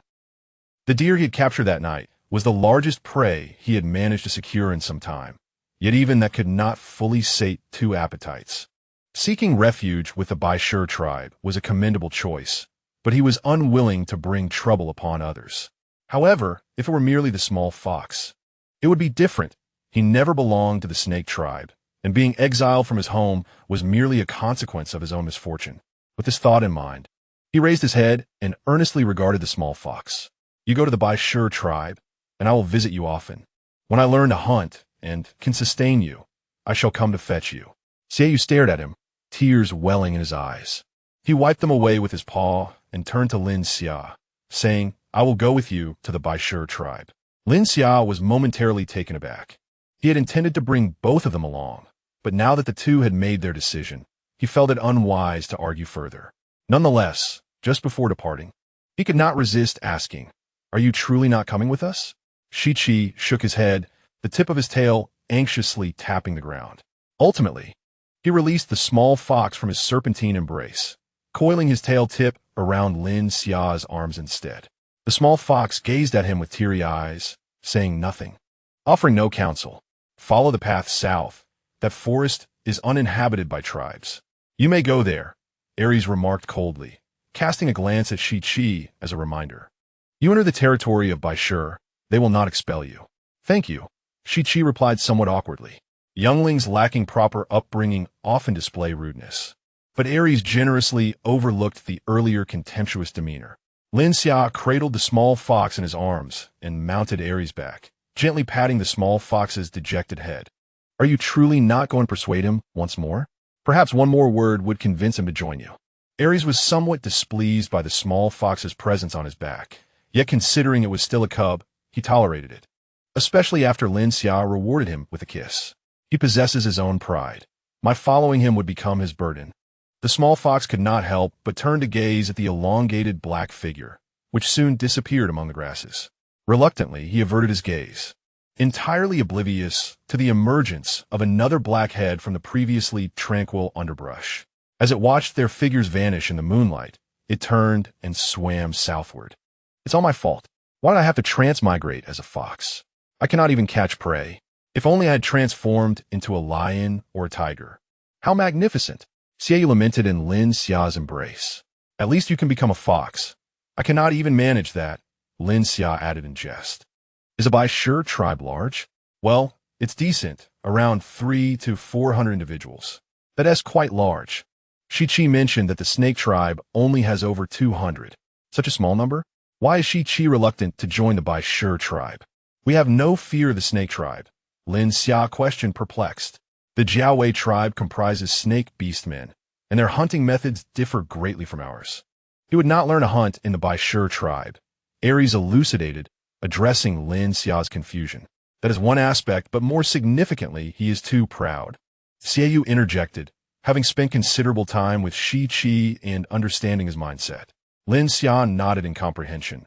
Children of this age are often rebellious, eager to prove themselves. By the way, why is the leader of the Baishur tribe a wolf? Xiaoyu inquired, finally voicing a question that had lingered in his mind for quite some time. Lin Xia awkwardly cleared his throat. Well, that is a rather lengthy story. Chapter 45. An unexpected delight, as there were no vacant caves in Lin Xia's row. Ares assigned Xiaoyu to a cave in the lower row, 2 caves away from Ye's dwelling.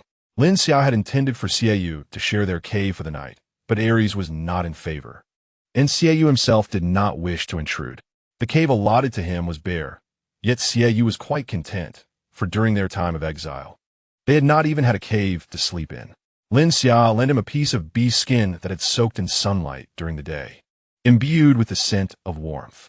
Although the weather was currently warm and a blanket was unnecessary, it would serve well as a cushion, ensuring a more comfortable sleep. Xia, feeling drowsy, spotted the return of the others. With eyes heavy and barely open, he instinctively stumbled after them into Xiao's cave. Aries turned to see the small cub teetering at his feet, nearly falling asleep against him. He rationalized that the little one would surely feel frightened alone. So he assertively picked up the cub and deposited him into Xiao's cave. Lin Xia was unable to intervene in time, and, fearing Xiao might be uncomfortable, thought that having company would be beneficial. Seeing the cub remain quiet, he decided not to interfere further. Inside the cave, the thrown-in Xia and the bewildered Xiao found themselves staring at each other. Upon closer inspection, Xiao's beast form was not even as robust as Xiao's. "Then you sleep inside?" The red-haired fox shifted a little. "Woo-woo," Xiao, not want to be shy, responded and promptly fell asleep. In any case, he had already seen Mara and Pal. It was no concern. This was Pal's newly adopted cub, so he could generously grant him the company for one night. Xiao observed the wolf cub sprawled out, snoring, and after a moment's pause, he relaxed and lay down to sleep. Before long, the gray and red fur balls had tumbled together, both sprawled out in similar fashion with suspicious drool pooling at their mouths. After a long night of commotion, Lin Xia was utterly exhausted as he cradled Donghua, ready to sleep, only to be roused once more. Aries pulled him from Donghua, turning him to face himself. "What are you doing?" Lin Xia felt his eyelids battling against one another. "Hold me," Aries said, a touch of grievance evident on his face. Ever since he returned from the Heiyuan tribe, Aries had seemingly transformed into a different being, now capable of feigning grievance. Lin Xia thought sleepily. "Hello, the heat is overwhelming."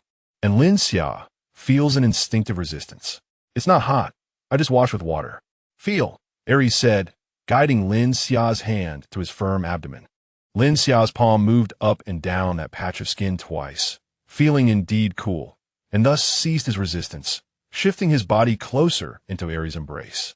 Aries wrapped his arms around him, his fingers playfully tracing along Lin Xia's spine, from shoulders to tailbone. Lin Xia found the sensation irritating and thought, "What exactly do you want?" "I want you," Aries replied candidly. Such lewd words. Did he learn them from the Haiyan tribe? What exactly did the Haiyan tribe teach him? Lin Xia felt helpless. He was truly exhausted and struggled to keep himself awake. He gave Aries' lower back a few light pats. "Darling, let us wait until tomorrow morning." "I'm so tired, I want to sleep." "All right," Aries agreed readily, his hands finally stilling. Lin Xia was puzzled by how easily Aries acquiesced, but his mind was foggy, and before he could ponder further, he drifted off to sleep. As Lin Xia slept for 2 hours, he was awakened and soon understood why Aries had agreed so readily. Aries was indeed an early riser. Aries, brimming with energy, went hunting, showing no signs of fatigue from the night before, while Lin Xia lay half asleep on the bed. It was only when noon arrived at the hottest moment in the cave that he finally mustered the strength to rise. Aries had prepared a bamboo tube filled with ice. Mixing in a bit of water, the ice clinking against the bamboo with a crisp sound. After sipping some icy water, Lin Xia felt a bit more alive. "Lin Xia, may I come in?" A youthful voice called from outside the cave. Lin Xia, momentarily dazed, then remembered it was the little fox, Xiao, whom he had brought back the previous night. He opened the bamboo door, momentarily blinded by the bright sunlight, and saw the boy standing under the scorching sun. No longer a small red-furred fox, he was now a tall youth over 1.7 meters, exuding a sunny disposition, revealing a small canine tooth as he smiled. His skin was tanned, but not to the bronze hue of the beastmen, rather a healthy shade typical of modern youth. He appeared to be a cheerful high school student. "Xiao?" Lin Xia finally responded, "Come in quickly, the sun is so strong." Xiao grinned, revealing his small canine tooth, and cradled the round little Xia in his arms. As soon as Xia saw his master, he struggled to leap down, pouncing into Lin Xia's embrace. The sudden weight almost caused Lin Xia to stumble, but fortunately, Xiao was quick to steady him. "What's wrong? Are you feeling unwell?" Xiaoyu asked. Concern etched on his face. I'm fine. I stayed up late last night, and I'm a bit tired, Lin Xia replied with an awkward smile. Then turned to lightly tap Sha Si on the head. Have you gained weight again? I told you to eat less and exercise more. Sha Si looked utterly aggrieved, covering his head with his paws, feeling utterly wronged. He was well aware of how much he exercised daily, and if he couldn't lose weight, what could he do? Eat less. That's impossible. Lin Xia shot him a glare, exasperated with both the large and the small. He took out another bamboo tube, filled it with water, and handed it to Xiaoyu. Xiaoyu obediently accepted it with both hands, his demeanor contrasting sharply with the cunning appearance of a fox. Upon feeling the chill of the bamboo tube, he was astonished. Lin Xia, did you find saltpeter? Yes, Aries discovered a few days ago, Lin Xia nodded. He seems to like you a lot, Xiaoyu remarked, his eyes gleaming with curiosity. Yes, I consider myself fortunate, Lin Xia openly admitted. Without Aries, he might not have survived in this world, and even if he did, it would surely be quite difficult. Lin Xia, is there anything I can help with? Xiaoyu asked, feeling a bit lost. He wasn't sure what he could contribute to the tribe, but didn't he want to be a freeloader? The tribe has a vegetable garden. If you have time, you could help with watering and weeding. There's also a fish pond. If you can cut some grass to feed them. You're not yet an adult, so you don't need to go hunting, just help with some chores. Lin Xia could sense his thoughts and knew that giving him something to do would provide him with a sense of security. Sure, I will do well. Xiaoyu nodded eagerly. You're still underage and don't need to hunt, but if you want to learn, you can practice with Shurya and the others. They will soon come of age. Lin Xia recalled that Xiaoyu also traversed here. Perhaps he had aspirations of his own. Or is there something you wish to pursue?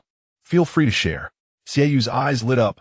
Lin Xia, does your tribe eat pots and pans? Our home in the porcelain city specializes in ceramics. While we can't produce porcelain here due to the conditions, making earthenware should be possible. You can make ceramics. Lin Xia felt a surge of joy. He had long found the stone pots cumbersome and poor at conducting heat. The matter of making ceramics was not to be rushed. The weather was too hot, and finding suitable clay for pottery would take time. Sha Si, unable to bear the boredom, ran outside to play with his friends. Lin Xia took Xiaoyu to the neighboring cave, observing the dozen or so rabbits kept there, both big and small. The rabbits bred quickly, and soon this cave would be too crowded. A white rabbit stood out among the brown and yellow wild rabbits. Why is there a white one? Xiaoyu remarked in surprise. Wild white rabbits are quite rare.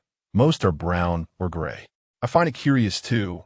However, it is fatter than the others and has beautiful fur. I thought if I raised it, perhaps it could breed more white rabbits in the future, and the fur could be used for clothing or other items. Lin Xia tossed fresh grass into the enclosure. The two leaned against the fence, watching the rabbits munching on grass, and soon, hunger set in. Lin Xia glanced outside. Clouds had covered the sun, making it possible to venture out. Let's go to the vegetable garden and pick some vegetables, Lin Xia proposed. Okay, Xiaoyu readily agreed, feeling a bit awkward with nothing to do. Lin Xia returned to the cave to fetch 2 woven baskets, crafted by Yi, as his own attempts were always crooked and flimsy. Remembering that Yi had not ventured out in quite some time, he called out from the cave entrance, Yi, are you there? A rustling sound followed, and soon 5 or 6 heads popped up, including Tong, Yi, and several females. Lin Xia, you're awake. I called for you this morning, but you didn't respond. Yi looked up at him, noticing Xiaoyu. Who is that next to you? I don't think I've seen him before. He new, named Xiaoyu. Living in the cave, just 2 caves over, Lin Xia smiled, noticing Ye's belly had grown considerably, yet he still appeared agile. We're going to the vegetable garden to pick some vegetables while the sun isn't out. Do you want to come? Sure. The vegetables for dinner haven't been picked yet. Wait a moment, Tong answered for him. We'll go back to get baskets. You can go first. We'll catch up soon. With that, the group of females hurried back into their cave. In the tribe, the females typically handled the vegetable gathering, and Lin Xia preferred not to intervene. Ye's belly seemed to have grown significantly, and it was usually Tong and Mu who led the other females. Ye, don't bother with the basket. I'll take the vegetables directly to your cave later. Come on, let us head up, Lin Xia called him. Alright, Ye responded. Slowly making his way up the mountain path, his curious gaze fixed on Xiaoyu, Batu, said a beast man came to the tribe. Is that you? You look so small. Are you not yet an adult? Not yet, Xiaoyu replied obediently. Though he had traversed here, he still had several months before reaching adulthood. What is your beast form? It's a fox, Xiaoyu answered candidly, displaying the demeanor of an eager student. The pristine appearance of Xiaoyu reminded Yi of Lin Xia when he first arrived, though Lin Xia then appeared even fairer. However, Xiaoyu seemed more obedient. I heard you and Lin Xia belong to the same tribe? Yes.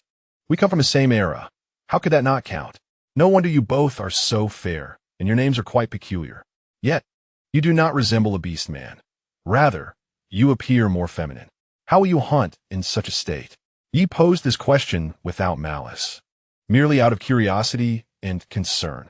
After all, the approaching adult Shiryu appeared to be nearly double Xiaoyu's size, and even the females seemed significantly stronger. I won't be a freeloader, Xiaoyu said, slightly flustered. Hunting was indeed a challenge for him. Although he possessed a beast form, for some reason, it was considerably smaller than those of other beastmen in this world, hardly distinguishable from an ordinary fox. Nevertheless, he had skills.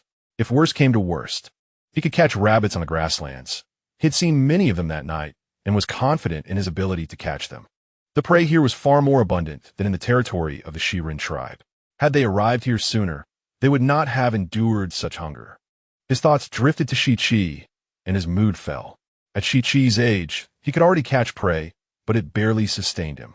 Their 3-day hunger was entirely due to his presence. The insufficient food had to be shared with him, leaving him weak and unable to hunt, thus caught in a vicious cycle. Enough, don't say more, Lin Xia interjected, interrupting their conversation to vouch for Xiaoyu. He has skills, and even if he cannot hunt, he will find a way to sustain himself.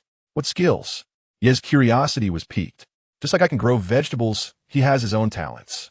He won't go hungry, Lin Xia replied, hesitant to elaborate too much for fear that an error might embarrass Xiaoyu. He nodded in partial understanding and refrained from further inquiries. Upon reaching the mountaintop, Xiaoyu was astonished to behold a vast vegetable garden, lush and thriving, filled with produce that seemed out of place at that time. Lin Xia, where did you get the seeds? He pushed his dropped jaw back into place. The seeds came through with me during my journey, Lin Xia chuckled. A hint of despair crossed Xiaoyu's otherwise obedient face. Why don't I have a golden finger? That's all right. You can make pottery, and that is your golden finger. Lin Xia reassured him. With your arrival, we can transition from the Stone Age to the Ceramic Age. How impressive. It seems somewhat reasonable. Yet Xiaoyu felt a twinge of envy. Come, I shall treat you to watermelon, Lin Xia beckoned, leading him to the watermelon patch. After some playful antics, Lin Xia selected a large watermelon, drew out a stone knife from his waist, and, as soon as he cut into the rind, the watermelon cracked open with a crisp sound. This watermelon looks sweet, Xiaoyu gulped, having not tasted modern food in a long time. Here, eat. Lin Xia handed him a large slice and cut a smaller piece for Yi. You mustn't eat too much at once. You are expecting young ones. And it's not good for your body. Once you give birth, you can eat as much as you like next year. Yi felt a pang of regret, but acknowledged Lin Xia's wisdom. Many females lost their young due to improper diet. All right, you all enjoy, I want some too. Tong's head popped up from the mountain path, spotting them relishing the watermelon. The females erupted in excited cries, swarming towards them like locusts. Don't crowd. There's enough for everyone. I'll cut it for you, just don't push Yi. Lin Xia laughed, scolding them gently while slicing the watermelon. A group of them sat in the watermelon field, each holding a slice and drenching themselves in watermelon juice. Remember to spit out the seeds. Don't swallow them. Lin Xia reminded them while biting into the sweet flesh of the watermelon. Turning his head, he saw he gulped down a large piece without a single seed in hand. What about you, He? Every seed was precious at this time. He grinned sheepishly, his face smeared with watermelon juice. Xiaoyu, feeling slightly guilty, glanced at Lin Xia. Relieved that he was not being observed, he obediently spat out the watermelon seeds. It's all right, Tong whispered to him. We've eaten plenty of seeds too. It's fine. Lin Xia one-tea hit us. Chapter 47. The little lamb swaps for watermelon after satiating their hunger. Lin Xia called for them to begin their work. The bean plants hung thickly on their trellises, cascading down like a waterfall of beans. Once these grew, They seemed to reproduce endlessly. Even with the tribe consuming them at every meal, their numbers hardly diminished. These beans grew rapidly. If one was not careful, they would become overripe. No wonder he often saw videos of certain places where beans were abundant, enough to feed capybaras at the zoo. Lin Xia now wished to gather some for the rabbits. Speaking of which, do rabbits eat beans? Let us harvest the older beans. We'll make braised beans with meat tonight. Well, we can't finish. We'll dry for winter, Lin Xia instructed. Are the corn ready to be picked? I've been eyeing that cornfield for a while, Tong remarked, having often caught a whiff of the sweet aroma while watering. Though he had occasionally picked a couple to satisfy his cravings, it was never enough. Pick them. Leave the back section of corn for drying and storing as seeds for winter, Lin Xia decided. Since so much corn was ripe, it was best to gather a bit more for everyone to taste. Though they might not have enough, 1 or 2 ears per person would suffice. Beastmen's appetites were never truly satisfied. All right, Tong exclaimed excitedly as he dashed towards the cornfield. Xiaoyu and Yi began to pick beans while Lin Xia took a basket to gather some chili peppers. Some of the peppers had already turned red, and he marked the ones to save for seeds, while the others were ready to eat. Beastmen enjoyed spicy food, as the piquant flavor invigorated them, making them feel capable of capturing more prey. Eating during snow days would be even more delightful. After collecting the peppers, he headed to the lettuce patch, where the lettuce was nearly stripped to the stalks. He plucked the lower layers of leaves and neatly stacked them on the grass nearby. Knowing these were a daily necessity for the tribe, there was too much to fit in the basket, so he would take them down together with the older beastmen for washing later. Roasting meat remained the tribe's primary cooking method, as beastmen's large appetites made stewing too time-consuming, and stone pots heated slowly with limited availability. Thus, lettuce was highly favored in the tribe, as it could wrap meat and balance the richness. Fortunately, this land was nutrient-rich, and the females diligently fertilized it.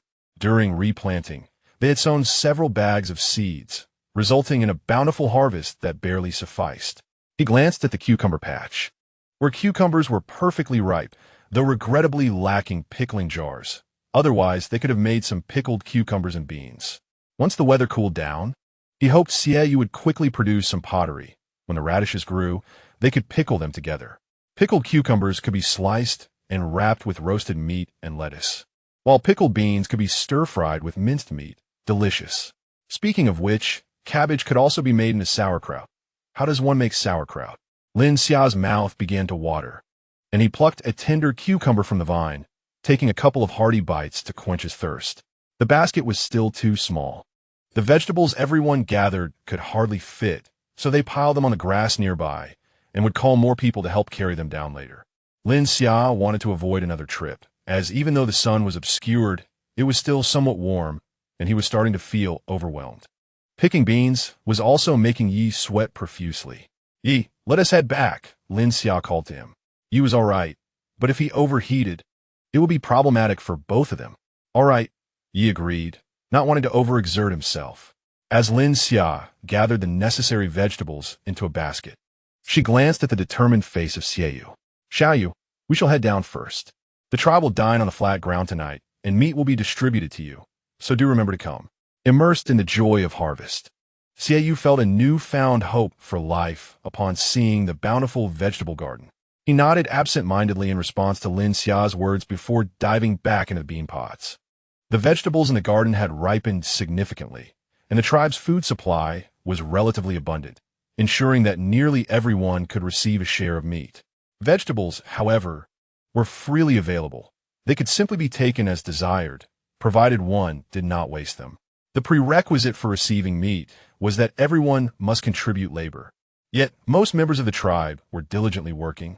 The elder orcs were responsible for cleaning the ingredients and processing the meat, while the females tended to the gardens. The younger orcs accompanied the resting veterans to learn hunting skills, often returning with small game. As long as one worked, everyone could enjoy meat.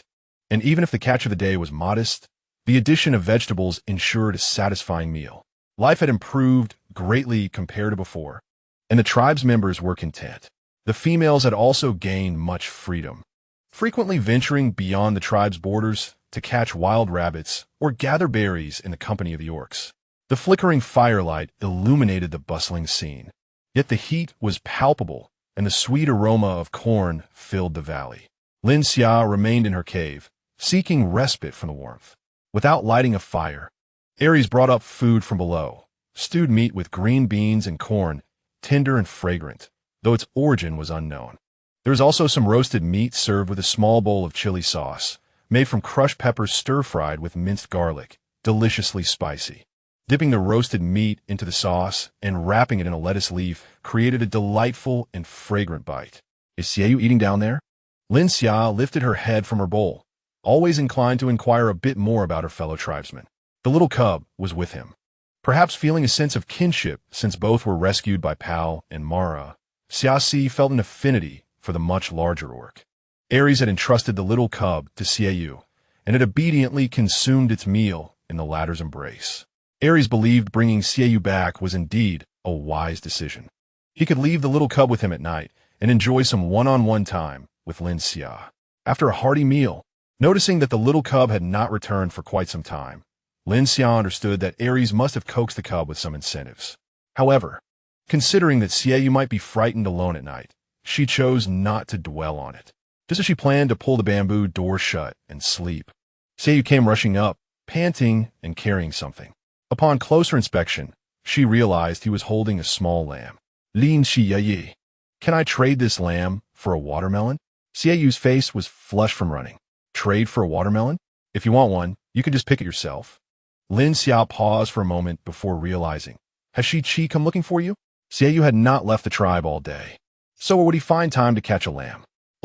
Xiaoyu hesitated, nodding. He has never tasted watermelon, and I wanted to try.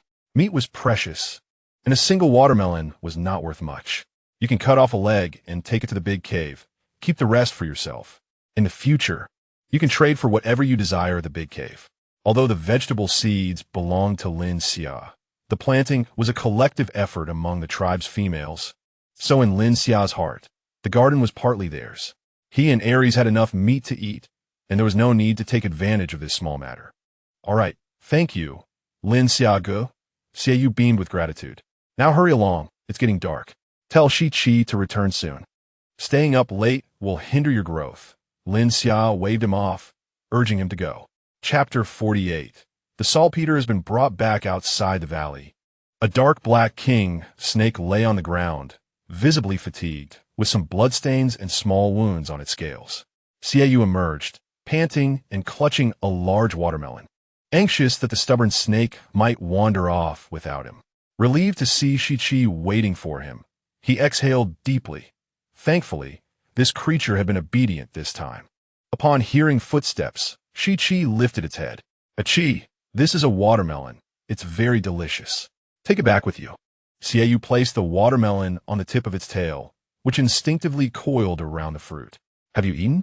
Chi could not resist licking Xiaoyu's face with its cool, moist tongue. I've eaten already. You don't need to bring me meat. I have enough in the tribe. Xiaoyu observed the wounds on its scales, feeling a slight ache in his heart. You need to eat more to grow strong. What did you eat? I had the meat of the giant horned cattle, rock sheep, and prairie rabbits, plenty. I want to go hungry. Xiaoyu gently patted its head, admonishing, don't sleep curled up in a tree at night. There are bugs. Find a cave to sleep in.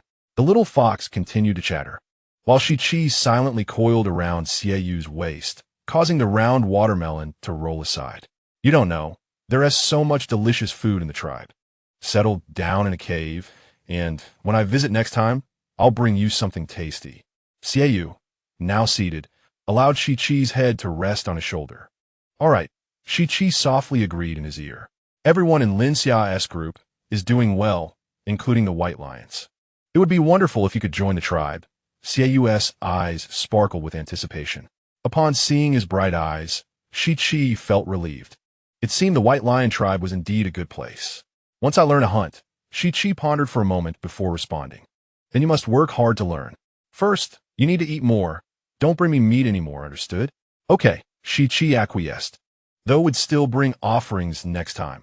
Xiaoyu could not bring himself to reprimand it. As night fell, Xiaoyu hurriedly urged Chi-Chi to return. Go back quickly and remember to sleep early. Otherwise, you won't grow tall. Okay, Chi-Chi responded. feeling a sense of urgency upon realizing that Xieyu's human form was slightly taller than his. This was also why he was reluctant to use his human form. Though Xieyu was still 2 snow days older than him, he needed to grow taller quickly, at least to surpass Xieyu. Remember to eat the watermelon quickly, or it will spoil, Xieyu reminded him. Shichi nodded, watching Xieyu enter the tribe before coiling away with the watermelon. In the grasslands, the chives were blooming beautifully, stretching across the landscape. On a cloudy day, Lin Xia took the females to gather chive flowers, intending to make a sauce that could be preserved for a long time. Yi, a natural weaver, could create anything from a pile of bamboo, while the other females also possessed decent skills. Lin Xia, however, was the sole one lacking in dexterity. Now, every member of the tribe had a backpack, making it convenient to carry items. The chive flowers filled the backpacks, their fragrance wafting far in the wind across the grasslands. Not far away, several orcs, initially tasked with guarding the females, took advantage of the open surroundings to smoke rabbits alongside the young orcs. Xiaxi and Xieyu mingled among them, one gray and one red, their small forms standing out amidst the flock of white lions. Xiaxi was a little tyrant, chasing after the rabbits, and now sitting atop a stone's head, barking orders. Xieyu was diligently learning. Though small in stature, he was agile, adapting to the survival rules of this era faster than Lin Xia, who could not manage to kill a live rabbit in one bite. In contrast to the collective hunting tactics of the little white lions, the little fox was faster and more agile, quickly amassing a small mountain of spoils. This earned him a wave of admiration from the little white lions who gathered around him. Xieyu blushed at the compliments, aware that he had an edge only in catching rabbits. With other prey, he would not fare as well. Yet he felt delighted, having never caught so many rabbits on his own before. In the distance, a group of white lions emerged from the forest, burdened with large packs made of animal hides, noticeably slower than usual in their pace. The orcs, upon hearing their roars, recognized that it was Ba and his companions returning, carrying stones that could transform into ice. The orcs responded with their own roars, and the white lions turned to approach. Quickly unload the packs and take a rest, Lin Xia said, observing the visibly emaciated white lions, clearly suffering from inadequate food and sleep over the past few days. Feeling a pang of sympathy, he quickly called for the females to start a fire. Tong, let us prepare some roasted rabbits to satisfy their hunger. Fortunately, the young orcs had caught plenty of rabbits. It was no trouble for each of them to have 2 to fill their bellies. Exhausted, the white lions gratefully roared a few times at Lin Xia before unloading their burdens and lying down to rest. Lin Xia approached the pile of packs and extracted a piece of saltpeter. The saltpeter had been crushed into small chunks, each one white with occasional gray specks, indicating high purity. With this saltpeter, at least the summer would be well provided for, preventing the meat from spoiling quickly and allowing the orcs to avoid daily hunts, giving them more time for other pursuits. The location was close to the river, so Lin Xia took several females and orcs to the riverside to process the rabbits, with Shas and Xieyu following along. Upon seeing the water, Shas leaped in with a splash, while Xieyu eagerly contemplated joining him. Be careful not to venture into deep waters, Lin Xia said, ruffling the furry fox's head. Xieyu followed suit and jumped in, frolicking with Shas in the water. Shas moved more nimbly in the water than on land, his 4 paws paddling swiftly. Spotting a water creature, he dove down and soon emerged with a water beast, nearly the same size as him in his jaws. The creature thrashed violently, pulling Shas's head around, its tail slapping his face repeatedly. Woo, Mara, am I impressive? Shas proudly dropped the water beast at Lin Xia's feet, raising his head high and barking excitedly. Impressive indeed, Lin Xia praised generously, taking a fish scale from his mouth and catching a couple more, promising to prepare braised fish for him that evening. Oh, Lin Xia couldn't quite decipher the meaning of this, but it seemed to express joy. However, he felt a hint of worry. When would this little one learn to speak? Would it only be after transforming into human form? After their playful shouts, the little wolf cub dove back into the water, clamoring to compete with the little fox over who could catch more fish. Chapter 49. Bamboo Elephant and Sweet Water in the Clearing of the Tribe.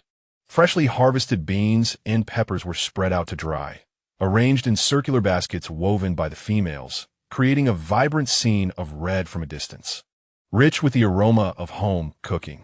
With Ba and his companions back, the fire was lit early, and even before the sun set.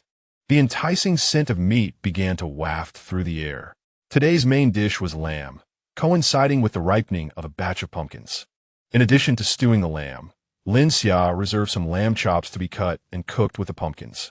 The pumpkin flesh was stewed into a thick puree, and after reducing over high heat, the golden pumpkin paste clung to the lamb chops, which fell off the bone with a delightful sweet aroma. The stewed lamb paired with chive blossom sauce provided a refreshing contrast. Lin Xia also remembered the promised braised fish for Shas, adding a generous amount of chili, as this little one showed no fear of spice. Dinner was still underway when daylight had not fully faded. Lin Xia took Aries to the small bamboo grove behind the valley, intending to chop some bamboo and enlist Ye's help in weaving 2 bamboo baskets. The cave had accumulated various items, and he thought it wise to create baskets to hold them all. The bamboo grove thrived, and the females occasionally checked in, acknowledging the many useful things bamboo could provide. Aries insisted on doing the chopping himself, skillfully using his knife to cut the bamboo and remove the branches, piling them aside. Lin Xia squatted nearby, idly watching, when he noticed movement among the branches and leaves. Parting them, he discovered a golden beetle with black shells and a pointed mouth. "Isn't this a bamboo elephant?" Lin Xia felt a surge of excitement. In his childhood, snacks were scarce, and he often caught these beetles in the small bamboo grove behind his house, removing their heads and legs, roasting them over a fire, and sprinkling a bit of salt for a delicious treat. "Aries, look, this beetle is edible," Lin Xia exclaimed, holding the struggling bamboo elephant towards him. Aries glanced at it, a hint of disdain on his face, commenting that it had too little meat. "I want to eat it. You catch it for me." Lin Xia playfully jumped onto him, nuzzling his head against Aries' ear. Aries quickly discarded his knife to support Lin Xia's bottom, unable to resist squeezing the softness of him. "All right, I'll catch it for you," Aries said, enjoying the closeness of his partner. At that moment, he was willing to fulfill any request Lin Xia made. Satisfied, Lin Xia finally climbed down from him. Upon closer inspection, he realized there were plenty of bamboo elephants around, which was to be expected in such a favorable environment. Unlike his childhood, where such insects had disappeared as he grew older, here they thrived. Bamboo elephants were easy to catch. They could fly, but not very high, and their sole defense was their pointed mouth, which was merely a tickle to the resilient Aries. After catching a small bamboo tube, Lin Xia called Aries over, deciding that these beetles were merely a snack and that too many would spoil the enjoyment. After delivering the bamboo to Yi, Lin Xia began processing the bamboo elephants at the cave's entrance. They only required the removal of wings and legs. With some oil in a pot, he tossed in the prepared bamboo elephants, and soon a unique meat aroma wafted through the air. Lin Xia popped one into his mouth, savoring the delightful flavor. He then offered one to Aries, smiling as he asked, "Delicious. I assenti it?" Aries savored it carefully, indeed finding it quite tasty, crunchy with a chicken-like flavor. Shas and the little fox approached, drawn by the enticing scent. Over the days spent together, Xiaoyu had become less reserved, often smiling more. Lin Xia treated him like a younger brother, sharing whatever delicious food he had, and Xiaoyu grew increasingly fond of him. "Come here. I've got tasty treats for you." Lin Xia beckoned him closer. The plump little wolf cub and the slightly slimmer red fox obediently squatted before him, awaiting their share. Lin Xia fed them one by one, and as they crunched down on the treats, both opened their mouths wide in delight. After giving them a few more, he stopped, gently patting their heads. "All right, time to sleep. You just finished eating, and if you eat more now, you won't be able to sleep tonight." After sending the 2 little ones away, Lin Xia noticed Aries looking on with a hint of longing. He chuckled. "Were you jealous of, my dear? There's more for you. Come here, and I'll feed you." Aries approached and scooped up all the remaining bamboo elephants from the pot, pulling Lin Xia onto his lap and feeding him one by one. "Aren't you going to eat?" Lin Xia enjoyed being pampered, but remained slightly wary. "You didn't eat, so don't blame me for not feeding you." I won't say anything," Aries replied. his eyes twinkling with amusement as he fed Lin Xia, the last bamboo elephant. Once Lin Xia finished, Aries lifted him up and carried him toward the bed. "I'll eat something else." The saltpeter they brought back was turned into clean ice blocks in the great cave. The cave was already quite cool, and with the addition of the ice blocks, it resembled an ice cellar, keeping the meat fresh for several days. With the sweltering heat, Lin Xia felt it was not enough to only cool the meat. He wanted to provide the tribe with some drinks. Although resources were scarce, he believed they could create something special. Thus, Aries led the orcs to gather several large beehives, returning with a bounty of honey. Lin Xia, accompanied by the females, harvested a considerable number of watermelons, scooping out the flesh to concoct a refreshing juice, which was enhanced with a touch of water and crushed ice. Additionally, he gathered some cucumbers, transforming them into juice as well, sweetened with honey and served chilled. The females also collected a few berries, albeit in limited quantities, which were mashed into a puree, further sweetened with honey and mixed with water, then ice was added. All of these delightful beverages were stored in large bamboo tubes, allowing the orcs to serve themselves as they pleased. The sweet fragrance of honey combined with the flavors of the fruits created a delightful, cooling elixir that instantly alleviated the sweltering heat of summer. It was exquisite. I had never tasted such delightful water. This cucumber water is so refreshing. This watermelon juice is incredibly sweet. Is the berry water delicious? Let me have a sip. Help yourself. There is plenty more in the bamboo tubes. The orcs, robust in constitution, could enjoy the cold drinks and then indulge in hot meals without any concerns of an upset stomach. They promptly retrieved meat for barbecuing, creating a lively atmosphere filled with smoke and warmth. Lin Xia joined in the merriment, listening as the orcs reminisced about how much better life had become. They recalled their childhood when they often went hungry. The young orcs sat beside them, attentively listening to the tales of the past, their little heads nodding seriously as they expressed their future aspirations of making the tribe thrive, promising to return with an abundance of game, enough to feast endlessly, tossing aside what they could not consume. The young orc who spoke these words received a couple of playful taps on the head, looking quite pitiful as he covered his head. Lin Xia collapsed in laughter against Aries, who steadied him with a large hand on his waist to prevent him from toppling over. Chapter 50. Digging the riverbed on the vast grasslands. Aries led the orcs in excavating a riverbed, diverting water from the river behind the tribe. By widening and deepening the channel, they could deter most wild animals. This would greatly enhance the safety of the females venturing from the valley into the grasslands, allowing them to cultivate the enclosed areas, perhaps even raising small cattle and sheep, thus relieving some burdens from hunting teams. It was indeed a monumental task, but the orcs were undaunted, as strength was their greatest asset.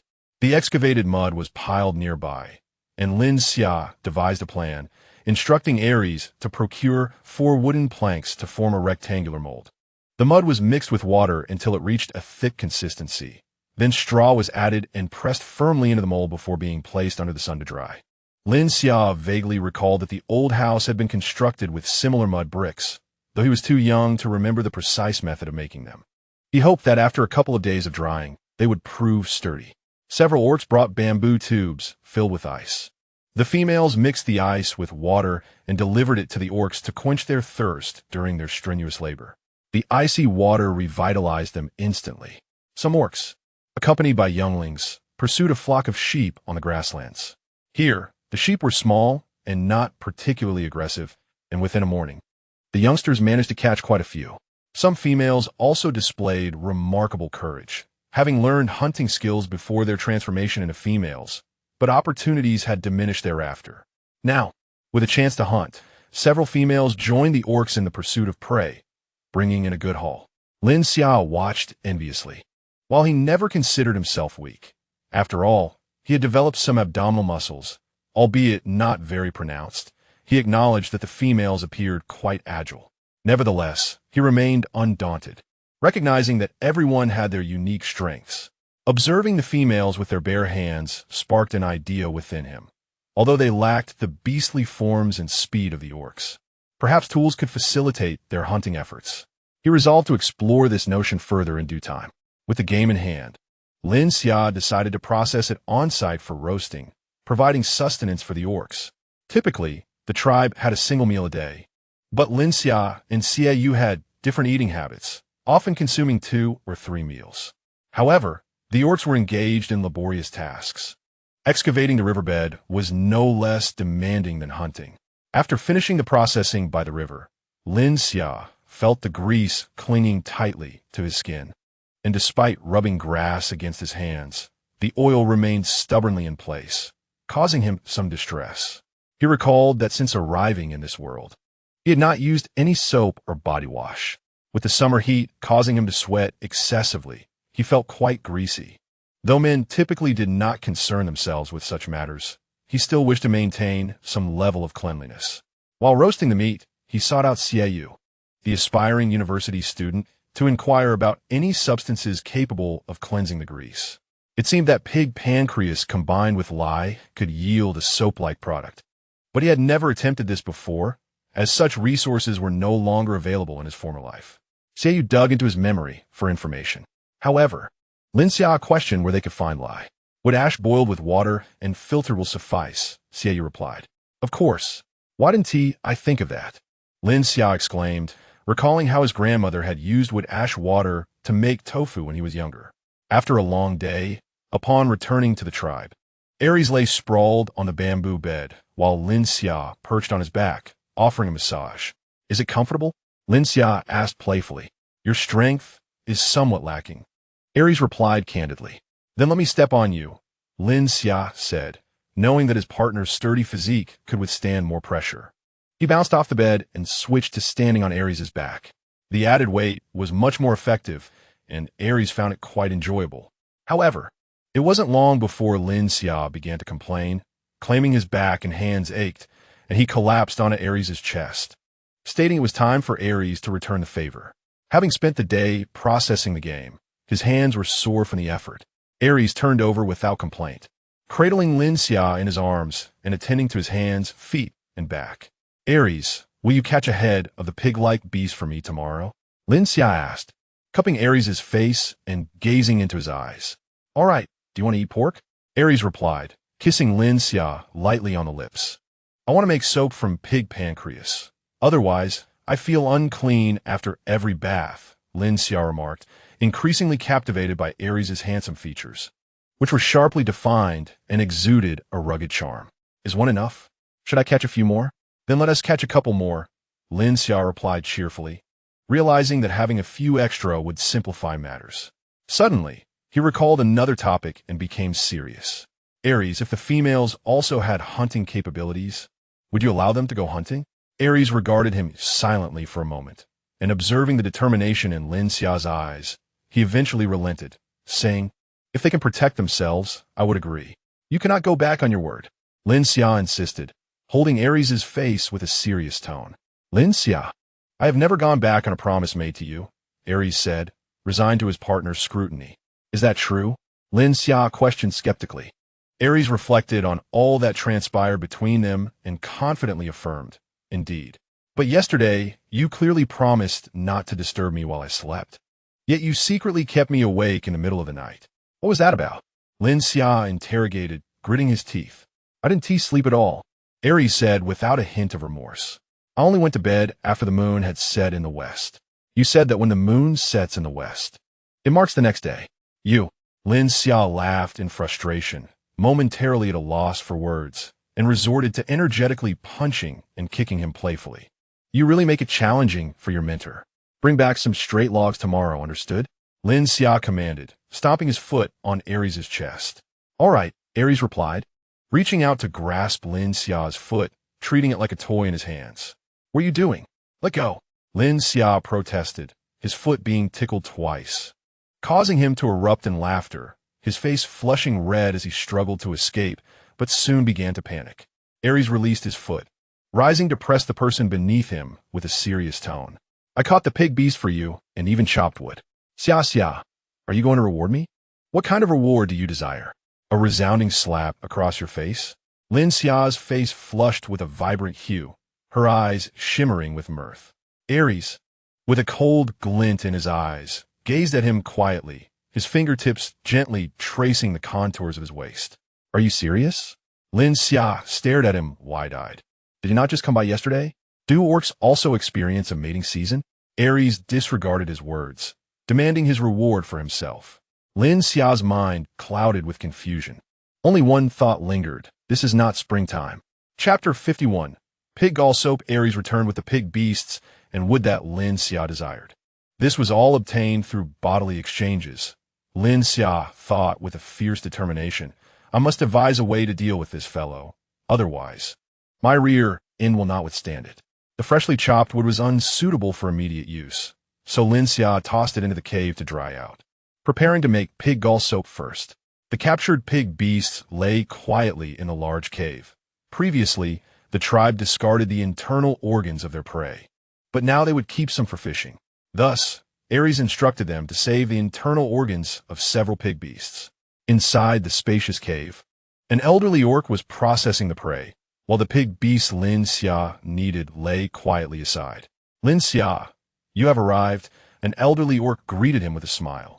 Though labeled as elderly, he appeared to be only in his 40s, yet this age was unsuitable for hunting, as speed and reflexes would diminish slightly, unless the tribe was severely lacking in food, necessitating their participation in hunts. Uncle Shirwei, Lin Xia acknowledged him, pinching his nose as he selected the gallbladder from a pile of internal organs, placing it into a basket. Uncle, I'm taking these away. Take them. Have you developed a taste for these things lately? Shirwei inquired curiously, noting how both Lin Xia and another had recently taken to consuming the inner parts of their prey. Despite the potent aroma, I am not taking them for consumption. They serve another purpose, Lin Xia explained, then curiously asked, isn't there plenty of meat in the tribe? Why still consume the internal organs? Bata has asked for them twice now. Shirwei chuckled. Lin Xia felt puzzled. The tribe had never consumed internal organs, and he himself had no liking for them. Thus, he had never pondered how to prepare them, as their odor was quite strong. Just then, Batu entered. Look, here he comes again. Shirwei skillfully sliced a fist-sized piece from the sheep's stomach and handed it to Batu along with the pile. I've prepared everything for you. Take it away. Lin Xia leaned in to observe, and there it was, a heap of sheep kidneys. If not handled properly, they could emit an unpleasant odor, and he had never tasted them, feeling a twinge of curiosity. Bata, Lin Xia called out. Bata turned, his smile radiant. Lin Xia, what brings you to the large cave? I came to fetch something. Lin Xia gestured to the gallbladder in his basket. This doesn't taste good, does it? Bata looked at it with mild disdain. It is not for eating, Lin Xia clarified. How do you even eat this? It seems to have a strong flavor. You cut it open, remove the white stuff inside, and then rub it with garlic leaves to eliminate the odor. It's quite delicious. Would you like some? Bata eagerly offered to share some sheep kidneys with him. No, you keep it for yourself. Lin Xia declined, waving his hand. Bata looked somewhat regretful. It's truly delicious. Ares enjoys it too. He likes it. Lin Xia was taken aback, wondering when he had ever eaten this. Last night, during the barbecue, I grilled a lot and shared much with him. Lin Xia recalled that Ares had indeed left for a while last night and returned with a charred item, asking if he wanted to eat it. He had thought it was burnt meat and declined. So it was sheep kidneys. Recalling the rumored effects of this item, Lin Xia suddenly understood why Ares had been so fervent last night. Batu was the true instigator, feeling the soreness in his thighs and the faint ache in his rear. Lin Xia shot a fierce glare at Batu, who remained oblivious, still enthusiastically attempting to share with Lin Xia. Really, you don't want any? It's delicious after roasting. No need. Thank you, Lin Xia spat out through clenched teeth. Fuming, he exited the large cave. As he calmed down, he recalled that Ares would react after consuming it, and surely Bata would as well. Would you be all right? She is still carrying young. He turned his steps towards Ye's cave. Yi sat at the cave entrance, weaving round winnowing baskets under the cover of bamboo doors. Upon seeing Lin Xia approach, she greeted him with a smile. Lin Xia, what brings you here? I haven't finished weaving the basket yet. I just came to check on you. Are you feeling well? Lin Xia appraised her with a sweep of his gaze, relieved to find her complexion rosy. It seemed Batu had indeed exercised restraint. I am well. What is in your basket? Yi looked at him with confusion. The contents of the pig beast, they have a bit of an odor. I should return now. Lin Xia worried about the smell affecting her, as pregnant females have heightened sensitivity to scents. Watching Lin Xia turn to leave, Yu was puzzled but quickly resumed her basket weaving. Upon returning to his cave, Lin Xia encountered Yu, who approached with a small wolf cub atop his head. The little wolf cub leaped down and dashed into Lin Xia's embrace. Woo woo woo, Mara, I missed you. The small wolf cub nuzzled against Lin Xia. Lin Xia patted its head, pondering. Xia, would you like to sleep with Mara for the next few nights? Woo woo woo, I want to. Xia exclaimed, excitement bubbling forth, feeling a sense of grievance. He remembered how long it had been since he last slept with Mara. Damn pal. He had been constantly threatening him to sleep with Yu instead. Although he did not dislike Yu, he longed to sleep beside Mara. Then for the next few nights, you shall sleep with Mara. Lin Xia's spirits lifted. Lin Xia, are you making pig gall soap? Yu noticed the items in the basket. Yes, Aries caught several pig beasts, and I plan to make the soap quickly for a good bath, Lin Xia replied. Lin Xia, let me help you make it. And do share a piece with me later. Yu smiled brightly. Sure.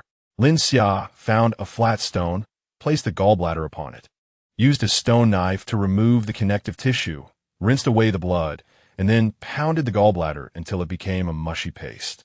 They took turns hammering until it reached a fine, gooey consistency. How has Chi been these days? Lin Xia offered Yu a bamboo tube of ice water. He's doing well. I visited him a few days ago. He found a cave to stay in. Yu sipped the cold water, a smile spreading across his face. I didn't find any other tribes or solitary orcs in that area, so there is plenty of prey. He has been eating well and has become quite robust. That's good. Lin Xia felt relieved. Chi was young, and he worried about him. Once he fully learned to hunt, he could join the tribe. The Baishur tribe was quite friendly and would not shun him. Being among many was certainly safer than being alone. This way, Yu would not have to constantly fret about Chi getting hurt.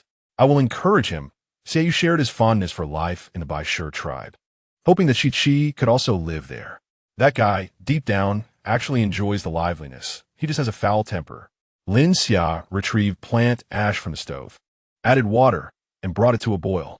He then filtered the ash water, mixed in the gallbladder paste, and stirred until well combined. There was quite a bit of gallbladder, so they boiled 2 pots of ash water before finishing.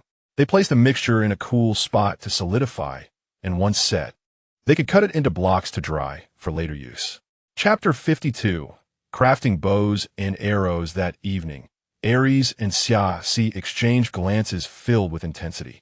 With a swift motion, Aries cast the little cub off the bed and proceeded to sleep beside Yu.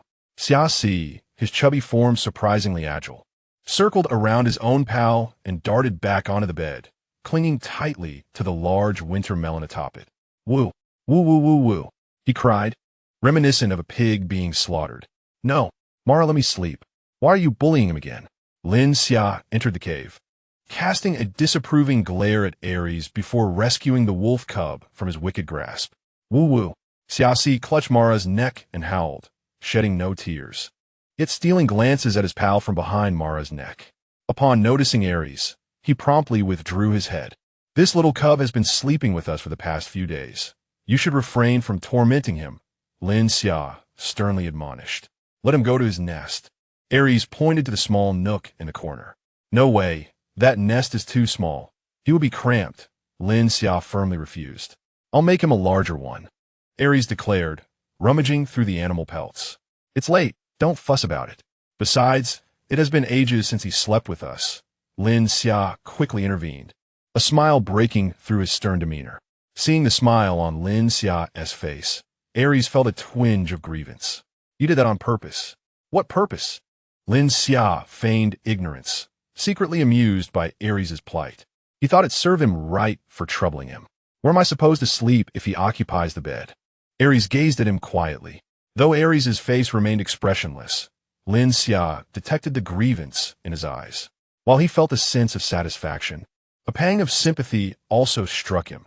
After all, it was he who would bear the brunt of this dog's woes. You can sleep on the bed too. This bed is so large, and he is so small. How much space could he possibly take up? Lin Xia pretended to be innocent, pointing once more at the small nook in the corner. If you don't wish to sleep on the bed, You can always sleep in his nook. All right, we shall sleep first. You can ponder it at your leisure. Lin Xia chuckled, patting his shoulder as he lay down with Xia Si. In the deep of night, the deer antlers hanging on the cave wall emitted a soft glow, while Aries lay in bed, unable to find sleep for a long while. Beside him, the little cub's paws rested on Lin Xia, who cradled the winter melon in one arm and the cub in the other, both of them lost in sweet slumber. As he brooded over the unfairness of it all, here was a leader like him, yet no one to hold him. He quietly shifted Lin Xia's hand away and pulled the cub closer, claiming its spot for himself, finally drifting off to sleep. Before long, the cub stirred in its dreams, stretching its paws and feeling around. But instead of finding Mara, it encountered the cold expanse of the bed. Drowsily it crawled up, spotting Pal and Mara entwined together. It wobbled over, squeezing itself between the two. In his slumber, Lin Xia felt a warm, furry mass pressed tightly against him, and soon found himself drenched in sweat.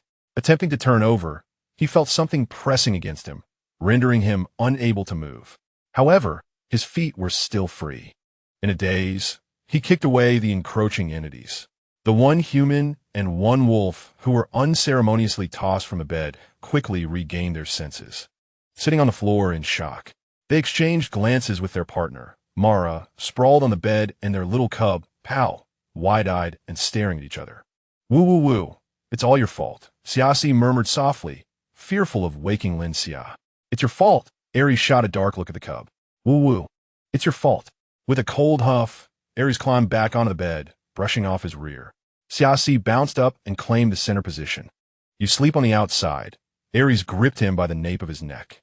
Xia Si's eyes darted, and he opened his mouth to howl. Woo! The sound abruptly ceased as Aries clamped a hand over his mouth, his expression filled with irritation. Just sleep. In this skirmish, Xia Si emerged victorious. Drying would take a considerable amount of time, so Lin Xia, seeking something to occupy his time, took a fresh piece of wood to attempt crafting a bow. He shaved the wood flat, tapering both ends and the center where one would grip, thus ensuring the bow would be more efficient when drawn. This was Lin Xia's understanding. The efficacy would only be determined upon completion. Since the wood was quite green, Lin Xia built a fire to dry the semi-finished bow, ensuring it lost some of its moisture. Once dried, he found a stout, straight piece of wood to which he tied the bow, inserting 2 additional pieces of wood to curve the bow's body, binding it for 2 days to allow it to harden and take shape. The bow's body was straightforward, but crafting the bowstring proved to be the more challenging endeavor. Lin Xia had heard that cow tendons could be fashioned into bowstrings, yet he was somewhat bewildered by the process. After contemplating for quite some time without arriving at a conclusion, he opted to abandon the idea altogether. He sought out some sturdy vines, soaked them in water, and beat them to extract the fibers. After drying the fibers, he twisted them into rope. It appeared to be somewhat promising, but when Lin Xia tugged on it with Aries, it snapped. While it could be attributed to Aries' strength, it effectively demonstrated that plant fibers would not suffice for a bowstring. Even with a female's lesser strength, it likely would not endure long. Observing the animal hides drying outside the cave sparked an idea within him. He selected the sturdiest hide, removed the fur, and after drying it, he cut it into long strips, crafting 3 in total. After soaking them, they became pliable leather cords, which he twisted together and affixed to the bow's body. Though Lin Xia was not entirely satisfied with his homemade bow, recognizing that while the animal hide provided elasticity, the ideal bowstring material should be inelastic. However, this was the best option available for now, and he resolved to find ways to improve it later. Next came the arrows, which Lin Xia believed would be the easiest part. He sought straight branches, smoothing them down, slitting the tail end, and sharpening the tip. As he tore 2 feathers in half and shaped them, he suddenly remembered he lacked glue. Lin Xia sighed, realizing that crafting arrows was not as simple as he had anticipated. He decided to consult Xie, since youthful minds tend to be sharper. Having just graduated, he would still recall what his teacher had taught him, while Lin Xia had long since returned his knowledge. Glue? Xie gazed at the nearly complete set of bows and arrows with astonishment. However, upon seeing the bow and arrows, he felt a surge of excitement. as his smaller beast form made hunting quite laborious. If he could learn to use a bow and arrow, hunting would become far more manageable. Fish bladders could be boiled down to make glue, but that process was quite time-consuming. After pondering, Xia suggested they could use some natural resin, peach gum or pine resin, though he noted that there seemed to be no peach trees near their tribe. None. Lin Xia shook his head. Then let us use pine resin. The woods near the Black Ape tribe have pine trees. Without further ado, once Ares returned, Lin Xia asked him to accompany him to gather some pine resin. The resin solidified quickly, and Xia helped him heat it up, extracting a piece of charcoal from the fire and grinding it into powder to mix with the resin. Adding some carbon powder can enhance the viscosity, Xia explained. Lin Xia dipped a small twig into the dark resin, applying it to the arrow's tail before attaching the feathers. Once the resin solidified and secured the feathers, he bound them with fine grass string to prevent them from falling off. He repeated this process for a dozen arrows until all the resin was used up. Xia, eyeing the completed bow and arrows, was eager to try them out. Lin Xia discerned his intentions and, smiling, handed them over. While it's still light, go give it a shot. Chapter 53. Archery. Lin Xia ventured to the large cave to borrow a substantial piece of meat, hanging it from a small tree on flat ground. What is this for? The females, initially preparing to cook, were intrigued upon seeing Xia descend with the peculiar branches, and they gathered around as Lin Xia hung the meat. This is a bow and arrow.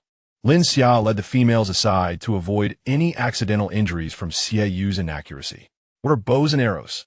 What purpose do they serve? Tong draped an arm over Lin Xia's shoulder, gazing curiously at the strange objects in Xiao's hands.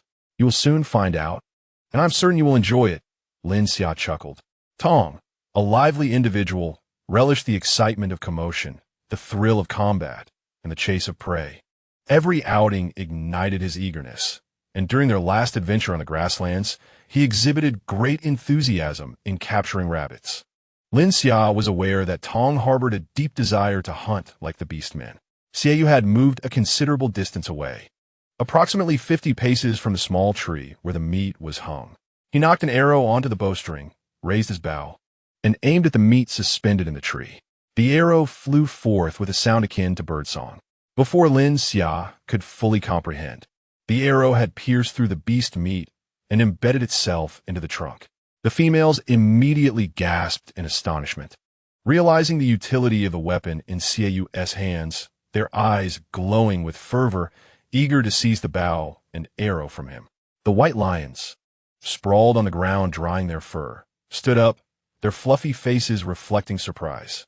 Lin Xia raised his hand to signal Xiao to pause and stepped forward to inspect the arrow.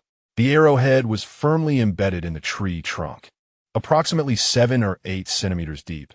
It was remarkable considering it was a wooden arrow that had passed through beast meat with such force. He attempted to pull it out, but it wouldn't budge. Only with considerable effort was he able to extract the arrow, now dulled at the tip. Impressive. Lin Xia gave Xiao a thumbs up from a distance. I want to try again, Xiao called out to him. Lin Xia distanced himself from the scene of action, and just as he returned to the females, the arrow in his hand was snatched away. Can this be used for hunting? Tong excitedly tugged at Lin Xia's hand, his eyes alight with enthusiasm. Seizing the moment while the females were engrossed in the arrow, Lin Xia grinned and leaned closer to Tong, whispering a few words in his ear. Really? Tong's eyes sparkled with excitement. Let us not speak of it just yet. The current bow and arrow are not yet perfect, and improvements are necessary, Lin Xia whispered. Rest assured, I promise not to mention it. Tong suppressed his excitement and steadied himself to watch Xiao's next shot. Xiao moved further away, roughly 100 meters distant. Lin Xia, observing his considerable distance, questioned whether he could discern the target. Yet, Xiao felt no pressure. Ever since he had traversed to this realm and transformed into a beast man, his vision and strength had vastly improved. Not only could he see 100 meters away, but even a kilometer would not pose a challenge for him. The only issue was that the bow felt somewhat too light, and the bowstring lacked resilience. This distance was likely its limit. He drew the bow, aimed at the beast meat, and let loose an arrow. The arrow sliced through the air, piercing the beast meat once more, striking the tree trunk, only slightly missing the previous arrow hole. The females erupted in astonished gasps, and the white lions displayed curiosity towards the bow and arrow. Weapons have always held a profound allure for men throughout history.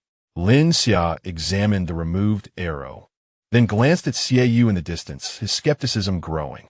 How could an ordinary adolescent from the modern world become an exceptional archer in this realm?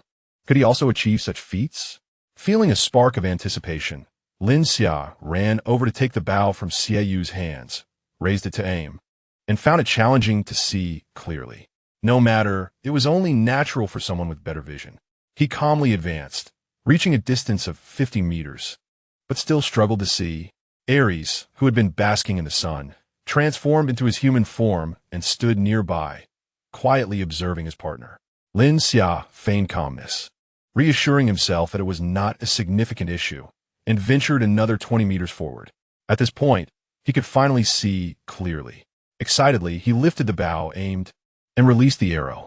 It flew wide, missing the meat by a fist's width. This was not right. Lin Xia felt a flush of embarrassment. He seemed to hear the suppressed laughter of the females. Really, could they not turn away to laugh? Lin Xia, let me give it a try, Tong approached, timely breaking the awkwardness. Lin Xia, feeling somewhat disheartened, stepped aside, now recognizing the disparity in strength between the females and the beastmen.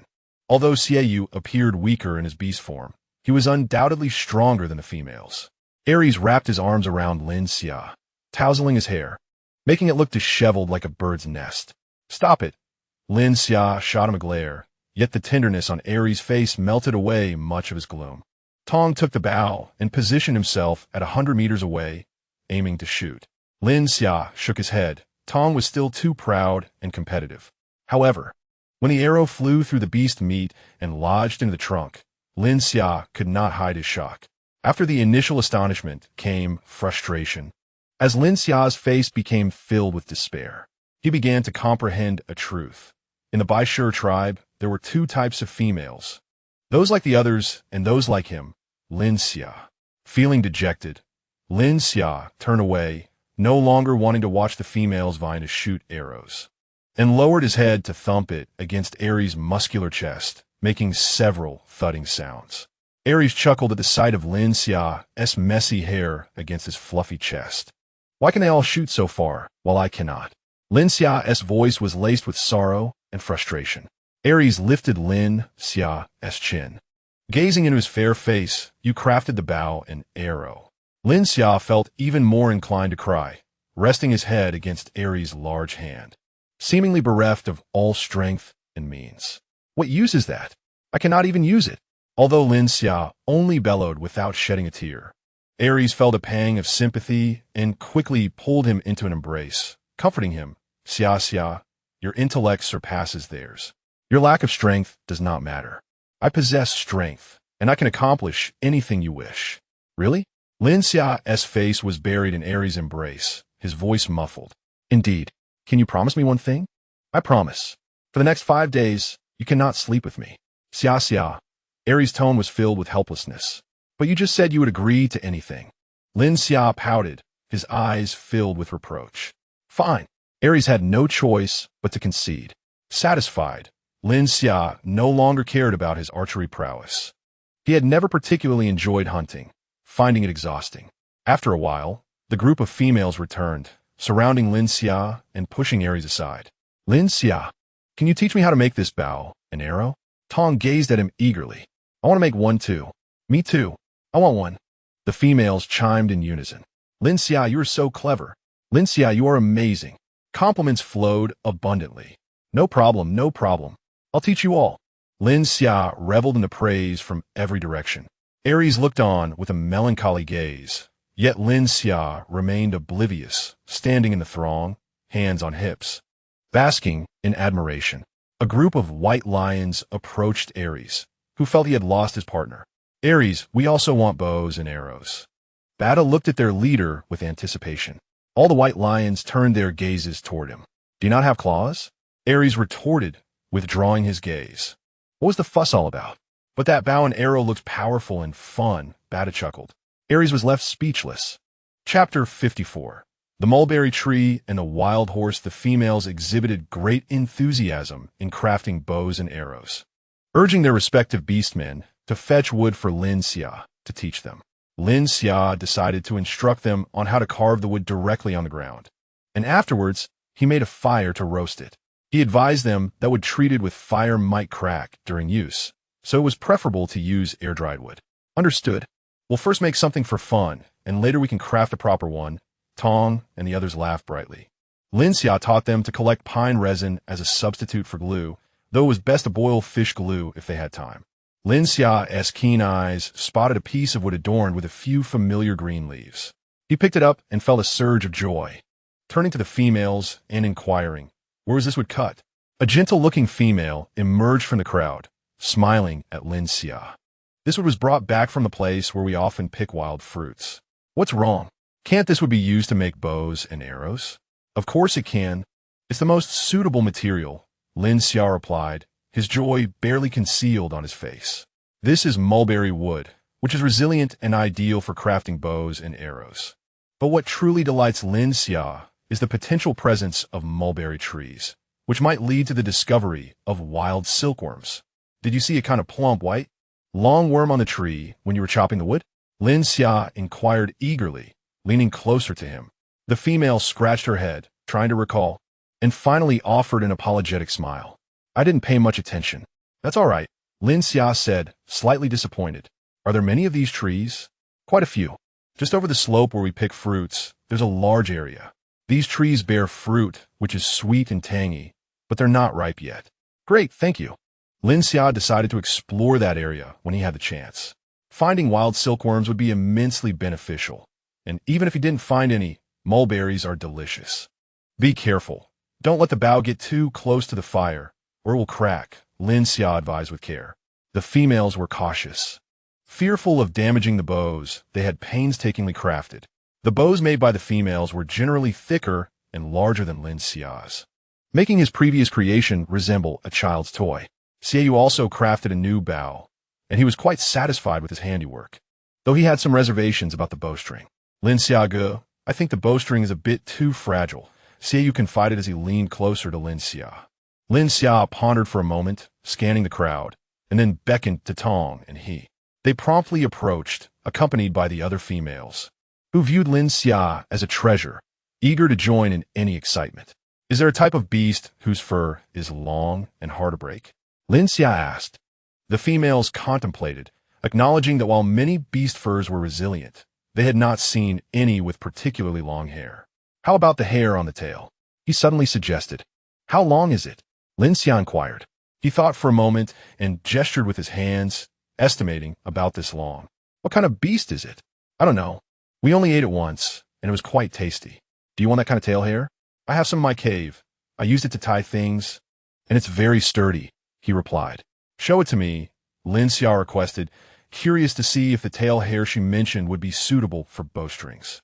He quickly returned with a bundle of hair, about the length of an adult's hand, though it was only a small tuft. Lin Xia selected a piece the thickness of his pinky finger and asked Xiaoyu to give it a pull. "It's very sturdy. It could be used for a bowstring," Xiaoyu exclaimed, using all his strength and failing to break the small tuft of tail hair, his eyes sparkling with surprise. "I think I've seen this kind of beast." A hesitant female spoke up. "What does it look like?" Lin Xia quickly asked. "It has a long head and body, with 4 legs," the female struggled to recall. Lin Xia picked up a stick and drew a rough shape in the dirt, feeling that the tuft of tail hair resembled that of a horse. The female's description confirmed his suspicion. "That's it." The female's eyes lit up as she looked at the drawing in the dirt. "It's a wild horse." Lin Xia turned to Xiaoyu, who was equally astonished by this sudden revelation. If they could tame wild horses, even if the females couldn't match the speed of the beastmen, they could ride and keep up. While they may not surpass the beastmen, they would not be far behind, especially with bows and arrows. Moreover, having horses would ensure a steady supply of materials for bowstrings. Lin Xia and Xiaoyu exchanged silly smiles. "What are you two laughing about?" he asked, puzzled. "Nothing." Lin Xia quickly regained his composure and explained, "This tail hair is perfect for bowstrings. Why get back? I'll discuss it with Ares and see if we can capture a batch of wild horses." "Really? This tail hair can be used for bowstrings? He said, astonished. Give it a try. It's very sturdy and less likely to break than the one I made before. It will shoot farther. Lin Xia handed the horsehair to him. He and the other females eagerly tested the resilience of the horsehair, discovering it indeed could not be torn, proving to be remarkably durable. If we can catch a batch, I'll surprise you all later, Lin Xia thought, pleased by the joyful expressions on the females' faces. The females of the tribe were kind-hearted and straightforward, and they expressed their gratitude towards Lin Xia for teaching them how to make bows and arrows by bringing him plenty of meat over the past few days. Though he couldn't eat it all, as much of it was secretly sent to the great cave, their gestures warmed his heart. The bows needed to be dried and hardened, which required time. Lin Xia instructed Xiaoyu to stay and teach the females how to make arrows while he returned to the cave. The pig gall soap he had made days ago had dried and been cut into palm-sized pieces, now lying quietly on a wooden board. Lin Xia picked up a piece and sniffed it. It had no distinctive smell. He wet his hands with a bit of water and rubbed the pig gall soap, realizing it indeed cleaned better. His hands, after washing, felt dry and smooth, without any stickiness. After a brief rest, he placed a few pieces of pig gall soap aside, wrapping the rest in animal skin as he headed towards the great cave. Lion Tail and a dozen old beastmen were busy cleaning the perimeter of the great cave, where meat was processed daily, making cleanliness essential to avoid unpleasant odors. When the hunting team returned, they would bring back new prey, and the females would also deliver fresh vegetables. Lion Tail, Lin Xia greeted him. Lin Xia, you're here. Are you looking for food? Lion Tail smiled upon seeing him. I don't want food. I'm bringing you something, Lin Xia said, pulling out 7 or 8 pieces of pig gall soap from the animal skin. You can wash your hands with this. It will clean them better. Really? The old beastmen gathered around, intrigued. Lion Tail curiously picked up a piece of grayish pig gall soap. Let me try. How do you use it? They processed prey daily, always struggling to clean their oily hands. Usually, they only used grass to scrub, but it couldn't completely remove the grease, making them very curious about Lin Xia's offering. Wet it with water, then rub it, Lin Xia instructed. Lion Tail followed his directions, wetting his hands and rubbing the pig gall soap for a while before rinsing it off with clean water. It really cleaned them, Lion Tail exclaimed, inspecting his hands, which felt free of grease and looked noticeably whiter. I'll try too. The old beastmen began to jostle for their turn. I brought plenty. It should last you for a while. When you have time, I'll teach you how to make it, Lin Xia reassured them. All right. The old beastmen smiled warmly at Lin Xia. Though the tribe was not lacking in food, very few thought of these old fellows, and receiving something from Lin Xia, even if it was inedible, was quite useful to them. They would no longer have to endure the sticky, oily smell on their hands. Chapter 55. Haircut. Leaving the great cave, Lin Xia noticed that the females had mostly dispersed. Spotting Xiaoyu, he called out to him and handed him 3 pieces of pig gall soap. Here, this is for you. That dried quickly. I thought I'd have to wait a few more days, Xiaoyu replied, pleased. I'll need it for my bath by the river. Are you coming to bathe too? Lin Xia shot him a glance, wondering if this boy understood the concept of modesty. While beastmen were not particularly concerned with privacy, and it was quite normal for females and beastmen to bathe together, Aries was an exception to that norm. Going to bathe together now would surely lead to trouble later. He was finally enjoying a few peaceful days. However, judging by the innocent look in Xiaoyu's eyes, it seemed he had not considered these implications at all. As Lin Xia stepped into the cave, he heard the lively chatter from within. Great, those 2 have come here, he thought to himself. Upon entering, Ye's eyes lit up at the sight of him, urging him to come closer. Lin Xia settled beside him, noting that his belly had grown slightly larger. He handed him a piece of watermelon, asking, what is this? He then tugged at the bee skin that Lin Xia was holding. Lin Xia released his grip, allowing the package to slide into He's hands. Tong leaned in, curious about the contents, which appeared to be a grayish substance resembling beast oil. Taking a couple of bites from the watermelon, Lin Xia explained, this is pig pancreas soap, which can be used for hand washing and bathing. How do you wash with it? Tong asked, instinctively reaching for a piece to bite. You can't eat it. Why do you want to eat everything? Lin Xia grabbed his hand, instructing him to wet it and rub the soap. With enthusiasm, Tong and he exchanged glances and headed for the water bucket in the cave. "How are you? Is the cub behaving?" Lin Xia turned to Yi, feeling a mix of desire to touch his belly and apprehension. Yi similed, taking Lin Xia's hand and placing it on his abdomen. They haven't been very obedient lately, always moving around. Lin Xia was taken aback. Yi chuckled at his bewildered expression, explaining, "There should be 3 in this litter. Didn't anyone in your original tribe ever bear young?"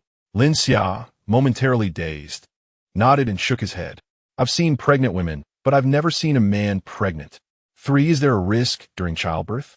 As he regained his composure, concern for Ye's health crept in. He regarded Yi as a brother and feared for his well-being.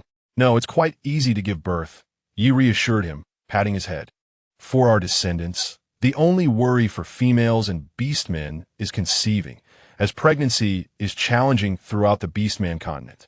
Giving birth, however, is relatively easy because the females' bodies are robust, typically without danger. This explains why, after a snowy day, Yi was the only female in the entire tribe to conceive. Not just Badu and Yi, but the whole tribe was invested in the cub growing in Ye's belly. Even during times of food scarcity, the pregnant female received priority. It really is clean," he exclaimed, holding up his hands before Lin Xia and Tong. "Can I have 2 pieces of that pig pancreas soap? I'll trade you for some meat." At the mention of meat, Lin Xia felt a wave of dread. He had more meat than he could consume lately. Even with Aries and Xiao Xia's help, it was too much. The females were exceedingly enthusiastic. No need for that." He quickly waved his hands. "I had planned to share it with you anyway. No need to trade for meat. You are so kind," he exclaimed, leaping onto him, burying his head in Lin Xia's embrace. Tong joined in the playful chaos, and soon the 3 were a tangle on the ground, stirring up dust. Yi watched the lively scene with a smile, feeling that this year the tribe was much more vibrant. He quietly moved the unfinished watermelon further away. Finally managing to escape the playful assault, Lin Xia's hair was a disheveled mess, resembling a bird's nest, and he was covered in dust. As he stood brushing off the dirt, Tong and he giggled at him, earning an exasperated eye roll in return. "Isn't your hair getting a bit long?" Yi commented, reaching out to help tidy Lin Xia's locks, noticing they had grown quite long, covering his eyes. "It is a bit," Lin Xia replied, glancing at his bangs. Aries' hair grew slowly, and it had been months since they first met, yet it remained nearly the same length. He hadn't noticed his own hair until it reached this point. He had been contemplating asking Aries to give him a trim, but without scissors, he feared using a knife. "Why not use a knife?" Yi suggested. "How would I do that?" Lin Xia asked. "Just cut it all off." "No way." Lin Xia clutched his hair in horror. "I just want it shorter and not to go bald. That would look terrible." Yi, puzzled, couldn't understand why anyone would think cutting hair would look bad. "However, it does have a minor impact," he continued. "They usually shave their heads during snowfalls because they hide in the caves, with only their partner seeing them. By the time the snow melts, their hair has grown back a bit, so it doesn't matter. I still just want it shorter," Lin Xia insisted, reluctant to part with his hair. He wasn't keen on becoming a monk. "Let me try." Tong, having acquired a stone knife, approached with a gleam in his eye, clearly confident in his abilities. "Are you sure you can do it?" Lin Xia asked anxiously, unable to see the situation atop his head. "Trust me," Tong assured him. "I've cut their hair during snowfalls before." He gestured to Yi and he, who nodded in agreement, though they had always ended up bald. They trusted Tong because he had a knack for it. His cuts left no scars, unlike others who often nicked their scalps.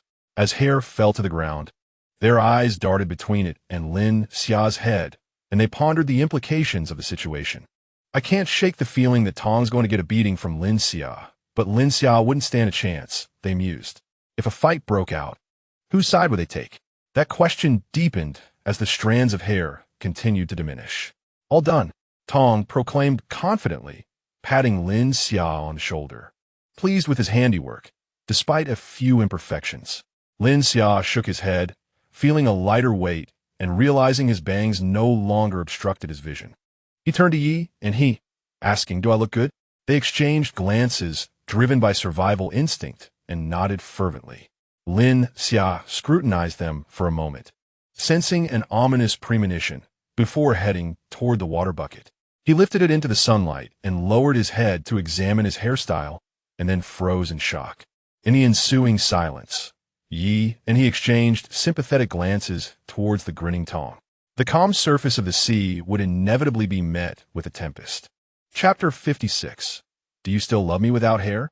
Lin Xia entered the cave stiffly, mechanically patting Tong's shoulder before wrapping his hands around his neck, tumbling them both onto Ye's bamboo bed. Didn't you say you were good at cutting hair? Lin Xia seethed, teeth clenched. Tong, slightly breathless beneath him, yet still bewildered, replied, I am. Were you not satisfied with? I'm not satisfied with anything. Lin Xia felt an urge to throttle him. You said you wanted it shorter. Isn't this short enough? Tong looked at him innocently. But every strand is a different length. What's that all about? Lin Xia exclaimed. Do you want them all to be the same length? I can't do that. Tong replied with a helpless expression. Why didn't you say so earlier?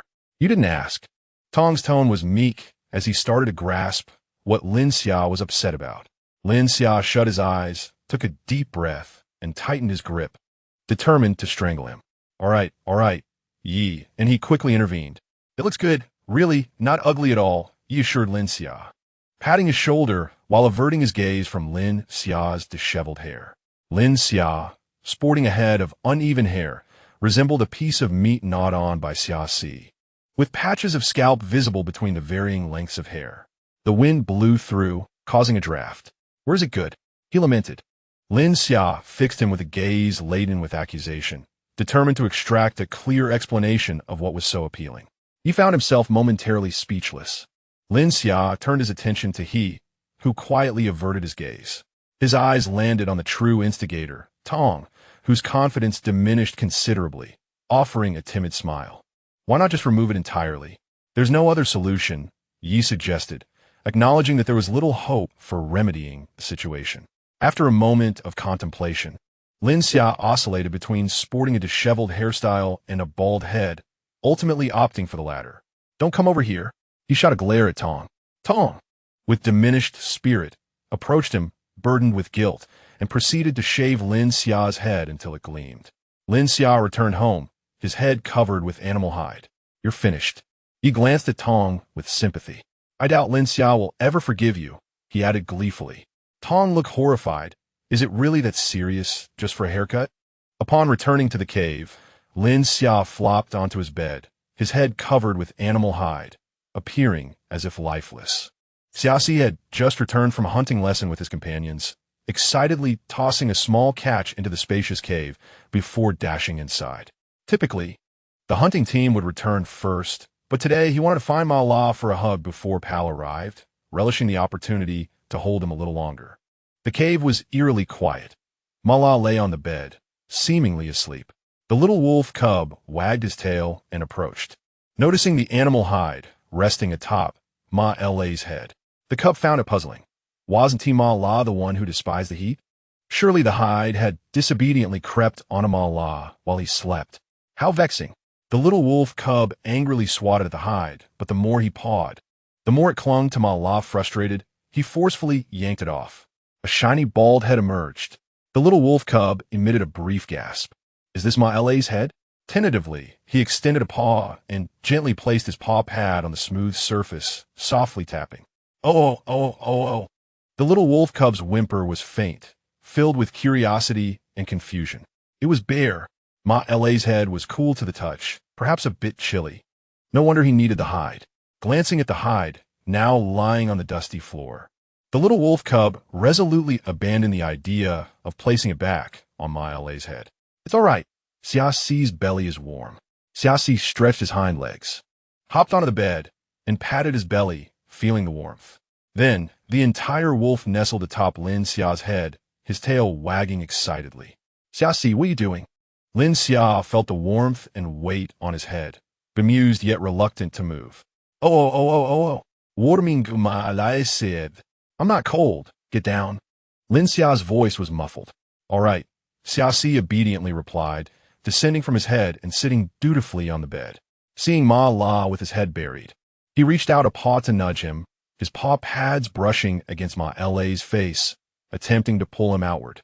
Lin Xia tilted his head, feeling the warm paw pads gently tapping his cheek, resigning to open his eyes and ask, "Why are you back so early today?"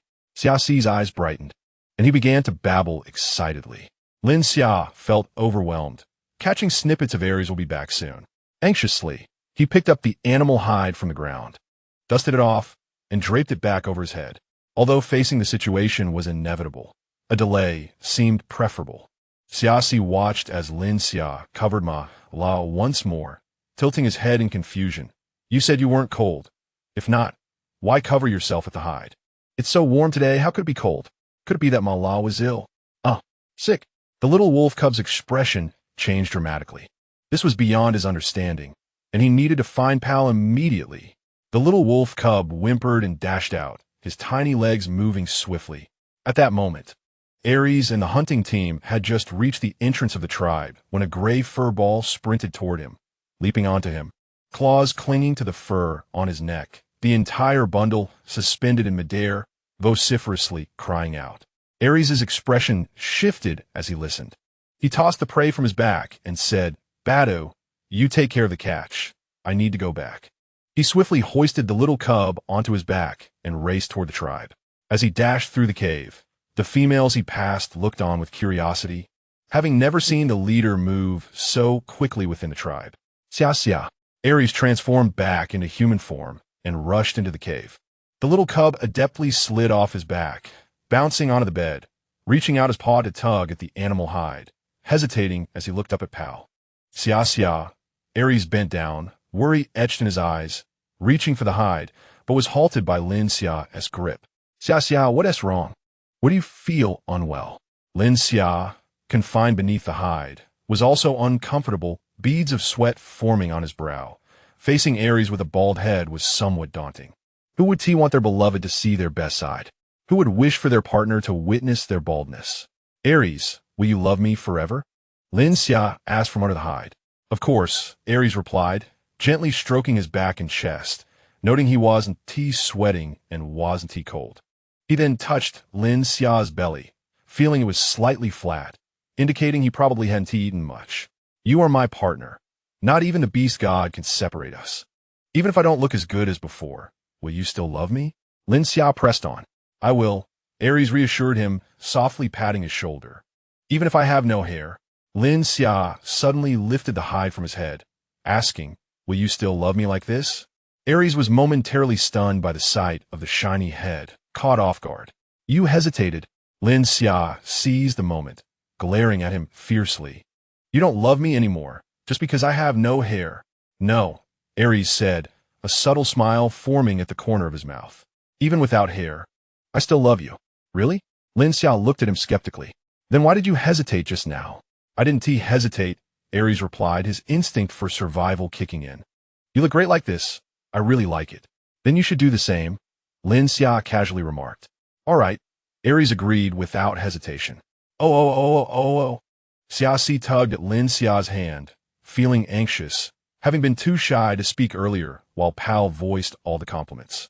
"Mala, I love you too. I love you too." Chapter 57. The plan to tame horses. Aries kept his word and shaved his head that very night.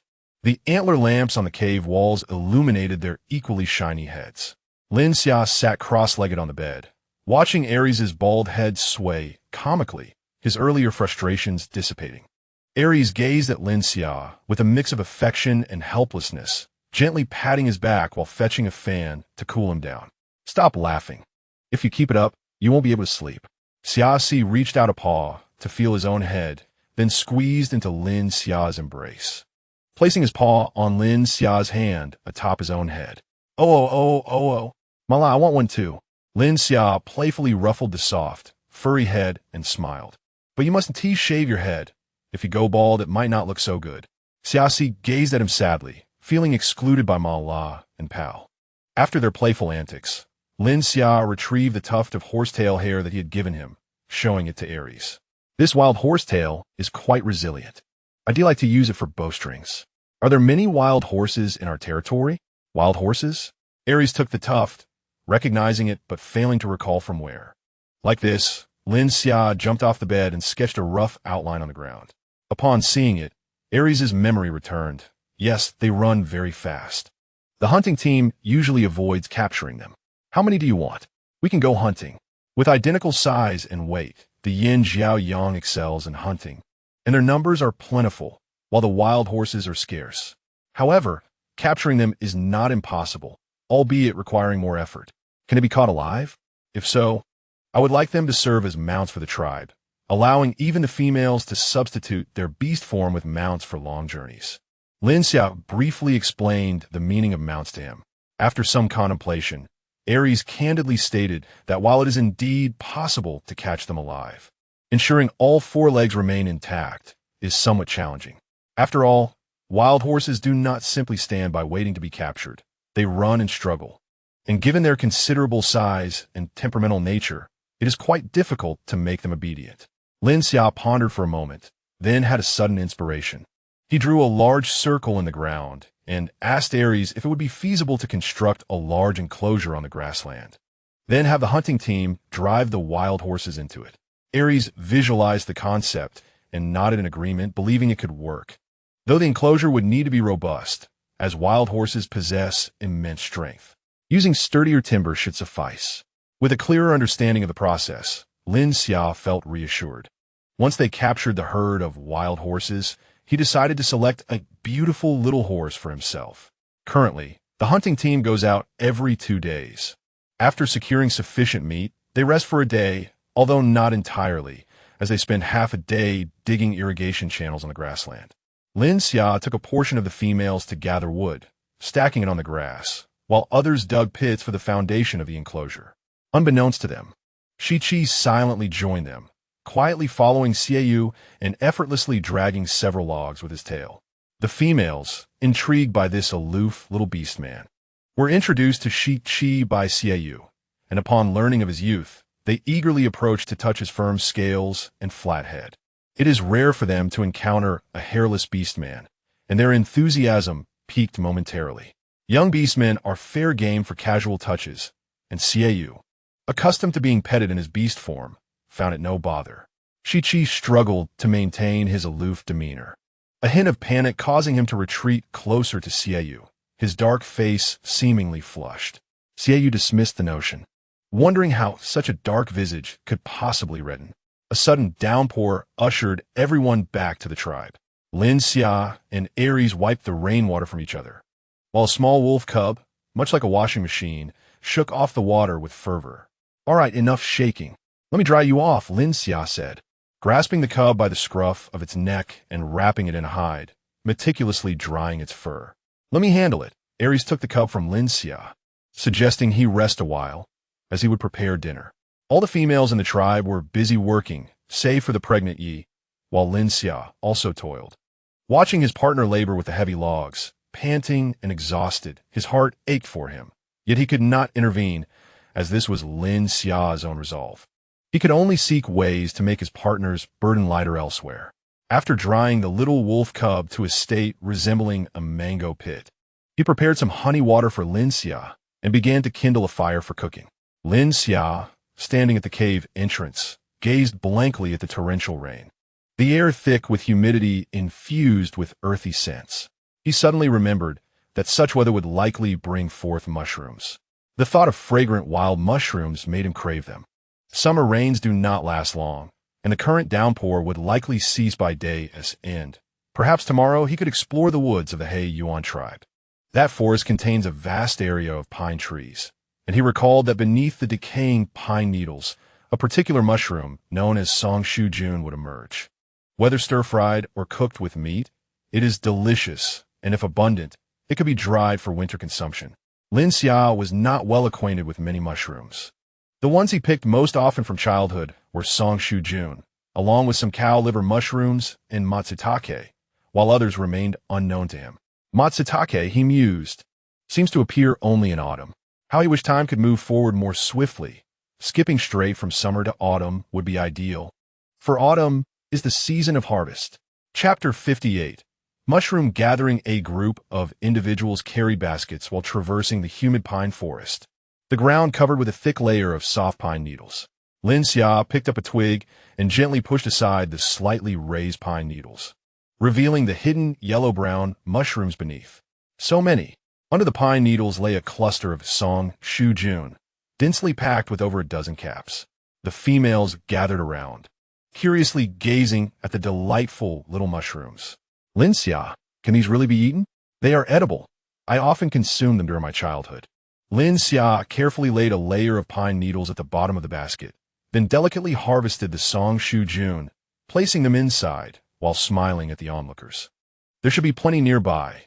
Search carefully, but be cautious not to step on them. Harvest gently, and if we gather enough, we can dry them and store them for snowy days. All right. The females eagerly agreed and dispersed to seek out the mushrooms hidden beneath the pine needles. Only gather this type. Do not pick others. Some are poisonous and inedible. Lin Xia called out to their retreating figures. This forest was relatively safe, being the territory of the He Yuan tribe, which bordered the Baishur tribe. There were no large predators, and with the beastmen accompanying them, Aries had no concerns about the females wandering off into danger.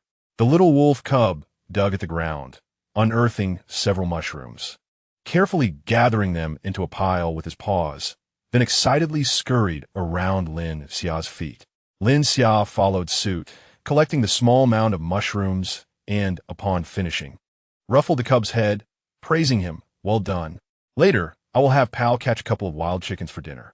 The little wolf cub barked excitedly. The ground, layered with decaying pine needles, rendered the soil fertile, and since the He Yuan tribe was unaware that mushrooms were edible, the song shu jun thrived here, plump and abundant. Before long, Lin Xiao's basket was filled, and as the scattered females had yet to return, he began to wander. He picked up a pine cone nearly the size of his head and curiously looked up at the tree, where many pine cones of the same size hung. If one falls, it would surely knock someone out. Lin Xia silently moved aside a bit, ensuring he stood in a safe spot before carefully examining the pine cone in his hand. This pine cone had yet to mature, with each scale tightly wrapped. Even vigorous prying would yield no results. Summer Sea leaned beside him, extending his mouth to bite it, only to be met with a mouthful of bitterness that made his little face scrunch up. Why do you want to bite everything? Is it too bitter for you? Lin Xia teased, pinching his ear and retrieving a bamboo tube from his waist to offer him some water. Aries, nearby, took the pine cone and, with a firm twist, split it into two halves, then handed one to Lin Xia. Upon inspection, the pine nuts inside were still pale, but quite large, comparable to chestnuts. Lin Xia extracted one and placed it in his mouth, delighting in its sweet taste, imbued with a hint of pine fragrance. Here, try this, Lin Xia offered, holding a nut to Aries' lips, then turned to feed one to the eagerly barking little wolf cub. Will we be able to come here to gather pine cones in autumn? Lin Xia inquired. Aries shook his head. No, these pine cones are food for the He Yuan tribe. Lin Xia felt a pang of regret. He had assumed the He Yuan tribe did not consume these. Aries, meanwhile, continued to assist him in extracting the pine nuts, explaining, they inhabit the forest and are aware of certain edible items, yet they do not disclose them to others. This is the survival method of each tribe. How do you know? Lin Xia asked with curiosity. I happened to see them harvesting this, Aries replied, feeding him another pine nut. If you wish to eat them, I will secretly gather some for you in the future. All right, Lin Xia cheerfully agreed. What are you all eating? Xia called out from a distance. Noticing them clustered together, enjoying their food, Lin Xia turned his head and noticed him, along with a slender, dark-skinned youth trailing behind, whose expression was sour. The boy was carrying Xieyu's basket, brimming with pine mushrooms, and Lin Xia gradually understood that Shi Qi had stealthily joined him again. It seemed that Shi Qi was still quite youthful, and Lin Xia teased him with a playful glance. Shi Qi's expression soured further. He had never wished to take on a human form, and had it not been for Xieyu's insistence, he would have preferred to appear in his handsome serpent form. Brother Lin Xia, please don't provoke him, or he'll throw another tantrum, Xieu interjected as he approached, eyeing the pine cones in Lin Xia's hand. Are these pine nuts? They're enormous. Try one, Lin Xia said, placing a few nuts into Xieyu's palm. Just these few make quite a handful. They're quite sweet, Xieu remarked after tasting one. Then offer two to Shi Qi. They should taste even better when they ripen. A bit of roasting would enhance the flavor. What a pity.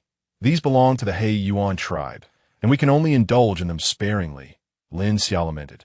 Xia Yu shared the sentiment, expressing regret over the vast pine forest that could yield an abundance of pine nuts.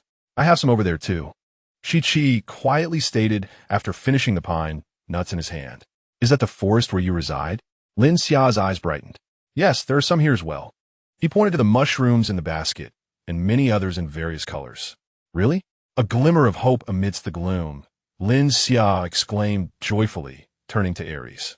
Aries, let us visit that forest another day. Sure, Aries agreed, then turned to see the females returning one by one. We should head back. The females' baskets were filled with pine mushrooms, some even overflowing, their faces radiating delight. They had never known these mushrooms were edible. Previously, they only understood that meat could be consumed. Ever since Lin Xia arrived, it felt as if many things could be transformed into food. If only Lin Xia had appeared sooner, they could have avoided hunger during past snowy days. A wave of regret washed over each heart. Wishing their by sure tribe possessed a forest of such magnitude. Otherwise, they could have harvested mushrooms daily. Let us gather a few more pine cones, Lin Xia said with a cheerful smile towards Aries. Aries ruffled his hair and stepped back a little, prompting Lin Xia to move away. Aries kicked a nearby tree, causing a flurry of pine cones to tumble down, at least a dozen. That's enough. Stop. We can't carry that many, Lin Xia quickly called out. Today's haul was impressive. They had collected at least 20 baskets of pine mushrooms along with a dozen large pine cones. The group returned in high spirits. The beastmen had not carried baskets, as their primary purpose was to ensure the safety of the females, yet they returned with some cut timber along the way. On the journey back, Aries casually caught a few wild chickens to prepare for dinner. Chapter 59. Wild chicken stewed with mushrooms. The prepared wild chickens were chopped into pieces, sautéed with garlic until slightly golden, then water was added for a simmer. After a while, the clean pine mushrooms were introduced, allowing the mixture to stew gently for a longer duration. Once the chicken was tender and the mushrooms infused with flavor, the delightful aroma of chicken and mushrooms wafted through the air. With the heat of the day, Lin Xia had little desire for food. So he picked a few bitter gourds, sliced them thin, sprinkled salt, and squeezed out the moisture. After frying the pork belly until it released its oil, he tossed in the bitter gourd and a pinch of chili, creating a refreshing dish that paired well with rice, even without any. Lin Xia glanced at a few cobs of corn drying at the entrance, took a few down, removed the kernels, and ground them in a stone mortar. He then cooked them with the peeled pine nuts to create porridge. Both corn and pine nuts possessed their inherent sweetness, making it fragrant and delightful without any additions. Aries brought a pot of beef stewed with pine mushrooms, and the beef looked tender, soaked in juices from the mushrooms. Lin Xia tasted the corn and pine nut porridge. Although lacking staple grains like rice or millet, the crushed corn turned into a thick paste, and the pine nuts softened beautifully, melting in his mouth, rich and sweet. Having gone too long without staple foods, a blissful smile spread across Lin Xia's face. Life was indeed improving.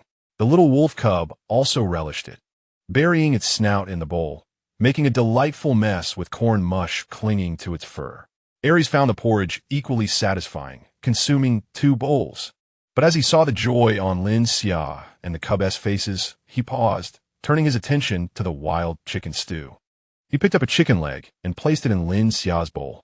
Knowing that Lin Xia preferred the legs and wings of such birds while being indifferent to other parts. The chicken was tender, falling off the bone effortlessly, and the mushrooms absorbed the chicken broth's essence, creating an exquisite flavor. Lin Xia took a bite of bitter gourd stir-fried with pork, followed by a spoonful of corn and pine nut porridge, enjoying the meal immensely. Except for the chicken leg Aries had given him, he had only sampled a few mushrooms, leaving the beef untouched. He and the little cub had nearly finished the pot of porridge, eating significantly more than usual, their bellies noticeably round. After the meal, they savored slices of watermelon, delighting in the sweetness. Although there was no refrigerator, Lin Xia never worried about food spoiling. Watermelons could be enjoyed at leisure, sufficient for both wolves at home. Next time, we can gather more pine cones, Aries mused, dismissing the thought of whether they belonged to the He Yuan tribe, as capturing them was not feasible anyway. The tribe members relished the mushrooms, savoring a flavor they had never experienced before, neither as robust as meat nor as subtle as vegetables, yet undeniably delicious and addictive. If only our Baishur tribe had such a forest, they lamented. Perhaps we should conquer the He Yuan tribe. But Aries shrugged off the notion, as their relations were amicable. Aside from the mushrooms consumed the previous night, the remaining ones were piled in the large cave and needed to be sorted promptly to prevent spoilage. Wild mushrooms required no water for cleaning before drying, as moisture could cause mold. Only the roots needed trimming to remove visible dirt and residual pine needles. Once dried, they could be soaked in water for cleaning before consumption. Lin Xia and the female spent half a day cleaning the mushrooms, exhausting themselves to the point of near collapse. Summer weather was often unpredictable, yet today proved favorable, with the sun shining brightly, perfect for drying mushrooms. The female spread mushrooms, corn, beans, and peas across every corner of the tribe, under the strong sun. The mushrooms dried within a couple of days and were stored in bags made of animal skin in the cave, reserved for dried meat. Lin Xia wandered through the vegetable garden, gathering tender edamame, which would be boiled with a bit of salt and water for a snack. The edamame continued to grow. Once the leaves wilted naturally and the pods dried, they could be harvested. Once the soybeans were ready, they could be used to make tofu or sprout beans. And most importantly, to create dabanjiang. Although most dabanjiang is made from broad beans, soybeans can also suffice. Lin Xia felt overwhelmed by the sheer quantity of beans, and even the sight of them made his stomach ache, but the tribe's large population ensured that even if they couldn't finish them, they could dry the excess, and eventually they would be consumed. Perhaps I should plant fewer next year. The radishes had grown quite large, with a portion protruding above the soil, signaling that it was time to harvest some while leaving a few to flower and seed. We spotted a herd of wild horses. Once the enclosure is ready, we can drive them in. Really? Lin Xia's eyes sparkled as he paused his work. The females had been crafting bows and arrows, ready to be strung. And the enclosure would likely be completed by tomorrow. Perfect timing to bring the wild horses in the day after. All right, Aries agreed. Lin Xia happily offered the boiled edamame to Aries, grinning as he leaned closer. Once the mares are tamed, let us explore the southern forest. We might find plenty of edible treasures. Aries lifted the individual onto his lap and accepted the edamame from his hands, carefully peeling it and feeding him. Don't forget to bring the pig's pancreas soap. I'll scrub your back, Lin Xia suggested, contemplating, let us bring the fish trap too. We can put it in and retrieve it tomorrow. It has been quite some time since I enjoyed stir-fried small fish. All right, come down, Aries said, giving him a playful pat on the backside. I'll fetch the items. Lin Xia eagerly descended, turning to call back the little wolf cub to join them for a bath. Don't call him, Aries interrupted, just the two of us. Lin Xia raised his chin to gaze at him, elongating his tone. You wish to create a world for just the two of us? Aries silently gathered the items, lifting Lin Xia with one arm, his voice low and restrained. Xia, it has been many days. It's time for the cub to sleep with Xiaoyu. So that was your plan? Lin Xia huffed, tapping Aries' bald head twice. He has grown accustomed to sleeping with us. If you send him to sleep with Xiaoyu, won't he cry? He won't, Aries replied succinctly. I have ways to handle that little wolf cub. But that won't he do? I'm so tired. You can't get out of bed after every time. Lin Xia buried his head into Aries' neck, sighing. Tomorrow, I shall pick the most beautiful little horse for you. Aries coaxed, nestled in his neck. Lin Xia pondered for a moment before hesitantly agreeing, for he too was somewhat intrigued. Chapter 60. Horse taming. Sturdy wooden posts were deeply driven into the earth, connected by robust vines to prevent wild horses from escaping. The height of the fence exceeded 1.70 meters, only slightly shorter than Lin Xia. The gate was slightly lower than the fence, yet equally sturdy. Once everything was prepared, a distant rumbling echoed, causing the ground to tremor slightly. Everyone step back. Move away, Lin Xia shouted urgently. All promptly distanced themselves from the enclosure. The white lion pride surrounded the wild horses, herding 50 to 60 of them toward the fence. The roars of the lions mixed with the whinnies of the wild horses, turning the prairie lively. The white lions began to close in, forcing the herd to flee toward a deliberately left gap, soon reaching the front. As they approached the gap in the fence, the wild horses slowed, seemingly hesitant about entering this peculiar space. The leading silver wolf howled, prompting the white lions to emit a thunderous roar, which startled the wild horses into hastening their entry into the enclosure. Only one small horse, disoriented by fear, slipped away from the lion's encirclement. A white lion quickly moved in, closing the gate and trapping the wild horses inside. Hearing the continuous whinnies from within, Lin Xia called for the females to bring over the pre-cut tender grass, tossing it over the fence. Lin Xia tiptoed to peer inside the enclosure, observing that most of the 50 to 60 horses were robust adults, with only 5 or 6 being young. Although fewer than anticipated, he felt satisfied. Aries transformed into human form and approached him, explaining that some had been injured while running and others had hurt themselves in rabbit holes during the chase, necessitating their deaths. Leaving only this many, Lin Xia felt a pang of regret, wishing there were fewer rabbit holes, suggesting that the tribe members could smoke the rabbits and fill the holes in the future. By the way, what about the dead horses? We'll retrieve them later. Do you wish to eat? Aries inquired. Let us bury them, Lin Xia replied, having no desire to consume them. He hoped the tribe would regard these wild horses as companions rather than sustenance. Very well, Aries agreed without hesitation. From a distance, the mournful whinnies of a wild horse echoed, and Lin Xia turned to see that the previously escaped small horse had returned, calling out but unwilling to approach. One of the wild horses inside the enclosure heard the sound and approached the fence, displaying evident anxiety and sorrow. Lin Xia took a couple of steps toward the small horse, but it quickly retreated, only to return shortly after. Contemplating the separation of mother and child, Lin Xia fashioned a noose from vines and handed it to Aries to retrieve the horse. Though agile, the small horse could not outrun Aries, who swiftly brought it back and placed it inside the enclosure. Upon seeing its offspring, the wild horse rushed over, nuzzling the small horse affectionately, which reciprocated with soft whinnies. Xiaoyu, which one do you like? Lin Xia asked the captivated Xiaoyu beside him. That one. Xiaoyu pointed to a brown adult wild horse within the herd. Following his finger, Lin Xia noted the horse's robust physique and shiny coat, exuding wildness. Go, let's see if you can release it, Lin Xia encouraged, handing him the makeshift reins while reminding him to be cautious and to let Aries assist him. Xiaoyu nodded enthusiastically, taking the reins to tame the horse. By now, the wild horses in the enclosure had calmed, likely sensing the absence of danger and the presence of fresh grass. After their frantic escape, they were quite hungry and focused on munching the grass. Aries, accompanied by Xiaoyu, entered the enclosure, with several females and beastmen following suit. Lin Xia had taught the females how to make lassos and reins a few days prior, and bold females were already selecting their preferred horses for taming. Xiaoyu, eyeing the horse he liked, aimed his lasso and successfully looped it around the horse's neck, pulling it out of the enclosure.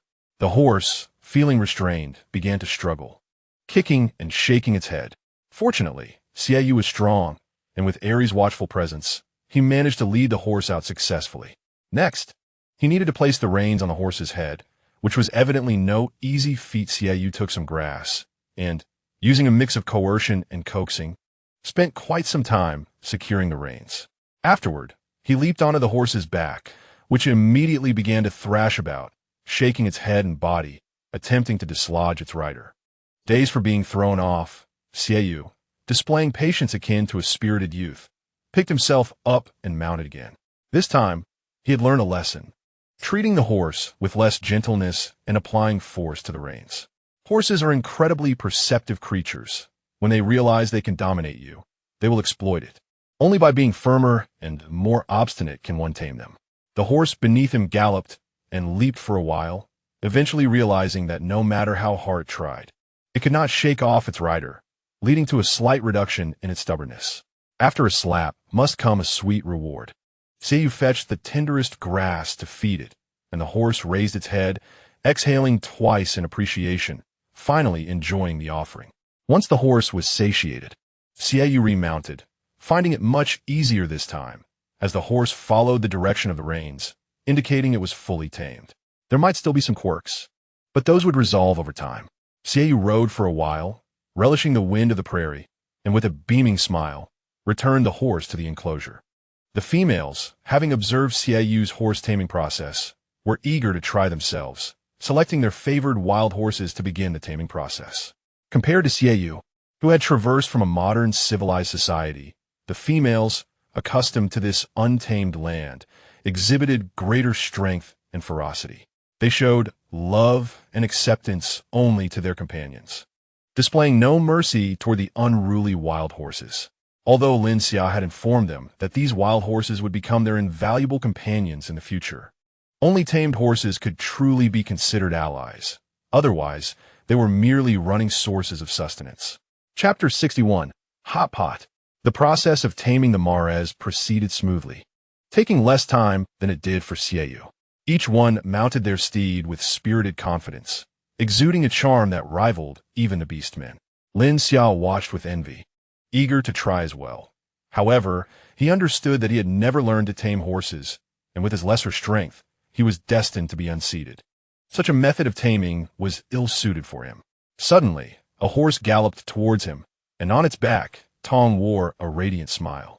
Reaching out a hand in his direction, Lin Xia couldn't help but smile in return, stepping forward to extend his hand, only to be swiftly pulled up onto the horse's back. Aries, whose hand had reached out in vain, sighed softly, retracting it to gaze longingly at his departing partner. Tong encircled Lin Xia from behind, and amidst the howling wind, his cheerful voice rang out, "Lin Xia, I'm so happy. I'm happy too." Lin Xia exclaimed as he enjoyed the exhilarating speed atop the bucking horse. To claim he wasn't elated would be a falsehood. The Mares seemed to release their pent-up frustrations in a manner unprecedented while riding, their faces adorned with smiles never seen before. Under the blazing sun, they galloped across the vast grasslands, and unlike the times they had ridden on their partners' backs, this was a freedom that belonged solely to them. Lin Xia felt joy for them. The Mares possessed strength and courage, psychologically matching the beastmen, yet they had been confined within the tribe simply for lacking their beastly forms, which was neither fair nor just. After indulging in their wild gallop for a while, they dismounted under the admiring gazes of the beastmen, reluctantly returning the horses to the enclosure. It was at this moment that they finally regarded these horses as their companions, gently stroking them and offering the freshest grass. With 50 or 60 small horses completely distributed, a considerable number of Mares still remained without partners, their eyes filled with envy and regret. "It seems you will need to capture another batch of wild horses," Lin Xia teased as he glanced at Aries, while the Mares looked at him with a blend of expectation and pleading. "We'll go capture another batch in a couple of days," Aries consented readily. Instantly, the Mares erupted in cheers, no longer clustering around their leader, but rushing to their close friends to observe the horses of others. Even if they could not ride them, they could still touch them to satisfy their desires. Lin Xia chose a horse without contest. Even if he desired one that had already been selected, there were no objections, especially since he merely picked a small horse, the very one that had initially run away only to return. He understood that this method of taming was not suited for him. He yearned for a horse that truly belonged to him, one that he could win over gradually through affection. Thus, he did not select the handsome and robust horse Aries had initially favored for him. Instead, he felt a small horse would suit him better. He named it Hui Hui, for a small tuft of its brown mane was a subtle shade of gray-brown, easily overlooked but immediately noticeable to Lin Xia. Moreover, both of his home companions were gray, which he felt was a delightful coincidence. Hui Hui possessed a spirited nature and a gentle temperament. It did not resist Lin Xia's touch, instead nuzzling against his face. Xiaxi leaped onto Hui Hui's back, which merely fidgeted nervously before calming down under Lin Xia's soothing presence. Aries informed him that it was merely about a year old, still a young horse. Lin Xia's heart softened as he fed it plenty of grass. The beastmen, having exhausted themselves driving the wild horses, found the Mares reluctantly returning to the tribe to prepare meals, as the beastmen also needed to be rewarded for their efforts. Lin Xia did not forget to have them trim some tail hair to take back for bowstrings, which was equally important. "What a pity. If it weren't for the young ones, I could have chosen a horse too," Yi lamented as he poured out his grievances to Lin Xia. realizing that the young ones weren't as delightful as he had imagined. "Don't worry," Lin Xia reassured, patting his shoulder. "When the next batch of wild horses comes in, I will select a nearly adult horse for you. By the time your young ones are born, you'll be able to ride it. It better be a good-looking one." "Ye urgit." "Absolutely," Lin Xia promised, thumping his chest. The tribe's feast that day was lavish, featuring steamed, boiled, and roasted dishes. Lin Xia had all the fat from the giant horn bull shaved off and rendered into oil in a large pot.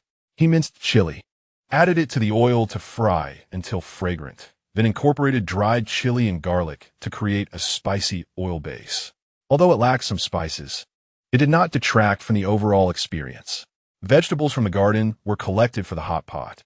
The tribe was not fond of bitter melon, considering its taste slightly astringent. Thus, Lin Xia sliced it exceptionally thin, salted it to draw out the bitterness, and then stir-fried it with fatty pork, infusing it with garlic and chili until it bore only a hint of bitterness, which in the summer heat became refreshing. A few days prior, Lin Xia had not consumed all the pine cones he brought back, leaving about 10 behind, primarily because they were high in energy and a few were sufficient. He decided to utilize them all, extracting the pine nuts and cooking them with crushed corn to create a porridge he had made a couple of days prior. The essential element was meat. The beef, lamb, and pork sizzled and dripped with oil, allowing for a seamless transition from hot pot to barbecue. If they grew tired of one, they could indulge in the other. Chilled water with a touch of honey was delightfully sweet. The beastmen had never suffered from digestive issues, so they had no worries about consuming spicy foods or drinking cold water. Their stomachs were as robust as their physiques. However, Lin Xia dared not partake as liberally, only enduring the spicy heat that made him sweat, yet the deliciousness was irresistible. Aries stood by with a piece of beast hide to wipe his brow and offered him slightly chilled water. In the hot pot, the soft winter melon, crisp peas, thinly sliced beef and lamb, and the quickly cooked tripe awaited. Lin Xia did not consume offal, but his aversion was subjective. For example, he adored tripe, despite its cleaning being somewhat tedious. Initially, the Mares eyed the dish with skepticism, but they soon indulged eagerly, devouring it without pause. Lin Xia had never enjoyed tripe so much, especially since it was quite expensive in hot pot restaurants, and he typically only ordered a couple of plates to taste. He had never eaten to the point of discomfort before.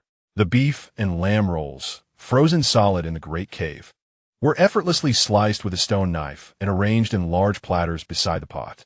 After the meal, they enjoyed fruit. Watermelons chilled in the cave were even colder than those from the river, but alas, Lin Xia could not indulge, only able to take 2 bites before Aries firmly refused him. He had not forgotten the last time Lin Xia had suffered a stomach ache all night after consuming spicy food followed by watermelon. Exchanging glances with Yi, who could only enjoy watermelon at room temperature, they both sighed in unison. Chapter 62. Wild silkworms. The collected horsehair was thoroughly cleaned of dirt and grease, then air-dried, with split and broken strands being sorted out. The selected horsehair was twisted into thin strands, and then 2 strands were twisted together, securely binding them to the bow and arrow. Lin Xia tested the strength and found it indeed required more effort than the bowstrings made from beast hide, but they offered greater range and force. He could only draw his small bow, unable to handle the larger bows crafted by Xiaoyu and Tong, and his aim was somewhat lacking. He needed more practice. "I really want to go out and try," Tong said, as an arrow struck a tree trunk, feeling somewhat unsatisfied. Lin Xia pondered for a moment and winked at him. "The mulberries should be ripening soon. We can gather some to make drinks, and there should be small game around. Then let us hurry." Tong felt a surge of excitement and called a few more people. Lin Xia returned to the cave, picked up his small backpack, and, along with Tong and others, made their way to the riverbank. Aries, accompanied by his team, was diligently digging the riverbed, each covered in mud. "Aries, I wish to go pick mulberries. Would you accompany me?" Lin Xia called out to him from the riverbank. Aries looked up, beads of sweat forming on his forehead. His complexion darkened considerably. Noticing Lin Xia as companions, Xiaoyu and Tong, who carried bows and led horses, he understood the situation. "Let us go," Aries replied as he approached. Lin Xia handed him a bamboo tube filled with water and wiped the sweat from his brow. "Drink some water first." Hui was still too small to ride, so Lin Xia secured his backpack on a Hui and mounted Ares' back. The sun blazed down on the grassland, with a silver wolf leading a dozen horses galloping across the plains. Ares, not exerting his full strength, allowed the horses to keep pace. A gust of wind swept through, revealing a herd of wild sheep among the unruly grass. Upon hearing the sound of galloping hooves, they fled in a panic without lifting their heads. The horses galloped swiftly, and the arrows flew like thunder. The rhythmic sound of hooves echoed as an arrow deftly struck the neck of a wild sheep, which staggered a distance before collapsing from exhaustion. Lin Xia was still processing the scene when another volley of arrows rang out like a phoenix's cry, and soon a dozen wild sheep lay fallen. "Impressive," Lin Xia exclaimed, giving a thumbs up to the females. The females, sitting atop their horses, tightened their reins, a hint of shyness gracing their faces at Lin Xia's praise. "Quite remarkable." Ares observed the fallen wild sheep quietly, surprised that arrows could kill prey from such a distance. If they could slay prey without approaching, the females would have no problem hunting, provided they avoided larger game. Against formidable prey like the giant horned sheep, the arrows lacked sufficient lethality. It was likely that before the prey succumbed, it would retaliate and harm the females. The larger game in their territory had been driven to the hunting plains in the east, making it unlikely for the females to encounter them. "Tong," Ares addressed the spirited female on horseback. "In a few days, take some females out for a hunt. If you succeed, you shall be responsible for their hunting from now on." Tong's face lit up with indescribable joy. Although Lin Xia had hinted at this before, the reality of the moment overwhelmed him with elation. The dozen or so females behind him could hardly believe their ears. They had always thought Lin Xia created bows merely for their amusement and were content with the occasional opportunity to practice. They never expected to have a chance to hunt again. A wave of excitement rippled through the group. "Chief, I will do my best." Tong quickly composed himself and affirmed. "However, you must not leave the territory, nor can any female be harmed. I will assign beastmen to accompany you. If you fail to adhere to this, I will reconsider." Ares stated with a calm yet authoritative tone. "Yes, Chief," Tong replied promptly. "And what about me?" Xiaoyu hesitated to ask, feeling somewhat awkward. Lacking the strength of the Baishur beastmen and not being a female. "You will hunt with us from now on." Ares looked at him. "I hope your arrows will not harm your companions." "Rest assured, they won tea." Xiaoyu's face brightened with joy, as this signified Ares' acknowledgement of his existence as a beastman and his acceptance to fight alongside them. Lin Xia felt pleased for them, smiling as he watched them. With hearts full of excitement, the females tied their prey to the horses and leisurely followed Lin Xia to the berry-picking slopes. Upon crossing a thicket, they discovered a grove of mulberry trees, their verdant leaves concealing elongated, purplish-red fruits. Lin Xia plucked one and tasted it. It was sweet and sour, the tartness indicating it was not yet fully ripe. In a few days, they will be sweeter, but they are still edible now. It would be a shame to leave empty-handed. The females also brought their backpacks, as they had previously harvested these delightful fruits, which they relished for their sweet and sour flavor. Lin Xia carefully layered mulberry leaves at the bottom of his backpack before placing the picked mulberries inside, aware of their fragility and tendency to bruise easily. While gathering mulberries, he remained focused on his primary goal, to find wild silkworms. However, as his basket neared capacity, he still had not spotted any silkworms. Instead, he encountered several spotted caterpillars crawling along the tree trunks. Lin Xia felt a tinge of disappointment, but was not overly disheartened. These caterpillars may be unattractive, but they are indeed edible, he mused, observing one devouring a leaf nearby. Suddenly, an idea struck him, and he hurried over, asking, "What kind of caterpillar is this?" "This one," he pointed to a plump caterpillar on a leaf. Indeed, it was the same spotted caterpillar he had seen several times before. Watching it munching away, Lin Xia realized he had been mistaken. White silkworms were domesticated, while wild silkworms would undoubtedly differ. Do these caterpillars spin silk? Do they form a cocoon to envelop themselves? Lin Xia inquired of he. He, scratching his head in confusion, replied, "I'm not sure. We rarely come here after picking fruit." Lin Xia reflected, pondering who would take the time to observe a caterpillar's life cycle. Although he suspected these were likely wild silkworms, he hesitated to take them back in their current state. What if he failed to raise them properly? He decided to wait until they spun their cocoons and transformed into pupae before returning to check.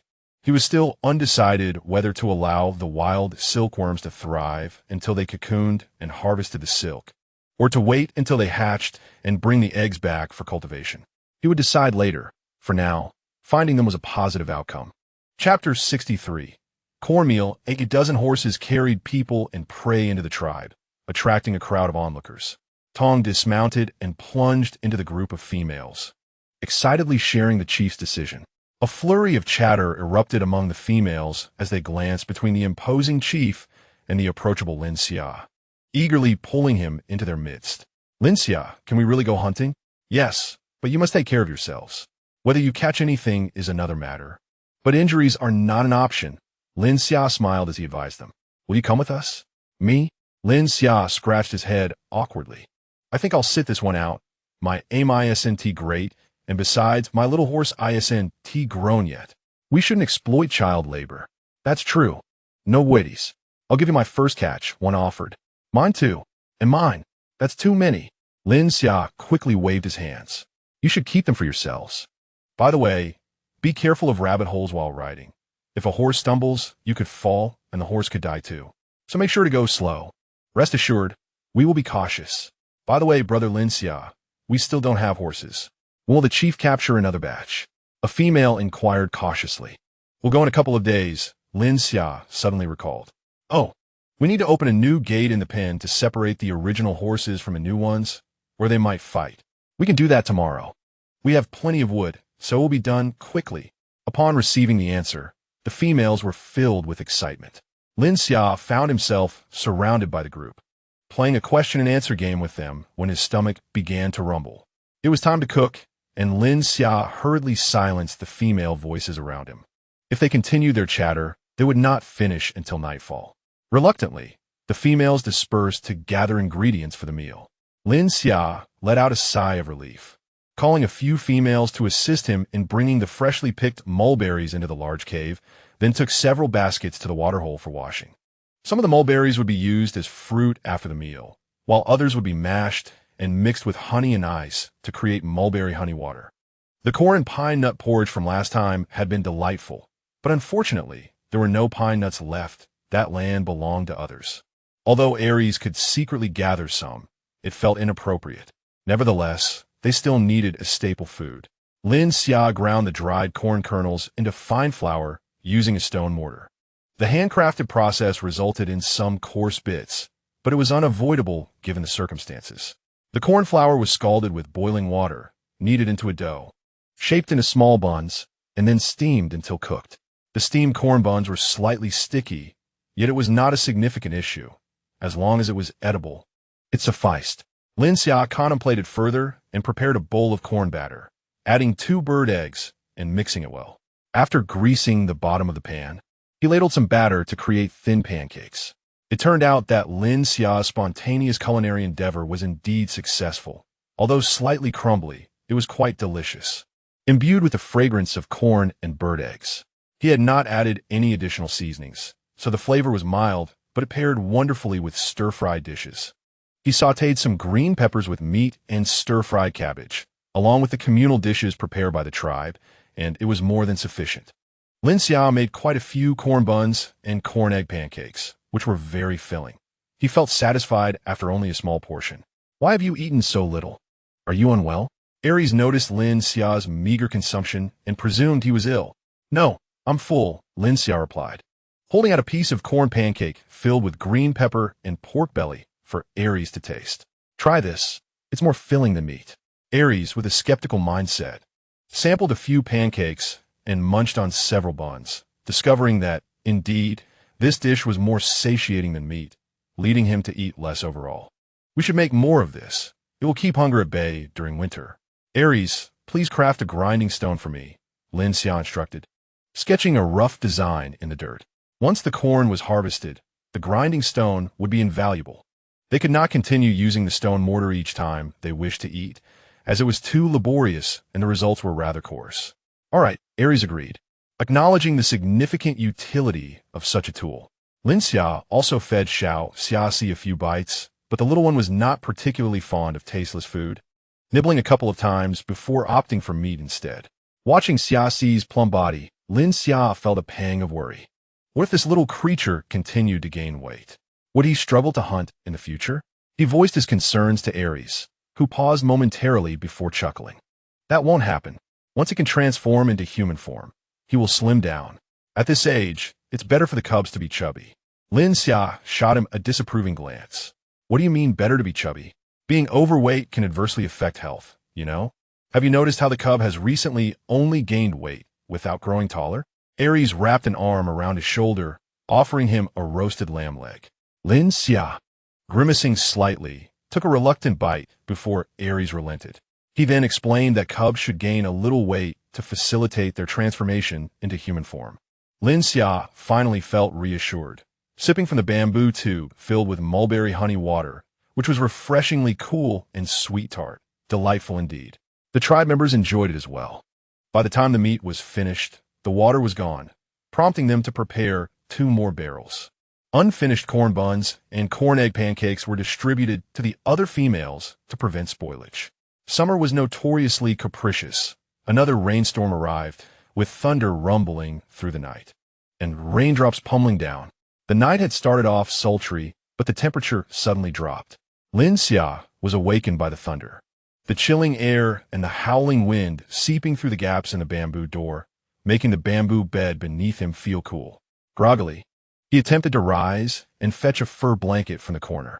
The moment he moved, Aries noticed, opened his eyes, and, seeing Lin Xia crawling to the ground, pulled him back. What's wrong? Aries' body radiated warmth without being overly hot. Upon contact, Lin Xia instinctively snuggled against him, finding it comforting. He murmured and nestled against Aries' chest, quickly drifting back to sleep. Aries could only hold him as he slept. His larger frame perfectly accommodated Lin Xia without discomfort. The rain ceased after half the night, and as dawn approached, the temperature began to rise again. Lin Xia, feeling displeased, crawled off Aries, clutching his own chilly bulk. Aries sensed that his status in the household was akin to that of the large winter melon. Chapter 64. Matsutake. Previously, it had been suggested to explore the southern forest, but various matters had hindered that journey until the end of summer was nearly upon them. After a bout of autumn rain, a cool breeze began to mingle with the air, and the once vibrant greenery of the grasslands started to turn yellow, presenting a somewhat desolate sight from afar.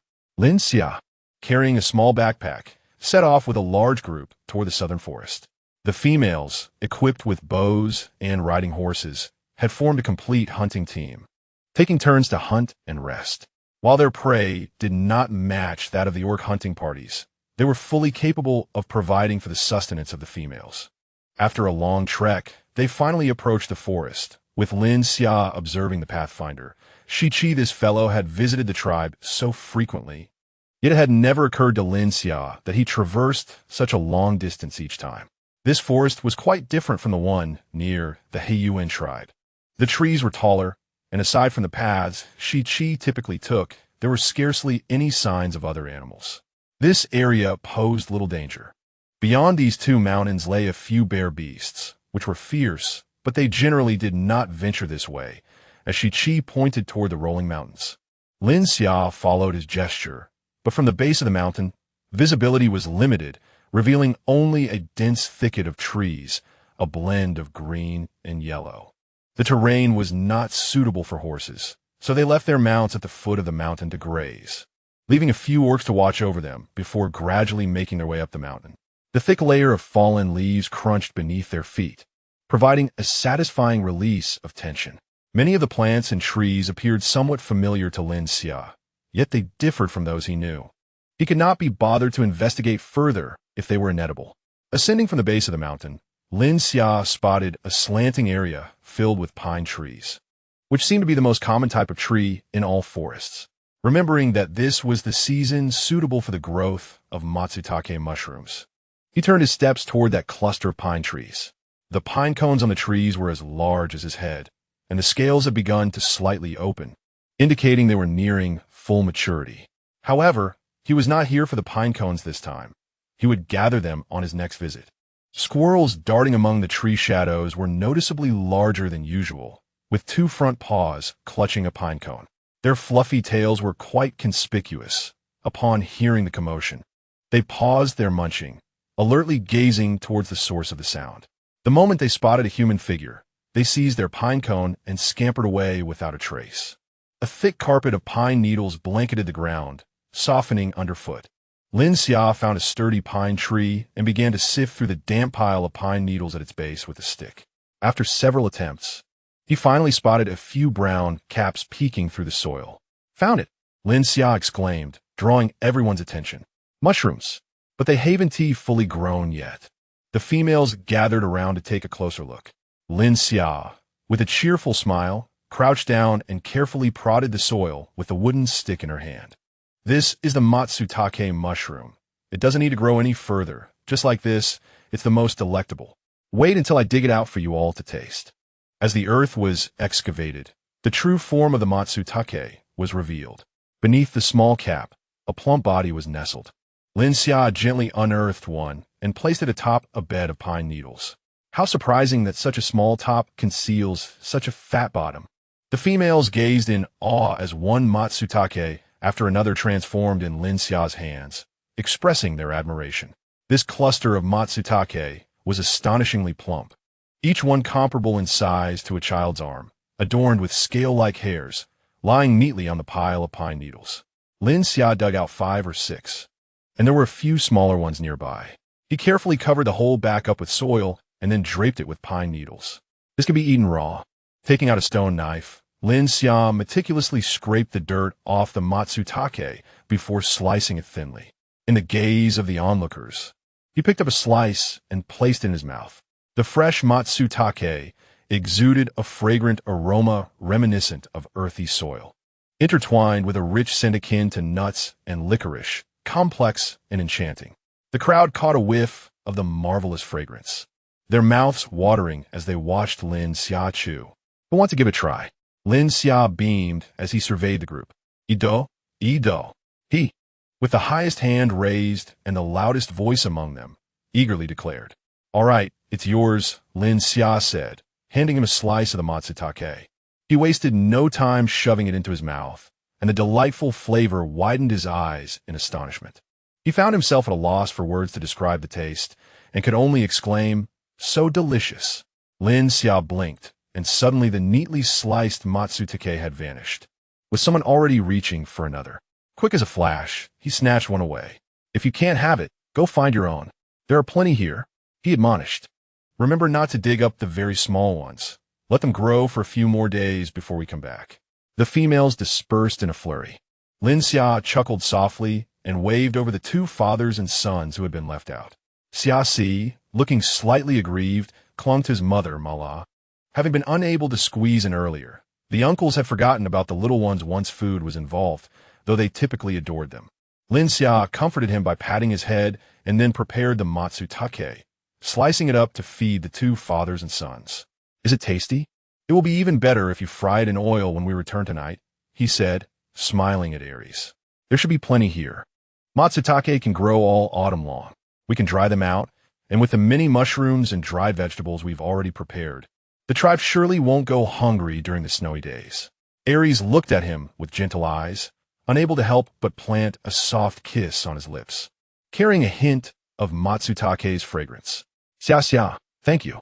The entire Baishur tribe is immensely grateful to you." "For what?" "I'm also a member of the tribe," Lin Xia replied, his cheeks slightly flushed as he felt the gaze of the surrounding females upon him. While he normally wouldn't shy away from Aries' affections, the attention made him feel a bit flustered. He awkwardly hung the backpack on Aries and tossed the little cub inside. "Let's go see if we can find anything else to eat and let them dig here." With that, he stumbled along, his feet tripping over one another. Watching his hasty retreat, Aries chuckled softly and quickly followed after him. The serpent-shaped Shi observed the departing family of 3, his expression contemplative as he slithered gracefully between the pines. He arrived beside Xieyu, who was diligently digging for matsutake, glancing at the few plump mushrooms nestled in his backpack. With a flick of his tail, he ensnared Xiaoyu and swiftly whisked him away to a secluded corner. Xiaoqi, what are you doing? Xiaoyu asked, tapping the hard scales of the snake with a hint of exasperation. I still need to dig for Matsutake. Otherwise, others will take them all. Although all the Matsutake harvested would eventually be submitted to the tribe, the joy of foraging for them was a pleasure worth savoring. After a while, Shichi released him, his striking blue eyes fixed intently upon him. I'll help you dig, but you must feed me some of that Matsutake. Don't you have hands? Xiaoyu retorted, meeting his stubborn yet beautiful gaze. Fine, I suppose you really don't have hands. In Chapter 65, Xiaoyu selected the largest Matsutake, prepared it, and sliced it before offering it to Shichi. Here, eat. Shichi hesitated for a moment before extending his tongue to roll the slice away. A slight dampness brushed against Xiaoyu's palm, tickling him. He curled his fingers, dismissing it as an accident, and ate another slice before feeding Shichi another piece. The two of them sharing a Matsutake. All right, I'm going back to dig for more Matsutake, Xiaoyu declared as he grabbed Shichi's cool tail.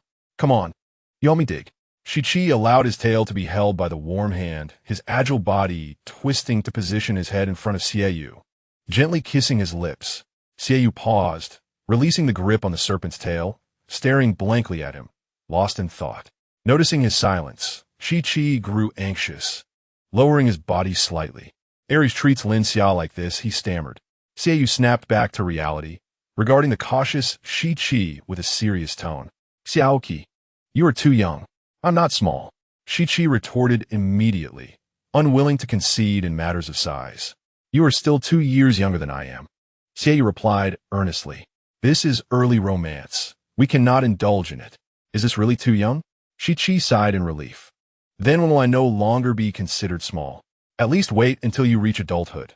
I am not yet an adult myself, Xiaoyu responded, feeling his heart race, but maintaining an appearance of calm. Early romance is a perilous affair, and he felt compelled to educate this illiterate serpent that one should not engage in relationships before adulthood. Do you understand?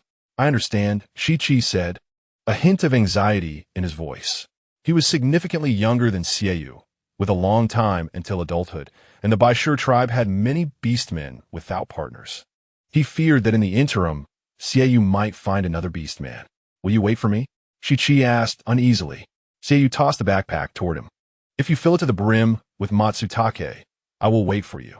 I will gather enough, Shichi declared, tightly coiling his tail around the backpack.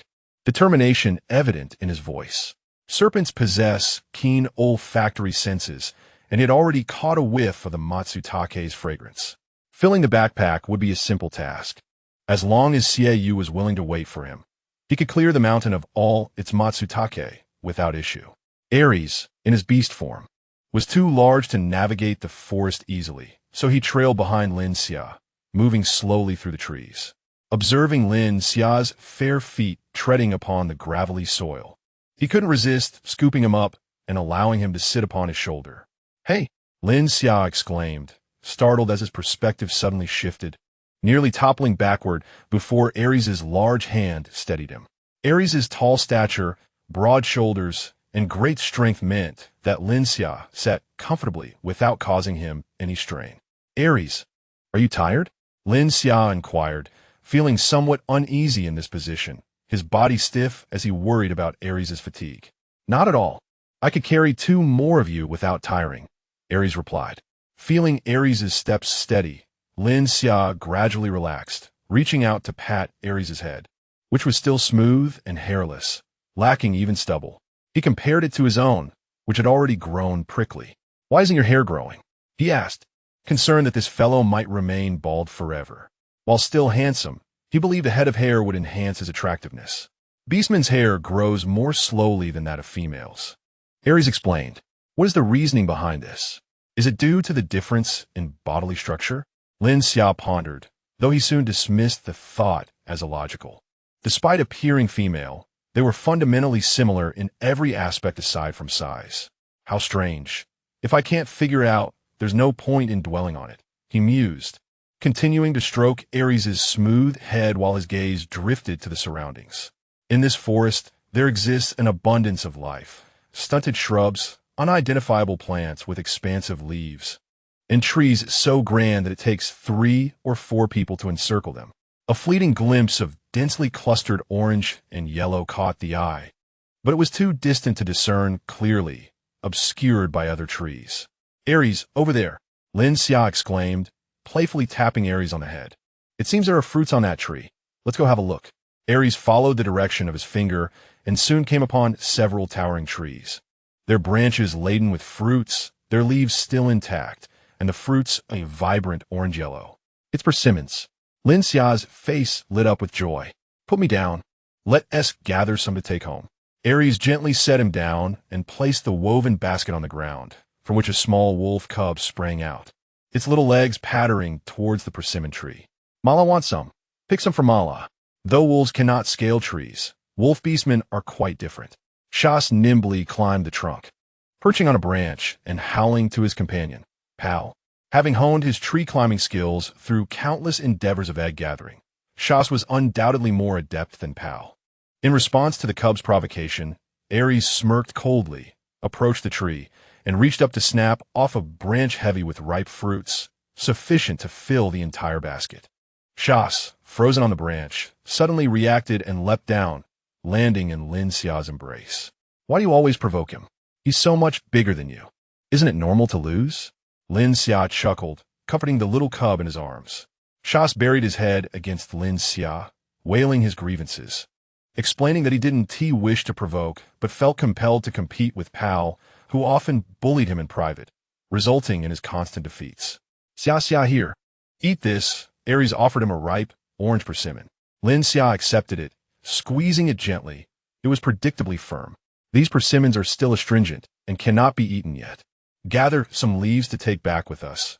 Soaking them in water for a few days will render them edible. Before the frost, persimmons are always astringent, but after, most are consumed by birds and beasts, leaving only a few that drop." Thus, in his childhood, they would pick the firm fruits and place them in a bucket covered with persimmon leaves, adding a bit of water to soak for a few days until they became sweet and crunchy, albeit with a tough skin. Having already gathered half a basket, Lin Xia called out to Aries, "That's enough. Don't pick too many. Remember this spot. We will return together next time and search for other edible treasures. This forest is vast and infrequently visited, surely holding more undiscovered delights." "All right," Aries replied, collecting some leaves and placing them in the basket, then hoisting the large and small bundles along with the basket onto his back. It was heavy, yet he felt no fatigue, only a sense of satisfaction. Chapter 66. Gujin amidst the thickets, dappled sunlight filtered through the trees, and after a prolonged walk, they had not ventured far. Before them, a mass of vines intertwined among the trees, adorned with broad, verdant leaves that appeared oddly familiar. As they approached this impasse, Aries halted, asking, "Should we turn back?" "We cannot proceed further." Lin Xia, studying the sprawling vines, grew increasingly convinced of their familiarity. "Let us get closer. I want to examine those vines," he urged Aries. Obediently, Aries advanced. As Lin Xia drew near, he discerned the true nature of the vines. Ovate, elongated leaves covered in fine yellow hairs. "It's Gujin," Lin Xia exclaimed, elated as he patted Aries' head. "This can also be eaten. We can make Gujin powder. Let us dig some up." "All right, I'll dig it." "You be cautious and avoid insect bites," Aries replied, setting Lin Xia down and retrieving his stone knife to begin the task. "Next time, let us make a small hoe for easier digging," Lin Xia suggested, eyeing the stone knife. "Agreed." Shas rolled out, scampering ahead of Aries. "Go find where the roots are." Aries playfully kicked the little cub's rear. Shas nearly tumbled, but, showing great generosity, didn't hold it against Pal, instead wriggling through the vines. Aries wielded the stone knife to cleave through the dense mass of vines and leaves, revealing the robust roots hidden within. So thick, the Gujin below must be substantial, Lin Xia remarked, his eyes sparkling with excitement. "With so many here, let us bring shovels next time to dig them up and dry them in a powder. They can be stored for a long time." Shas's cries echoed from nearby, clearly having found root. Following the sound, Aries and Lin Xia approached, discovering a root that connected to the earth, astonishingly thick, comparable to Aries' thigh. Lin Xia had spotted it earlier, but hadn't realized it was Gujin's vine, mistaking it for a tree. Looking around, he noted several other vines of similar thickness. It's quite large. It'll be challenging to dig up, Aries said, hesitating with the stone knife. I wonder how long it would take to excavate with this. Perhaps we should leave it for now, Lin Xia replied, somewhat resigned. Next time, we'll bring shovels. Let us head back. They must have gathered enough matsutake by now. Resolutely, Aries sheathed the knife, and the trio began their return journey. In the pine forest, the thick layer of fallen pine needles had been largely turned over, and nearly all the harvestable matsutake had been collected, leaving behind only smaller ones. Yet the remaining quantity was still substantial. Each basket was filled to the brim, and not only were the baskets full, but their bellies were quite satisfied as well. Ouch! Who hit me? An orc complained, clutching his head. The others turned to see the victim glaring fiercely at a squirrel perched on a branch. Damn rodent. If only I could climb trees, I would catch you and roast you, the orc grumbled. The squirrel, seemingly threatened, trembled and promptly dashed away. Your head is so hard. How could it even hurt you? The others teased, assuming he was merely pretending. The injured orc felt somewhat wrong, I don't know, but it hurts. What did it hit me with? Once I find it, I'll smash it. He lowered his gaze, scanning for the squirrel's weapon, finally spotting a spiky fruit a few meters away. So was this thing. The orc bent down to pick it up, but yelped again, instinctively retracting his hand, the spikes proving painfully sharp. All right, when we return, let us feast on matsutake. You've not lost out, the other orcs consoled him. What is going on? Aries inquired upon seeing them gathered. Chief, Baya got hit by a rodent. He crying, one orc stated, clearly enjoying the spectacle. I'm not crying. Baya, a young orc who had recently come of age, retorted defiantly, let me hit once. I bet you'll feel pain. Then go ahead and hit it. The others encouraged playfully. Baya cautiously picked up the spiky fruit, eager to take aim at the orc, who appeared ready to flee, prompting Baya to exclaim, Don't run away. The orc chuckled. I'm not like you, standing there letting a rodent hit me. Lin Xia, observing their antics, noticed the fruit in Baya's hand and called out, Baya, stop playing and show me that fruit.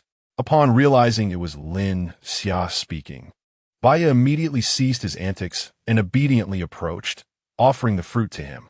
Lin Xia, this spiky thing hurts. Be careful. Aries interjected, blocking Lin Xia's outstretched hand. Swiftly taking the fruit, he then turned to Lin Xia. Xia, should we peel it? Peel it. Just cut it open with a knife. But be careful with your hands, Lin Xia advised. Can this also be eaten? The others gathered around, their eyes gleaming with curiosity. Anything that piqued Lin Xia's interest was undoubtedly edible and delicious. Uncertain, Lin Xia crouched down alongside Aries to observe as he used a stone knife to split open a fruit. This fruit, resembling a chestnut in its outer shell, was considerably larger, surpassing Aries' fist by a notable margin. Although he was unsure, its appearance suggested a strong resemblance. After all, the flora of this world tended to be significantly larger than that of the modern era. As the shell cracked open, it revealed a pale beige fruit encasing only 2 seeds. This 2 needed to be peeled. Lin Xia picked up one seed. The shell was hard, akin to an unripe chestnut, and despite his efforts to pry it open with his nails, he was unable to do so and handed it to Aries to open with his small knife. Once the pale yellow layer was breached, the golden flesh was unveiled. Lin Xia attempted to taste it, but Aries stopped him, wary of letting Lin Xia sample something uncertain unless he himself could confirm its edibility. Lin Xia felt no apprehension. After all, it had been dropped by a squirrel, making it highly likely to be a chestnut, which squirrels themselves consume. Let me try, Aries said without hesitation, tearing off a piece to taste. It was somewhat sweet. Lin Xia followed suit, tasting a piece that was mildly sweet, likely due to its immaturity. It was indeed the season for chestnuts, and this one appeared to be an exception that hadn't ripened, hence the squirrel's peculiar behavior of dropping it. Let me have a taste. Baya looked at Lin Xia eagerly, having been struck on the head by this fruit. Here you go. Lin Xia smiled and handed it over, discussing with Aries that this fruit was called chestnut, delicious and long-lasting, likely found nearby. However, it was getting late, and they decided to return the next day, conveniently searching for kudzu roots while also looking for chestnut trees. All right, Aries agreed. Chapter 67. Roasted matsutake. The cleaned matsutake mushrooms were sliced thinly, and their unique aroma wafted enticingly into everyone's nostrils. A layer of oil was spread on the stone slab, and the matsutake slices were gently placed upon it. The snow-white slices turned a light golden hue as they roasted, intensifying their fragrance. Beside them, slices of pork belly sizzled, releasing oil and mingling their aroma with that of the matsutake in the air. Upon their return, the females had successfully hunted several wild chickens.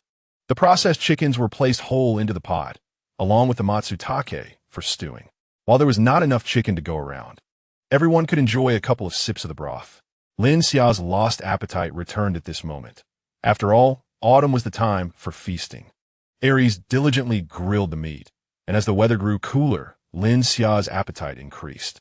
Watching his partner heartily consume meat and soup visibly lifted Aries' spirits. Lin Xia stuffed 2 slices of matsutake into his mouth, smiling with delight at the exquisite flavor.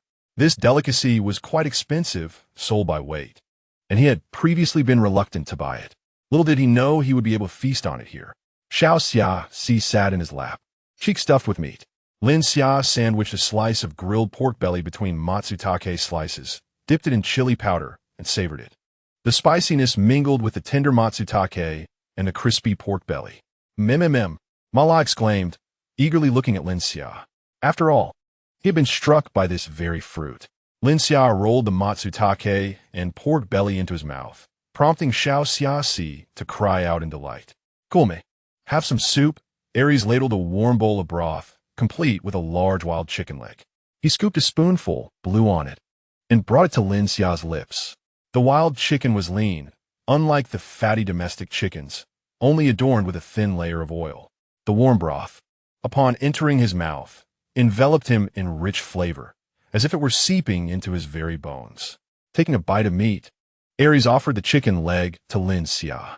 The leg had been stewed to perfection, the matsutake's aroma fully infused into the tender meat. Typically, chicken meat loses its appeal after stewing, but this wild chicken was an exception, its texture soft and succulent, never dry.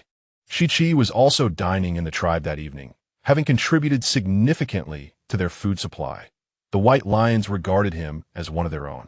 Observing Aries feed Lin Xia, Chi cautiously began to ladle soup for himself. Unfamiliar with such peculiar tools, his movements were somewhat clumsy, having only eaten roasted meat during his previous visits to the White Lion tribe. After finally managing to scoop a bowl of soup, he intended to offer it to Xiaoyu, but turned around just in time to have matsutake wrapped in pork belly thrust into his mouth. Momentarily stunned, he instinctively chewed. So delicious! The roasted matsutake tasted entirely different from raw, and the pork belly was equally fragrant. The tantalizing heat must have been the chili Xiaoyu spoke of, which also smelled delightful. You should eat more, Xiaoyu said, noticing that Chi had finished his mouthful and offered him another generous bite. Look at you, so short. You must have been quite hungry before. You need to eat a bit more to make up for it. Watching Chi standing there, mouth moving but lost in thought, Xiaoyu gave his head a light tap. What are you waiting for? Drink the soup before it gets cold. Chi snapped back to attention, momentarily dazed by the aroma of the grilled matsutake, forgetting that the soup was meant for Xiaoyu. Hearing the prompt, he instinctively lifted the bowl and drank a large gulp. Ouch! So hot! His face flushed crimson, but fortunately his dark complexion and the dimming light concealed his embarrassment. After the initial heat, the aroma flooded his senses and his eyes brightened. The warmth enveloping his stomach prompted him to finish the entire bowl of soup. So fragrant! Is this how the White Lion tribe usually eats? Xiaoyu took his empty bowl, refilled it, and placed it back into Chi-Chi's hands, continuously offering him grilled meat and matsutake.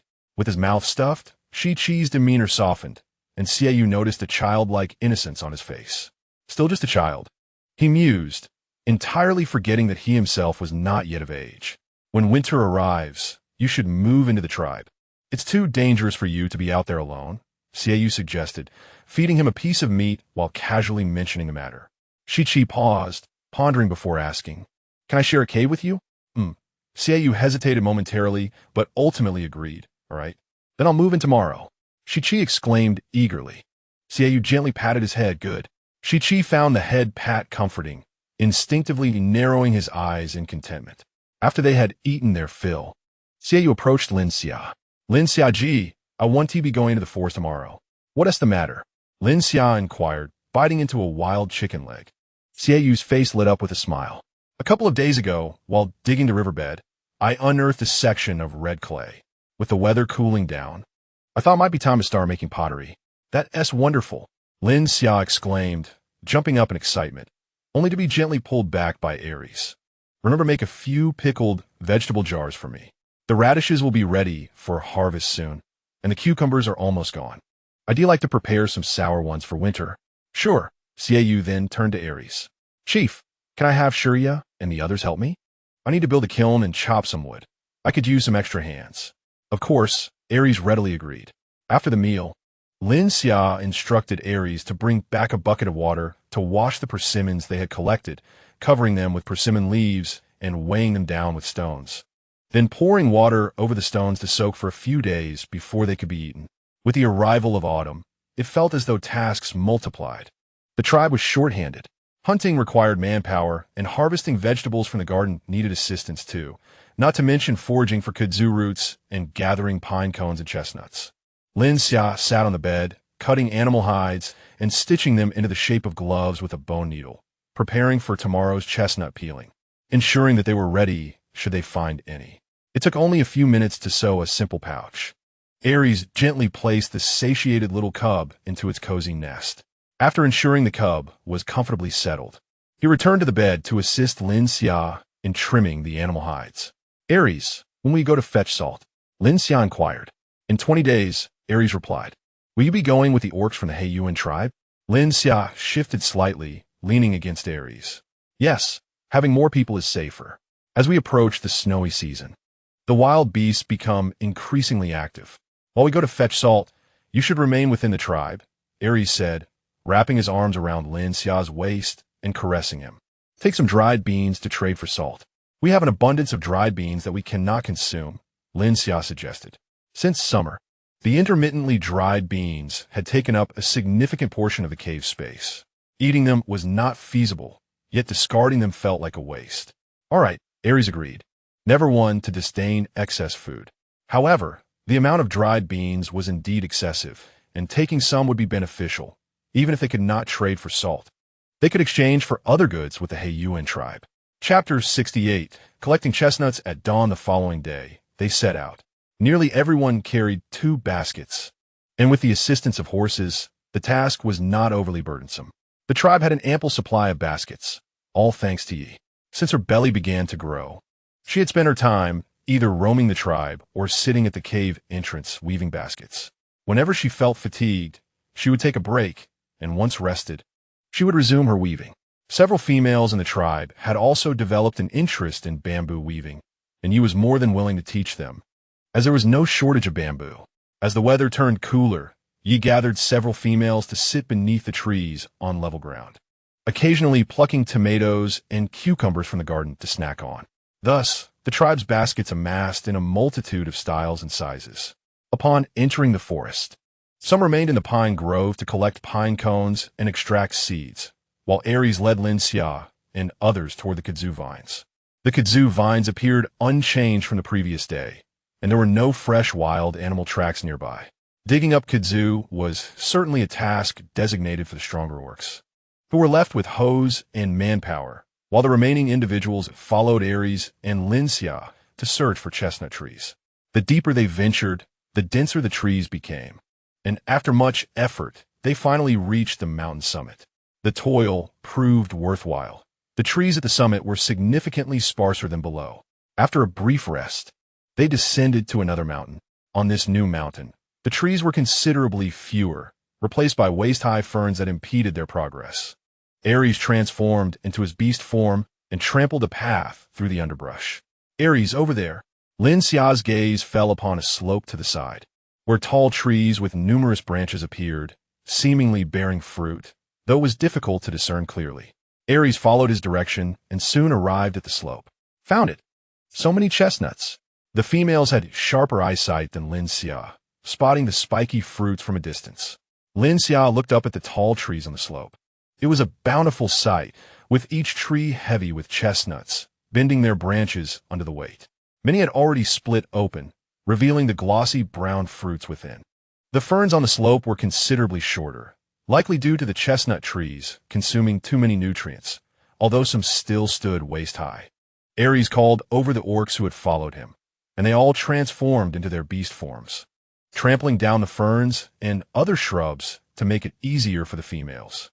Lin Xia was not concerned about them stepping on the fallen chestnuts.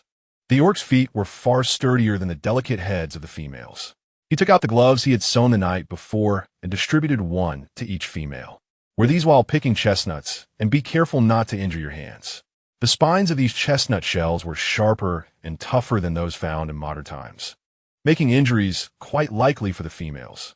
Lin Xia pondered the need for some footwear, noticing that everyone was barefoot, while the grasslands posed little danger. The forest held various hazards, such as sharp stones and splintered wood, not to mention the possibility of encountering a venomous snake. Fortunately, due to the presence of the snake-chasing animals, snakes were generally absent in this vicinity. The trees were too tall for striking the chestnuts down with sticks, and they lacked sufficiently long sticks at that moment. While Lin Xia was still troubled by this, Ares had already prompted the orcs to take action. There was nothing that brute strength could not resolve. The white lion and the giant wolf charged the tree trunks, and in an instant, chestnuts began to rain down, some landing squarely on the orcs' heads. However, the thick fur on their heads cushioned the impact. Lin Xia winced at the sight, but the orcs seemed unfazed. Squirrels hidden among the branches began to leap and scurry away, quickly disappearing from sight. Although they despised intruders who sought to pilfer their food, they understood the need to avoid the formidable white lion and silver wolf. A thick layer of chestnuts covered the ground, most of which had split open, the orcs' efforts yielding the perfect balance of force. Those that remained intact hung steadily from the branches. The females eagerly approached to begin peeling the chestnuts, pressing the outer shells down with one hand while prying the sweet brown fruits out with a stone knife in the other. Lin Xia pried open a chestnut shell to reveal 3 or 4 hefty fruits, each the size of a child's fist, which brought him joy. Ares stood beside him, assisting with the peeling. His hands were rough and calloused, and he did not wear gloves, peeling faster than Lin Xia. Seizing a particularly large chestnut, he removed the brown shell and handed the golden flesh to Lin Xia to taste. So sweet. The fully ripened chestnuts were sweeter than any he had tasted in modern times, though their size meant that just 2 would suffice to satiate. Cooking or steaming them would enhance their sweetness, but given their size, they would require a lengthy boiling time. These chestnuts are quite small, remarked a nearby female. They must not have matured yet. Let's peel others. Lin Xia turned to see a female holding a tiny spiky ball, indeed small, comparable to a single chestnut. Let me see. Lin Xia approached. Here, take it. The female offered readily, knowing that these smaller ones were undoubtedly inferior in taste and less satisfying to peel. Lin Xia examined it for a moment before using his stone knife to open the shell, revealing a solitary small chestnut with a rounded shape and a tiny pointed tip.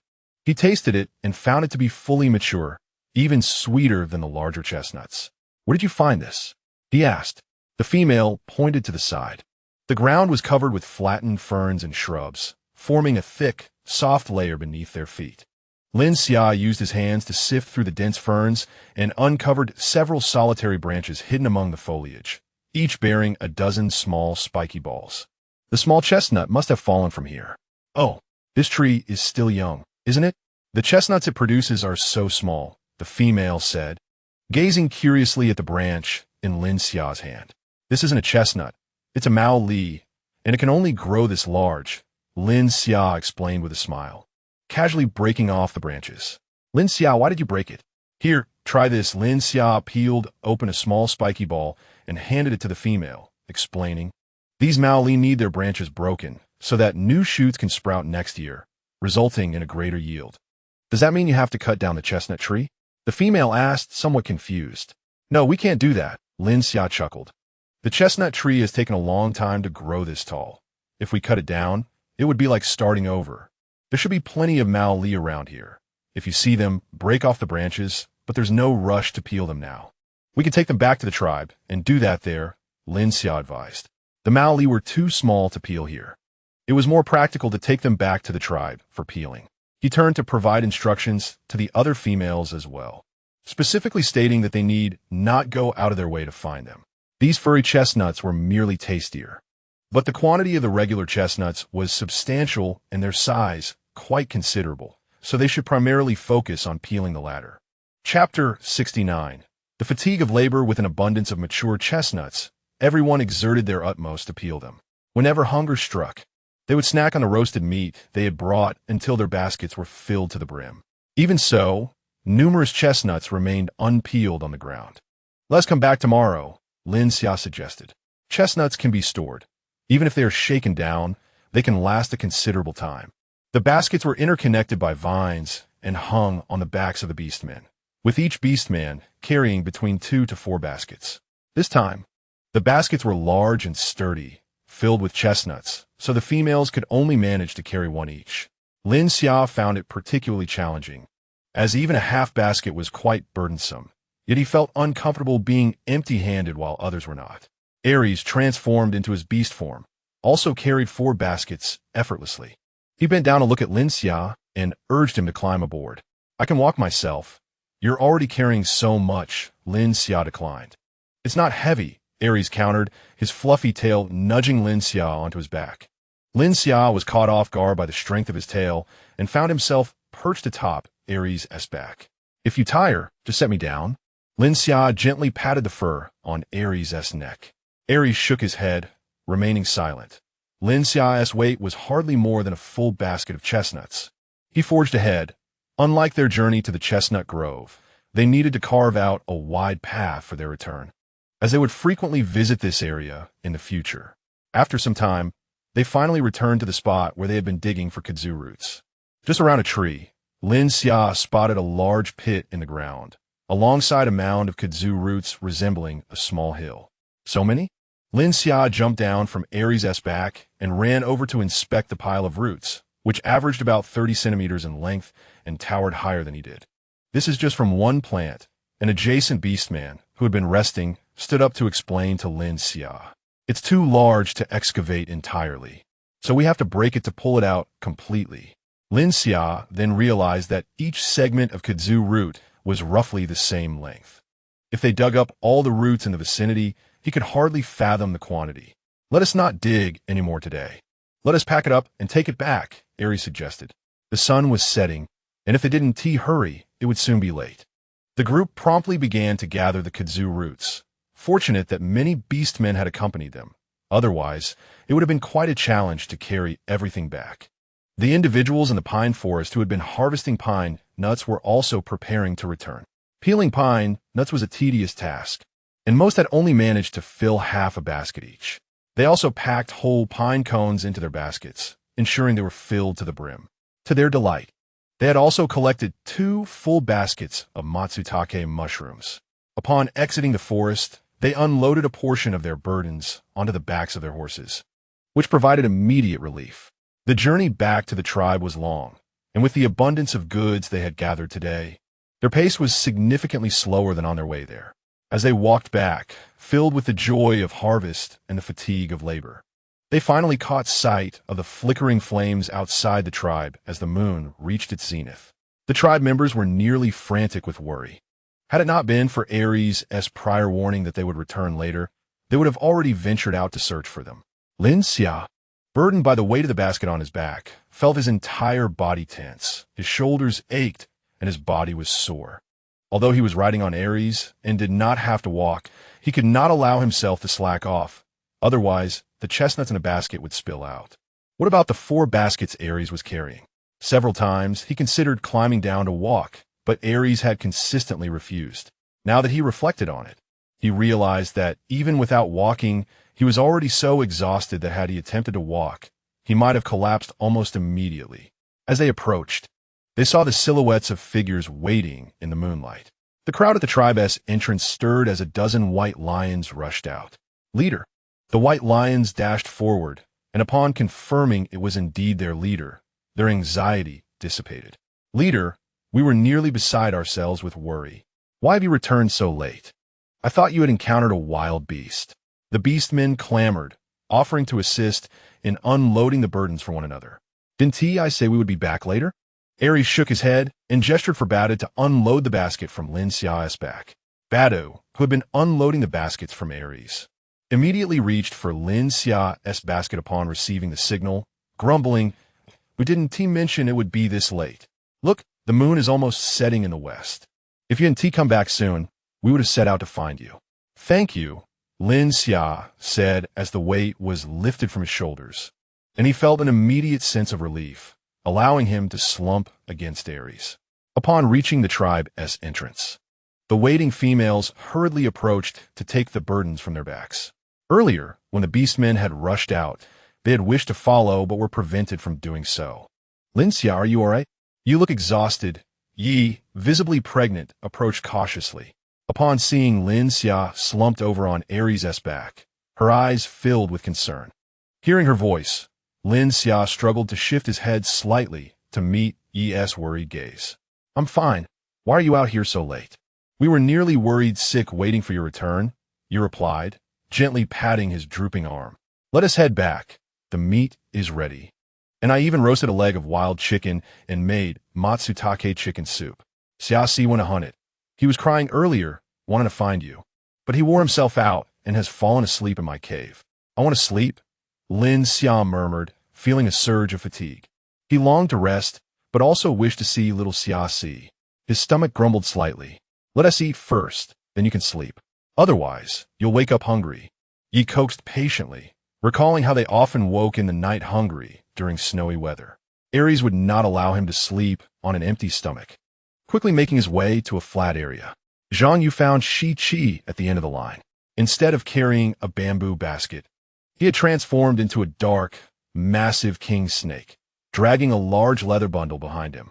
His bundle was indeed substantial, containing all the animal skins he had accumulated from hunting during this time. As winter approached, the skins would be crucial, and the heavy, bulging bundle made the once innocent beast form appear quite pitiful. Chapter 70. The aggrieved little wolf cub come, eat a chicken leg. Lin Xia leaned against Aries as if boneless, allowing him to feed him. The skin of the wild chicken leg was roasted to perfection, exuding a fragrant aroma, while the meat inside was tender and juicy. Ye's grilling skills remained exceptional. After taking a bite, Lin Xia felt his sleepiness begin to dissipate. He set down corn pancakes and roasted chili eggplants before him. "Lin Xia, give this a try. I made it just as you said last time. See if it's to your liking." Lin Xia picked up a piece of roasted chili eggplant and placed it in his mouth, his eyes lighting up. "Yi, your cooking is superb. It's so much better than what I make myself. As long as you enjoy it, that's all that matters. Eat more. But don't return this late next time." Everyone was quite worried. Yi sat beside him, taking a corn pancake for herself. "Rest assured, next time will not be this late."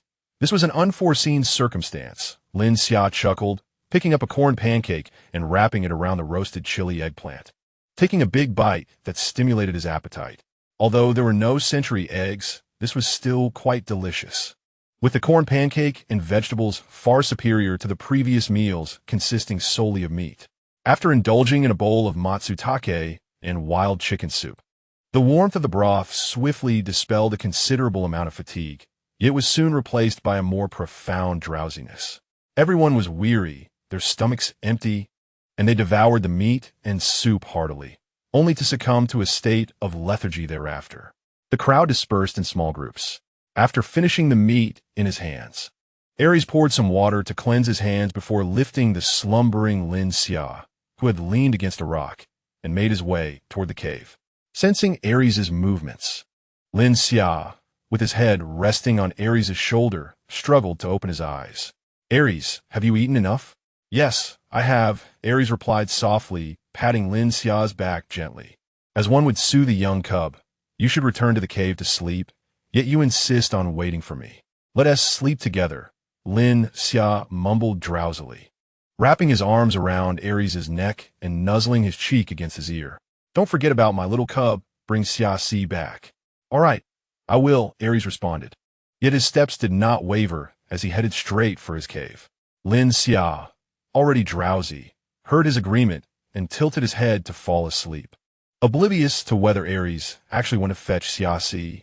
Once inside the cave, Aries did not release his hold, carrying Lin Xia to bed without a second thought about the little cub. In the middle of the night, Xia awoke in Yi's cave, sniffling and still hazy from sleep, but his nose detected the familiar scent of Ma La. As long as Ma La was in the tribe, he could sense her presence. Yet today she had not returned for a long while, leaving him feeling despondent. Yi, cradling the tiny Xia, was deeply asleep, possibly due to the growing cub within him, oblivious to the awakening of the little wolf cub in his arms. Xia took a deep breath, swallowing his grievances, and gently nudged Yi's hand aside. There's a little lion here. I mustn't disturb. Cautiously, Xia maneuvered around Yi's belly and silently leaped off the bed. Batu was awake, but paid no heed. It was not that he lacked concern for Xia, but in their tribe, walking cubs were free range and not overly restrained. Guards were always stationed at the entrance, day or night, rendering escape impossible. As long as they remained within the tribe, they were safe. What is the point of getting up in the middle of the night?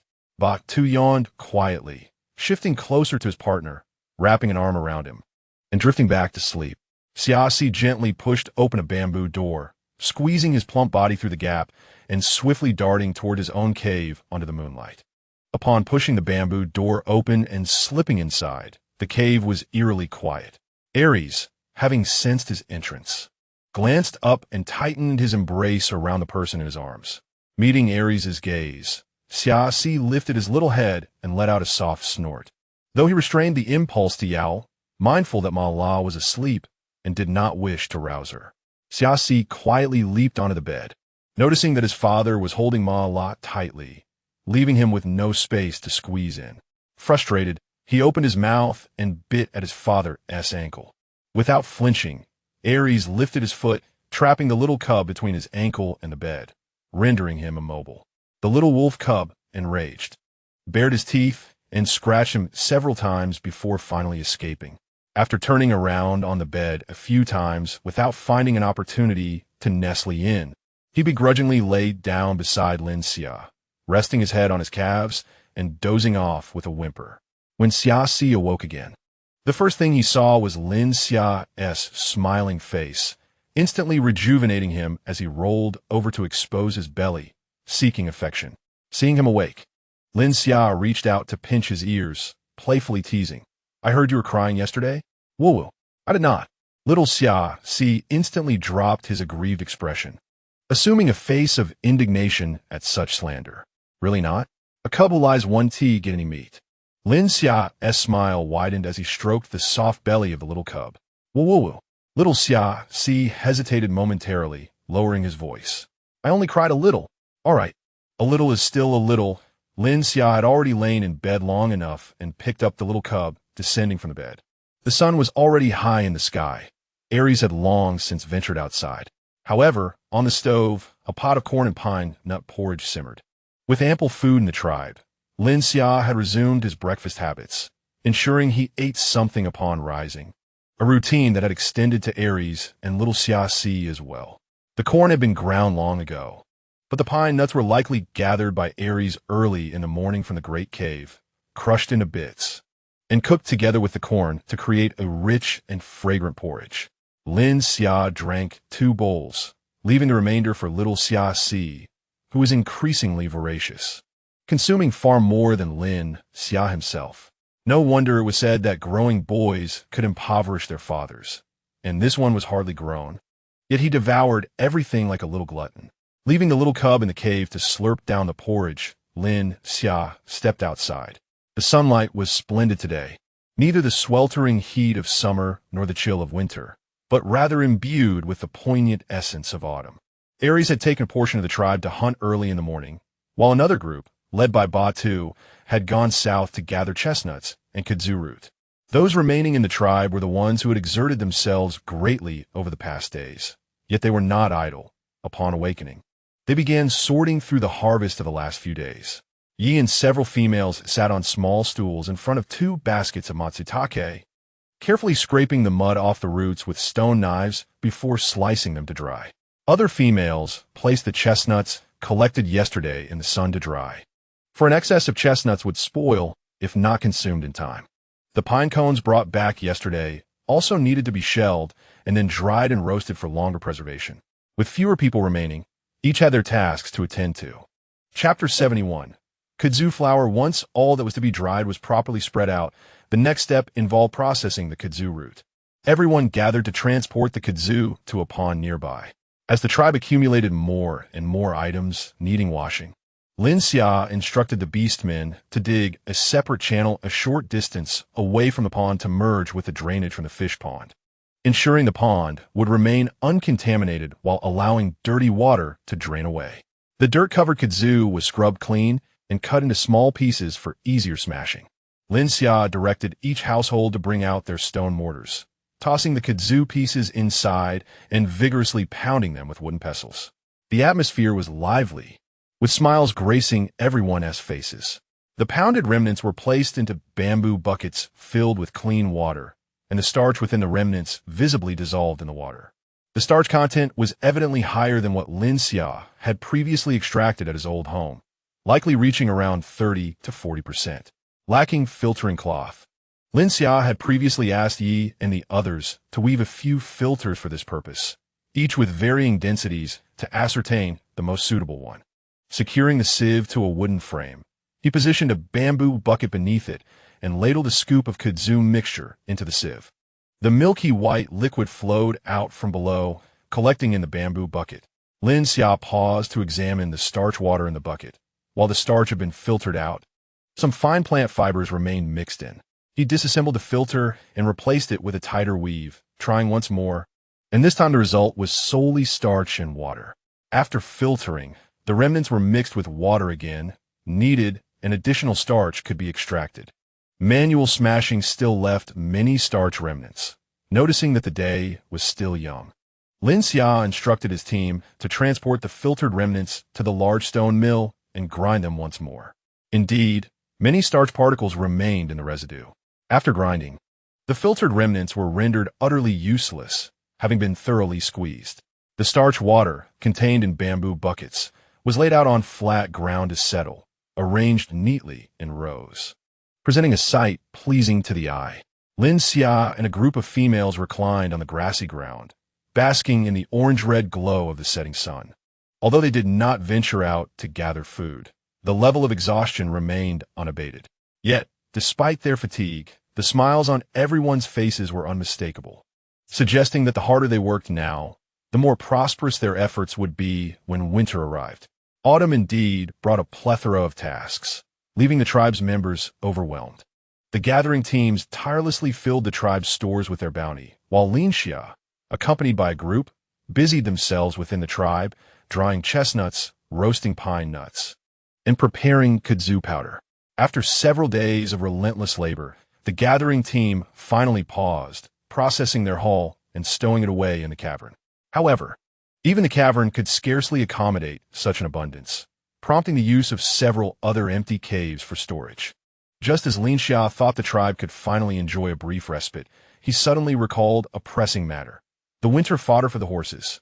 Fortunately, it was still early autumn, and the grass in the meadows had yet to wither, allowing time to spare. Thus, a group set out once more, diligently cutting and drying grass to stockpile feed for the horses. The freshly cut grass was laid out to dry, forming heaps that, from a distance, resembled little grass houses dotting the landscape. After nearly 10 days of labor, they finally amassed enough fodder for the horses. As Lin Xia settled down, Xiaoyu approached him with his accomplishments. Lin Xia, the pickling jars you requested are ready, Xiaoyu announced, placing the jar he carried down, followed by Shi Qi, who set down 2 additional jars. I made 3 in total. Do you think that is sufficient? Such a size? Lin Xiao exclaimed in surprise, each jar towering to his knees with a plump belly. He had initially assumed Xiaoyu would only be able to produce smaller jars on his first attempt. This will certainly suffice. What else did you fire in the kiln? I also made several bowls and pans, but they're all quite small. These 3 jars are the largest, Xiaoyu admitted, scratching his head sheepishly. The first kiln I built was not very effective and cracked quite a bit. I originally made 6 jars, but only these 3 survived. That's perfectly fine. The fact that you managed to produce anything is impressive. Without your efforts, we would still be relying on stone tools for quite some time. Lin Xia reassured him, patting his shoulder. Do not feel too pressured. The tribe is thriving now. So take your time. Rest assured, I won't overburden myself. Xie replied with a smile, his earlier frustrations dissipating. I had Shirya and the others help me construct a larger kiln. Next time, it will surely yield better results. I believe in you, Lin Xia said as he placed the pickling jars into the cavern, gesturing for the 2 children to enter. Come in, I have something for you. Shi felt a bit bashful, while Xie seemed quite at ease, having grown accustomed to Lin Xia's gestures often signaling a treat. Lin Xia, what delicious food have you prepared this time? Xie asked eagerly as he followed Lin Xia inside. Lin Xia retrieved a bamboo bucket from the corner, removing the stones within, and lifted the soaked pomelo leaves to reveal golden, enticing persimmons beneath. I almost forgot about the persimmons we brought back. Thankfully, they're still good. We can't finish them all, so take some to enjoy. That's enough, Lin Xia, it's too much. Xie and Shi exclaimed, their arms overflowing with persimmons. Lin Xia looked at them and realized they could carry no more. He then sought out a clean piece of animal hide, filling it with a dozen persimmons. Here, use this hide to carry them. Make sure to share some with Shirya. They have worked hard lately too. Sure, Xie agreed, placing the persimmons from their arms into the hide and preparing to leave. Lin Xia, do you need anything else made? Lin Xia pondered for a moment. Could you help me make a stove? Also, 2 pots, but larger ones if possible. Although the cavern had a cooking area, it lacked a proper chimney, and smoke often filled the space when the wind blew in. A stove would allow them to dismantle the cooking area, with the weather being mild. Cooking outside would be more pleasant, and when it turned cold, they could bring it inside, making things much more convenient. Of course, Xie replied, then suddenly remembered something. Oh, Lin Xia, for the next few days, Xia will be sleeping in our cavern. Lin Xia felt a flicker of curiosity. He had been too busy and exhausted to think about other matters, and since Aries had not chased away the little wolf cub, why had Xia sought out Xie to sleep with him? All right, but if he misbehaves, send him back, Lin Xia said, contemplating the situation. It was probably nothing. Perhaps as he grew older, he began to have his own thoughts. He decided to let it be. Chapter 72. A day of rest gathering fodder had left everyone utterly exhausted, their spirits low. It wasn't just the gatherers. The hunting team had also been worn out from early morning hunts, returning in the afternoon only to begin digging the riverbed. After a prolonged effort, they were on the verge of completing the final stretch of the river, ready to let the water flow. The river wound around the entire Baishur Valley and the adjacent meadow, where the gathered fodder for the horses was situated, attracting numerous herbivores. Although the females had successfully hunted many, the sheer number of animals was overwhelming. Thus, the beastmen hastened their efforts to finish the riverbed. Once it was operational, they could station a few beastmen at the entrances to effectively isolate the animals. With food in abundance, the beastmen worked tirelessly, finally breaking through the riverbed. At the moment the water flowed, everyone sighed in relief. The river, wide and deep, made it nearly impossible for animals to cross, allowing the females to venture into the meadow with much greater safety, no longer requiring constant protection from the beastmen. With the river filled, a significant task was accomplished, and they collectively decided to take a day off to rest. Early in the morning, before Lin Xia had awakened, Aries was already busy, hammering away at some freshly prepared wood. When Lin Xia finally stirred, the sun was high in the sky, and he immediately spotted a rocking chair glistening in the sunlight. Initially thinking he was dreaming, he approached to find it was indeed real, just as Aries returned from below, carrying roasted pine nuts to make porridge. Did you make this? Lin Xia's eyes widened, akin to a creature that had discovered a hidden treasure. You mentioned wanting a while back, Aries replied, setting down the nuts. Lin Xia excitedly leaped onto him, wrapping his arms around his neck and his legs around his sturdy waist, planting a fervent kiss on his lips. Darling, you are so clever. I merely mentioned it in passing, and you were able to create it. How remarkable. Several affectionate kisses landed on Aries' lips. and he was momentarily taken aback by Lin Xia's exuberance, a faint blush rising to his cheeks. He playfully patted Lin Xia's backside and suggested, "Why don't you give it a try?" Lin Xia grinned and hopped off, immediately sitting in the rocking chair, which began to sway smoothly. The wood was robust, yet felt light, gliding effortlessly without a sound. "How is it?" Aries asked, pulling over a small stool to sit beside him. He peeled a pine nut and popped it into Lin Xia's mouth while giving the chair a gentle rock. Extremely comfortable, Lin Xia sighed contentedly in the chair, his tone growing languid. Though it is a bit stiff. Aries rose to enter the cavern, retrieving the red animal hide Lin Xia had tucked away at the bottom of a box. "Get up. Put this hide underneath, and it won't be hard anymore," he said, ruffling Lin Xia's hair as he pulled him up. "How'd you find the red hide?" "I planned to save it for winter," Lin Xia said, unable to take his eyes off the pelt Aries held. The fiery red fur glimmers under the sunlight, draped over the rocking chair, instantly elevating its worth by thousands. Now, it can also be used as a blanket in winter without any detriment. Aries carefully laid out the hide and encouraged Lin Xia to sit down comfortably. Lin Xia immediately sank into the chair, squinting his eyes, his little feet swinging erratically. It was truly delightful. Aries found it difficult to tear his gaze away. Lin Xia's skin remained unblemishedly fair, contrasting beautifully against the crimson hide, exhibiting a delicate rosy hue. The muscles in his abdomen had developed smooth contours from recent labor, and the flesh on his arms and legs appeared well proportioned. The flailing feet seemed to beckon him, and he felt an overwhelming urge to seize one and press it against a warm surface. Aries finally comprehended why the older generation of beastmen favored hunting red beasts for their partners. After this snowy day, he resolved to hunt 100 red beasts, ensuring Lin Xia could sleep on red hides for a lifetime. He took a deep breath, suppressing his restless thoughts, picked up pine nuts from beside him, and approached the stove. He plucked corn from the entrance of the cave, rubbing the kernels off by hand and tossing them into the stone mortar to grind with the pine nuts. He planned to bring the rocking chair into the cave at night, allowing Lin Xia to sleep on the hide throughout the night. As for himself, did he even need to sleep? He would be busy all night. Aries absent-mindedly shelled a few chestnuts scattered on the stove and tossed them into the pot. The pot bubbled pleasantly, and the sweet aroma wafted to Lin Xia's nose, pulling him from his reverie. Suddenly, he realized something was amiss over the past 2 days. Where had Xia gone? He hadn't seen him recently, and a twinge of guilt crept into Lin Xia's heart. He had been too preoccupied, and since Xiaoyu mentioned that the little cub was sleeping with him, he had not sought him out. It dawned on him that he had not seen the cub for more than 2 days. Was he perhaps an inadequate Mara? Aries pondered this, realizing he too had not seen the cub for 2 days. His absence was understandable, but Lin Xia's was concerning, as he knew how clingy the cub was to Lin Xia. There was only one explanation for the situation. The cub must have misbehaved and was now avoiding them out of fear of reprimand. After dinner, he decided to retrieve him, stirring the porridge while a hint of schadenfreude flickered in his heart.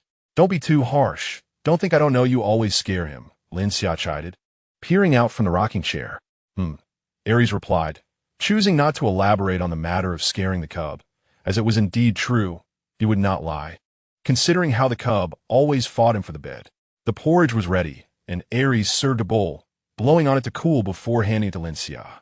The nutty aroma mingled with the sweet scent of corn and the soft, sticky chestnuts, making it utterly delectable. The vegetables in the garden were nearly ready for harvest. They would begin tomorrow. Lin Xia sipped his porridge, his mind still preoccupied. There were too many matters to address in autumn, and one could easily overlook something. "All right, you decide. During this period, we will hunt for prey to exchange for salt. I can't assist you. Besides the hunting party, everyone else is under your command," Aries said, finishing his bowl of porridge and standing behind Lin Xia to massage his neck and shoulders. Traditionally, they would hunt along the way to exchange for salt, gathering enough prey to barter with the Jiaowei tribe. However, this year was different. With Lin Xia around, they had saved considerable salt and could hunt earlier, preserving the prey in salt for exchange. Additionally, the game caught along the way would allow them to secure even more salt. Aries envisioned bringing back nearly double the food compared to previous years, with enough salt to last until the next snowfall. Once the snow melted, they would not need to make another trip, saving a month's time and alleviating the burden on the salt exchange party. There were indeed too many matters to attend to lately, most of which fell upon Lin Xia's shoulders. Aries understood this was exhausting, but there was no alternative. The tribe's members were effectively working double shifts. He could only strive to make Lin Xia's resting moments as comfortable as possible. "It's all right. Once this busy period passes, we can rest," Lin Xia replied, clearly enjoying the massage. "In a few days, you all will need to go exchange for salt. I will prepare some delicious food for you to replenish your strength. Make sure to eat well." "All right," Aries said, placing a gentle kiss on his head. Chapter 73.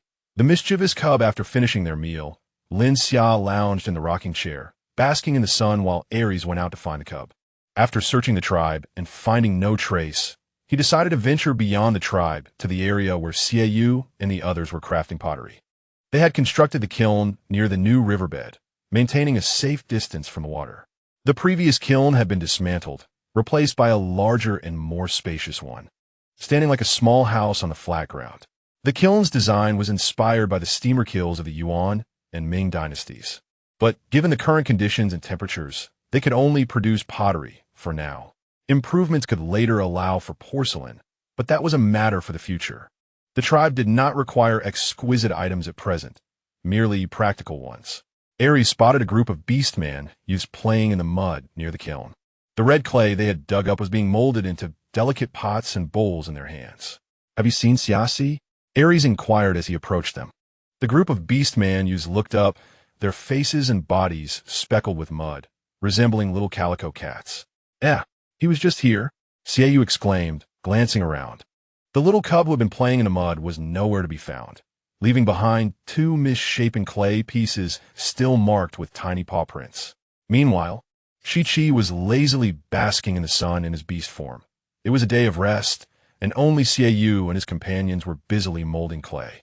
He too wanted to help Xiaoyu, but his paws were uncooperative, producing results far inferior to the little cub's efforts. Hearing Aries' question, he lazily lifted his tail and pointed towards the back of the kiln. Aries walked over directly and found the little cub, who was hiding behind the kiln, planning to play hide and seek. Xiaosi curled up in Aries' hands, covered in mud, with his paws tightly covering his face and head. "What are you hiding for?" Aries asked as he pried the cub's paws away. In that moment, he understood why the little cub had been avoiding them lately. His adorably round face was singed, the fur all frizzed up, including the hair on his head, making his entire head appear dark and disheveled. The bristles that had just started growing on his snout were nowhere to be seen. "What happened to your fur?" he asked, frowning. Xiaosi, realizing he had been discovered, began to wail an explanation. He had been curious about the kiln, and when Xiaoyu and the others had just lit the fire, he had attempted to sneak a peek inside. Had it not been for Shi-Chi's quick reflexes, who wrapped his tail around the wolf cub and pulled him out, it likely would have been more than just a singed head of fur. The more Aries listened, the darker his expression became, and he delivered a light slap to the cub's rear. The little cub instantly howled as if mourning, opening his mouth wide in a wail. "Chief, he is still young. Please don't be too angry. It's our fault for not watching him," Xiaoyu quickly intervened. Realizing that Aries was unaware of the situation and had assumed Xiaosi had already informed them, the other beastman youths also stood up, chattering in a flurry of explanations, while Shi-Chi remained lazily sprawled on the ground. A good spanking is still in order. Otherwise, he might just jump into the kiln and turn to charcoal next time. Aries glanced at them, understanding that it was not entirely their fault. All the cubs in the tribe knew to avoid fire. Who would have thought this little wolf cub would dare jump into it? "I'll take him back now," Aries decided, stopping after the single slap. If he were to hit him again, Lin Xia would surely feel sorry for the little cub upon seeing him. So it was better to take him back and let Lin Xia handle the reprimanding. The young orcs exchanged glances as they watched Aries depart, sensing that Chaz would face dire consequences this time. Lin Xia was basking in the sun, relishing the warmth when he suddenly heard the pitiful howls of a little wolf from afar, prompting him to sit up and look down. Aries was carrying a tiny creature with a dark head and a plump body resembling Chaz, yet Lin Xia had never heard Chaz howl so woefully. For a moment, he could not ascertain the situation. Just as he pondered, Aries emerged, clutching the little wolf cub and heading towards the cave. Lin Xia quickly realized that this could not possibly be Chaz, for his little one was never this dirty or muddy. "Where did you pick up this little cub?" Lin Xia asked with a smile, knowing that food was abundant in the tribe and taking in another mouth would not be a bother. The struggling cub suddenly ceased its cries and stood still, until after a couple of seconds, it let out a larger, ear-splitting wail. "Woo-woo, woo-woo, woo-woo-woo-woo. Mara, it's me. How could you not recognize me? I am Chaz." Aries smirked. "You found him in the mud. See if he resembles your family." As he tossed the little cub onto the ground, the cub landed on all fours, its little black face smeared with snot and tears, and it began to climb towards Lin Xia while howling. "Chaz." Lin Xia was taken aback and quickly stood up, reaching out to lift the cub. However, it was too dirty for him to embrace. "Woo, Mara." The cub looked up at him, eyes glistening with tears, trying to cling to Lin Xia. "What happened to you?" Lin Xia gently touched the singed, curled fur on its face, feeling a pang of sympathy. The cub had ventured too close to the kiln where Xie was working, and Aries was beside him, embellishing the tale. "How could you crawl into the fire?" Lin Xia furrowed his brows, his gaze turning stern as his tone grew serious. "Do you wish to roast yourself? Do you not realize how dangerous fire is? Have I been too lenient with you, allowing you to play with fire?" He inspected the cub's head, relieved to find no burns, and conducted a thorough examination, finally exhaling in relief when he found no injuries. The cub, intimidated by Lin Xia's cold demeanor, fell silent, its moist eyes fixated on its Mara, obediently allowing him to inspect its body. Once Lin Xia completed his inspection, his concern dissipated, replaced by a surge of anger as he delivered 2 resounding slaps to the cub's plump rear end. The sound echoed loudly.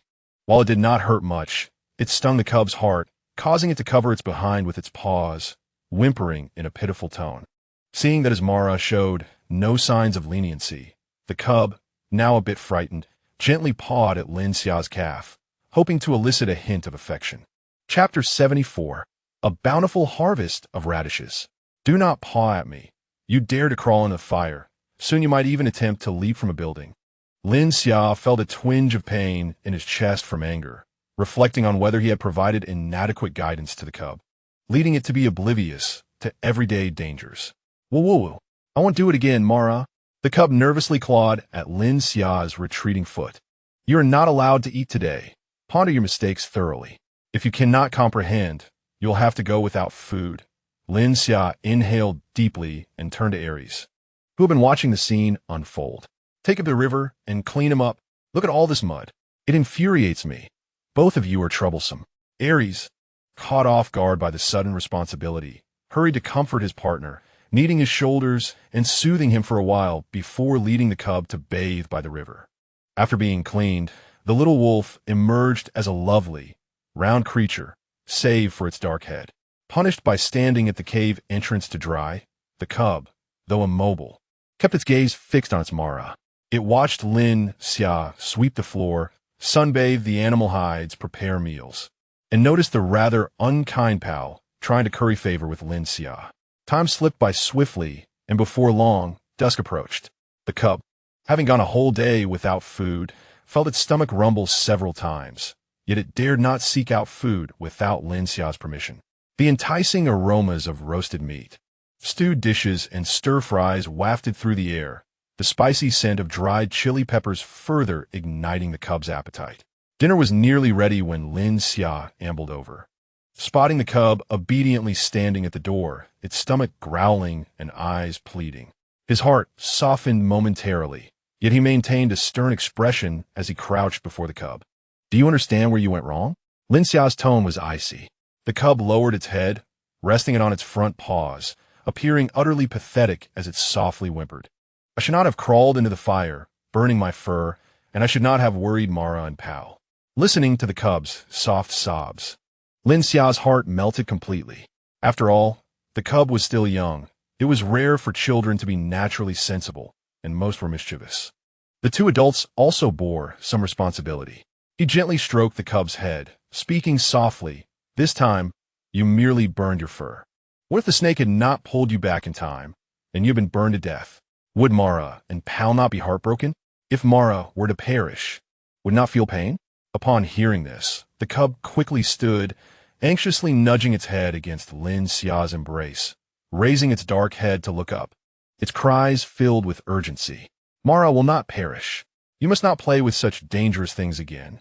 Be it fire or anything else, you must protect yourself. Do you understand? Lin Xia lifted the cub, gently stroking its soft back. When you make a mistake, you cannot hide from us. We all worry for you. The cub buried its head into Lin Xia's neck, softly responding. It felt an overwhelming sense of guilt, realizing that it had only thought about how its fur being burned would upset Mara, never considering that hiding away would also cause Mara distress. It was indeed its fault. With round, glistening eyes filled with remorse, tears fell as it vigorously wiped them away with its small paws when Lin Xia carried it down to the ground. We're not supposed to cry. The cub had gone an entire day without food and now understood its mistake.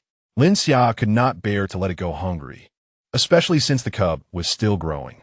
After a day of rest, it was time to resume their labors. The orcs ventured out to hunt, and Tong led a team of females into the wilderness, while the others followed Lin Xia to work. Today, they would harvest both cucumbers and radishes. Once completed, they would uproot the seedlings to be used as fertilizer, Lin Xia instructed, pointing towards the cucumber and radish fields. Are we not harvesting the beans and peas? They are too tough to eat, and the corn is getting a bit old. He glanced at the bountiful bean vines and cornfield. We'll leave those for now. They can dry on the vine. We have already dried enough for consumption, and the rest is reserved for seeds. There is no rush. Let's first gather the others. This year, the bean harvest was indeed abundant. Not only had they grown weary of fresh beans, but they were unsure when they would finish the dried ones. With so many already dried, there were still vast amounts of beans on the vines. Lin Xia had lost interest in that area, deciding to let the beans mature on their own and later shell them for seeds. It turned out that they did not need so many. The excess could be used for porridge. Some cucumbers on the trellis were still tender, just right for eating now, but they were the last batch, and no new cucumbers had appeared. Some had grown quite robust and golden. These were the ones Lin Xia had previously selected for seeds. Some were already splitting, indicating they were suitable seeds. He harvested the fresh cucumbers, setting aside some for dinner that evening while pickling the rest along with the radishes. The radish field is expansive, the soil rich and fertile. Coupled with the diligent efforts of the females, the radishes have grown robust and elongated, with the largest ones nearly as plump as young wolf cubs. With such an abundance of radishes, we shall prepare a stew of lamb and radish tonight. Fortunately, radishes can be stored for several months without issue, and with the impending snowfall in a month or two, preservation is certainly not a concern. Moreover, we could dry some radishes to make a delightful accompaniment to stir-fried cured meats. Once the salt trading team returns, the tribe will commence the production of cured meats. Given the sheer volume of radishes, a separate cave may be required for storage. The harvest is bountiful, and the radish greens are plentiful as well. These are also edible. Although food is abundant now, we must not waste anything. Lin Xia instructed everyone to gather the radish greens, intending to blanch them tomorrow before drying, a task that requires little effort. Some can be reserved for making sauerkraut, which pairs well with stir-fried meat. As they gradually transported the radishes into the cave for storage, Lin Xia took out an old cucumber, extracting the seeds and meticulously removing any remnants of pulp before allowing the clean seeds to air dry for future preservation. That evening, a large pot of lamb stew with radish and dry green beans braised with pork belly was prepared. Autumn calls for nourishing lamb stew. Previously, they had made a considerable quantity of chive flour sauce, stored in a cavern filled with ice, which would not spoil. The aged chive flour sauce possesses a richer flavor than the fresh variant. Lin Xia and the females also prepared numerous corn pancakes, placing them in bamboo baskets for anyone to take at will. The corn pancakes, when filled with slightly spicy pork belly, are incredibly flavorful. Should they grow weary of the pancakes, they may nibble on crunchy cucumbers, though the orcs never tire of meat. Chapter 75. Catching fish. The lettuce and cabbage have long since matured, their stalks withered. They were harvested and placed on animal hides, where the seeds fell freely. After gathering various crops, it was time to collect fruits. The watermelons were already out of season, their vines stripped bare, leaving behind winter melons and pumpkins. These two varieties take up considerable space, primarily due to their sprawling vines and high yield.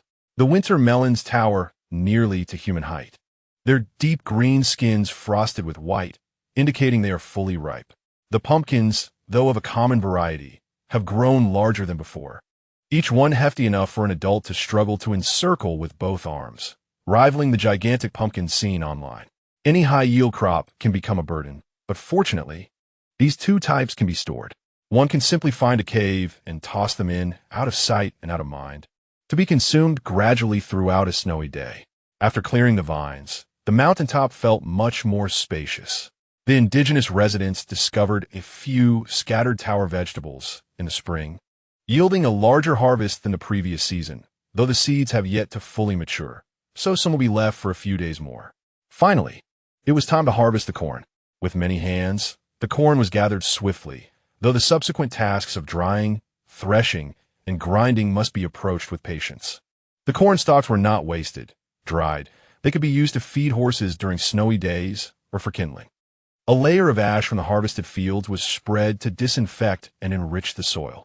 With the mountaintop garden nearing completion, the salt trading team would depart in just a couple of days to ensure the salt trading team has ample nourishment during their journey.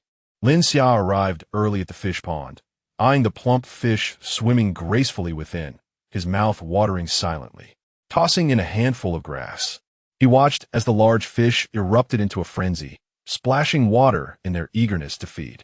The females approached with baskets, crouching by the pond to observe the spectacle. Once everyone had gathered, Lin Xia stood, shaking out his numb legs, and declared the commencement of the catch. "Let us open the pond." With his shout, the females eagerly jumped into the water, grasping for the larger fish while leaving the smaller ones to grow. There was no need for nets in their own pond. With so many hands, they could capture enough fish by hand. The pond had been expanded since its inception, now more than twice its original size, teeming with fish. Lin Xia joined them in the water, the muddy bottom clinging to his feet and making every step laborious. Yet he felt fish brush against his ankles. Reaching down, he caught a sizable fish, which thrashed vigorously upon being lifted from the water, splattering mud across his face.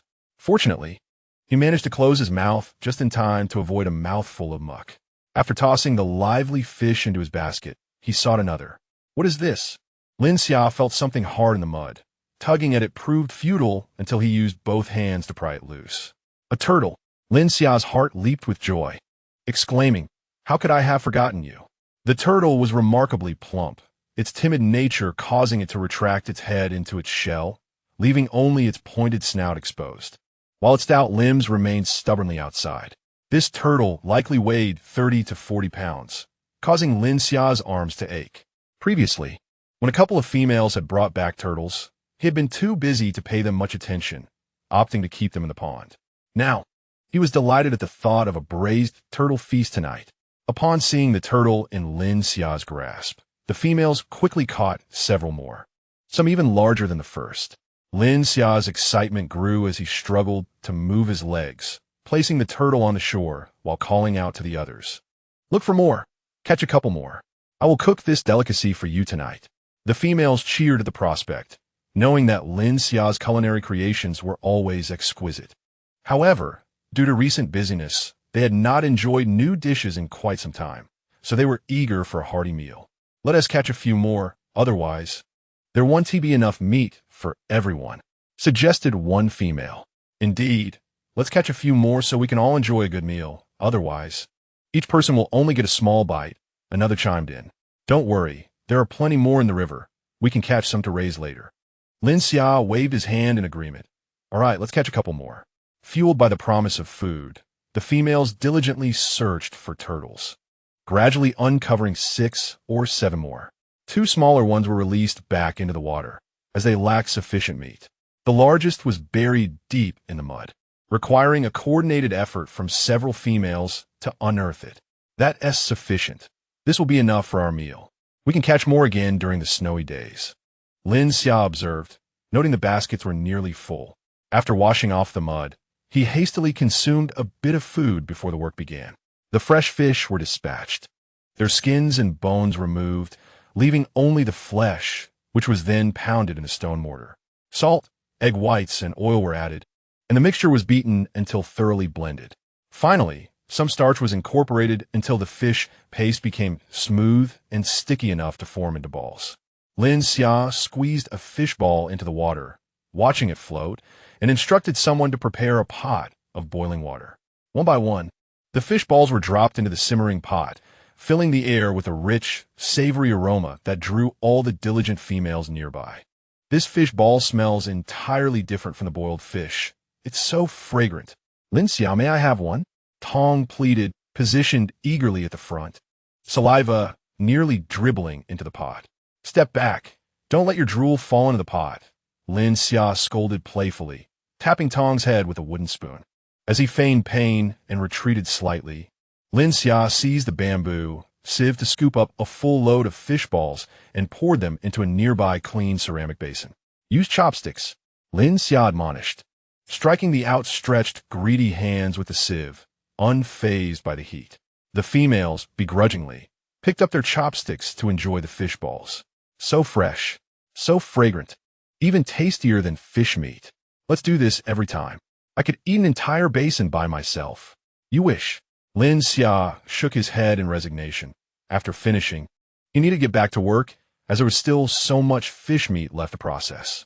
In Chapter 76, a variety of delicious foods, the females ground the fish meat with grunts, while Lin Xia occasionally fed them some. Fortunately, there were plenty of fish caught, and even after consuming a considerable amount during preparation, they managed to produce a dozen baskets of fish balls. The leftover fish heads and skins were not wasted either. Some fish heads were used to simmer a large pot of fish soup, while the rest was transformed into chopped chili fish head. The fish skins were used to make fish gelatin. Lacking any strong deodorizers, Lin Xia sniffed and found the fishy smell mild. He added garlic to blanch it, then placed it into the pot to simmer until the skins became tender, simply seasoning it with a touch of salt. The prepared fish skins were stored in a ceramic basin and sent to the large cave to cool, where they would soon solidify. The fish balls could be prepared in various ways: grilled, stir-fried, in hot pot, or as soup. The finished fish balls were set aside, awaiting the hunting party's return. Lin Xia was particularly looking forward to the soft-shelled turtle. After immersing the clean turtle in boiling water to remove its dark membrane and chopping off the claws, he cut it into small pieces, breaking the thick, gelatinous shell into smaller chunks. He sautéed dried chilies and garlic in the pot, then added some pork belly to render the fat, before introducing the turtle pieces to stir-fry until they were slightly golden. Water was then added to simmer. Lacking soy sauce, cooking wine, and various spices, the color and flavor were somewhat lacking, but fortunately, the turtle's fishy odor was minimal at this time. The turtle needed to simmer for a long while to ensure the meat fell off the bone and the skirt melted in one's mouth. Meanwhile, Lin Xia retrieved some winter melon, pumpkin, and radishes. He peeled and diced the winter melon and pumpkin and fetched some frozen meat from the cave for stewing. The cave was now piled high with meat, and some of the older meat needed to be consumed soon. The radish was shredded, and he prepared some mincemeat, instructing others to take out some kudzu flour that had been dried a few days prior and grind it into powder. Residing in the south, Lin Xia was familiar with a regional dish where sweet potato starch mixed with minced meat formed translucent, smooth, and delicious balls known as yuanzi. While there was no sweet potato starch available, kudzu flour being a starch could also suffice. He poured hot, boiling water into the kudzu flour to scald it, stirring with chopsticks until it formed a paste, before adding the minced meat and radish shreds, finishing with a pinch of salt. Then, much like the fish balls, he shaped them into balls, but this time they would be deep-fried instead of boiled. The oil sizzled as the aroma of frying mingled with the unique herbal fragrance of kudzu flour, along with the savory scents of meat and radish. Once the balls turned golden brown, he lifted them from the oil with a bamboo sieve, while the females eagerly watched Lin Xia. He sighed in exasperation. How had they become so greedy? Go ahead, but this time you really must use chopsticks. They're hotter than the fish balls. If you burn yourselves, no complaining. The females immediately surrounded the ceramic basin, their exclamations and praises ringing out. Lin Xia felt a sense of satisfaction from their reactions, dismissing their greedy looks. If they could provide emotional value, let them indulge. Amidst the chaos, someone slipped a ball into his mouth, warm but not scalding, evidently cooled with care. Turning, he saw a small-faced female smiling at him. Hurry and eat, still smiling. If you don't, there won't be any left. Lin Xia chewed the ball and playfully scolded. That female quickly raised her chopsticks and joined the throng again. The outer layer of the ball was crispy, while the inside was soft and chewy, with a distinctive flavor of kudzu flour, unlike the blandness of sweet potato starch. The radish's fragrance mingled with a hint of meat, and due to the minimal meat used, it felt refreshing rather than greasy. Not bad. I can make more.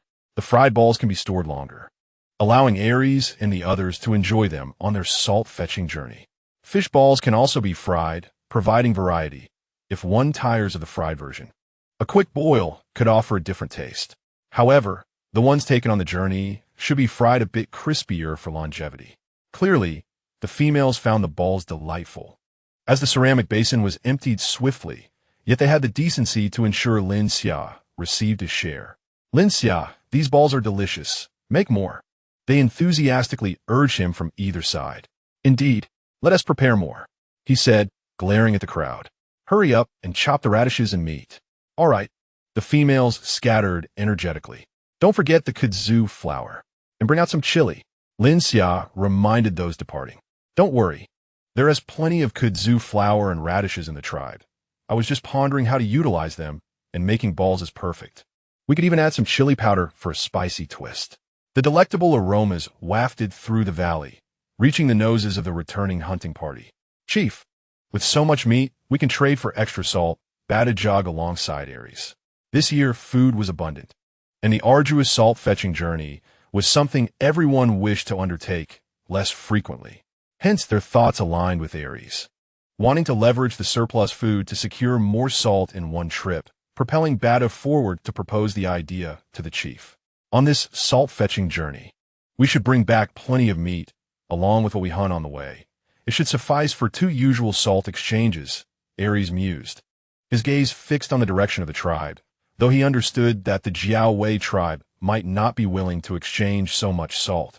That was also why Aries had kept this concern from the others.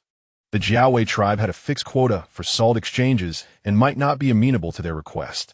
We could say our tribe has had a significant increase in cubs this year, Badu suggested, albeit half-heartedly. Is your brain merely for consuming meat?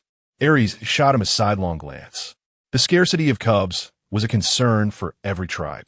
It was common for a tribe like the Bai Shur tribe to end up with only 1 female cub after a snowy season, and many tribes might not have any females conceive at all. If the Bai Shur tribe dared to use this reason to persuade the Jiao tribe for more salt, many tribes would undoubtedly come to investigate. Bada chuckled, realizing it was a poor idea, and his amusement quickly turned to worry. Suddenly, a delightful fragrance wafted through his nose, something he had never encountered before. It seemed to carry a hint of fish, mingled with meat and other enticing aromas. So fragrant. Lin Xia must be up to something delicious again. A beast man quickly deduced, instinctively quickening his pace. Aries silently increased his speed, maintaining a steady lead, inwardly scoffing. That's my partner's creation. There's no way I'll let you indulge before me. In Chapter 77, Egg Dumplings. Other pots had begun to simmer with pumpkin and wintermelon stews, the various aromas blending together, enticing the females who had just consumed ample fish balls and dumplings to salivate once more. Lin Xia inhaled the fragrant air, momentarily transported back to the grand feasts of his rural upbringing. The females took turns frying the round dumplings, while he was busy with the pot on the flame. Looking around, he noticed that many dumplings had already been prepared. He saw some shredded radish and minced meat remaining in the clay pot, but only a little of the kudzu starch was left. He was just about to fetch a bit more kudzu starch when Lin Xia called out to him, "Please go to my cave and retrieve the small flat-bottomed stone pan from the wooden rack near the cave entrance." Making fish balls had consumed too much time. Even though the females were diligently chopping radishes and meat, the dumplings prepared would only suffice for today. It didn't matter if they made a bit more or less. They could always prepare more for the salt exchange team tomorrow. The remaining filling could be used to make some egg dumplings or simply shaped into balls to be boiled in fish soup, both of which will be delightful. All right, he replied, turning to leave. As Lin Xia lifted the last batch of dumplings from the pot, he stepped away from the scorching oil and splashed some water from a nearby bucket to wash his face, which had become greasy from the prolonged exposure to the hot oil. A female asked, Lin Xia, should I extinguish the fire? Yes, extinguish it. No more frying for now, Lin Xia said, wiping his face dry. The oil pot was too hot, so he could only pull out the firewood beneath and allow it to cool gradually. Lin Xia combined the remaining radish and minced meat, then took a small clay bowl, cracked a few large bird eggs into it, added a bit of kudzu starch and a splash of water, and mixed it well. Is this it? He came back down, holding a delicate stone, flat-bottomed pan. Yes, that's it. Hand it over, Lin Xia replied, taking the pan from him. The small flat pan was crafted by Aries, as Lin Xia had desired a pan for frying steak or roasting meat in the cave. The original stone pot was too deep and cumbersome, so Aries had ingeniously created this smaller version. Lin Xia sat beside the small fire, poured some oil into the pan, heated it over the flames, then poured in the egg mixture. When the bottom began to solidify, but the surface remained runny, he quickly placed the radish and meat filling on one half, then deftly folded the other half of the egg skin over the filling, pressing down the edges to seal it. The wrapped egg dumpling was fried a bit longer to ensure the filling was thoroughly cooked before being removed from the pan. However, this process was rather laborious, and without a stove, he had to hold the small pan throughout, which, although small, still had some weight, causing his hands to ache after a few. He had been watching for a while and had already learned, so he reached out to take over. Lin Xia, let me handle this, you should rest for a bit. Lin Xia, not one to insist, allowed him to take over and shook his sore wrists, sitting beside him to chat. We should build a stove here someday, like the one in my cave. Cooking on the ground involved digging a few fire pits to roast meat beside them, and later, with the stone pot, they would construct a wooden frame to suspend the pot. Lin Xia always felt this setup was unsafe. If the frame were to collapse, it would surely burn someone. Yet, it proved that the structures built by the beastmen were remarkably sturdy and had never collapsed, making cleanup quite easy, although they were still not very convenient to use. He pondered for a moment and agreed that Lin Xia's stove in the cave was indeed very practical, as the fire would not flare out uncontrollably, and the pot could be placed securely. Then let us build a stove tomorrow, he said briskly, finishing the egg dumpling in his hand, adding a bit of oil to the pan, and frying it a little longer until the surface was crispy and fragrant. Here, try one. He offered the small flat pan to Lin Xia, grinning at him. He enjoyed crispy food, a preference well known among the females who liked their roasted meat charred, unlike the males who preferred it tender. Lin Xia retrieved a pair of chopsticks and picked up a fried egg dumpling. The outer skin had become crispy, and upon biting into it, juices burst forth, the radish and meat filling exuding a delightful aroma, albeit slightly hot. Blow on it first, he chuckled, recalling how he had spent the entire day warning others not to burn their mouths, only to be the one caught off guard. Lin Xia grimaced, but had no time to heed him. The small fried dumpling danced in his mouth before settling down, and on his next bite, he prudently blew on it first before taking a bite. Cooking varies from person to person, despite using the same ingredients in the same quantities. Even with the salt being identical, food prepared by another always seems to taste a touch better. Delicious, Lin Xia affirmed his culinary skills. Suddenly, he exclaimed, the hunting team seems to have returned. Females often had sharper hearing than Lin Xia, who had not noticed anything.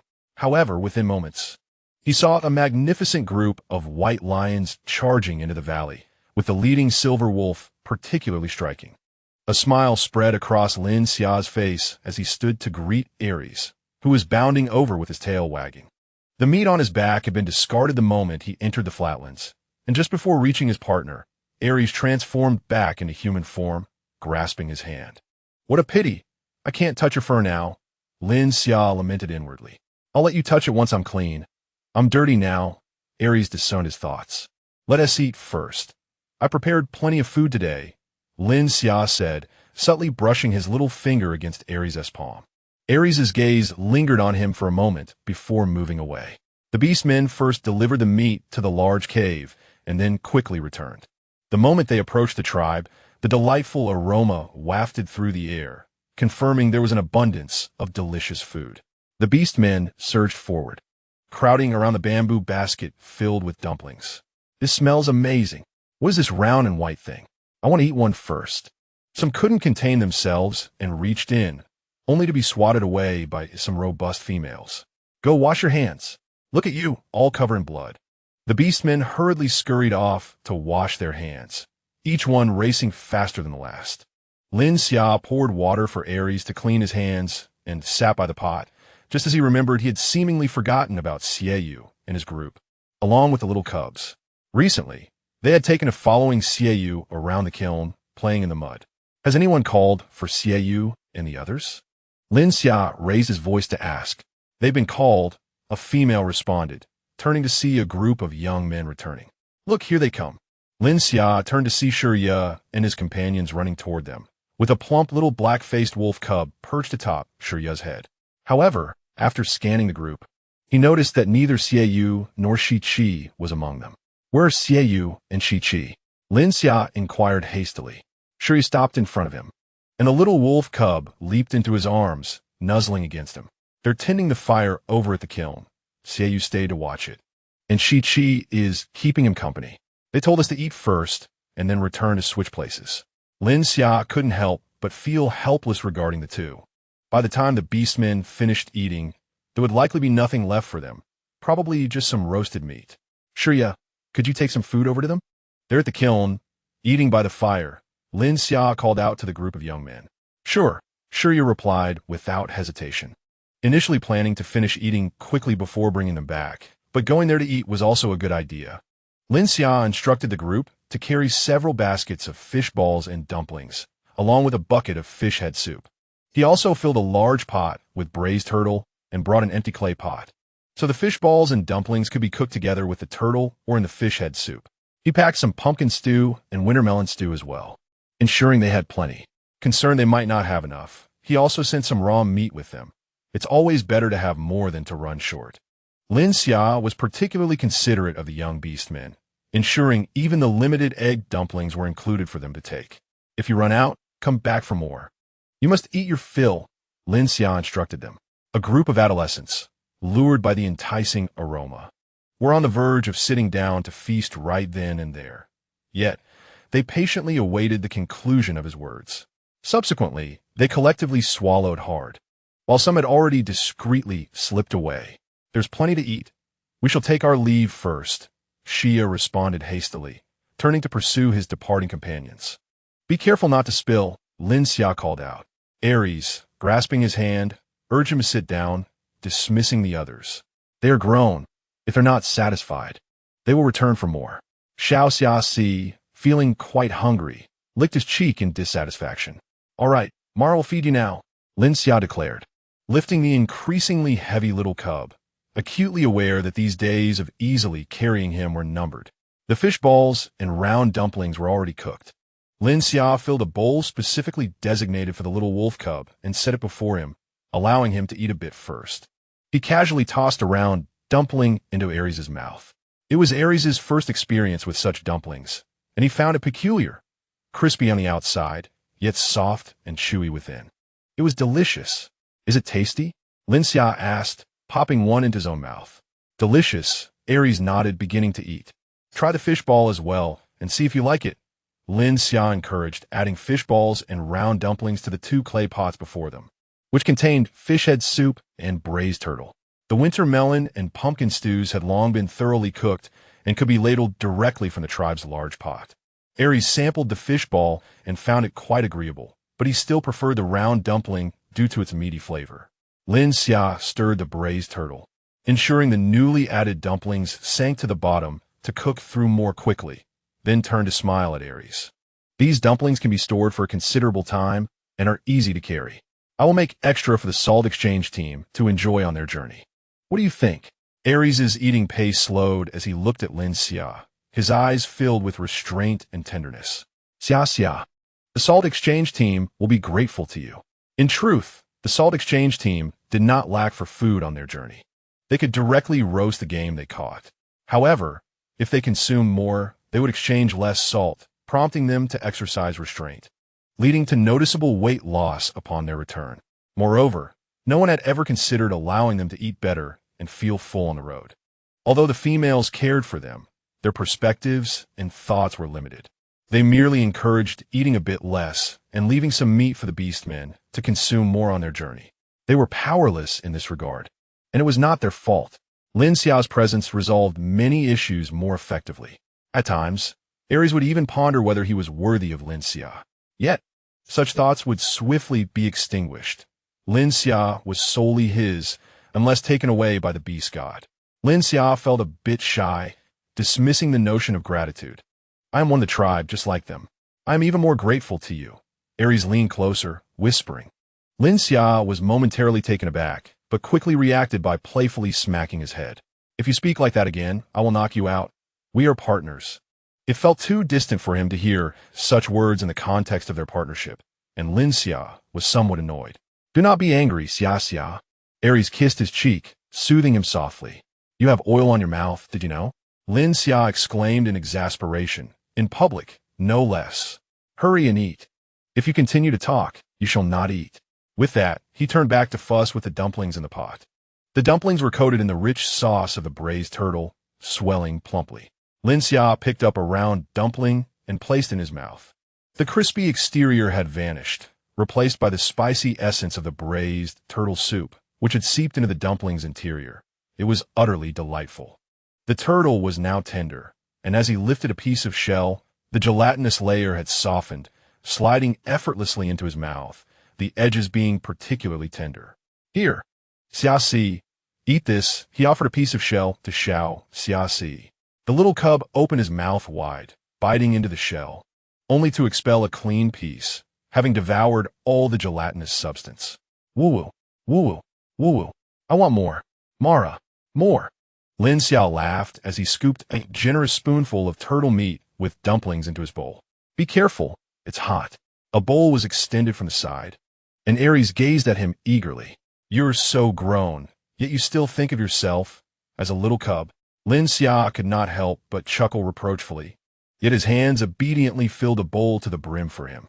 Ares consumed all the turtle meat in his bowl, but offered the gelatinous shell to Lin Xia, then took on the task of feeding both Lin Xia and the little cub. Add some egg dumplings, Lin Xia instructed, guiding him to place the dumplings into the turtle pot, where the sauce-coated dumplings were also delectable. The remaining radish and meat filling was shaped into round dumplings and placed into the fish soup. The unfried dumplings, when cooked in the soup, became semi-transparent gray, and upon closer inspection, one could still see strands of radish and minced meat within. These dumplings were chewier and smoother, though somewhat lacking in aroma, each possessing its own merits. The turtle meat was the first to be devoured, much to the delight of the trio. Lin Xia contemplated making this dish frequently, though he was unsure of the availability of turtles. After savoring a bowl of fish soup, he was entirely satiated, unable to consume even a morsel more. Every meal shared with Ares left him thoroughly filled, his belly round, while the little cub was also content. The remaining time was spent with Lin Xia rubbing the little cub's belly while observing Ares deal with the leftover food. Chapter 79. Soy milk and tofu after finishing their meal and resting for a while. Lin Xia called upon a few individuals to assist in soaking the sorted yellow beans in water, intending to grind them after an overnight soak. He then retrieved the pickling jar he had cleaned days prior, placing the washed and dried radishes inside, stuffing cucumbers in as well. The cave still contained the green beans picked a few days ago, which were not yet old. The coolness of the cave kept them looking fresh, so he stuffed them all in. Additionally, he included some returned pagoda vegetables to fill in the gaps. He added a few chili peppers and garlic cloves and poured in boiling water. After sealing the lid and pouring a bit of water at the sealing point to prevent air from entering, Lin Xia felt a growing restlessness as the departure time of the salt exchange team approached. Despite knowing that this route had been traversed countless times and was likely safe, he could not help but worry. Xiao Xia Si ran off to sleep with Xie Yu, feeling too unattractive to allow himself to sleep beside the beautiful Mara. Thus, Lin Xia unabashedly lay on Ares' chest, tugging at the stubble that had recently sprouted on his chin, his expression languid. "What's wrong? Did your mood sour after the meal? Were you not fed enough?" Ares gently patted his back. "Can I accompany the salt exchange team?" Lin Xia lifted his head to look at him, his expression serious. "No," Ares decisively rejected, explaining that the journey for salt was long and arduous. Not even the healthiest females in the tribe could endure it, let alone Lin Xia. The expected response did not disappoint Lin Xia. He was merely anxious, unable to suppress his curiosity. If Ares had indeed agreed to take him along, he would not have gone. He understood that following would only burden the salt exchange team. It was clearer to him than anyone that he should prepare more food, ensuring the team could eat well on the road. Pretending to be angry, Lin Xia pinched Ares' face, pulling it to the sides, distorting his chiseled features, yet failing to hide his handsomeness. "You must remember that I, along with the little cub, are waiting in the tribe. Eat more on the road, and be sure to return safely," Lin Xia reiterated, having repeated these words for several nights. Ares could recite them by heart, yet he found no annoyance.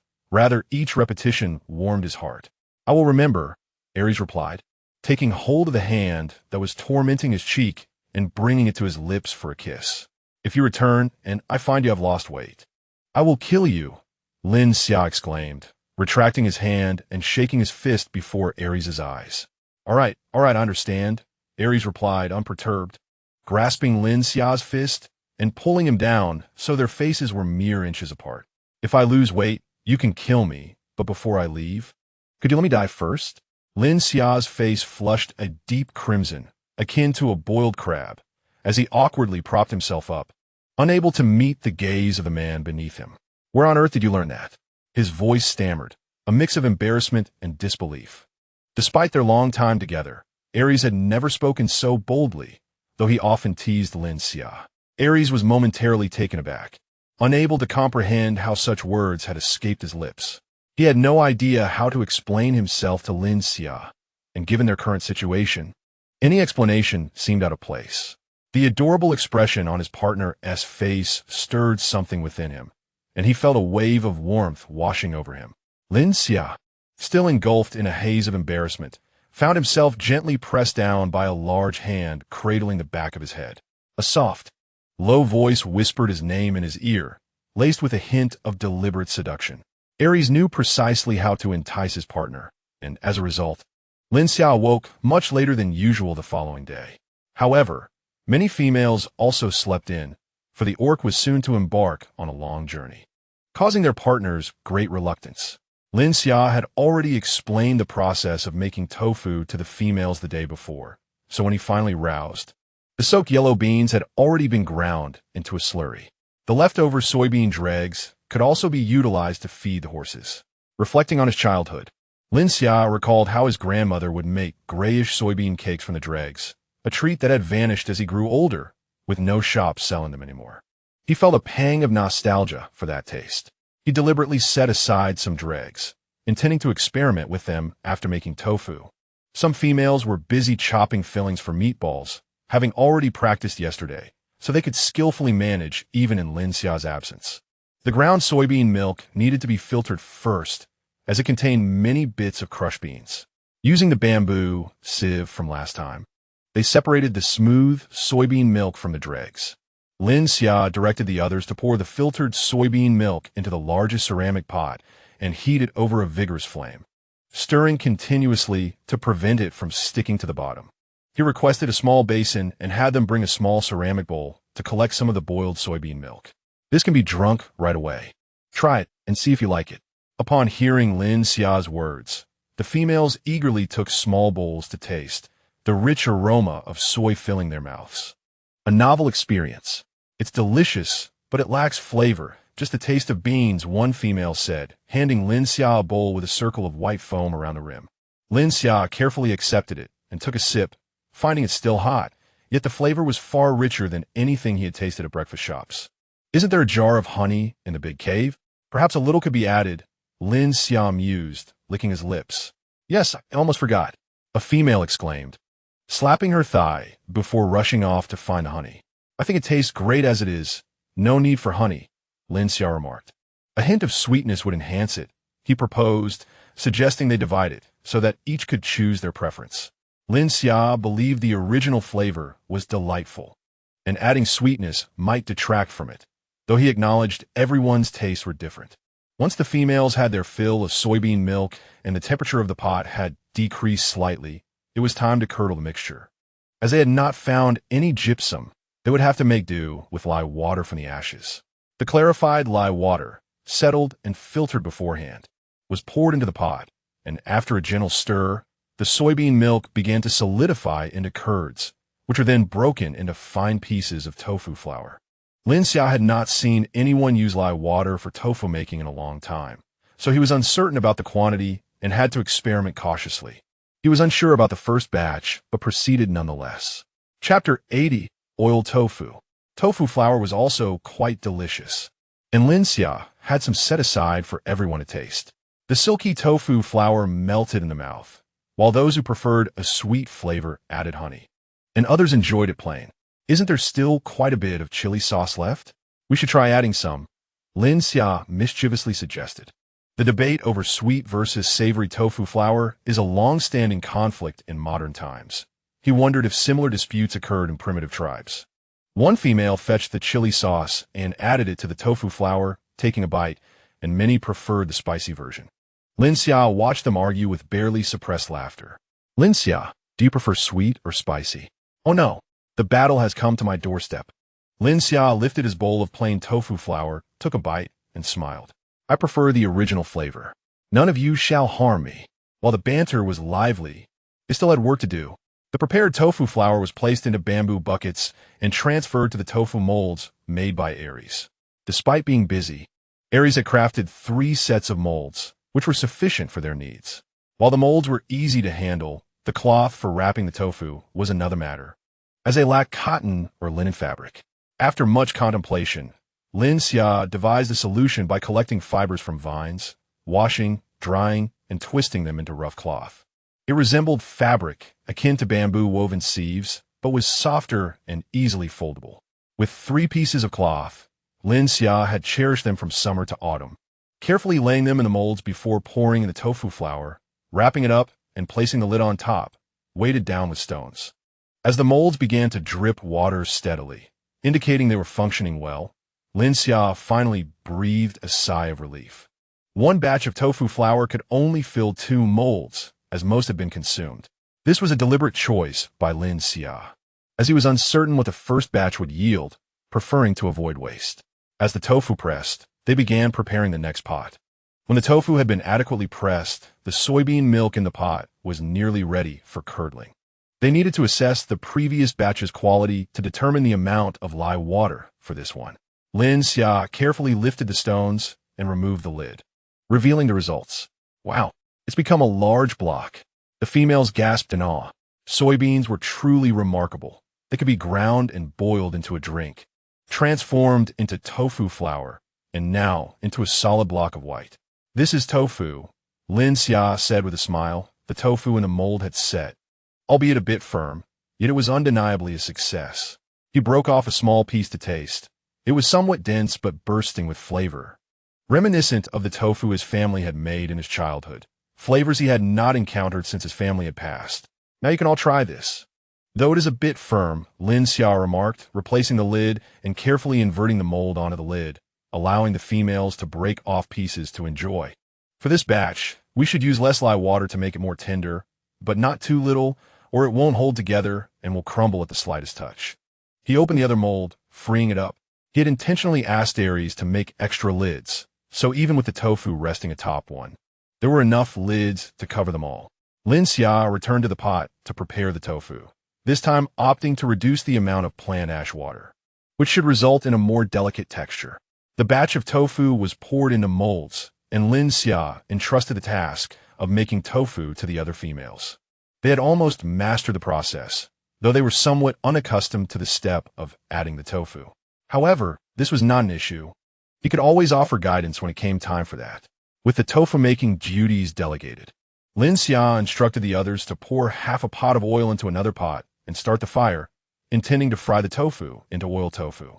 Oil tofu has a long shelf life, is lightweight, and absorbs the flavor of whatever it is cooked with, making it an ideal travel food. As the oil heated, Lin Xia cut the tofu from the mold into uniform cubes. He carefully lifted a piece in one hand while using a stone knife to slice it into thick pieces, approximately 2 to 3 centimeters in thickness, and gently placed them into the oil. The moment the tofu slid into the hot oil, it began to sizzle and pop. As the moisture within was released, wiping away the splatters of oil on his wrist, he prepared to cut the next piece. A nearby female, noticing the prominent red spots on his fair wrist, felt a pang of sympathy and swiftly took a piece of tofu. "Let me do it," she smiled. "I want to learn how this is done." "All right, just be careful. The oil can be quite painful if it splatters," Lin Xia replied, shifting to give her space. "My skin is much thicker than yours. Don't worry," she said nonchalantly. Lin Xia scratched at the red spots on his wrist, understanding that her concern stemmed from her empathy for him, which was also why he devoted so much to the tribe. Despite their seemingly carefree demeanor, the females were quite perceptive.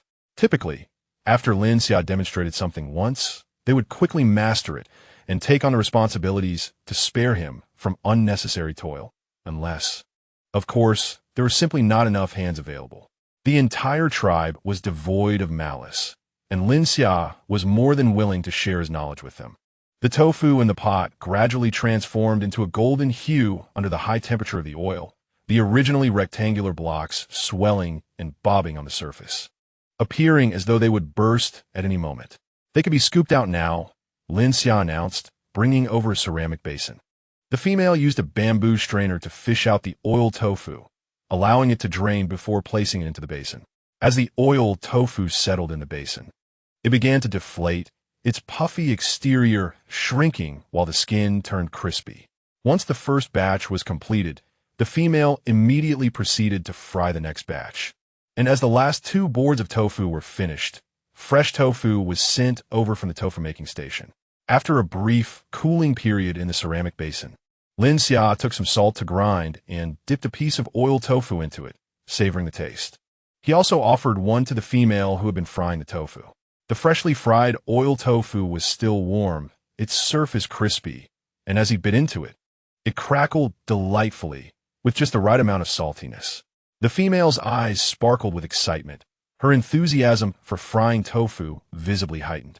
Lin Xia found it quite pleasant as well, though he knew that this delightful crispness would only last for a short time. After a day or two, the surface would soften, losing that delightful crunch. However, it would develop a different flavor by then. Chapter 81. The Salt Exchange team sets off. The females had taken on nearly all the tasks, allowing Lin Xia to retreat to a corner with a small pot to experiment with making soybean pulp pancakes. Adding some kudzu starch and a few eggs to the soybean pulp, along with a pinch of salt, he mixed it into a batter. He poured a bit of oil into a frying pan, then used a wooden spoon to spread the batter into pancakes, frying until both sides turned golden brown. After tasting the first one, he noted that the texture was not very crisp, merely tasting of soy and salt. While it was acceptable, it lacked the flavor of those made by his grandmother. Many seasonings were missing, and such dishes could never replicate the taste of home-cooked meals.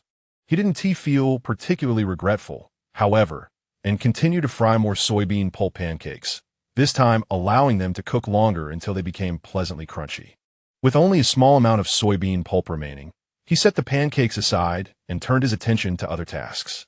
While oil tofu was delightful on its own, the best dish was still braised pork belly, which was truly delectable when soaked in meat juices. He cut the pork belly into chunks and sautéed them until golden, then added garlic and chili for braising.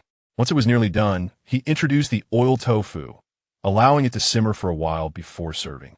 The pork belly was tender and flavorful, with the oil tofu infused with savory juices that burst in the mouth with a hint of spice, creating a delightful aroma.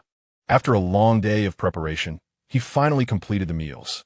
He had fried some fish balls and all the round dumplings, created a significant quantity of tofu, most of which was transformed into oil tofu, sufficient for the Salt Exchange team, and still left with plenty more alongside some fresh tofu earmarked for dinner that evening. Separating the provisions for the salt exchange team, everyone hurriedly began to prepare for the evening meal. The salt exchange team would depart the next day, and it was essential they enjoyed a hearty meal tonight. The menu included braised pork belly with oil tofu, pan-fried homemade tofu, stir-fried dumpling soup, boiled fish balls, and grilled fish balls. Additionally, a large hot pot was prepared with slices of beef and lamb, winter melon, pumpkin, and radish, along with fish skin jelly made the previous day. In short, they gathered all the available ingredients from a tribe. The recent meals had been exceptionally good, and the beast men had noticeably gained weight, much to the delight of the females. They worked through the night to pack the items for the beast men to take along, and everyone retired early, knowing the salt exchange team would depart before dawn and needed to rest well to be in good spirits. The fish balls and dumplings were packed in bamboo baskets crafted by easygoing, complete with lids, ensuring that even if they ran quickly, nothing would spill out. Lin Xia meticulously went over the details. Xiao Xia curled up beside Aries, forming a little ball with only his round, glimmering eyes visible as he quietly observed his pal. He understood that pal would be going on a long journey. As Xia had mentioned, he would return in 30 days. He was unsure of how long 30 days was, having tried to count with his paws for a long time without success. It seemed like an eternity. Although pal often teased him, the thought of not seeing pal for a long time made him relent today and not compete for Mara's embrace. He was content to occupy a small space on the bed instead. "All right," Aries said, pulling him close. His mood was not particularly bright.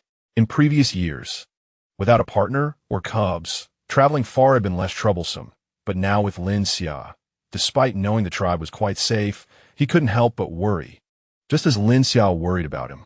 There are both fried and unfried fish balls. Remember to eat the unfried ones first, or they might spoil. Don't forget to bring a pot. The ceramic pot is lightweight and can be hung on your back. Both types of balls and the oil tofu can be cooked together with meat, and bring a bit of chili sauce. Just pack it in a bamboo tube. Lin Xia continued to advise, while Aries listened quietly, absorbing every word. The words drifted in and out, gradually fading to silence until all was quiet. Aries looked down to see the person in his arms still frowning, yet already asleep. He turned slightly to glance at his little cub, still awake and watching him, and with rare tenderness, he gently stroked the fluffy little head. "Sleep with Mara tonight, and don't wander around too much. Mara is in a bad mood, so you need to keep him company." The little cub nodded earnestly. Aries tightened his embrace around the sleeping figure, placing a soft kiss atop their head before drifting off to sleep himself.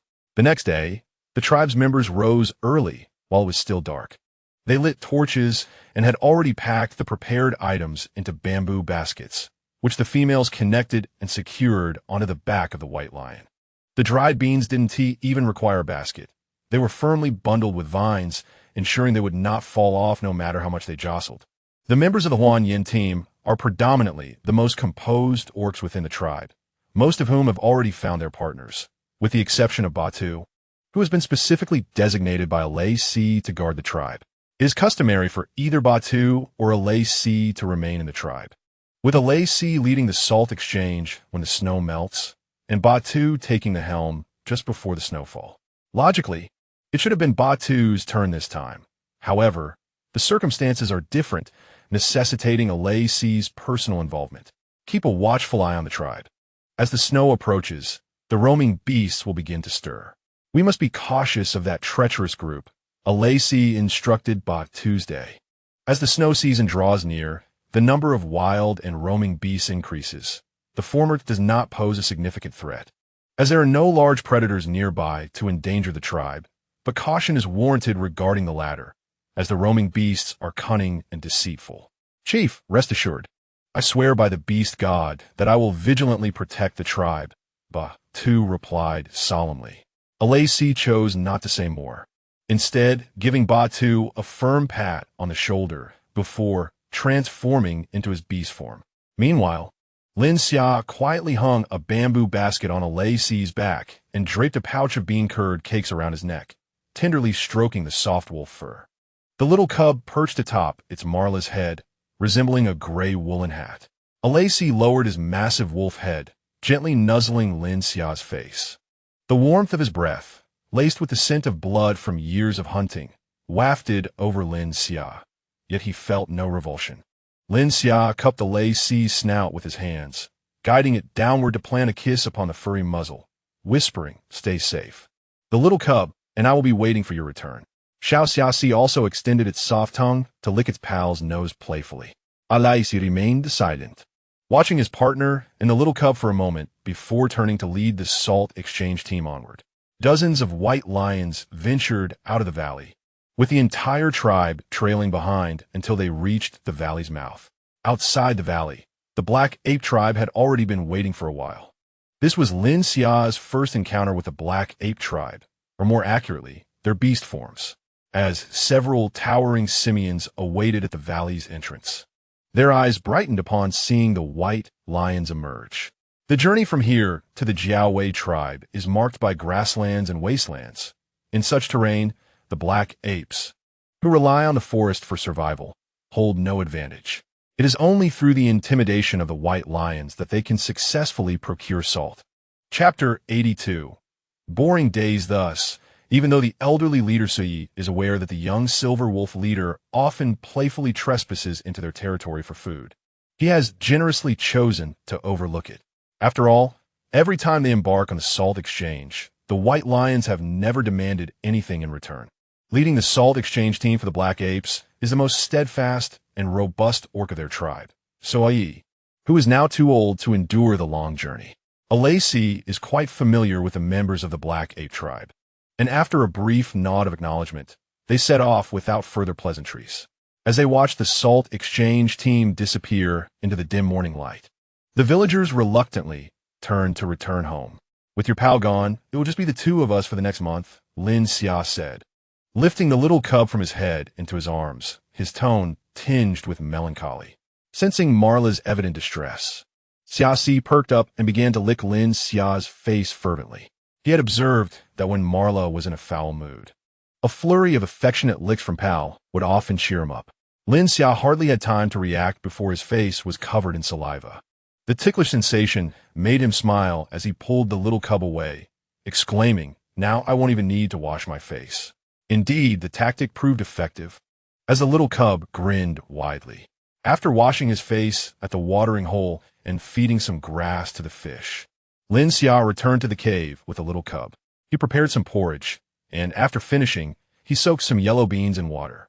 This was not to make tofu, but rather to experiment with creating a spicy bean paste, as the tribe's condiments were rather scarce.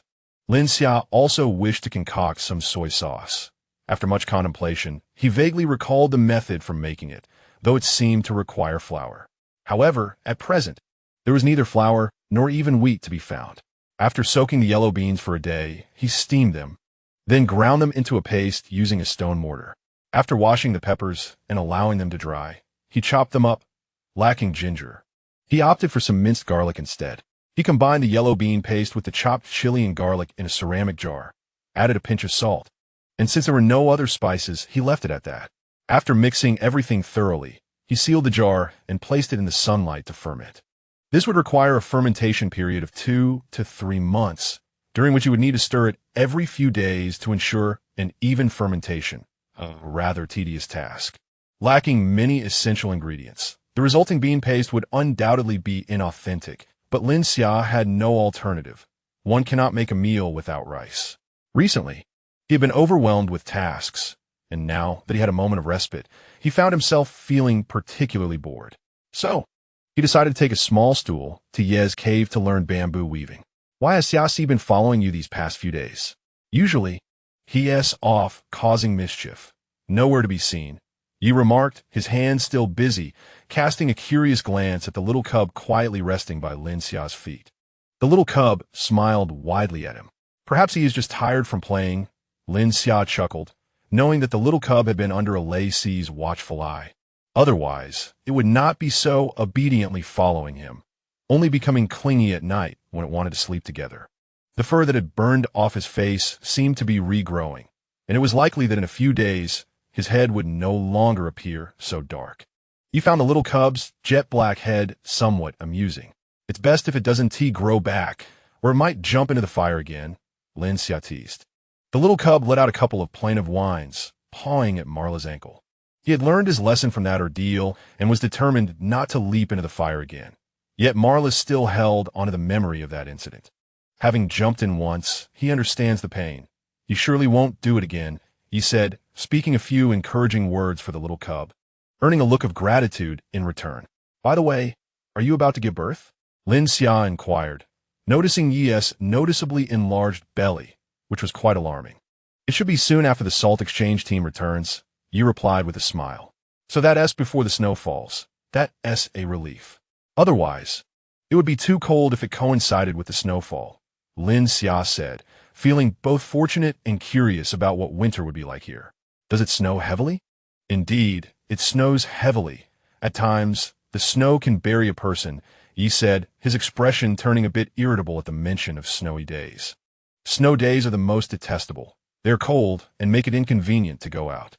Generally, one can only huddle in the cave throughout a snowy day. The lowest levels of the cave are uninhabitable, as the snow can become so thick that one could be trapped inside. However, the larger caves become quite troublesome in winter, as one must laboriously clear a path just to retrieve anything from within. Although some have considered relocating supplies to another cave that is the largest cave in the tribe, and it remains cooler during the hot season, preventing spoilage, so it has never been done. Given its size, we might need to replace the door. The gaps in the bamboo door are too large, allowing the wind to seep in. You should ask Batu to replace it with a wooden door, otherwise.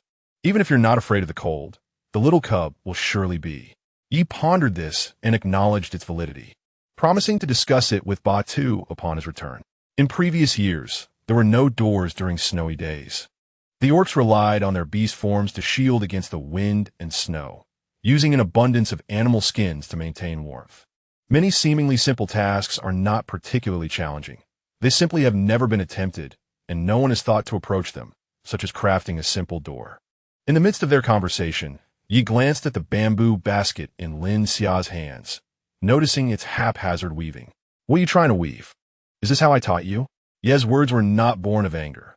Rather, they stemmed from pure curiosity. He simply could not comprehend how, despite following the same steps and using identical bamboo strips, Lin Xia managed to weave a bamboo basket riddled with holes and crooked edges. With a sigh of resignation, Lin Xia lamented that he truly lacked the talent for this craft. "All right, take a break. Don't waste the bamboo," Yi chuckled, finding it amusing that he, despite being taught by Lin Xia, was the worst weaver in the entire tribe. It was indeed perplexing. After facing setbacks, Lin Xia returned to his cave with a lackluster spirit. He stirred the Dabanjiang and tidied up his cave before sitting idly in the rocking chair at the entrance. The sun was just beginning to set, and the days felt increasingly prolonged. "Lin Xia," someone called out to him.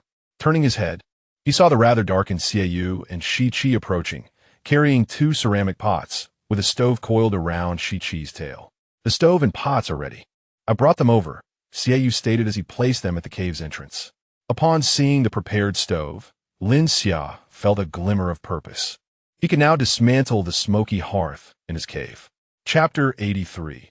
The gluttonous black ape under the moonlight. The vast plains were illuminated by a crackling bonfire. The people of Baishur tribe and He Yuan tribe had separated, each preparing their own meals. During the day's journey, they had seized whatever game they encountered, which was now roasting over the fire as they rested. This territory still belonged to the Baishur, and the He Yuan were prohibited from hunting here. Thus, they consumed the meat they had brought with them. Though the cold weather had rendered the meat a bit odorous, it was not spoiled, and a quick roast eliminated any unpleasantness, making it perfectly edible. For them, such meat was a standard fare.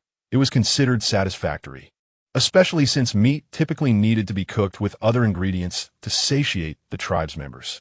To ensure the salt exchange team had better provisions during their journey, the tribe had packed the best and most abundant meat for them.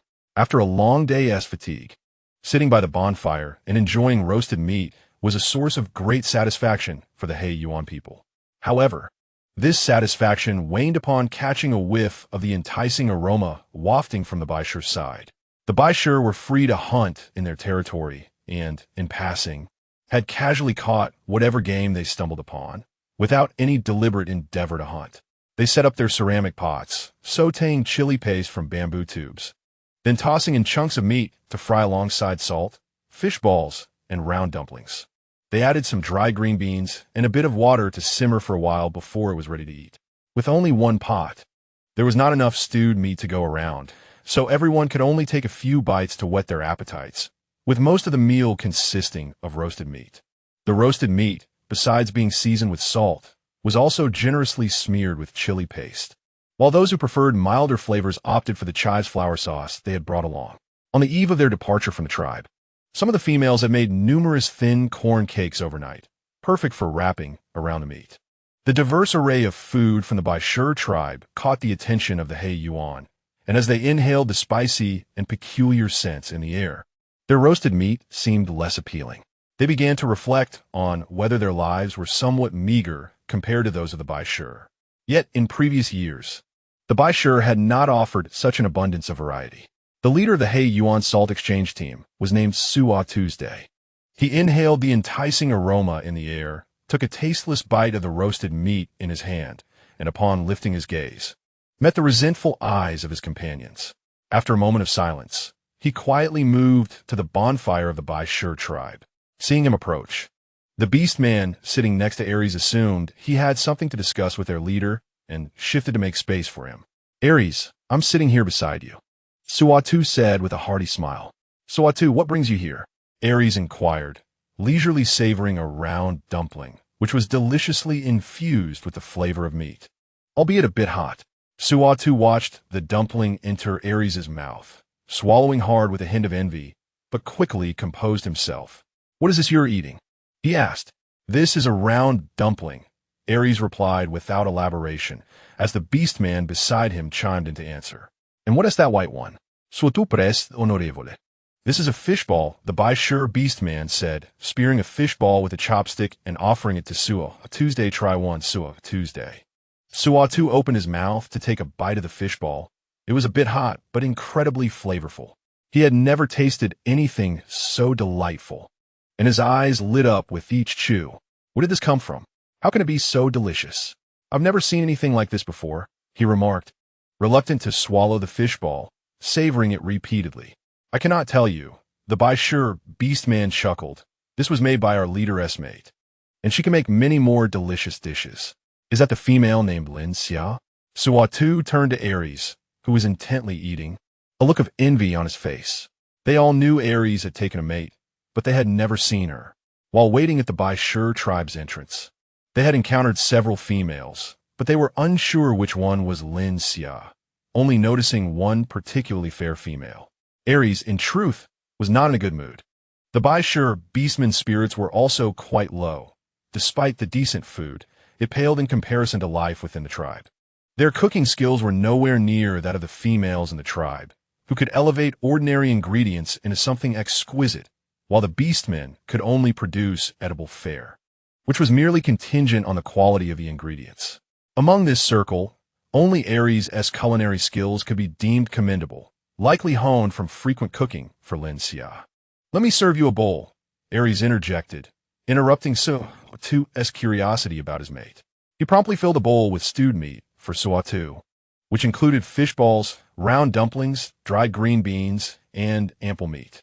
In modern terms, this action could be likened to charity, but here, sharing food signified a bond of friendship. I knew we were the best brother tribes, Suatu said with a grin, slinging an arm around Aries' shoulder. When I return to the tribe, I'll bring you some delicacies.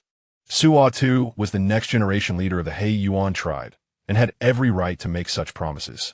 Aries glanced at him but remained silent. Suatu, undeterred, recognized Aries' cool demeanor. He was rarely talkative and wondered how the female named Lin Xia could tolerate him. Perhaps it was Aries' handsome face that gave him some solace. Although he knew Aries was also quite formidable, his fellow brothers were eagerly watching him, so Suatu dared not linger, fearing they might pounce to drag him back with bowl in hand. Carefully cradling the wooden bowl, he returned to his own bonfire, where the crowd quickly gathered around him. Don't crowd, Suatu admonished softly. It's about to spill. The crowd then restrained themselves, gazing at him eagerly. Although the bowl was filled with food, it was insufficient for the dozens of people present. They could only share a taste, just enough to savor the flavor. But that alone was enough for the He Yuan to reminisce for quite some time. Aries chewed on his dried green beans, his thoughts consumed by his mate. He wondered if Xia was sleeping well, eating well, feeling good, and if she missed him. The small commotion among the He Yuan brought him back to reality as he observed the He Yuan casting glances in their direction. After a moment of silence, he resolved to send some fish balls and round dumplings to the He Yuan. Here, take this to the He Yuan, Aries instructed a nearby beastman. All right, the beastman readily agreed. Their relationship with the He Yuan was amicable. It was merely food, and as long as it was not wasted, they had no objections. But leader, will you send more tomorrow? The orc whispered softly, although everyone was willing to share this meager amount, if it were distributed daily. They themselves would not have enough to eat. This was all painstakingly prepared by the females of the tribe for them. If they did not offer it, the orcs would find a way to trade with us, Aries decisively replied. Chapter 84. The hidden watchfulness Lin Xia had a penchant for fresh food, and Aries understood that it was best if it were something they had never encountered before. The Black Ape tribe occupied a vast expanse of forest, undoubtedly possessing a greater variety of edible resources than the White Lion tribe. If they desired food, they must bring something to trade. Upon hearing this, the orcs joyfully went to fetch food, using animal skins to wrap it up and deliver it. Thank Aries for me. We Black Apes and White Lions will always be good brothers, Suatu said, grinning despite his efforts to suppress it, as he solemnly patted the orc on the shoulder. I will convey this to the chief, but our food is limited, and this small amount is merely to let you have a taste. The orc spoke candidly, and Suatu did not mind. This was a normal occurrence. Aries was merely offering them a little out of regard for the relationship between the two tribes. It was impossible to provide them with food every day. However, observing the large baskets carried by the White Lions, it was evident that they had ample food, and it appeared to be quite delectable. Perhaps he could trade for some with other items. Suatu's mind spun with thoughts, unaware that the meatballs in the animal skin were nearly all snatched away. Damn it, leave me some, Suatu exclaimed as he glanced down to see only 7 or 8 meatballs remaining, his head nearly bursting from frustration. The crowd immediately scattered, the Black Apes swiftly retreating to their spots while protecting the meatballs they had seized, mimicking the White Lion's actions by skewering the meatballs with sticks, applying a bit of animal fat, and roasting them over the fire. The animal fat, sizzling on the surface of the meatballs, intensified their aroma, wafting through the vast plains without any obstruction, carried far by the wind. At a distance, down a low slope, a group of filthy orcs gathered around a small fire, some nursing wounds caked in mud, while a few pieces of meat crackled above the flames, the fat sizzling audibly. The orcs' eyes gleamed with ferocity as they fixated on the meat above the fire. They only secretly hunted 2 of our sheep. Yet that pack of tiger orcs has relentlessly pursued us. It's utterly outrageous, growled a burly orc, displaying deep, bone-exposing gashes on his thigh, as if clawed by sharp talons. It's your carelessness that led to this. How could you have been discovered? The cunning jackal orc had not transformed into human form, for he deemed his beastly guise to be the safer option. Is this my fault? If it weren't for that foul vulture flying about, we would not have been spotted. The burly orc glared menacingly towards another orc. The sharp-faced orc cast him a sidelong glance, his expression dark, yet he remained silent. He was indeed at fault this time, but why should this foolish bear point fingers at him? He vowed to seize any opportunity to eliminate this foolish bear if given the chance. Enough of this squabbling. A venerable orc, the oldest among them, spoke slowly, his tone mild, though his eyes betrayed a hidden malice. Do any of you smell something? One orc suddenly inquired. What scent? Isn't it just the smell of roasted meat? The bear orc drooled over the roasted meat before him, then viciously surveyed those around him. Let me be clear. I brought back this sheep. I shall have the most to eat. Anyone who dares oppose me shall face my wrath. The surrounding orcs fell silent, for the bear orc was indeed the strongest among them. Though injured, he could easily kill them if he chose to, unless they banded together to take him down. Yet each orc harbored their own thoughts, none wishing to be the first to challenge him. It seems the scent of roasting meat is coming from that direction. One orc with a keen nose pointed in a direction. You go check. The bear orc commanded a weaker rat orc, small in stature, accustomed to living underground, thus less likely to be detected. The rat orc reluctantly cast a longing glance at the roasting meat, then at the fierce bear orc, ultimately succumbing to the intimidation and scurrying off towards the source of the enticing aroma. The old orc paid them no mind, raising his head slightly, detecting a unique fragrance in the air, distinct from the greasy scent of roasted meat. It was an exquisite aroma he had never encountered before. He closed his cloudy eyes, savoring the scent wafting through the air, his face reflecting pure enjoyment. Long ago, during a heavy snowfall, he had tasted the best meat of his life, and now, the aroma in the air rivaled that memory. It had been ages since he last savored such delicacies, and all the orcs he had shared that meal with had perished, leaving him the sole survivor. Regrettably, at that time, he had been too weak to contend with others, managing only to snatch 2 pieces of meat. The old orc pondered, trying to recall where he had tasted it, but the memory eluded him. The snow had been too heavy, and he could not discern directions anymore, only recalling that the forest was home to the black ape orcs, while the valley was inhabited by the white lion orcs. The meat they had eaten back then was pilfered from these 2 tribes. After a long while, the rat orc timidly returned. What happened? The old orc opened his murky eyes, gazing at the trembling rat orc. There's a group of white lion orcs and black ape orcs. About 70 to 80 of them. They seem formidable, the rat orc whispered. However, he did not dare mention that among them was a silver wolf, keenly alert, from whom he had kept his distance, merely glancing from afar, feeling as if he might burst from fear under the wolf's amber gaze.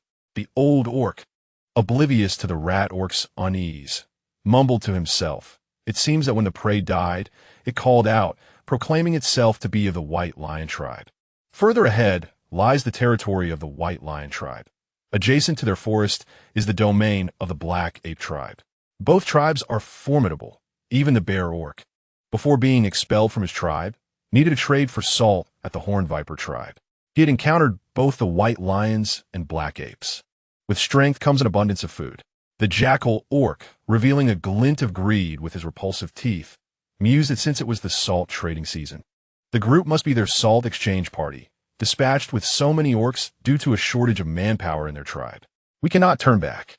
The golden tiger tribe has sent too many after us, pursuing us from their territory all the way to the wilderness, intent on killing us, suggested one orc. If we enter the territory of the white lion tribe, they should cease their pursuit. We shall move forward. The old orc inhaled deeply, his tongue moistening his dry, cracked lips. As the most experienced among them, the old orc's judgment had often guided them away from peril, and thus they had no objections to his decision. Chapter 85. Encountering Danger. Chief, what are you looking at? The sentry orc noticed their leader staring intently at a certain spot, peering closely but finding nothing amiss. There's the scent of an orc, Ares replied impassively. The white lion orc scrutinized the area again and sniffed. I do not detect anything. Outside the territory, concealed in the earth, carries the scent of mud. Ares mused, contemplating whether to eliminate the hidden observer, yet uncertain of how many allies lay in wait behind him. It was evident that the white lion orc shared this sentiment. Chief, shall we eliminate him? Ares remained silent for a moment. The salt exchange team must not encounter any issues, as it would jeopardize the tribe's supply of salt for the entire year ahead. He chose to disregard it, opting instead to rest, planning to send the swift-footed Huia back to the tribe tomorrow to remind Badu. Ares reclined his head upon his forepaws, closing his eyes in preparation for slumber. Outside the tribe lay an expansive desert plain, devoid of any tribal presence due to the scarcity of water sources, rendering it a desolate region where no orc dared to linger. Although numerous creatures inhabited this land, the white lions and black apes primarily hunted here for the meat exchanged for salt. These animals possessed their own means of locating water, yet those sources were unsuitable for orc consumption, explaining why this area had never been claimed by other tribes. It was not unusual for orcs to appear here, as some tribes engaged in hunting within this territory to ensure their own land's game could thrive and reproduce, as overhunting could hinder the tribe's development. Although the prey here was less abundant than in other locales, the limited hunting seasons provided ample time for recovery, thus maintaining their reproductive cycles. The vast expanse of the wilderness dwarfed the territory of the white lions by numerous folds. In previous years, encounters with other orcs occurred only upon entering the wilderness. Yet this time, such an encounter transpired right at their doorstep, which was decidedly peculiar. This necessitated heightened vigilance within the tribe. Any intruders could be exterminated immediately. Before dawn, the white lions and black apes set out after replenishing their water supplies. Once they departed their territory, they would need to hunt while on the move, significantly slowing their progress. Xia, upon receiving a signal from his leader, unloaded his gear to distribute among his fellow brethren and then set off alone towards the tribe. As the formidable salt exchange team entered the wilderness, a hidden observer lingered for an entire day, ensuring that the coast was clear before stealthily infiltrating the territory of the white lions. The female hunting team returned, having suffered a decline in numbers of orcs, resulting in a considerably reduced haul from their hunts. As the animals prepared to migrate to warmer climates, the females, armed with bows and mounted on steeds, ventured forth daily to hunt. They primarily sought game near the southern woods, where some chestnuts and pine cones were sporadically ripening. The orcs ventured further afield in search of larger prey, but left several to keep watch nearby. Led by he, some females entered the woods to gather chestnuts and pine cones, while Tong guided the remaining females to hunt on the open plains. The vicinity was populated by small deer and sheep, and although the numbers were modest, the accumulation over the day resulted in a small mountain of game. The hunting females returned, resting beside their spoils while meticulously extracting feathers from the animals and cleaning them with care. The arrows had evolved beyond mere wooden shafts. Lin Xia had sourced the hardest stones, teaching them to fashion sharp arrowheads, bore holes in the wooden tips, and secure them with glue made from fish bladders, resulting in a more effective projectile than before. However, the laborious tasks of sharpening arrowheads and crafting glue made the females particularly cherish their arrows, even if a shaft broke. They would dismantle the arrowhead to take back for refurbishment and reuse. As dusk approached, the females who had entered the woods still had not returned, prompting Tong to rise in confusion and gaze towards the forest. Why were they still not out? Perhaps they were so engrossed in gathering chestnuts that they lost track of time, proposed one female. "Let us go find them," Tong declared, mounting his horse without hesitation and leading his companions into the woods. As they approached the forest's edge, a white lion stumbled out, one of those who had accompanied the females into the woods. Its fur bore the marks of a brutal encounter, with patches torn away to reveal flesh beneath, and gaping wounds oozing blood. The once pristine white fur was now stained crimson, and its legs were injured, trembling visibly as it moved. There are marauding beasts in the woods. There are marauding beasts. Upon sighting the orcs, the white lion roared in desperation and agony. The females exchanged alarmed glances, and the orcs left behind to protect them quickly approached, demanding to know the whereabouts of the females. "I do not know," the white lion replied, its eyes filled with torment. "Shirzong, Nuya, and I led away 7 or 8 marauding beasts while the others escaped with the females, yet a dozen beasts pursued them. Go find Badu.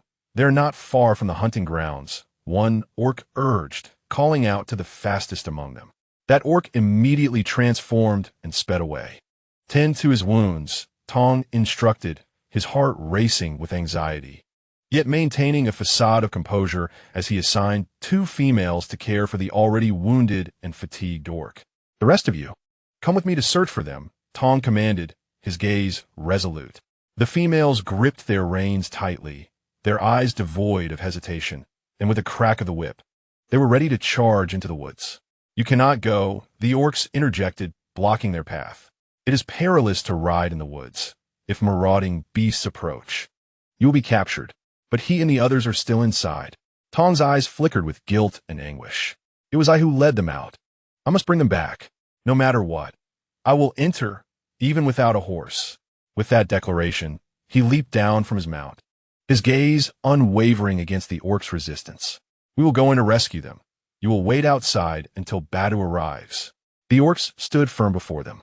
You waste time here while we could be saving lives? You might as well take me with you. Tong glared at the orcs in frustration. After a moment of hesitation, the orcs understood that remaining in a stalemate was futile and ultimately detrimental to the rescue efforts. After a brief deliberation, they relented, agreeing to allow only Tong to proceed while the others remained behind, with Munya staying to oversee them. The open ground outside the forest provided a safer haven. Even if marauding beasts emerged in pursuit, the presence of horses would afford them a greater chance of escape. In the forest, he led a small group of 7 or 8 females to conceal themselves in a tree hollow once inhabited by Shi, distributing the grass he had hastily gathered. Crush the grass and apply its juice to your bodies, he instructed in a hushed tone. The scent of the females was too pronounced, and they could only mask it with the aroma of the grass. They had brought horses into the woods, but aside from the path cleared by the orcs, navigating elsewhere was impractical, and that route was now obstructed by marauding beasts. They had no choice but to whip the horses, sending them away to flee for their lives. With no orcs remaining by their side, as they had sacrificed themselves to divert the majority of the marauding beasts, the females faced danger alone. As long as their scent was masked, the vastness of the forest would grant them time to evade capture, sufficient for the hunting party of orcs to arrive. But what about she? One female asked, her voice barely above a whisper, laced with urgency and a hint of sobs. The group fell silent. If only we had brought our bows, he lamented, regretting their decision to leave their weapons behind, as they had come to gather chestnuts and brought many baskets, opting to leave their bows at the tribe. Had the orcs managed to hold the marauding beasts at bay, they could have shot from a distance, rendering the 20 or so marauding beasts insignificant. Back at the tribe, Huia had returned after 2 days of arduous travel. Huia? Did you not accompany the leader to exchange salt? The 2 white lions stationed at the riverbank queried, puzzled by Huia's breathless arrival. One of them suddenly gasped. Something has happened to the leader. No, shut your foul mouth. Huia cast a fierce glare at him. The chieftain had discovered a strange orc at the edge of their territory, suspecting it to be a roaming beast. He instructed me to return and warn you all that the females should refrain from hunting for the next few days, and, ideally, they should avoid venturing into the forest, as it is not safe for the horses to run there. The guard orc was startled once again. What is it now? Huia was becoming increasingly irritated by his exaggerated reactions. The females have gone to the southern forest today, the guard orc replied, his voice tinged with panic. Then why are you standing there like a fool? Huia bellowed. Gather someone to bring them back immediately. Right away, I will summon them. The guard orc turned and rushed into the tribe, calling for help. As Huia observed the darkening sky, his anxiety mounted. The long run had drained his energy, and he knew he needed rest for the night. Had he known earlier, he would not have wasted time resting. He fervently hoped that the females would remain unharmed, wishing that the roaming beasts had not infiltrated their territory. In the tribe, Lin Xia was playing with the young wolf cubs when he noticed a disheveled white lion darting in. Soon, the orcs of the tribe gathered, and a dozen of them transformed into their beast forms and dashed out. The process was swift, and it was not until the white lion vanished from sight that he realized what had transpired. He picked up a young wolf cub and descended to the ground. Lai Shan, what has happened? Worry etched on Lai Shan's face as he recognized Lin Xia and slightly relaxed. Huia has returned. The chieftain discovered the roaming beasts at the edge of our territory and fears they may intrude. I instructed them to bring the females back. Upon hearing this, Lin Xia furrowed his brow, glancing at the sky. They should have returned by now. Indeed, it was the lateness of the hour that had Lai Shan in such a fluster. Under normal circumstances, a slight delay would not be alarming. But this was no ordinary time. Let's light a fire on the mountaintop, Lin Xia suggested softly. While he too was concerned, he could do little more than that. He could not impulsively declare he would join the search, as it would only add to the burden. They could only hope that lighting the fire would prompt their return. Lai Shan hurried to follow his suggestion.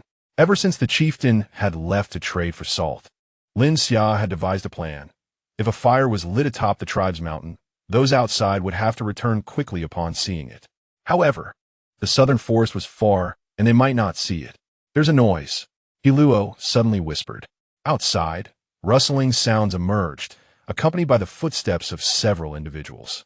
Thankfully, the tree was large, and the hollow was high above, with a small entrance and numerous branches, making it unlikely they would immediately spot the hiding place. Yet, the abundance of branches also meant that should they discover the hollow, it would be easy for them to ascend. "I know you are there. Come out quietly. We only wish to trade you for meat. We will not harm you," a sharp, sinister voice called from below. The females, naturally, were not easily deceived. Each grasped the makeshift wooden sticks they had picked up in their flight. Though fragile, a single blow from each would still pose a challenge for any intruder. The hyena orc, accompanied by several wolf orcs, prowled around, sniffing here and there. He had caught the scent of the females nearby, though it seemed partially masked by another odor. Nevertheless, it was unmistakable. He was certain they were hiding in the vicinity, hence his coaxing words. "If you do not come out when I find you, I will kill you all, skin you, and feast upon your flesh." The vile threats resonated in the ears of the females, instilling a measure of fear within them. Yet all they could do was grip their wooden sticks even tighter. The hyena orc continued to circle the base of the tree, following the scent for an extended period. He was convinced the females had climbed this tree and finally spotted the hollow's entrance from a particular angle. The hyena orc could hardly contain his glee. This incursion into the white lion's territory had yielded bountiful spoils. He had not anticipated that so many females would be allowed to leave the tribe. Was this not an invitation? "Gather around." He beckoned the nearby wolf orcs. Unable to climb as a beast, he transformed back into his human form. "You all wait below. I will drag them down," he said, a malicious grin spreading across his face. With that, he began his ascent, the dense branches aiding his climb. Before long, he was nearing the hollow, envisioning the panic-stricken faces of the concealed females. Just as he reached the vicinity of the hollow and was about to peek inside, a sturdy wooden stick shot out, striking his head without hesitation. The force was enough to daze him, and he nearly lost his grip and fell. Anger surged within him. "When I catch you, I will." Before he could finish, another stick emerged, solidly striking his head. Chapter 86. In grave peril, damn it. He truly fell this time. Fortunately, the hollow was not high, or he would have broken several bones. "Transform into your beast forms. Climb up and drag them down. I will kill them." The hyena orc snarled, holding his head in pain. Several wolf orcs immediately shifted back into their beast forms, their faces aflame with rage as they began to climb the tree. "What should we do?" a female asked, panic evident in her voice. "Do not be afraid. We will strike each one that comes up. The entrance is small. They cannot come up all at once," Luo said, his demeanor calm, though internally he was equally frantic. At this moment, only he could provide reassurance to the other females, as 6 or 7 individuals attempted to ascend simultaneously. Though dazed by the blows from the sticks, the hyena orc seized the opportunity to grab one female by the wrist, using force to drag her down. "Help me!" The young female cried out, unable to contain her fear. She was still quite young, having just reached adulthood and chosen a mate. The other females swung their sticks desperately, but the grip on her wrist remained firm. Luo discarded his stick and bit down hard, enduring the foul stench on that hand, but he persevered, sinking his teeth into the flesh. The hyena orc let out a wail, releasing his hold on the female. Luo sighed in relief. But just as he began to relax, the hand suddenly exerted a burst of strength, pulling fiercely, tearing away a large chunk of flesh that Luo had bitten down on. The females were momentarily stunned by this gruesome sight. Accustomed to hunting and killing prey, they thought themselves desensitized to bloodshed, yet when the warm blood splattered across their faces, it startled them, causing their strikes to falter. The hyena orc's fury reached its zenith. The intense pain overwhelmed his senses, igniting a primal strength within him. He seized the female who had bitten him by the throat, intent on choking the life from her. With overwhelming force, Luo felt his face flush, unable to utter a sound, as he was dragged towards the hollow's entrance. The other females finally reacted, but with Luo's body blocking the hollow, their sticks could no longer reach the assailant. They could only claw at the hand, constricting Luo's neck. Luo could not make a sound, his mouth clamped tightly around the piece of flesh his eyes fixed on the hideous visage of the intruding beast. He felt as if he were on the brink of death, with no thoughts beyond the grotesque appearance before him, so repulsive it made him want to retch. The hyena orc grinned maliciously, tightening his grip, relishing the sight of the beautiful female's face turning blue, on the verge of death. A piercing shriek erupted. The hyena orc's smile faltered, a trickle of blood streaming down his face as the pressure in his hand dissipated. A stone arrowhead had lodged itself squarely in his forehead, a testament to the strength and fury of the one who had loosed it. The eyes of the Lin Xia had lost their luster, and the strength in his hands had completely vanished, allowing the females to pry his fingers apart. He fell to the ground, lifeless. He struggled to turn his gaze and saw Tong on the back of the galloping Bai Shi, the typically vivacious female with tear-streaked cheeks, defiantly drawing her bow and releasing another arrow. The anger and sorrow in her eyes were unmistakable. He managed a grimace, a painful semblance of a smile. The females pulled her back, one of them weeping as she carefully extracted the piece of flesh he had been biting. It's all right, she sobbed, wiping the blood from his face. As he suddenly erupted into a fit of coughs, the female embraced him, gently patting his back until he gradually calmed and his complexion returned to normal. Tong, having shot another wolf beast in the leg, finally dismounted from the back of the Bai Shi and stood at a distance, refraining from advancing further. He could not engage in close combat with the wolf beasts, only providing support from afar with his arrows, forcing him to suppress his impatience to check on Hu's injuries. Although they had charged fiercely, there were merely 2 Bai Shi and 1 female. The wolf beasts were initially startled by the sudden death of the Lin Xia, but soon regained their composure. Despite the formidable strength of the Bai Shi, their numbers were their advantage. The 2 Bai Shi, filled with rage, lunged forward to deliver a fierce assault. Tong clambered up a tree, crouching on a branch with his bow drawn, managing to strike the wolf beasts with every shot, injuring their hands and legs. As the wolf beasts grappled with the Bai Shi, they noticed the female nearby wielding a peculiar weapon and shooting at them. Even though none of her shots were fatal, the annoyance began to mount, and thoughts of retreat started to surface. However, before they could act on these impulses, thunderous footsteps echoed ominously, followed by furious roars as a pack of Bai Shi emerged from various directions, completely extinguishing any thoughts of escape. The hunting party had arrived. Several females, hearing the commotion, emerged from the tree hollows and perched on branches. Inside the hollow, 1 female continued to hold her own eyes red with tears, her face still marked by lingering fear as she comforted him, aware that he was utterly terrified. In truth, she too was frightened. Her wrist throbbed painfully, a result of the force with which the Yoshorin had gripped her. It's all right. The hunting party has come. We are safe now. The young female held back her tears, which fell onto his face, warm against his skin. He wished to comfort her, though he felt far less fear than she did.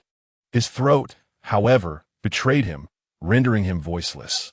He extended a hand, gently wiping away her tears, attempting to offer silent solace with a faint smile. Upon witnessing the grimace on his face, the young female froze momentarily before bursting into tears anew. What should I do? He sighed helplessly. Fortunately, the beastmen quickly resolved the conflict, dragging the bodies away and leaving behind only a pool of blood.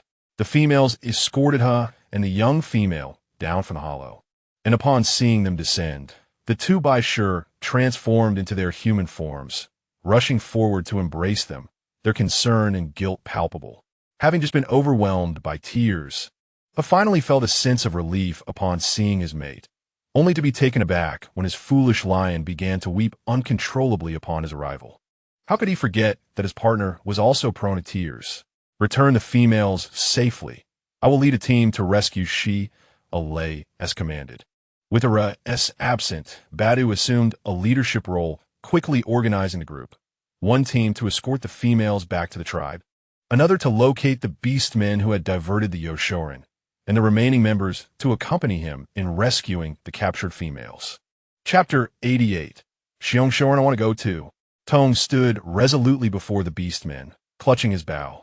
Muya, Batu, unwilling to argue with a female, could only sternly call out Tong's partner's name. Muya looked aggrieved, standing silently beside Tong, torn between loyalty to his brother and his partner. She is my responsibility. I must bring him back. Tong's eyes glistened with unshed tears. Pausing, he added, if anything happens to Shi, it should be my duty to retrieve him. I must avenge him. Badu silently regarded the defiant female standing among the beastmen, ultimately relenting. Muya, protect your partner. As they ventured deeper into the forest, the trees grew denser, with brambles and wild grasses sprawling in every direction. Despite his age, the old beastman moved with surprising agility, gripping a sturdy vine tightly as he led the bound female forward, with the Shu Shorin trailing closely behind, fixated on their captured prize. Naturally timid and lacking in combat prowess, the Shu Shorin-esque greatest asset lay in its ability to burrow. Thus it did not join the others in seizing the female, but instead followed the old beastman for safety, ready to dig a hole to hide in at the first sign of danger.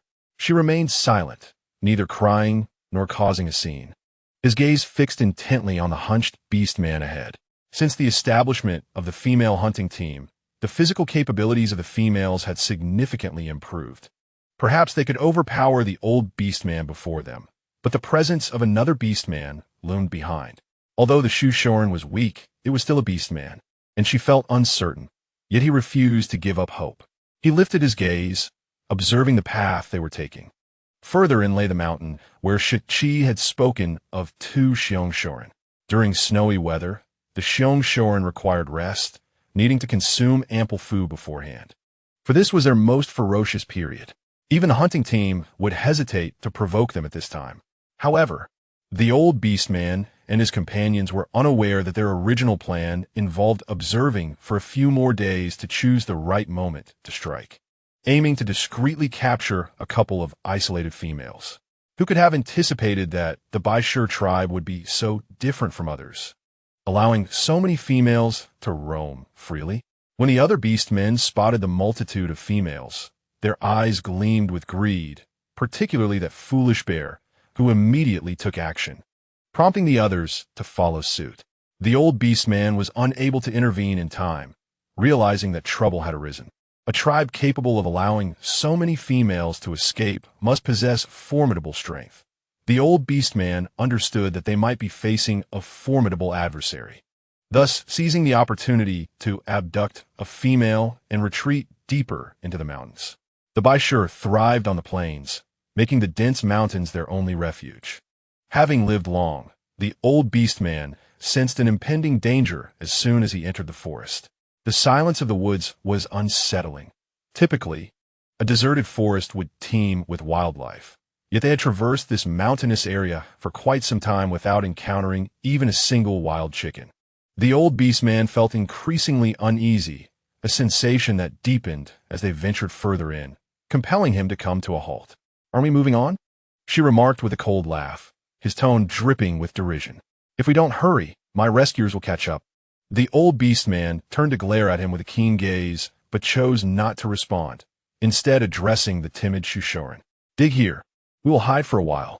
The Shu Shorin nodded, transforming into a large rat and beginning to burrow. "Do you think you can hide?" She scoffed, a mocking smile gracing his face. "You disgusting Yoshorin. Even if you hide underground, you cannot mask your foul odor. Aren't you afraid I'll kill you right now?" A flash of anger crossed the old beastman's eyes.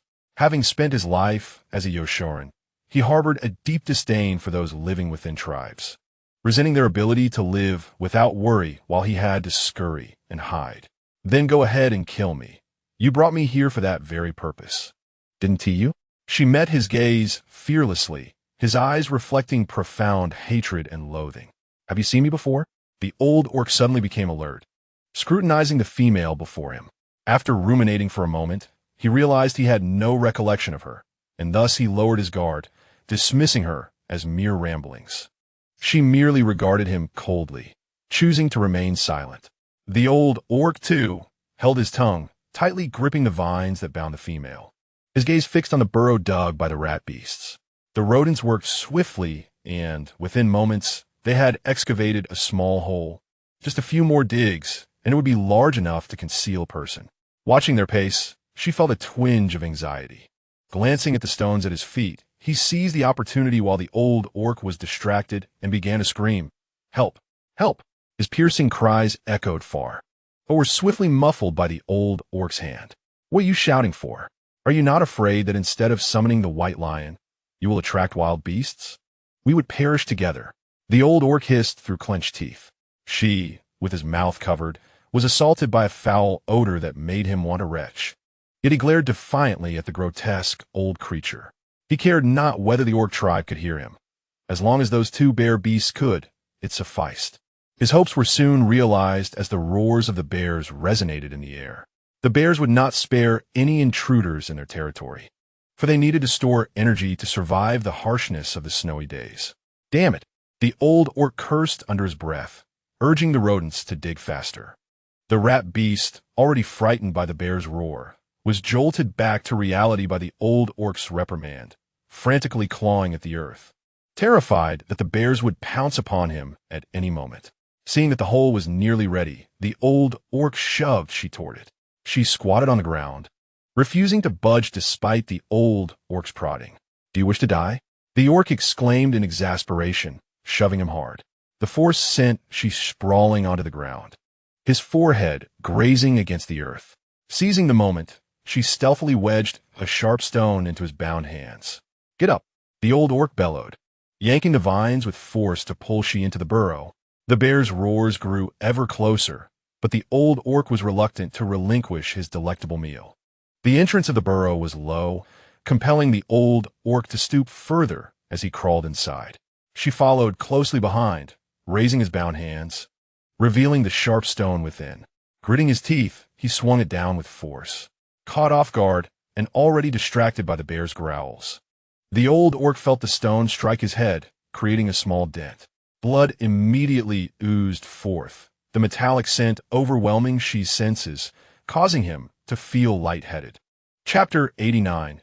She's self-rescue among the females. She was one of the few who feared bloodshed.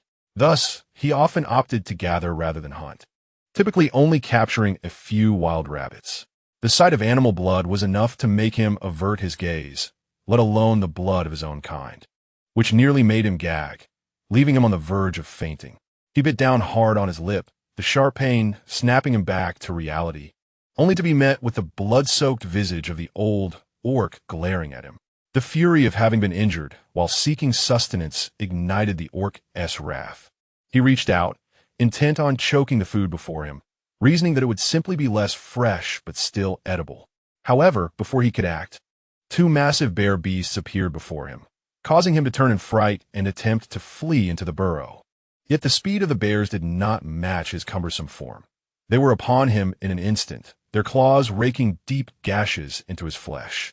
Perhaps it was the scent of blood that drove the bears to focus solely on the old orc, completely disregarding she, who, fueled by the instinct to survive, attempted to gnaw through the vines, binding him. However, they were tied too tightly, prompting him to abandon that thought and instead seize a fallen vine, fleeing in the opposite direction.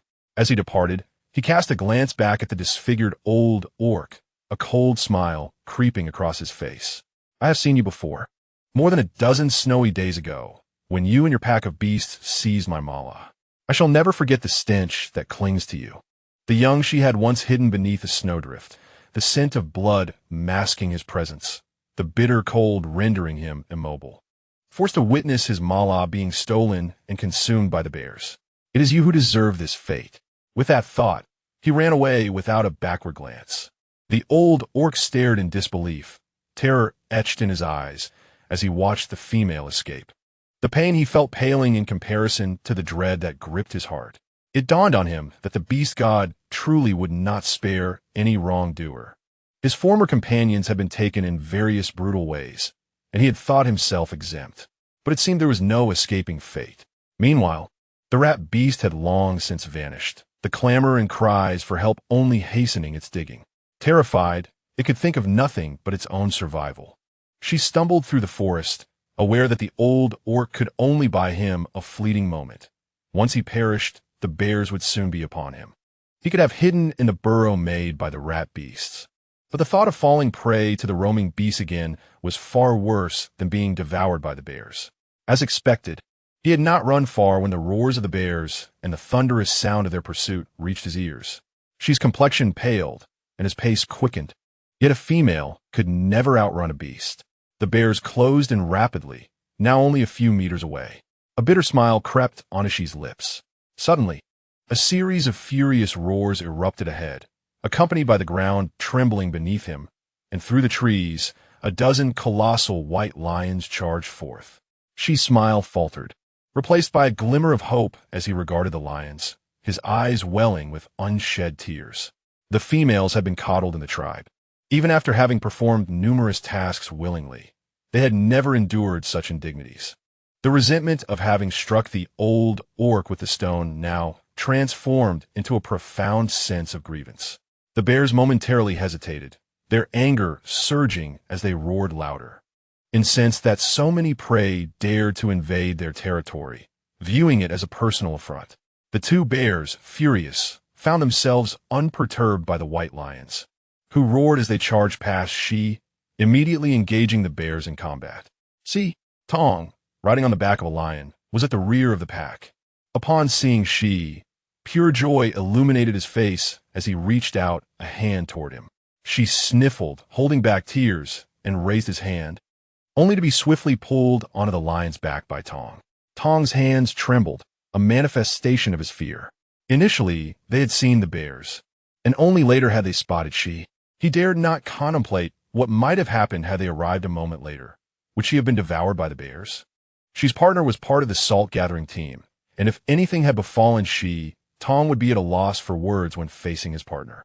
Tong carefully cut the vines binding Xi's hands, kneading the red marks on his wrists and examining the wound on his forehead, relieved that it was merely a scrape. Neither spoke, their breaths mingling in the air. Tong's thoughts were a whirlwind. The more he pondered, the more apprehensive he became. No amount of deep breaths could stem the tears that flowed, and he ultimately embraced Xi, weeping uncontrollably. "I have yet to cry. Why are you crying so?" Xi exclaimed, sniffing hard, his eyes wide as he regarded the weeping Tong, a mix of disdain and gratitude washing over him. Tong paid him no mind, lost in his tears. Xi's original fear and trepidation gradually dissipated in the wake of Tong's cries, and he found himself not only unafraid, but also compelled to console Tong, who was on the verge of hyperventilation. "All right, did you not bring your bow and arrows? Please assist them quickly. The sooner we eliminate the bears, the sooner we can return to the tribe. It is growing dark, and Lin Xia and the others must be worried." Tong, indeed, was distracted. She wiped away her tears and snot, retrieved the bow and arrows she had been carrying, and, with a quivering resolve, attempted to draw her bow and shoot. The night had fully descended, and visibility was already compromised. Compounded by the dense forest obscuring the moonlight, it became increasingly difficult to see. After several unsuccessful attempts, she finally managed to release an arrow when the lion pride and the bear beasts engaged in a fierce battle amidst a clearing illuminated by moonlight. Her aim was swift, striking one bear beast squarely in the neck. Without hesitation, she drew another arrow and shot again, this time hitting the hind leg of another bear beast. The pain ignited the bear beast's fury, yet its movements became sluggish. After a brief struggle, the white lions encircled and ultimately brought down the bear beasts. With a collective sigh of relief, the pride turned to check on Xi, and upon confirming his safety, they felt a wave of tranquility wash over them. Their victory was indeed fortuitous. The bear beasts, being substantial in size, offered delectable meat and thick pelts, making for a splendid haul. Bear beasts were seldom seen in the woods, and capturing them was no small feat. The bears, filled with rage and not inclined to flee, presented an unexpected opportunity for the hunters. Although the white lions had sustained minor injuries, they were merely scratches, and their coats had been slightly marred by the dense underbrush, with twigs and grass clinging to their fur. Upon learning of the elder beastman's demise, only a timid rodent beastman had escaped. Badu organized a team to carry the two bear beasts back to their territory. Chapter 90. Return to the tribe. The orc who had diverted the roaming beasts returned, some bearing injuries, but fortunately, The swift actions of the white lions mitigated the severity. They also brought back a dozen corpses of the roaming beasts. Looking at the mound of carcasses, Badu's eyes flared with anger. Yet leaving the bodies here was not a prudent choice. The tribe would not abandon this forest due to a single incident. They would return, albeit with greater caution. Leaving these filthy remains would only tarnish the land. They would be discarded to feed the wolves, and Badu assigned a team to handle the disposal before leading the others back. The moon hung high in the sky.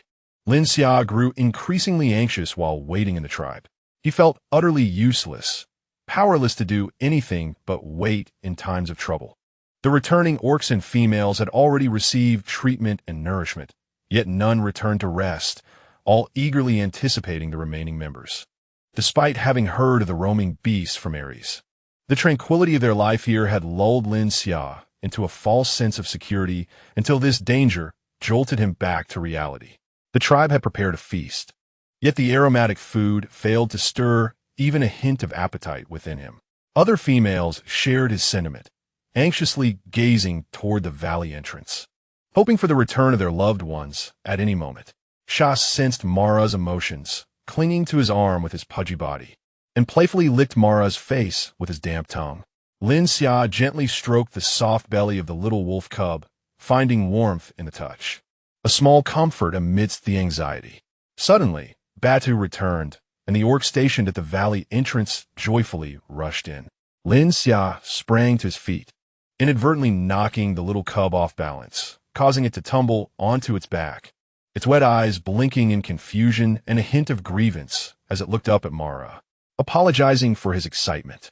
Lin Xia quickly scooped up the little cub and patted it gently. However, this fleeting paternal affection vanished upon the appearance of the lion pride at the valley's mouth. Lin Xia hurried toward the entrance. The little cub, having just basked in Mara's tender affection, was now bewildered by her sudden absence, as if touched by love, yet also disoriented. Lin Xia scanned the females atop the lions, ensuring none were missing before he felt a wave of relief wash over him. His gaze finally settled on He, whose neck bore alarming marks, smeared with a greenish herbal paste that was unsettling to behold. He and Lin Xia, along with the other females, carefully assisted her down from the lion's back, their faces etched with concern. He could not speak, only offering a strained smile to reassure them, though it was somewhat unconvincing. Lin Xia was at a loss for words, his eyes reddened. "Are you hungry? I made porridge. It's quite soft. You should eat a little." He smiled gently, and he nodded, understanding his intentions, knowing she could only manage the porridge for now. The warm porridge slid down her throat with a slight sting. Yet she persevered, consuming a generous portion, for it was a common belief that eating well would hasten recovery in these times. Lin Xia sat beside her, watching her sip the porridge, feeling a sense of relief. He turned to observe a little female with an injured wrist seated next to her partner, her wrist already swollen. "May I take a look at your hand?" Lin Xia inquired softly. The little female nodded, extending her hand toward him. "It doesn't seem too serious. Just a bit painful. It should heal in a couple of days." They often experienced minor injuries while playing, which would swell but heal quickly, and she believed this would be no different, albeit her wrist hurt more than her usual sprains. Yet Lin Xia remained unconvinced. He gently examined her delicate wrist, applying pressure to feel for any underlying fractures. Both the little female and her partner placed their trust in Lin Xia, enduring the discomfort without complaint. Lin Xia had no medical training. He could only surmise a possible fracture, though it likely had not displaced. He sought out a few straight sticks, and the little female watched his actions with confusion.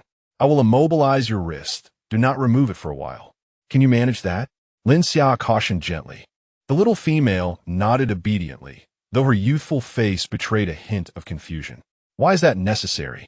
"Because your bone may be fractured," Lin Xia responded candidly. "If you move it around, the broken bone could shift, and you might lose strength in your hand in the future." "Oh!" Fear washed over both the little female and her partner, recalling Uncle Liontail, who had suffered a similar fate during a hunt, resulting in a persistent limp in his old age. "Something like that. So, you must be careful. Keep this hand still for now." Lin Xia used grass rope to secure her entire forearm to the wooden splints. "I promise I won't move it. The little female quickly replied, her partner's expression serious, ensuring vigilance over her during this time. Lin Xia couldn't help but smile at their youthful faces. I miss Aries a bit. What to do? He suppressed his longing for Aries, making a round to check on all the injured, ensuring everyone was well before feeling reassured. The primary concern was for the females. Their physical resilience could not compare to that of the orcs, and severe injuries could lead to dire consequences given the inadequate medical resources available. The orcs, on the other hand, did not warrant as much concern. Even with deep wounds, as long as they were promptly treated, they generally healed well, with infections being rare. The best news was that the females had escaped serious injuries. Lin Xia sighed in relief. "Did we capture the roaming beasts?" Lin Xia asked as he noticed Badu approaching. "All captured have been disposed of to feed the wolves, though it seems one or two managed to escape. We will be vigilant in patrolling the territory for a while. But it's best to avoid venturing out these days," Badu stated, scooping a bowl of meat. "Understood. Please stay safe," Lin Xia replied, feeling a slight discomfort at the thought of the roaming beasts being fed to the wolves. Yet he quickly adjusted his mindset. What good could come from those that invade our territory for females? Whatever fate they meet is well-deserved. After a brief inspection, Lin Xia finally found some time to eat. The little cub had also scurried around, but Ma La refused to eat, claiming the meat had lost its appeal. He wished to share a meal with Ma La.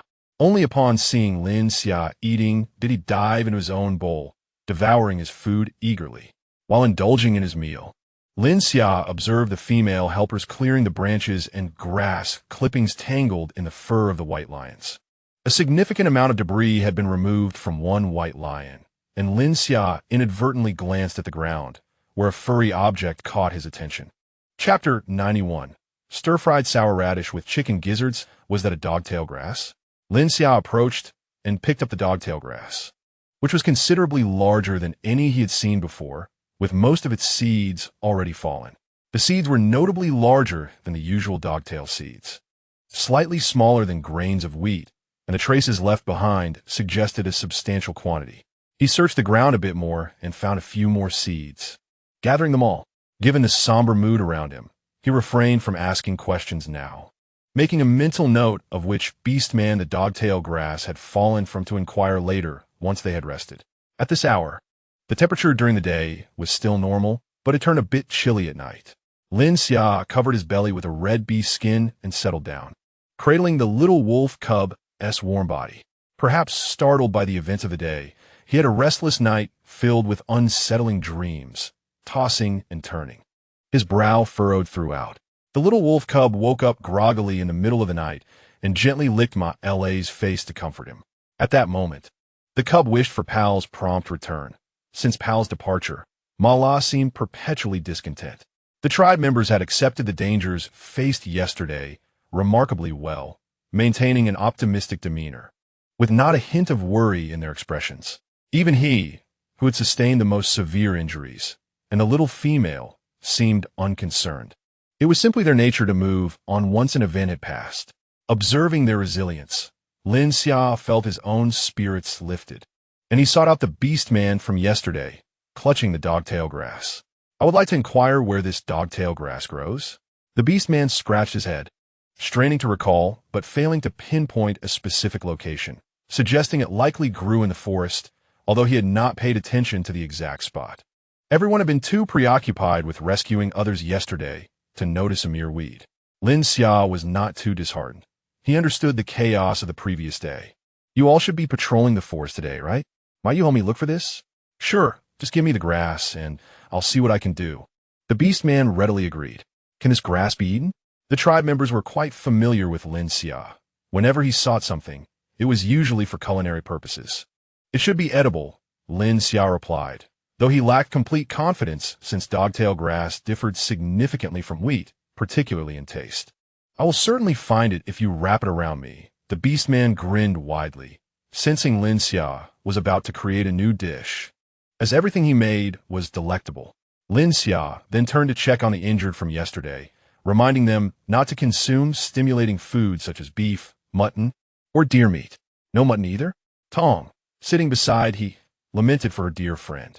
He relished stewed mutton dipped in chive sauce, eating it almost daily. Suddenly being forbidden from eating meat dampened his spirits.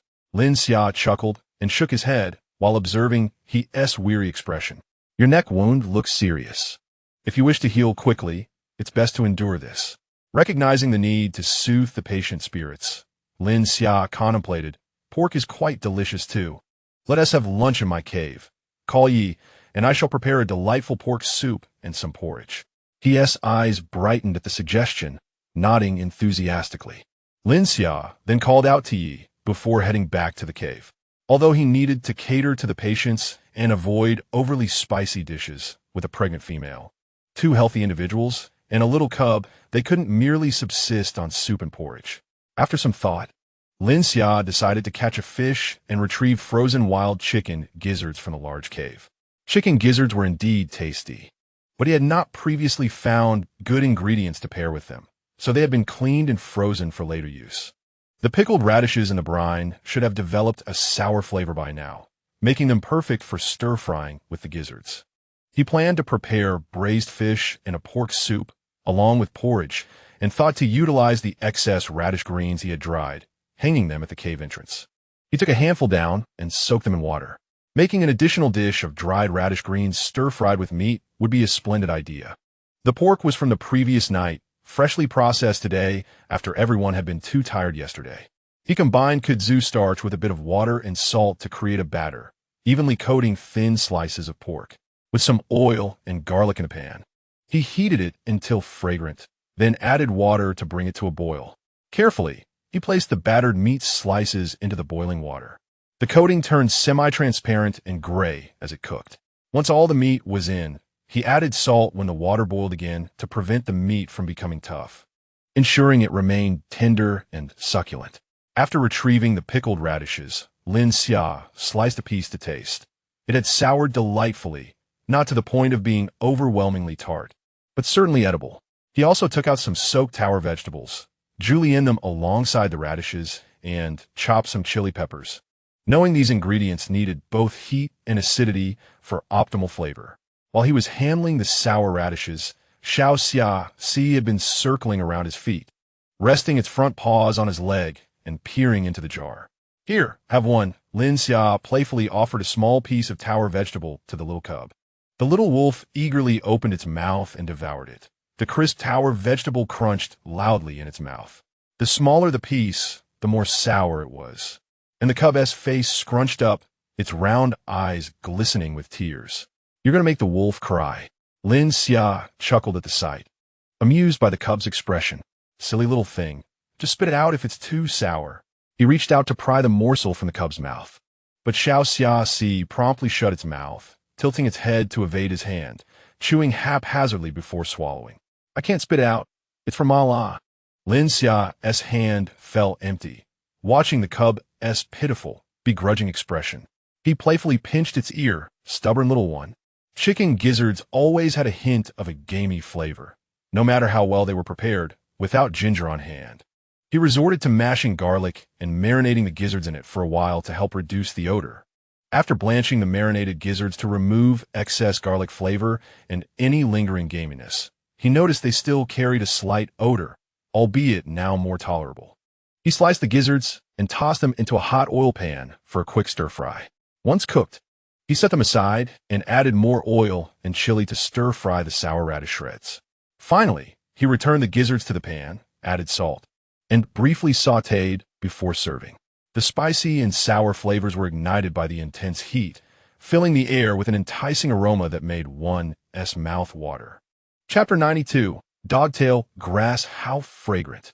By this time, Tong, he, and Yi had arrived, even before reaching Lin Xia. They caught a whiff of the delightful scent wafting through the air. He was slightly choked by the aroma, coughing repeatedly, yet unable to resist the allure. Lin Xia quickly moved the plate of stir-fried sour radish and chicken gizzards away to avoid the gust of wind. You all arrived so soon. I haven't finished cooking yet. Lin Xia chuckled as he helped the somewhat unsteady Yi to sit down. Don't worry, I'll assist you. Just let those two rest. Tong grinned, eager to help. Just 2 dishes left. Lin Xia swiftly turned to continue cooking. After a moment's thought, he felt it was not quite right to let them sit there, merely inhaling the aromas. Yi, would you like something sour? He had long been craving it, especially since he was now eating for two, which necessitated a greater appetite. He looked at Lin Xia eagerly and nodded. Tong, please fetch some pickled cucumbers from a jar. Lin Xia instructed, pointing to the pickled vegetable jar in the corner. Remember to wash your hands thoroughly and dry them. Tong promptly followed his instructions and retrieved a few cucumbers. He took one and bit into it, the sourness sending a shiver through him. They seldom consumed sour foods, and the sourest thing they had encountered was unripe wild fruit, which was not only sour but also astringent. Who would willingly eat that? Thus, the sour flavor was quite stimulating for them. Despite its sharpness, they found themselves wanting more, which was indeed peculiar. He also offered a small piece to He, advising him to consume it cautiously to avoid irritating his throat and to let it linger in his mouth before swallowing. He carefully took a small bite, the slight sourness causing his mouth to water uncontrollably. Tong had not yet tasted it, but for some unknown reason, watching the two eat made him feel sour as well.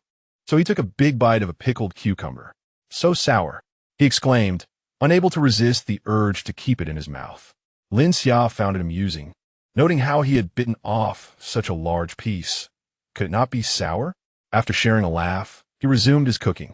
The dabanjiang in the jar was not yet fully prepared, but it was beginning to take shape. While stirring the dabanjiang, Lin Xia scooped out a few spoonfuls to use for braised fish. The addition of dabanjiang gave the fish a more vibrant color, the reddish oil glistening atop the fish, igniting an appetite at first glance. Finally, a stir-fry of radish greens with meat would complete the meal. The portions were substantial, accompanied by a large pot of corn and pine nut porridge. However, for 4 people and a small wolf cub, it might still be slightly insufficient. Yet, none of them minded, as they were accustomed to dining in the evening. The increased food supply in the tribe, along with the females taking on more tasks, and sometimes going hunting, had led them to adopt Lin Xia's practice of having a light meal at noon. However, they rarely indulged, only eating enough to stave off hunger, as food, while plentiful, was still best conserved when possible. The tender slices of meat, coated in a soft batter, revealed fresh pork inside, exuding a delightful aroma, and the broth was equally delicious, much to everyone's liking. Lin Xia felt something was lacking and pondered for a while before remembering that his grandmother used to add chopped green onions to the tender meat soup, but unfortunately, there were none in sight. Perhaps I shall search for wild green onions near the tribe come spring. The sour radish stir-fried with chicken gizzards was appetizing, both sour and spicy. The cooked gizzards had less of a fishy taste than Lin Xia had anticipated, with just a faint trace, nearly negligible. Everyone relished this dish, including he, who was cautious but enjoyed it nonetheless, chewing slowly and letting the sourness and spiciness dissipate before swallowing a mouthful of porridge. Though this method of eating was not entirely satisfying, he understood his own condition and felt content. The braised fish with dabanjiang was significantly tastier than previous attempts. The flesh flaked off effortlessly, devoid of any small bones, and coated in the thick, fragrant sauce. It was utterly delectable.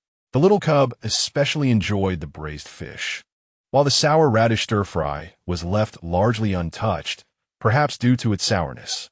The most unremarkable dish was likely the radish greens stir-fried with meat. But after indulging in rich dishes, a touch of simplicity was welcome. The porridge and dishes were consumed completely, leaving no remnants, except for a clean fish bone. In terms of dining, the tribe had never disappointed Lin Xia. They always cleaned their plates, never wasting food, and provided immense emotional satisfaction, with some even assisting in the cleanup.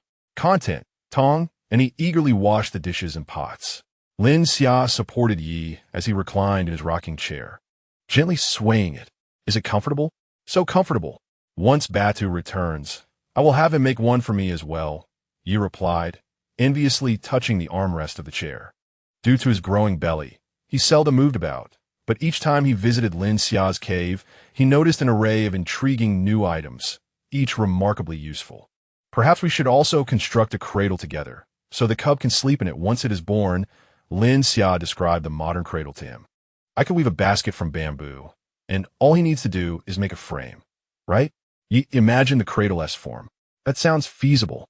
But it should be sturdy. Lin Xia recalled that Yi was quite adept at working with bamboo and felt a surge of excitement. If it's not too difficult, would you help me craft one for Xia to play with? No problem. I have nothing else to do anyway. I've grown weary of weaving bamboo baskets recently. Yi replied with a hint of exasperation, noting the overabundance of bamboo baskets in the tribe. Lin Xia couldn't help but chuckle as Tong and he returned from washing the dishes. The group chatted, taking turns lounging in the rocking chair, and time swiftly passed. Badu returned with the patrol team, having scoured the southern woods and thoroughly checked the surrounding area without discovering any traces of roaming beasts. Seizing the opportunity while it was still early, they brought back some meat from their hunt. For the next few days, they would patrol the various directions of their territory to ensure no traces of the beasts remained before feeling at ease. During this period, the females were prohibited from hunting or gathering.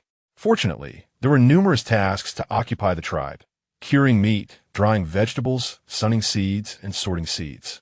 Lin Xia sought out the beast man who had promised to help him find dogtail grass in the lion pride. He soon located one, with a white lion carrying 2 bundles of freshly cut dogtail grass on its back. Lin Xia, is this enough? The beast man attempted to shake off the grass, but was halted by Lin Xia. Many of the fruits have already fallen. If you shake it again, you'll only have to pick them up from the ground. The beast man chuckled sheepishly, busy with patrolling for roaming beasts, having only had time to cut this much. If it's insufficient, I can get more later. For now, it was enough. Lin Xia carefully unloaded the dogtail grass from the white lion. This quantity was sufficient to grind into some flour. He needed to test whether it could serve as a substitute for regular flour. If it didn't work, bringing back more would be a waste of effort. What can be made from this? The beastman was curious about the usefulness of this wild grass. Having secretly tasted it himself, it bore no distinct flavor, merely a grassy taste. The other white lions inched closer, ears perked up, eager to learn about the grass's purpose. Their eyes fixed on the white lion carrying the dogtail grass. No wonder this fellow went to cut grass. When asked what he was doing, he kept it a secret. Turns out Lin Xia wants to use it to cook something delicious. I'm not even sure if it can be used. If it can, we might create many delectable dishes. You will certainly get to taste it first. Lin Xia smiled at him. The beastman's grin stretched from ear to ear at the prospect of being among the first to taste the chief's partner's cooking. He could boast about it for ages. The eyes of the white lions widened further. This fellow is trying to hog all the good food. He needs to be taught a lesson. The beastman remained blissfully unaware. Family, lately there have been fewer and fewer viewers. Sometimes it feels a bit demotivating. Ratings are rising slowly, and there are so few comments.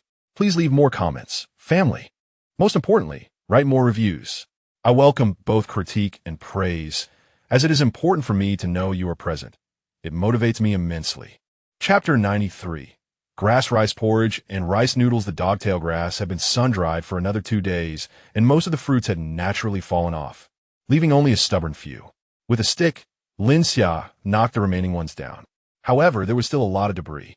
Lin Xia found a winnowing basket for drying items and, standing in the wind, sifted out all the impurities, including some empty husks. What remained were plump, full fruits.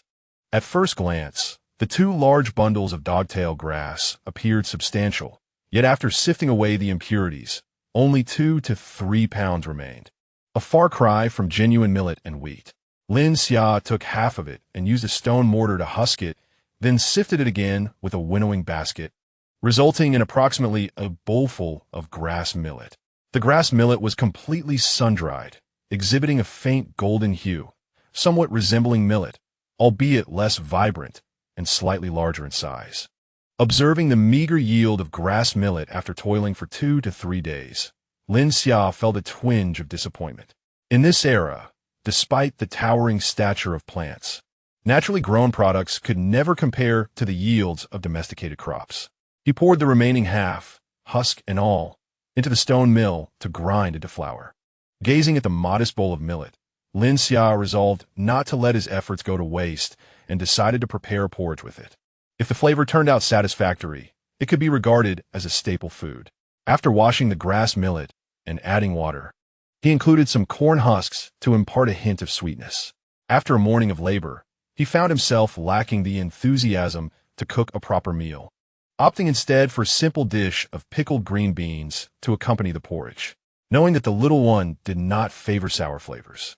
He kindled a fire to prepare a stir-fry of dried radish greens with meat. The porridge soon simmered, releasing the sweet aroma of corn, intertwined with a subtle grassy scent. Lifting the lid of the earthen pot, he saw the grass millet had turned soft, floating in the porridge along with a small amount of corn husks. The cooked grass millet appeared paler. Lin Xia scooped a small spoonful, blowing on it to cool, and took a taste.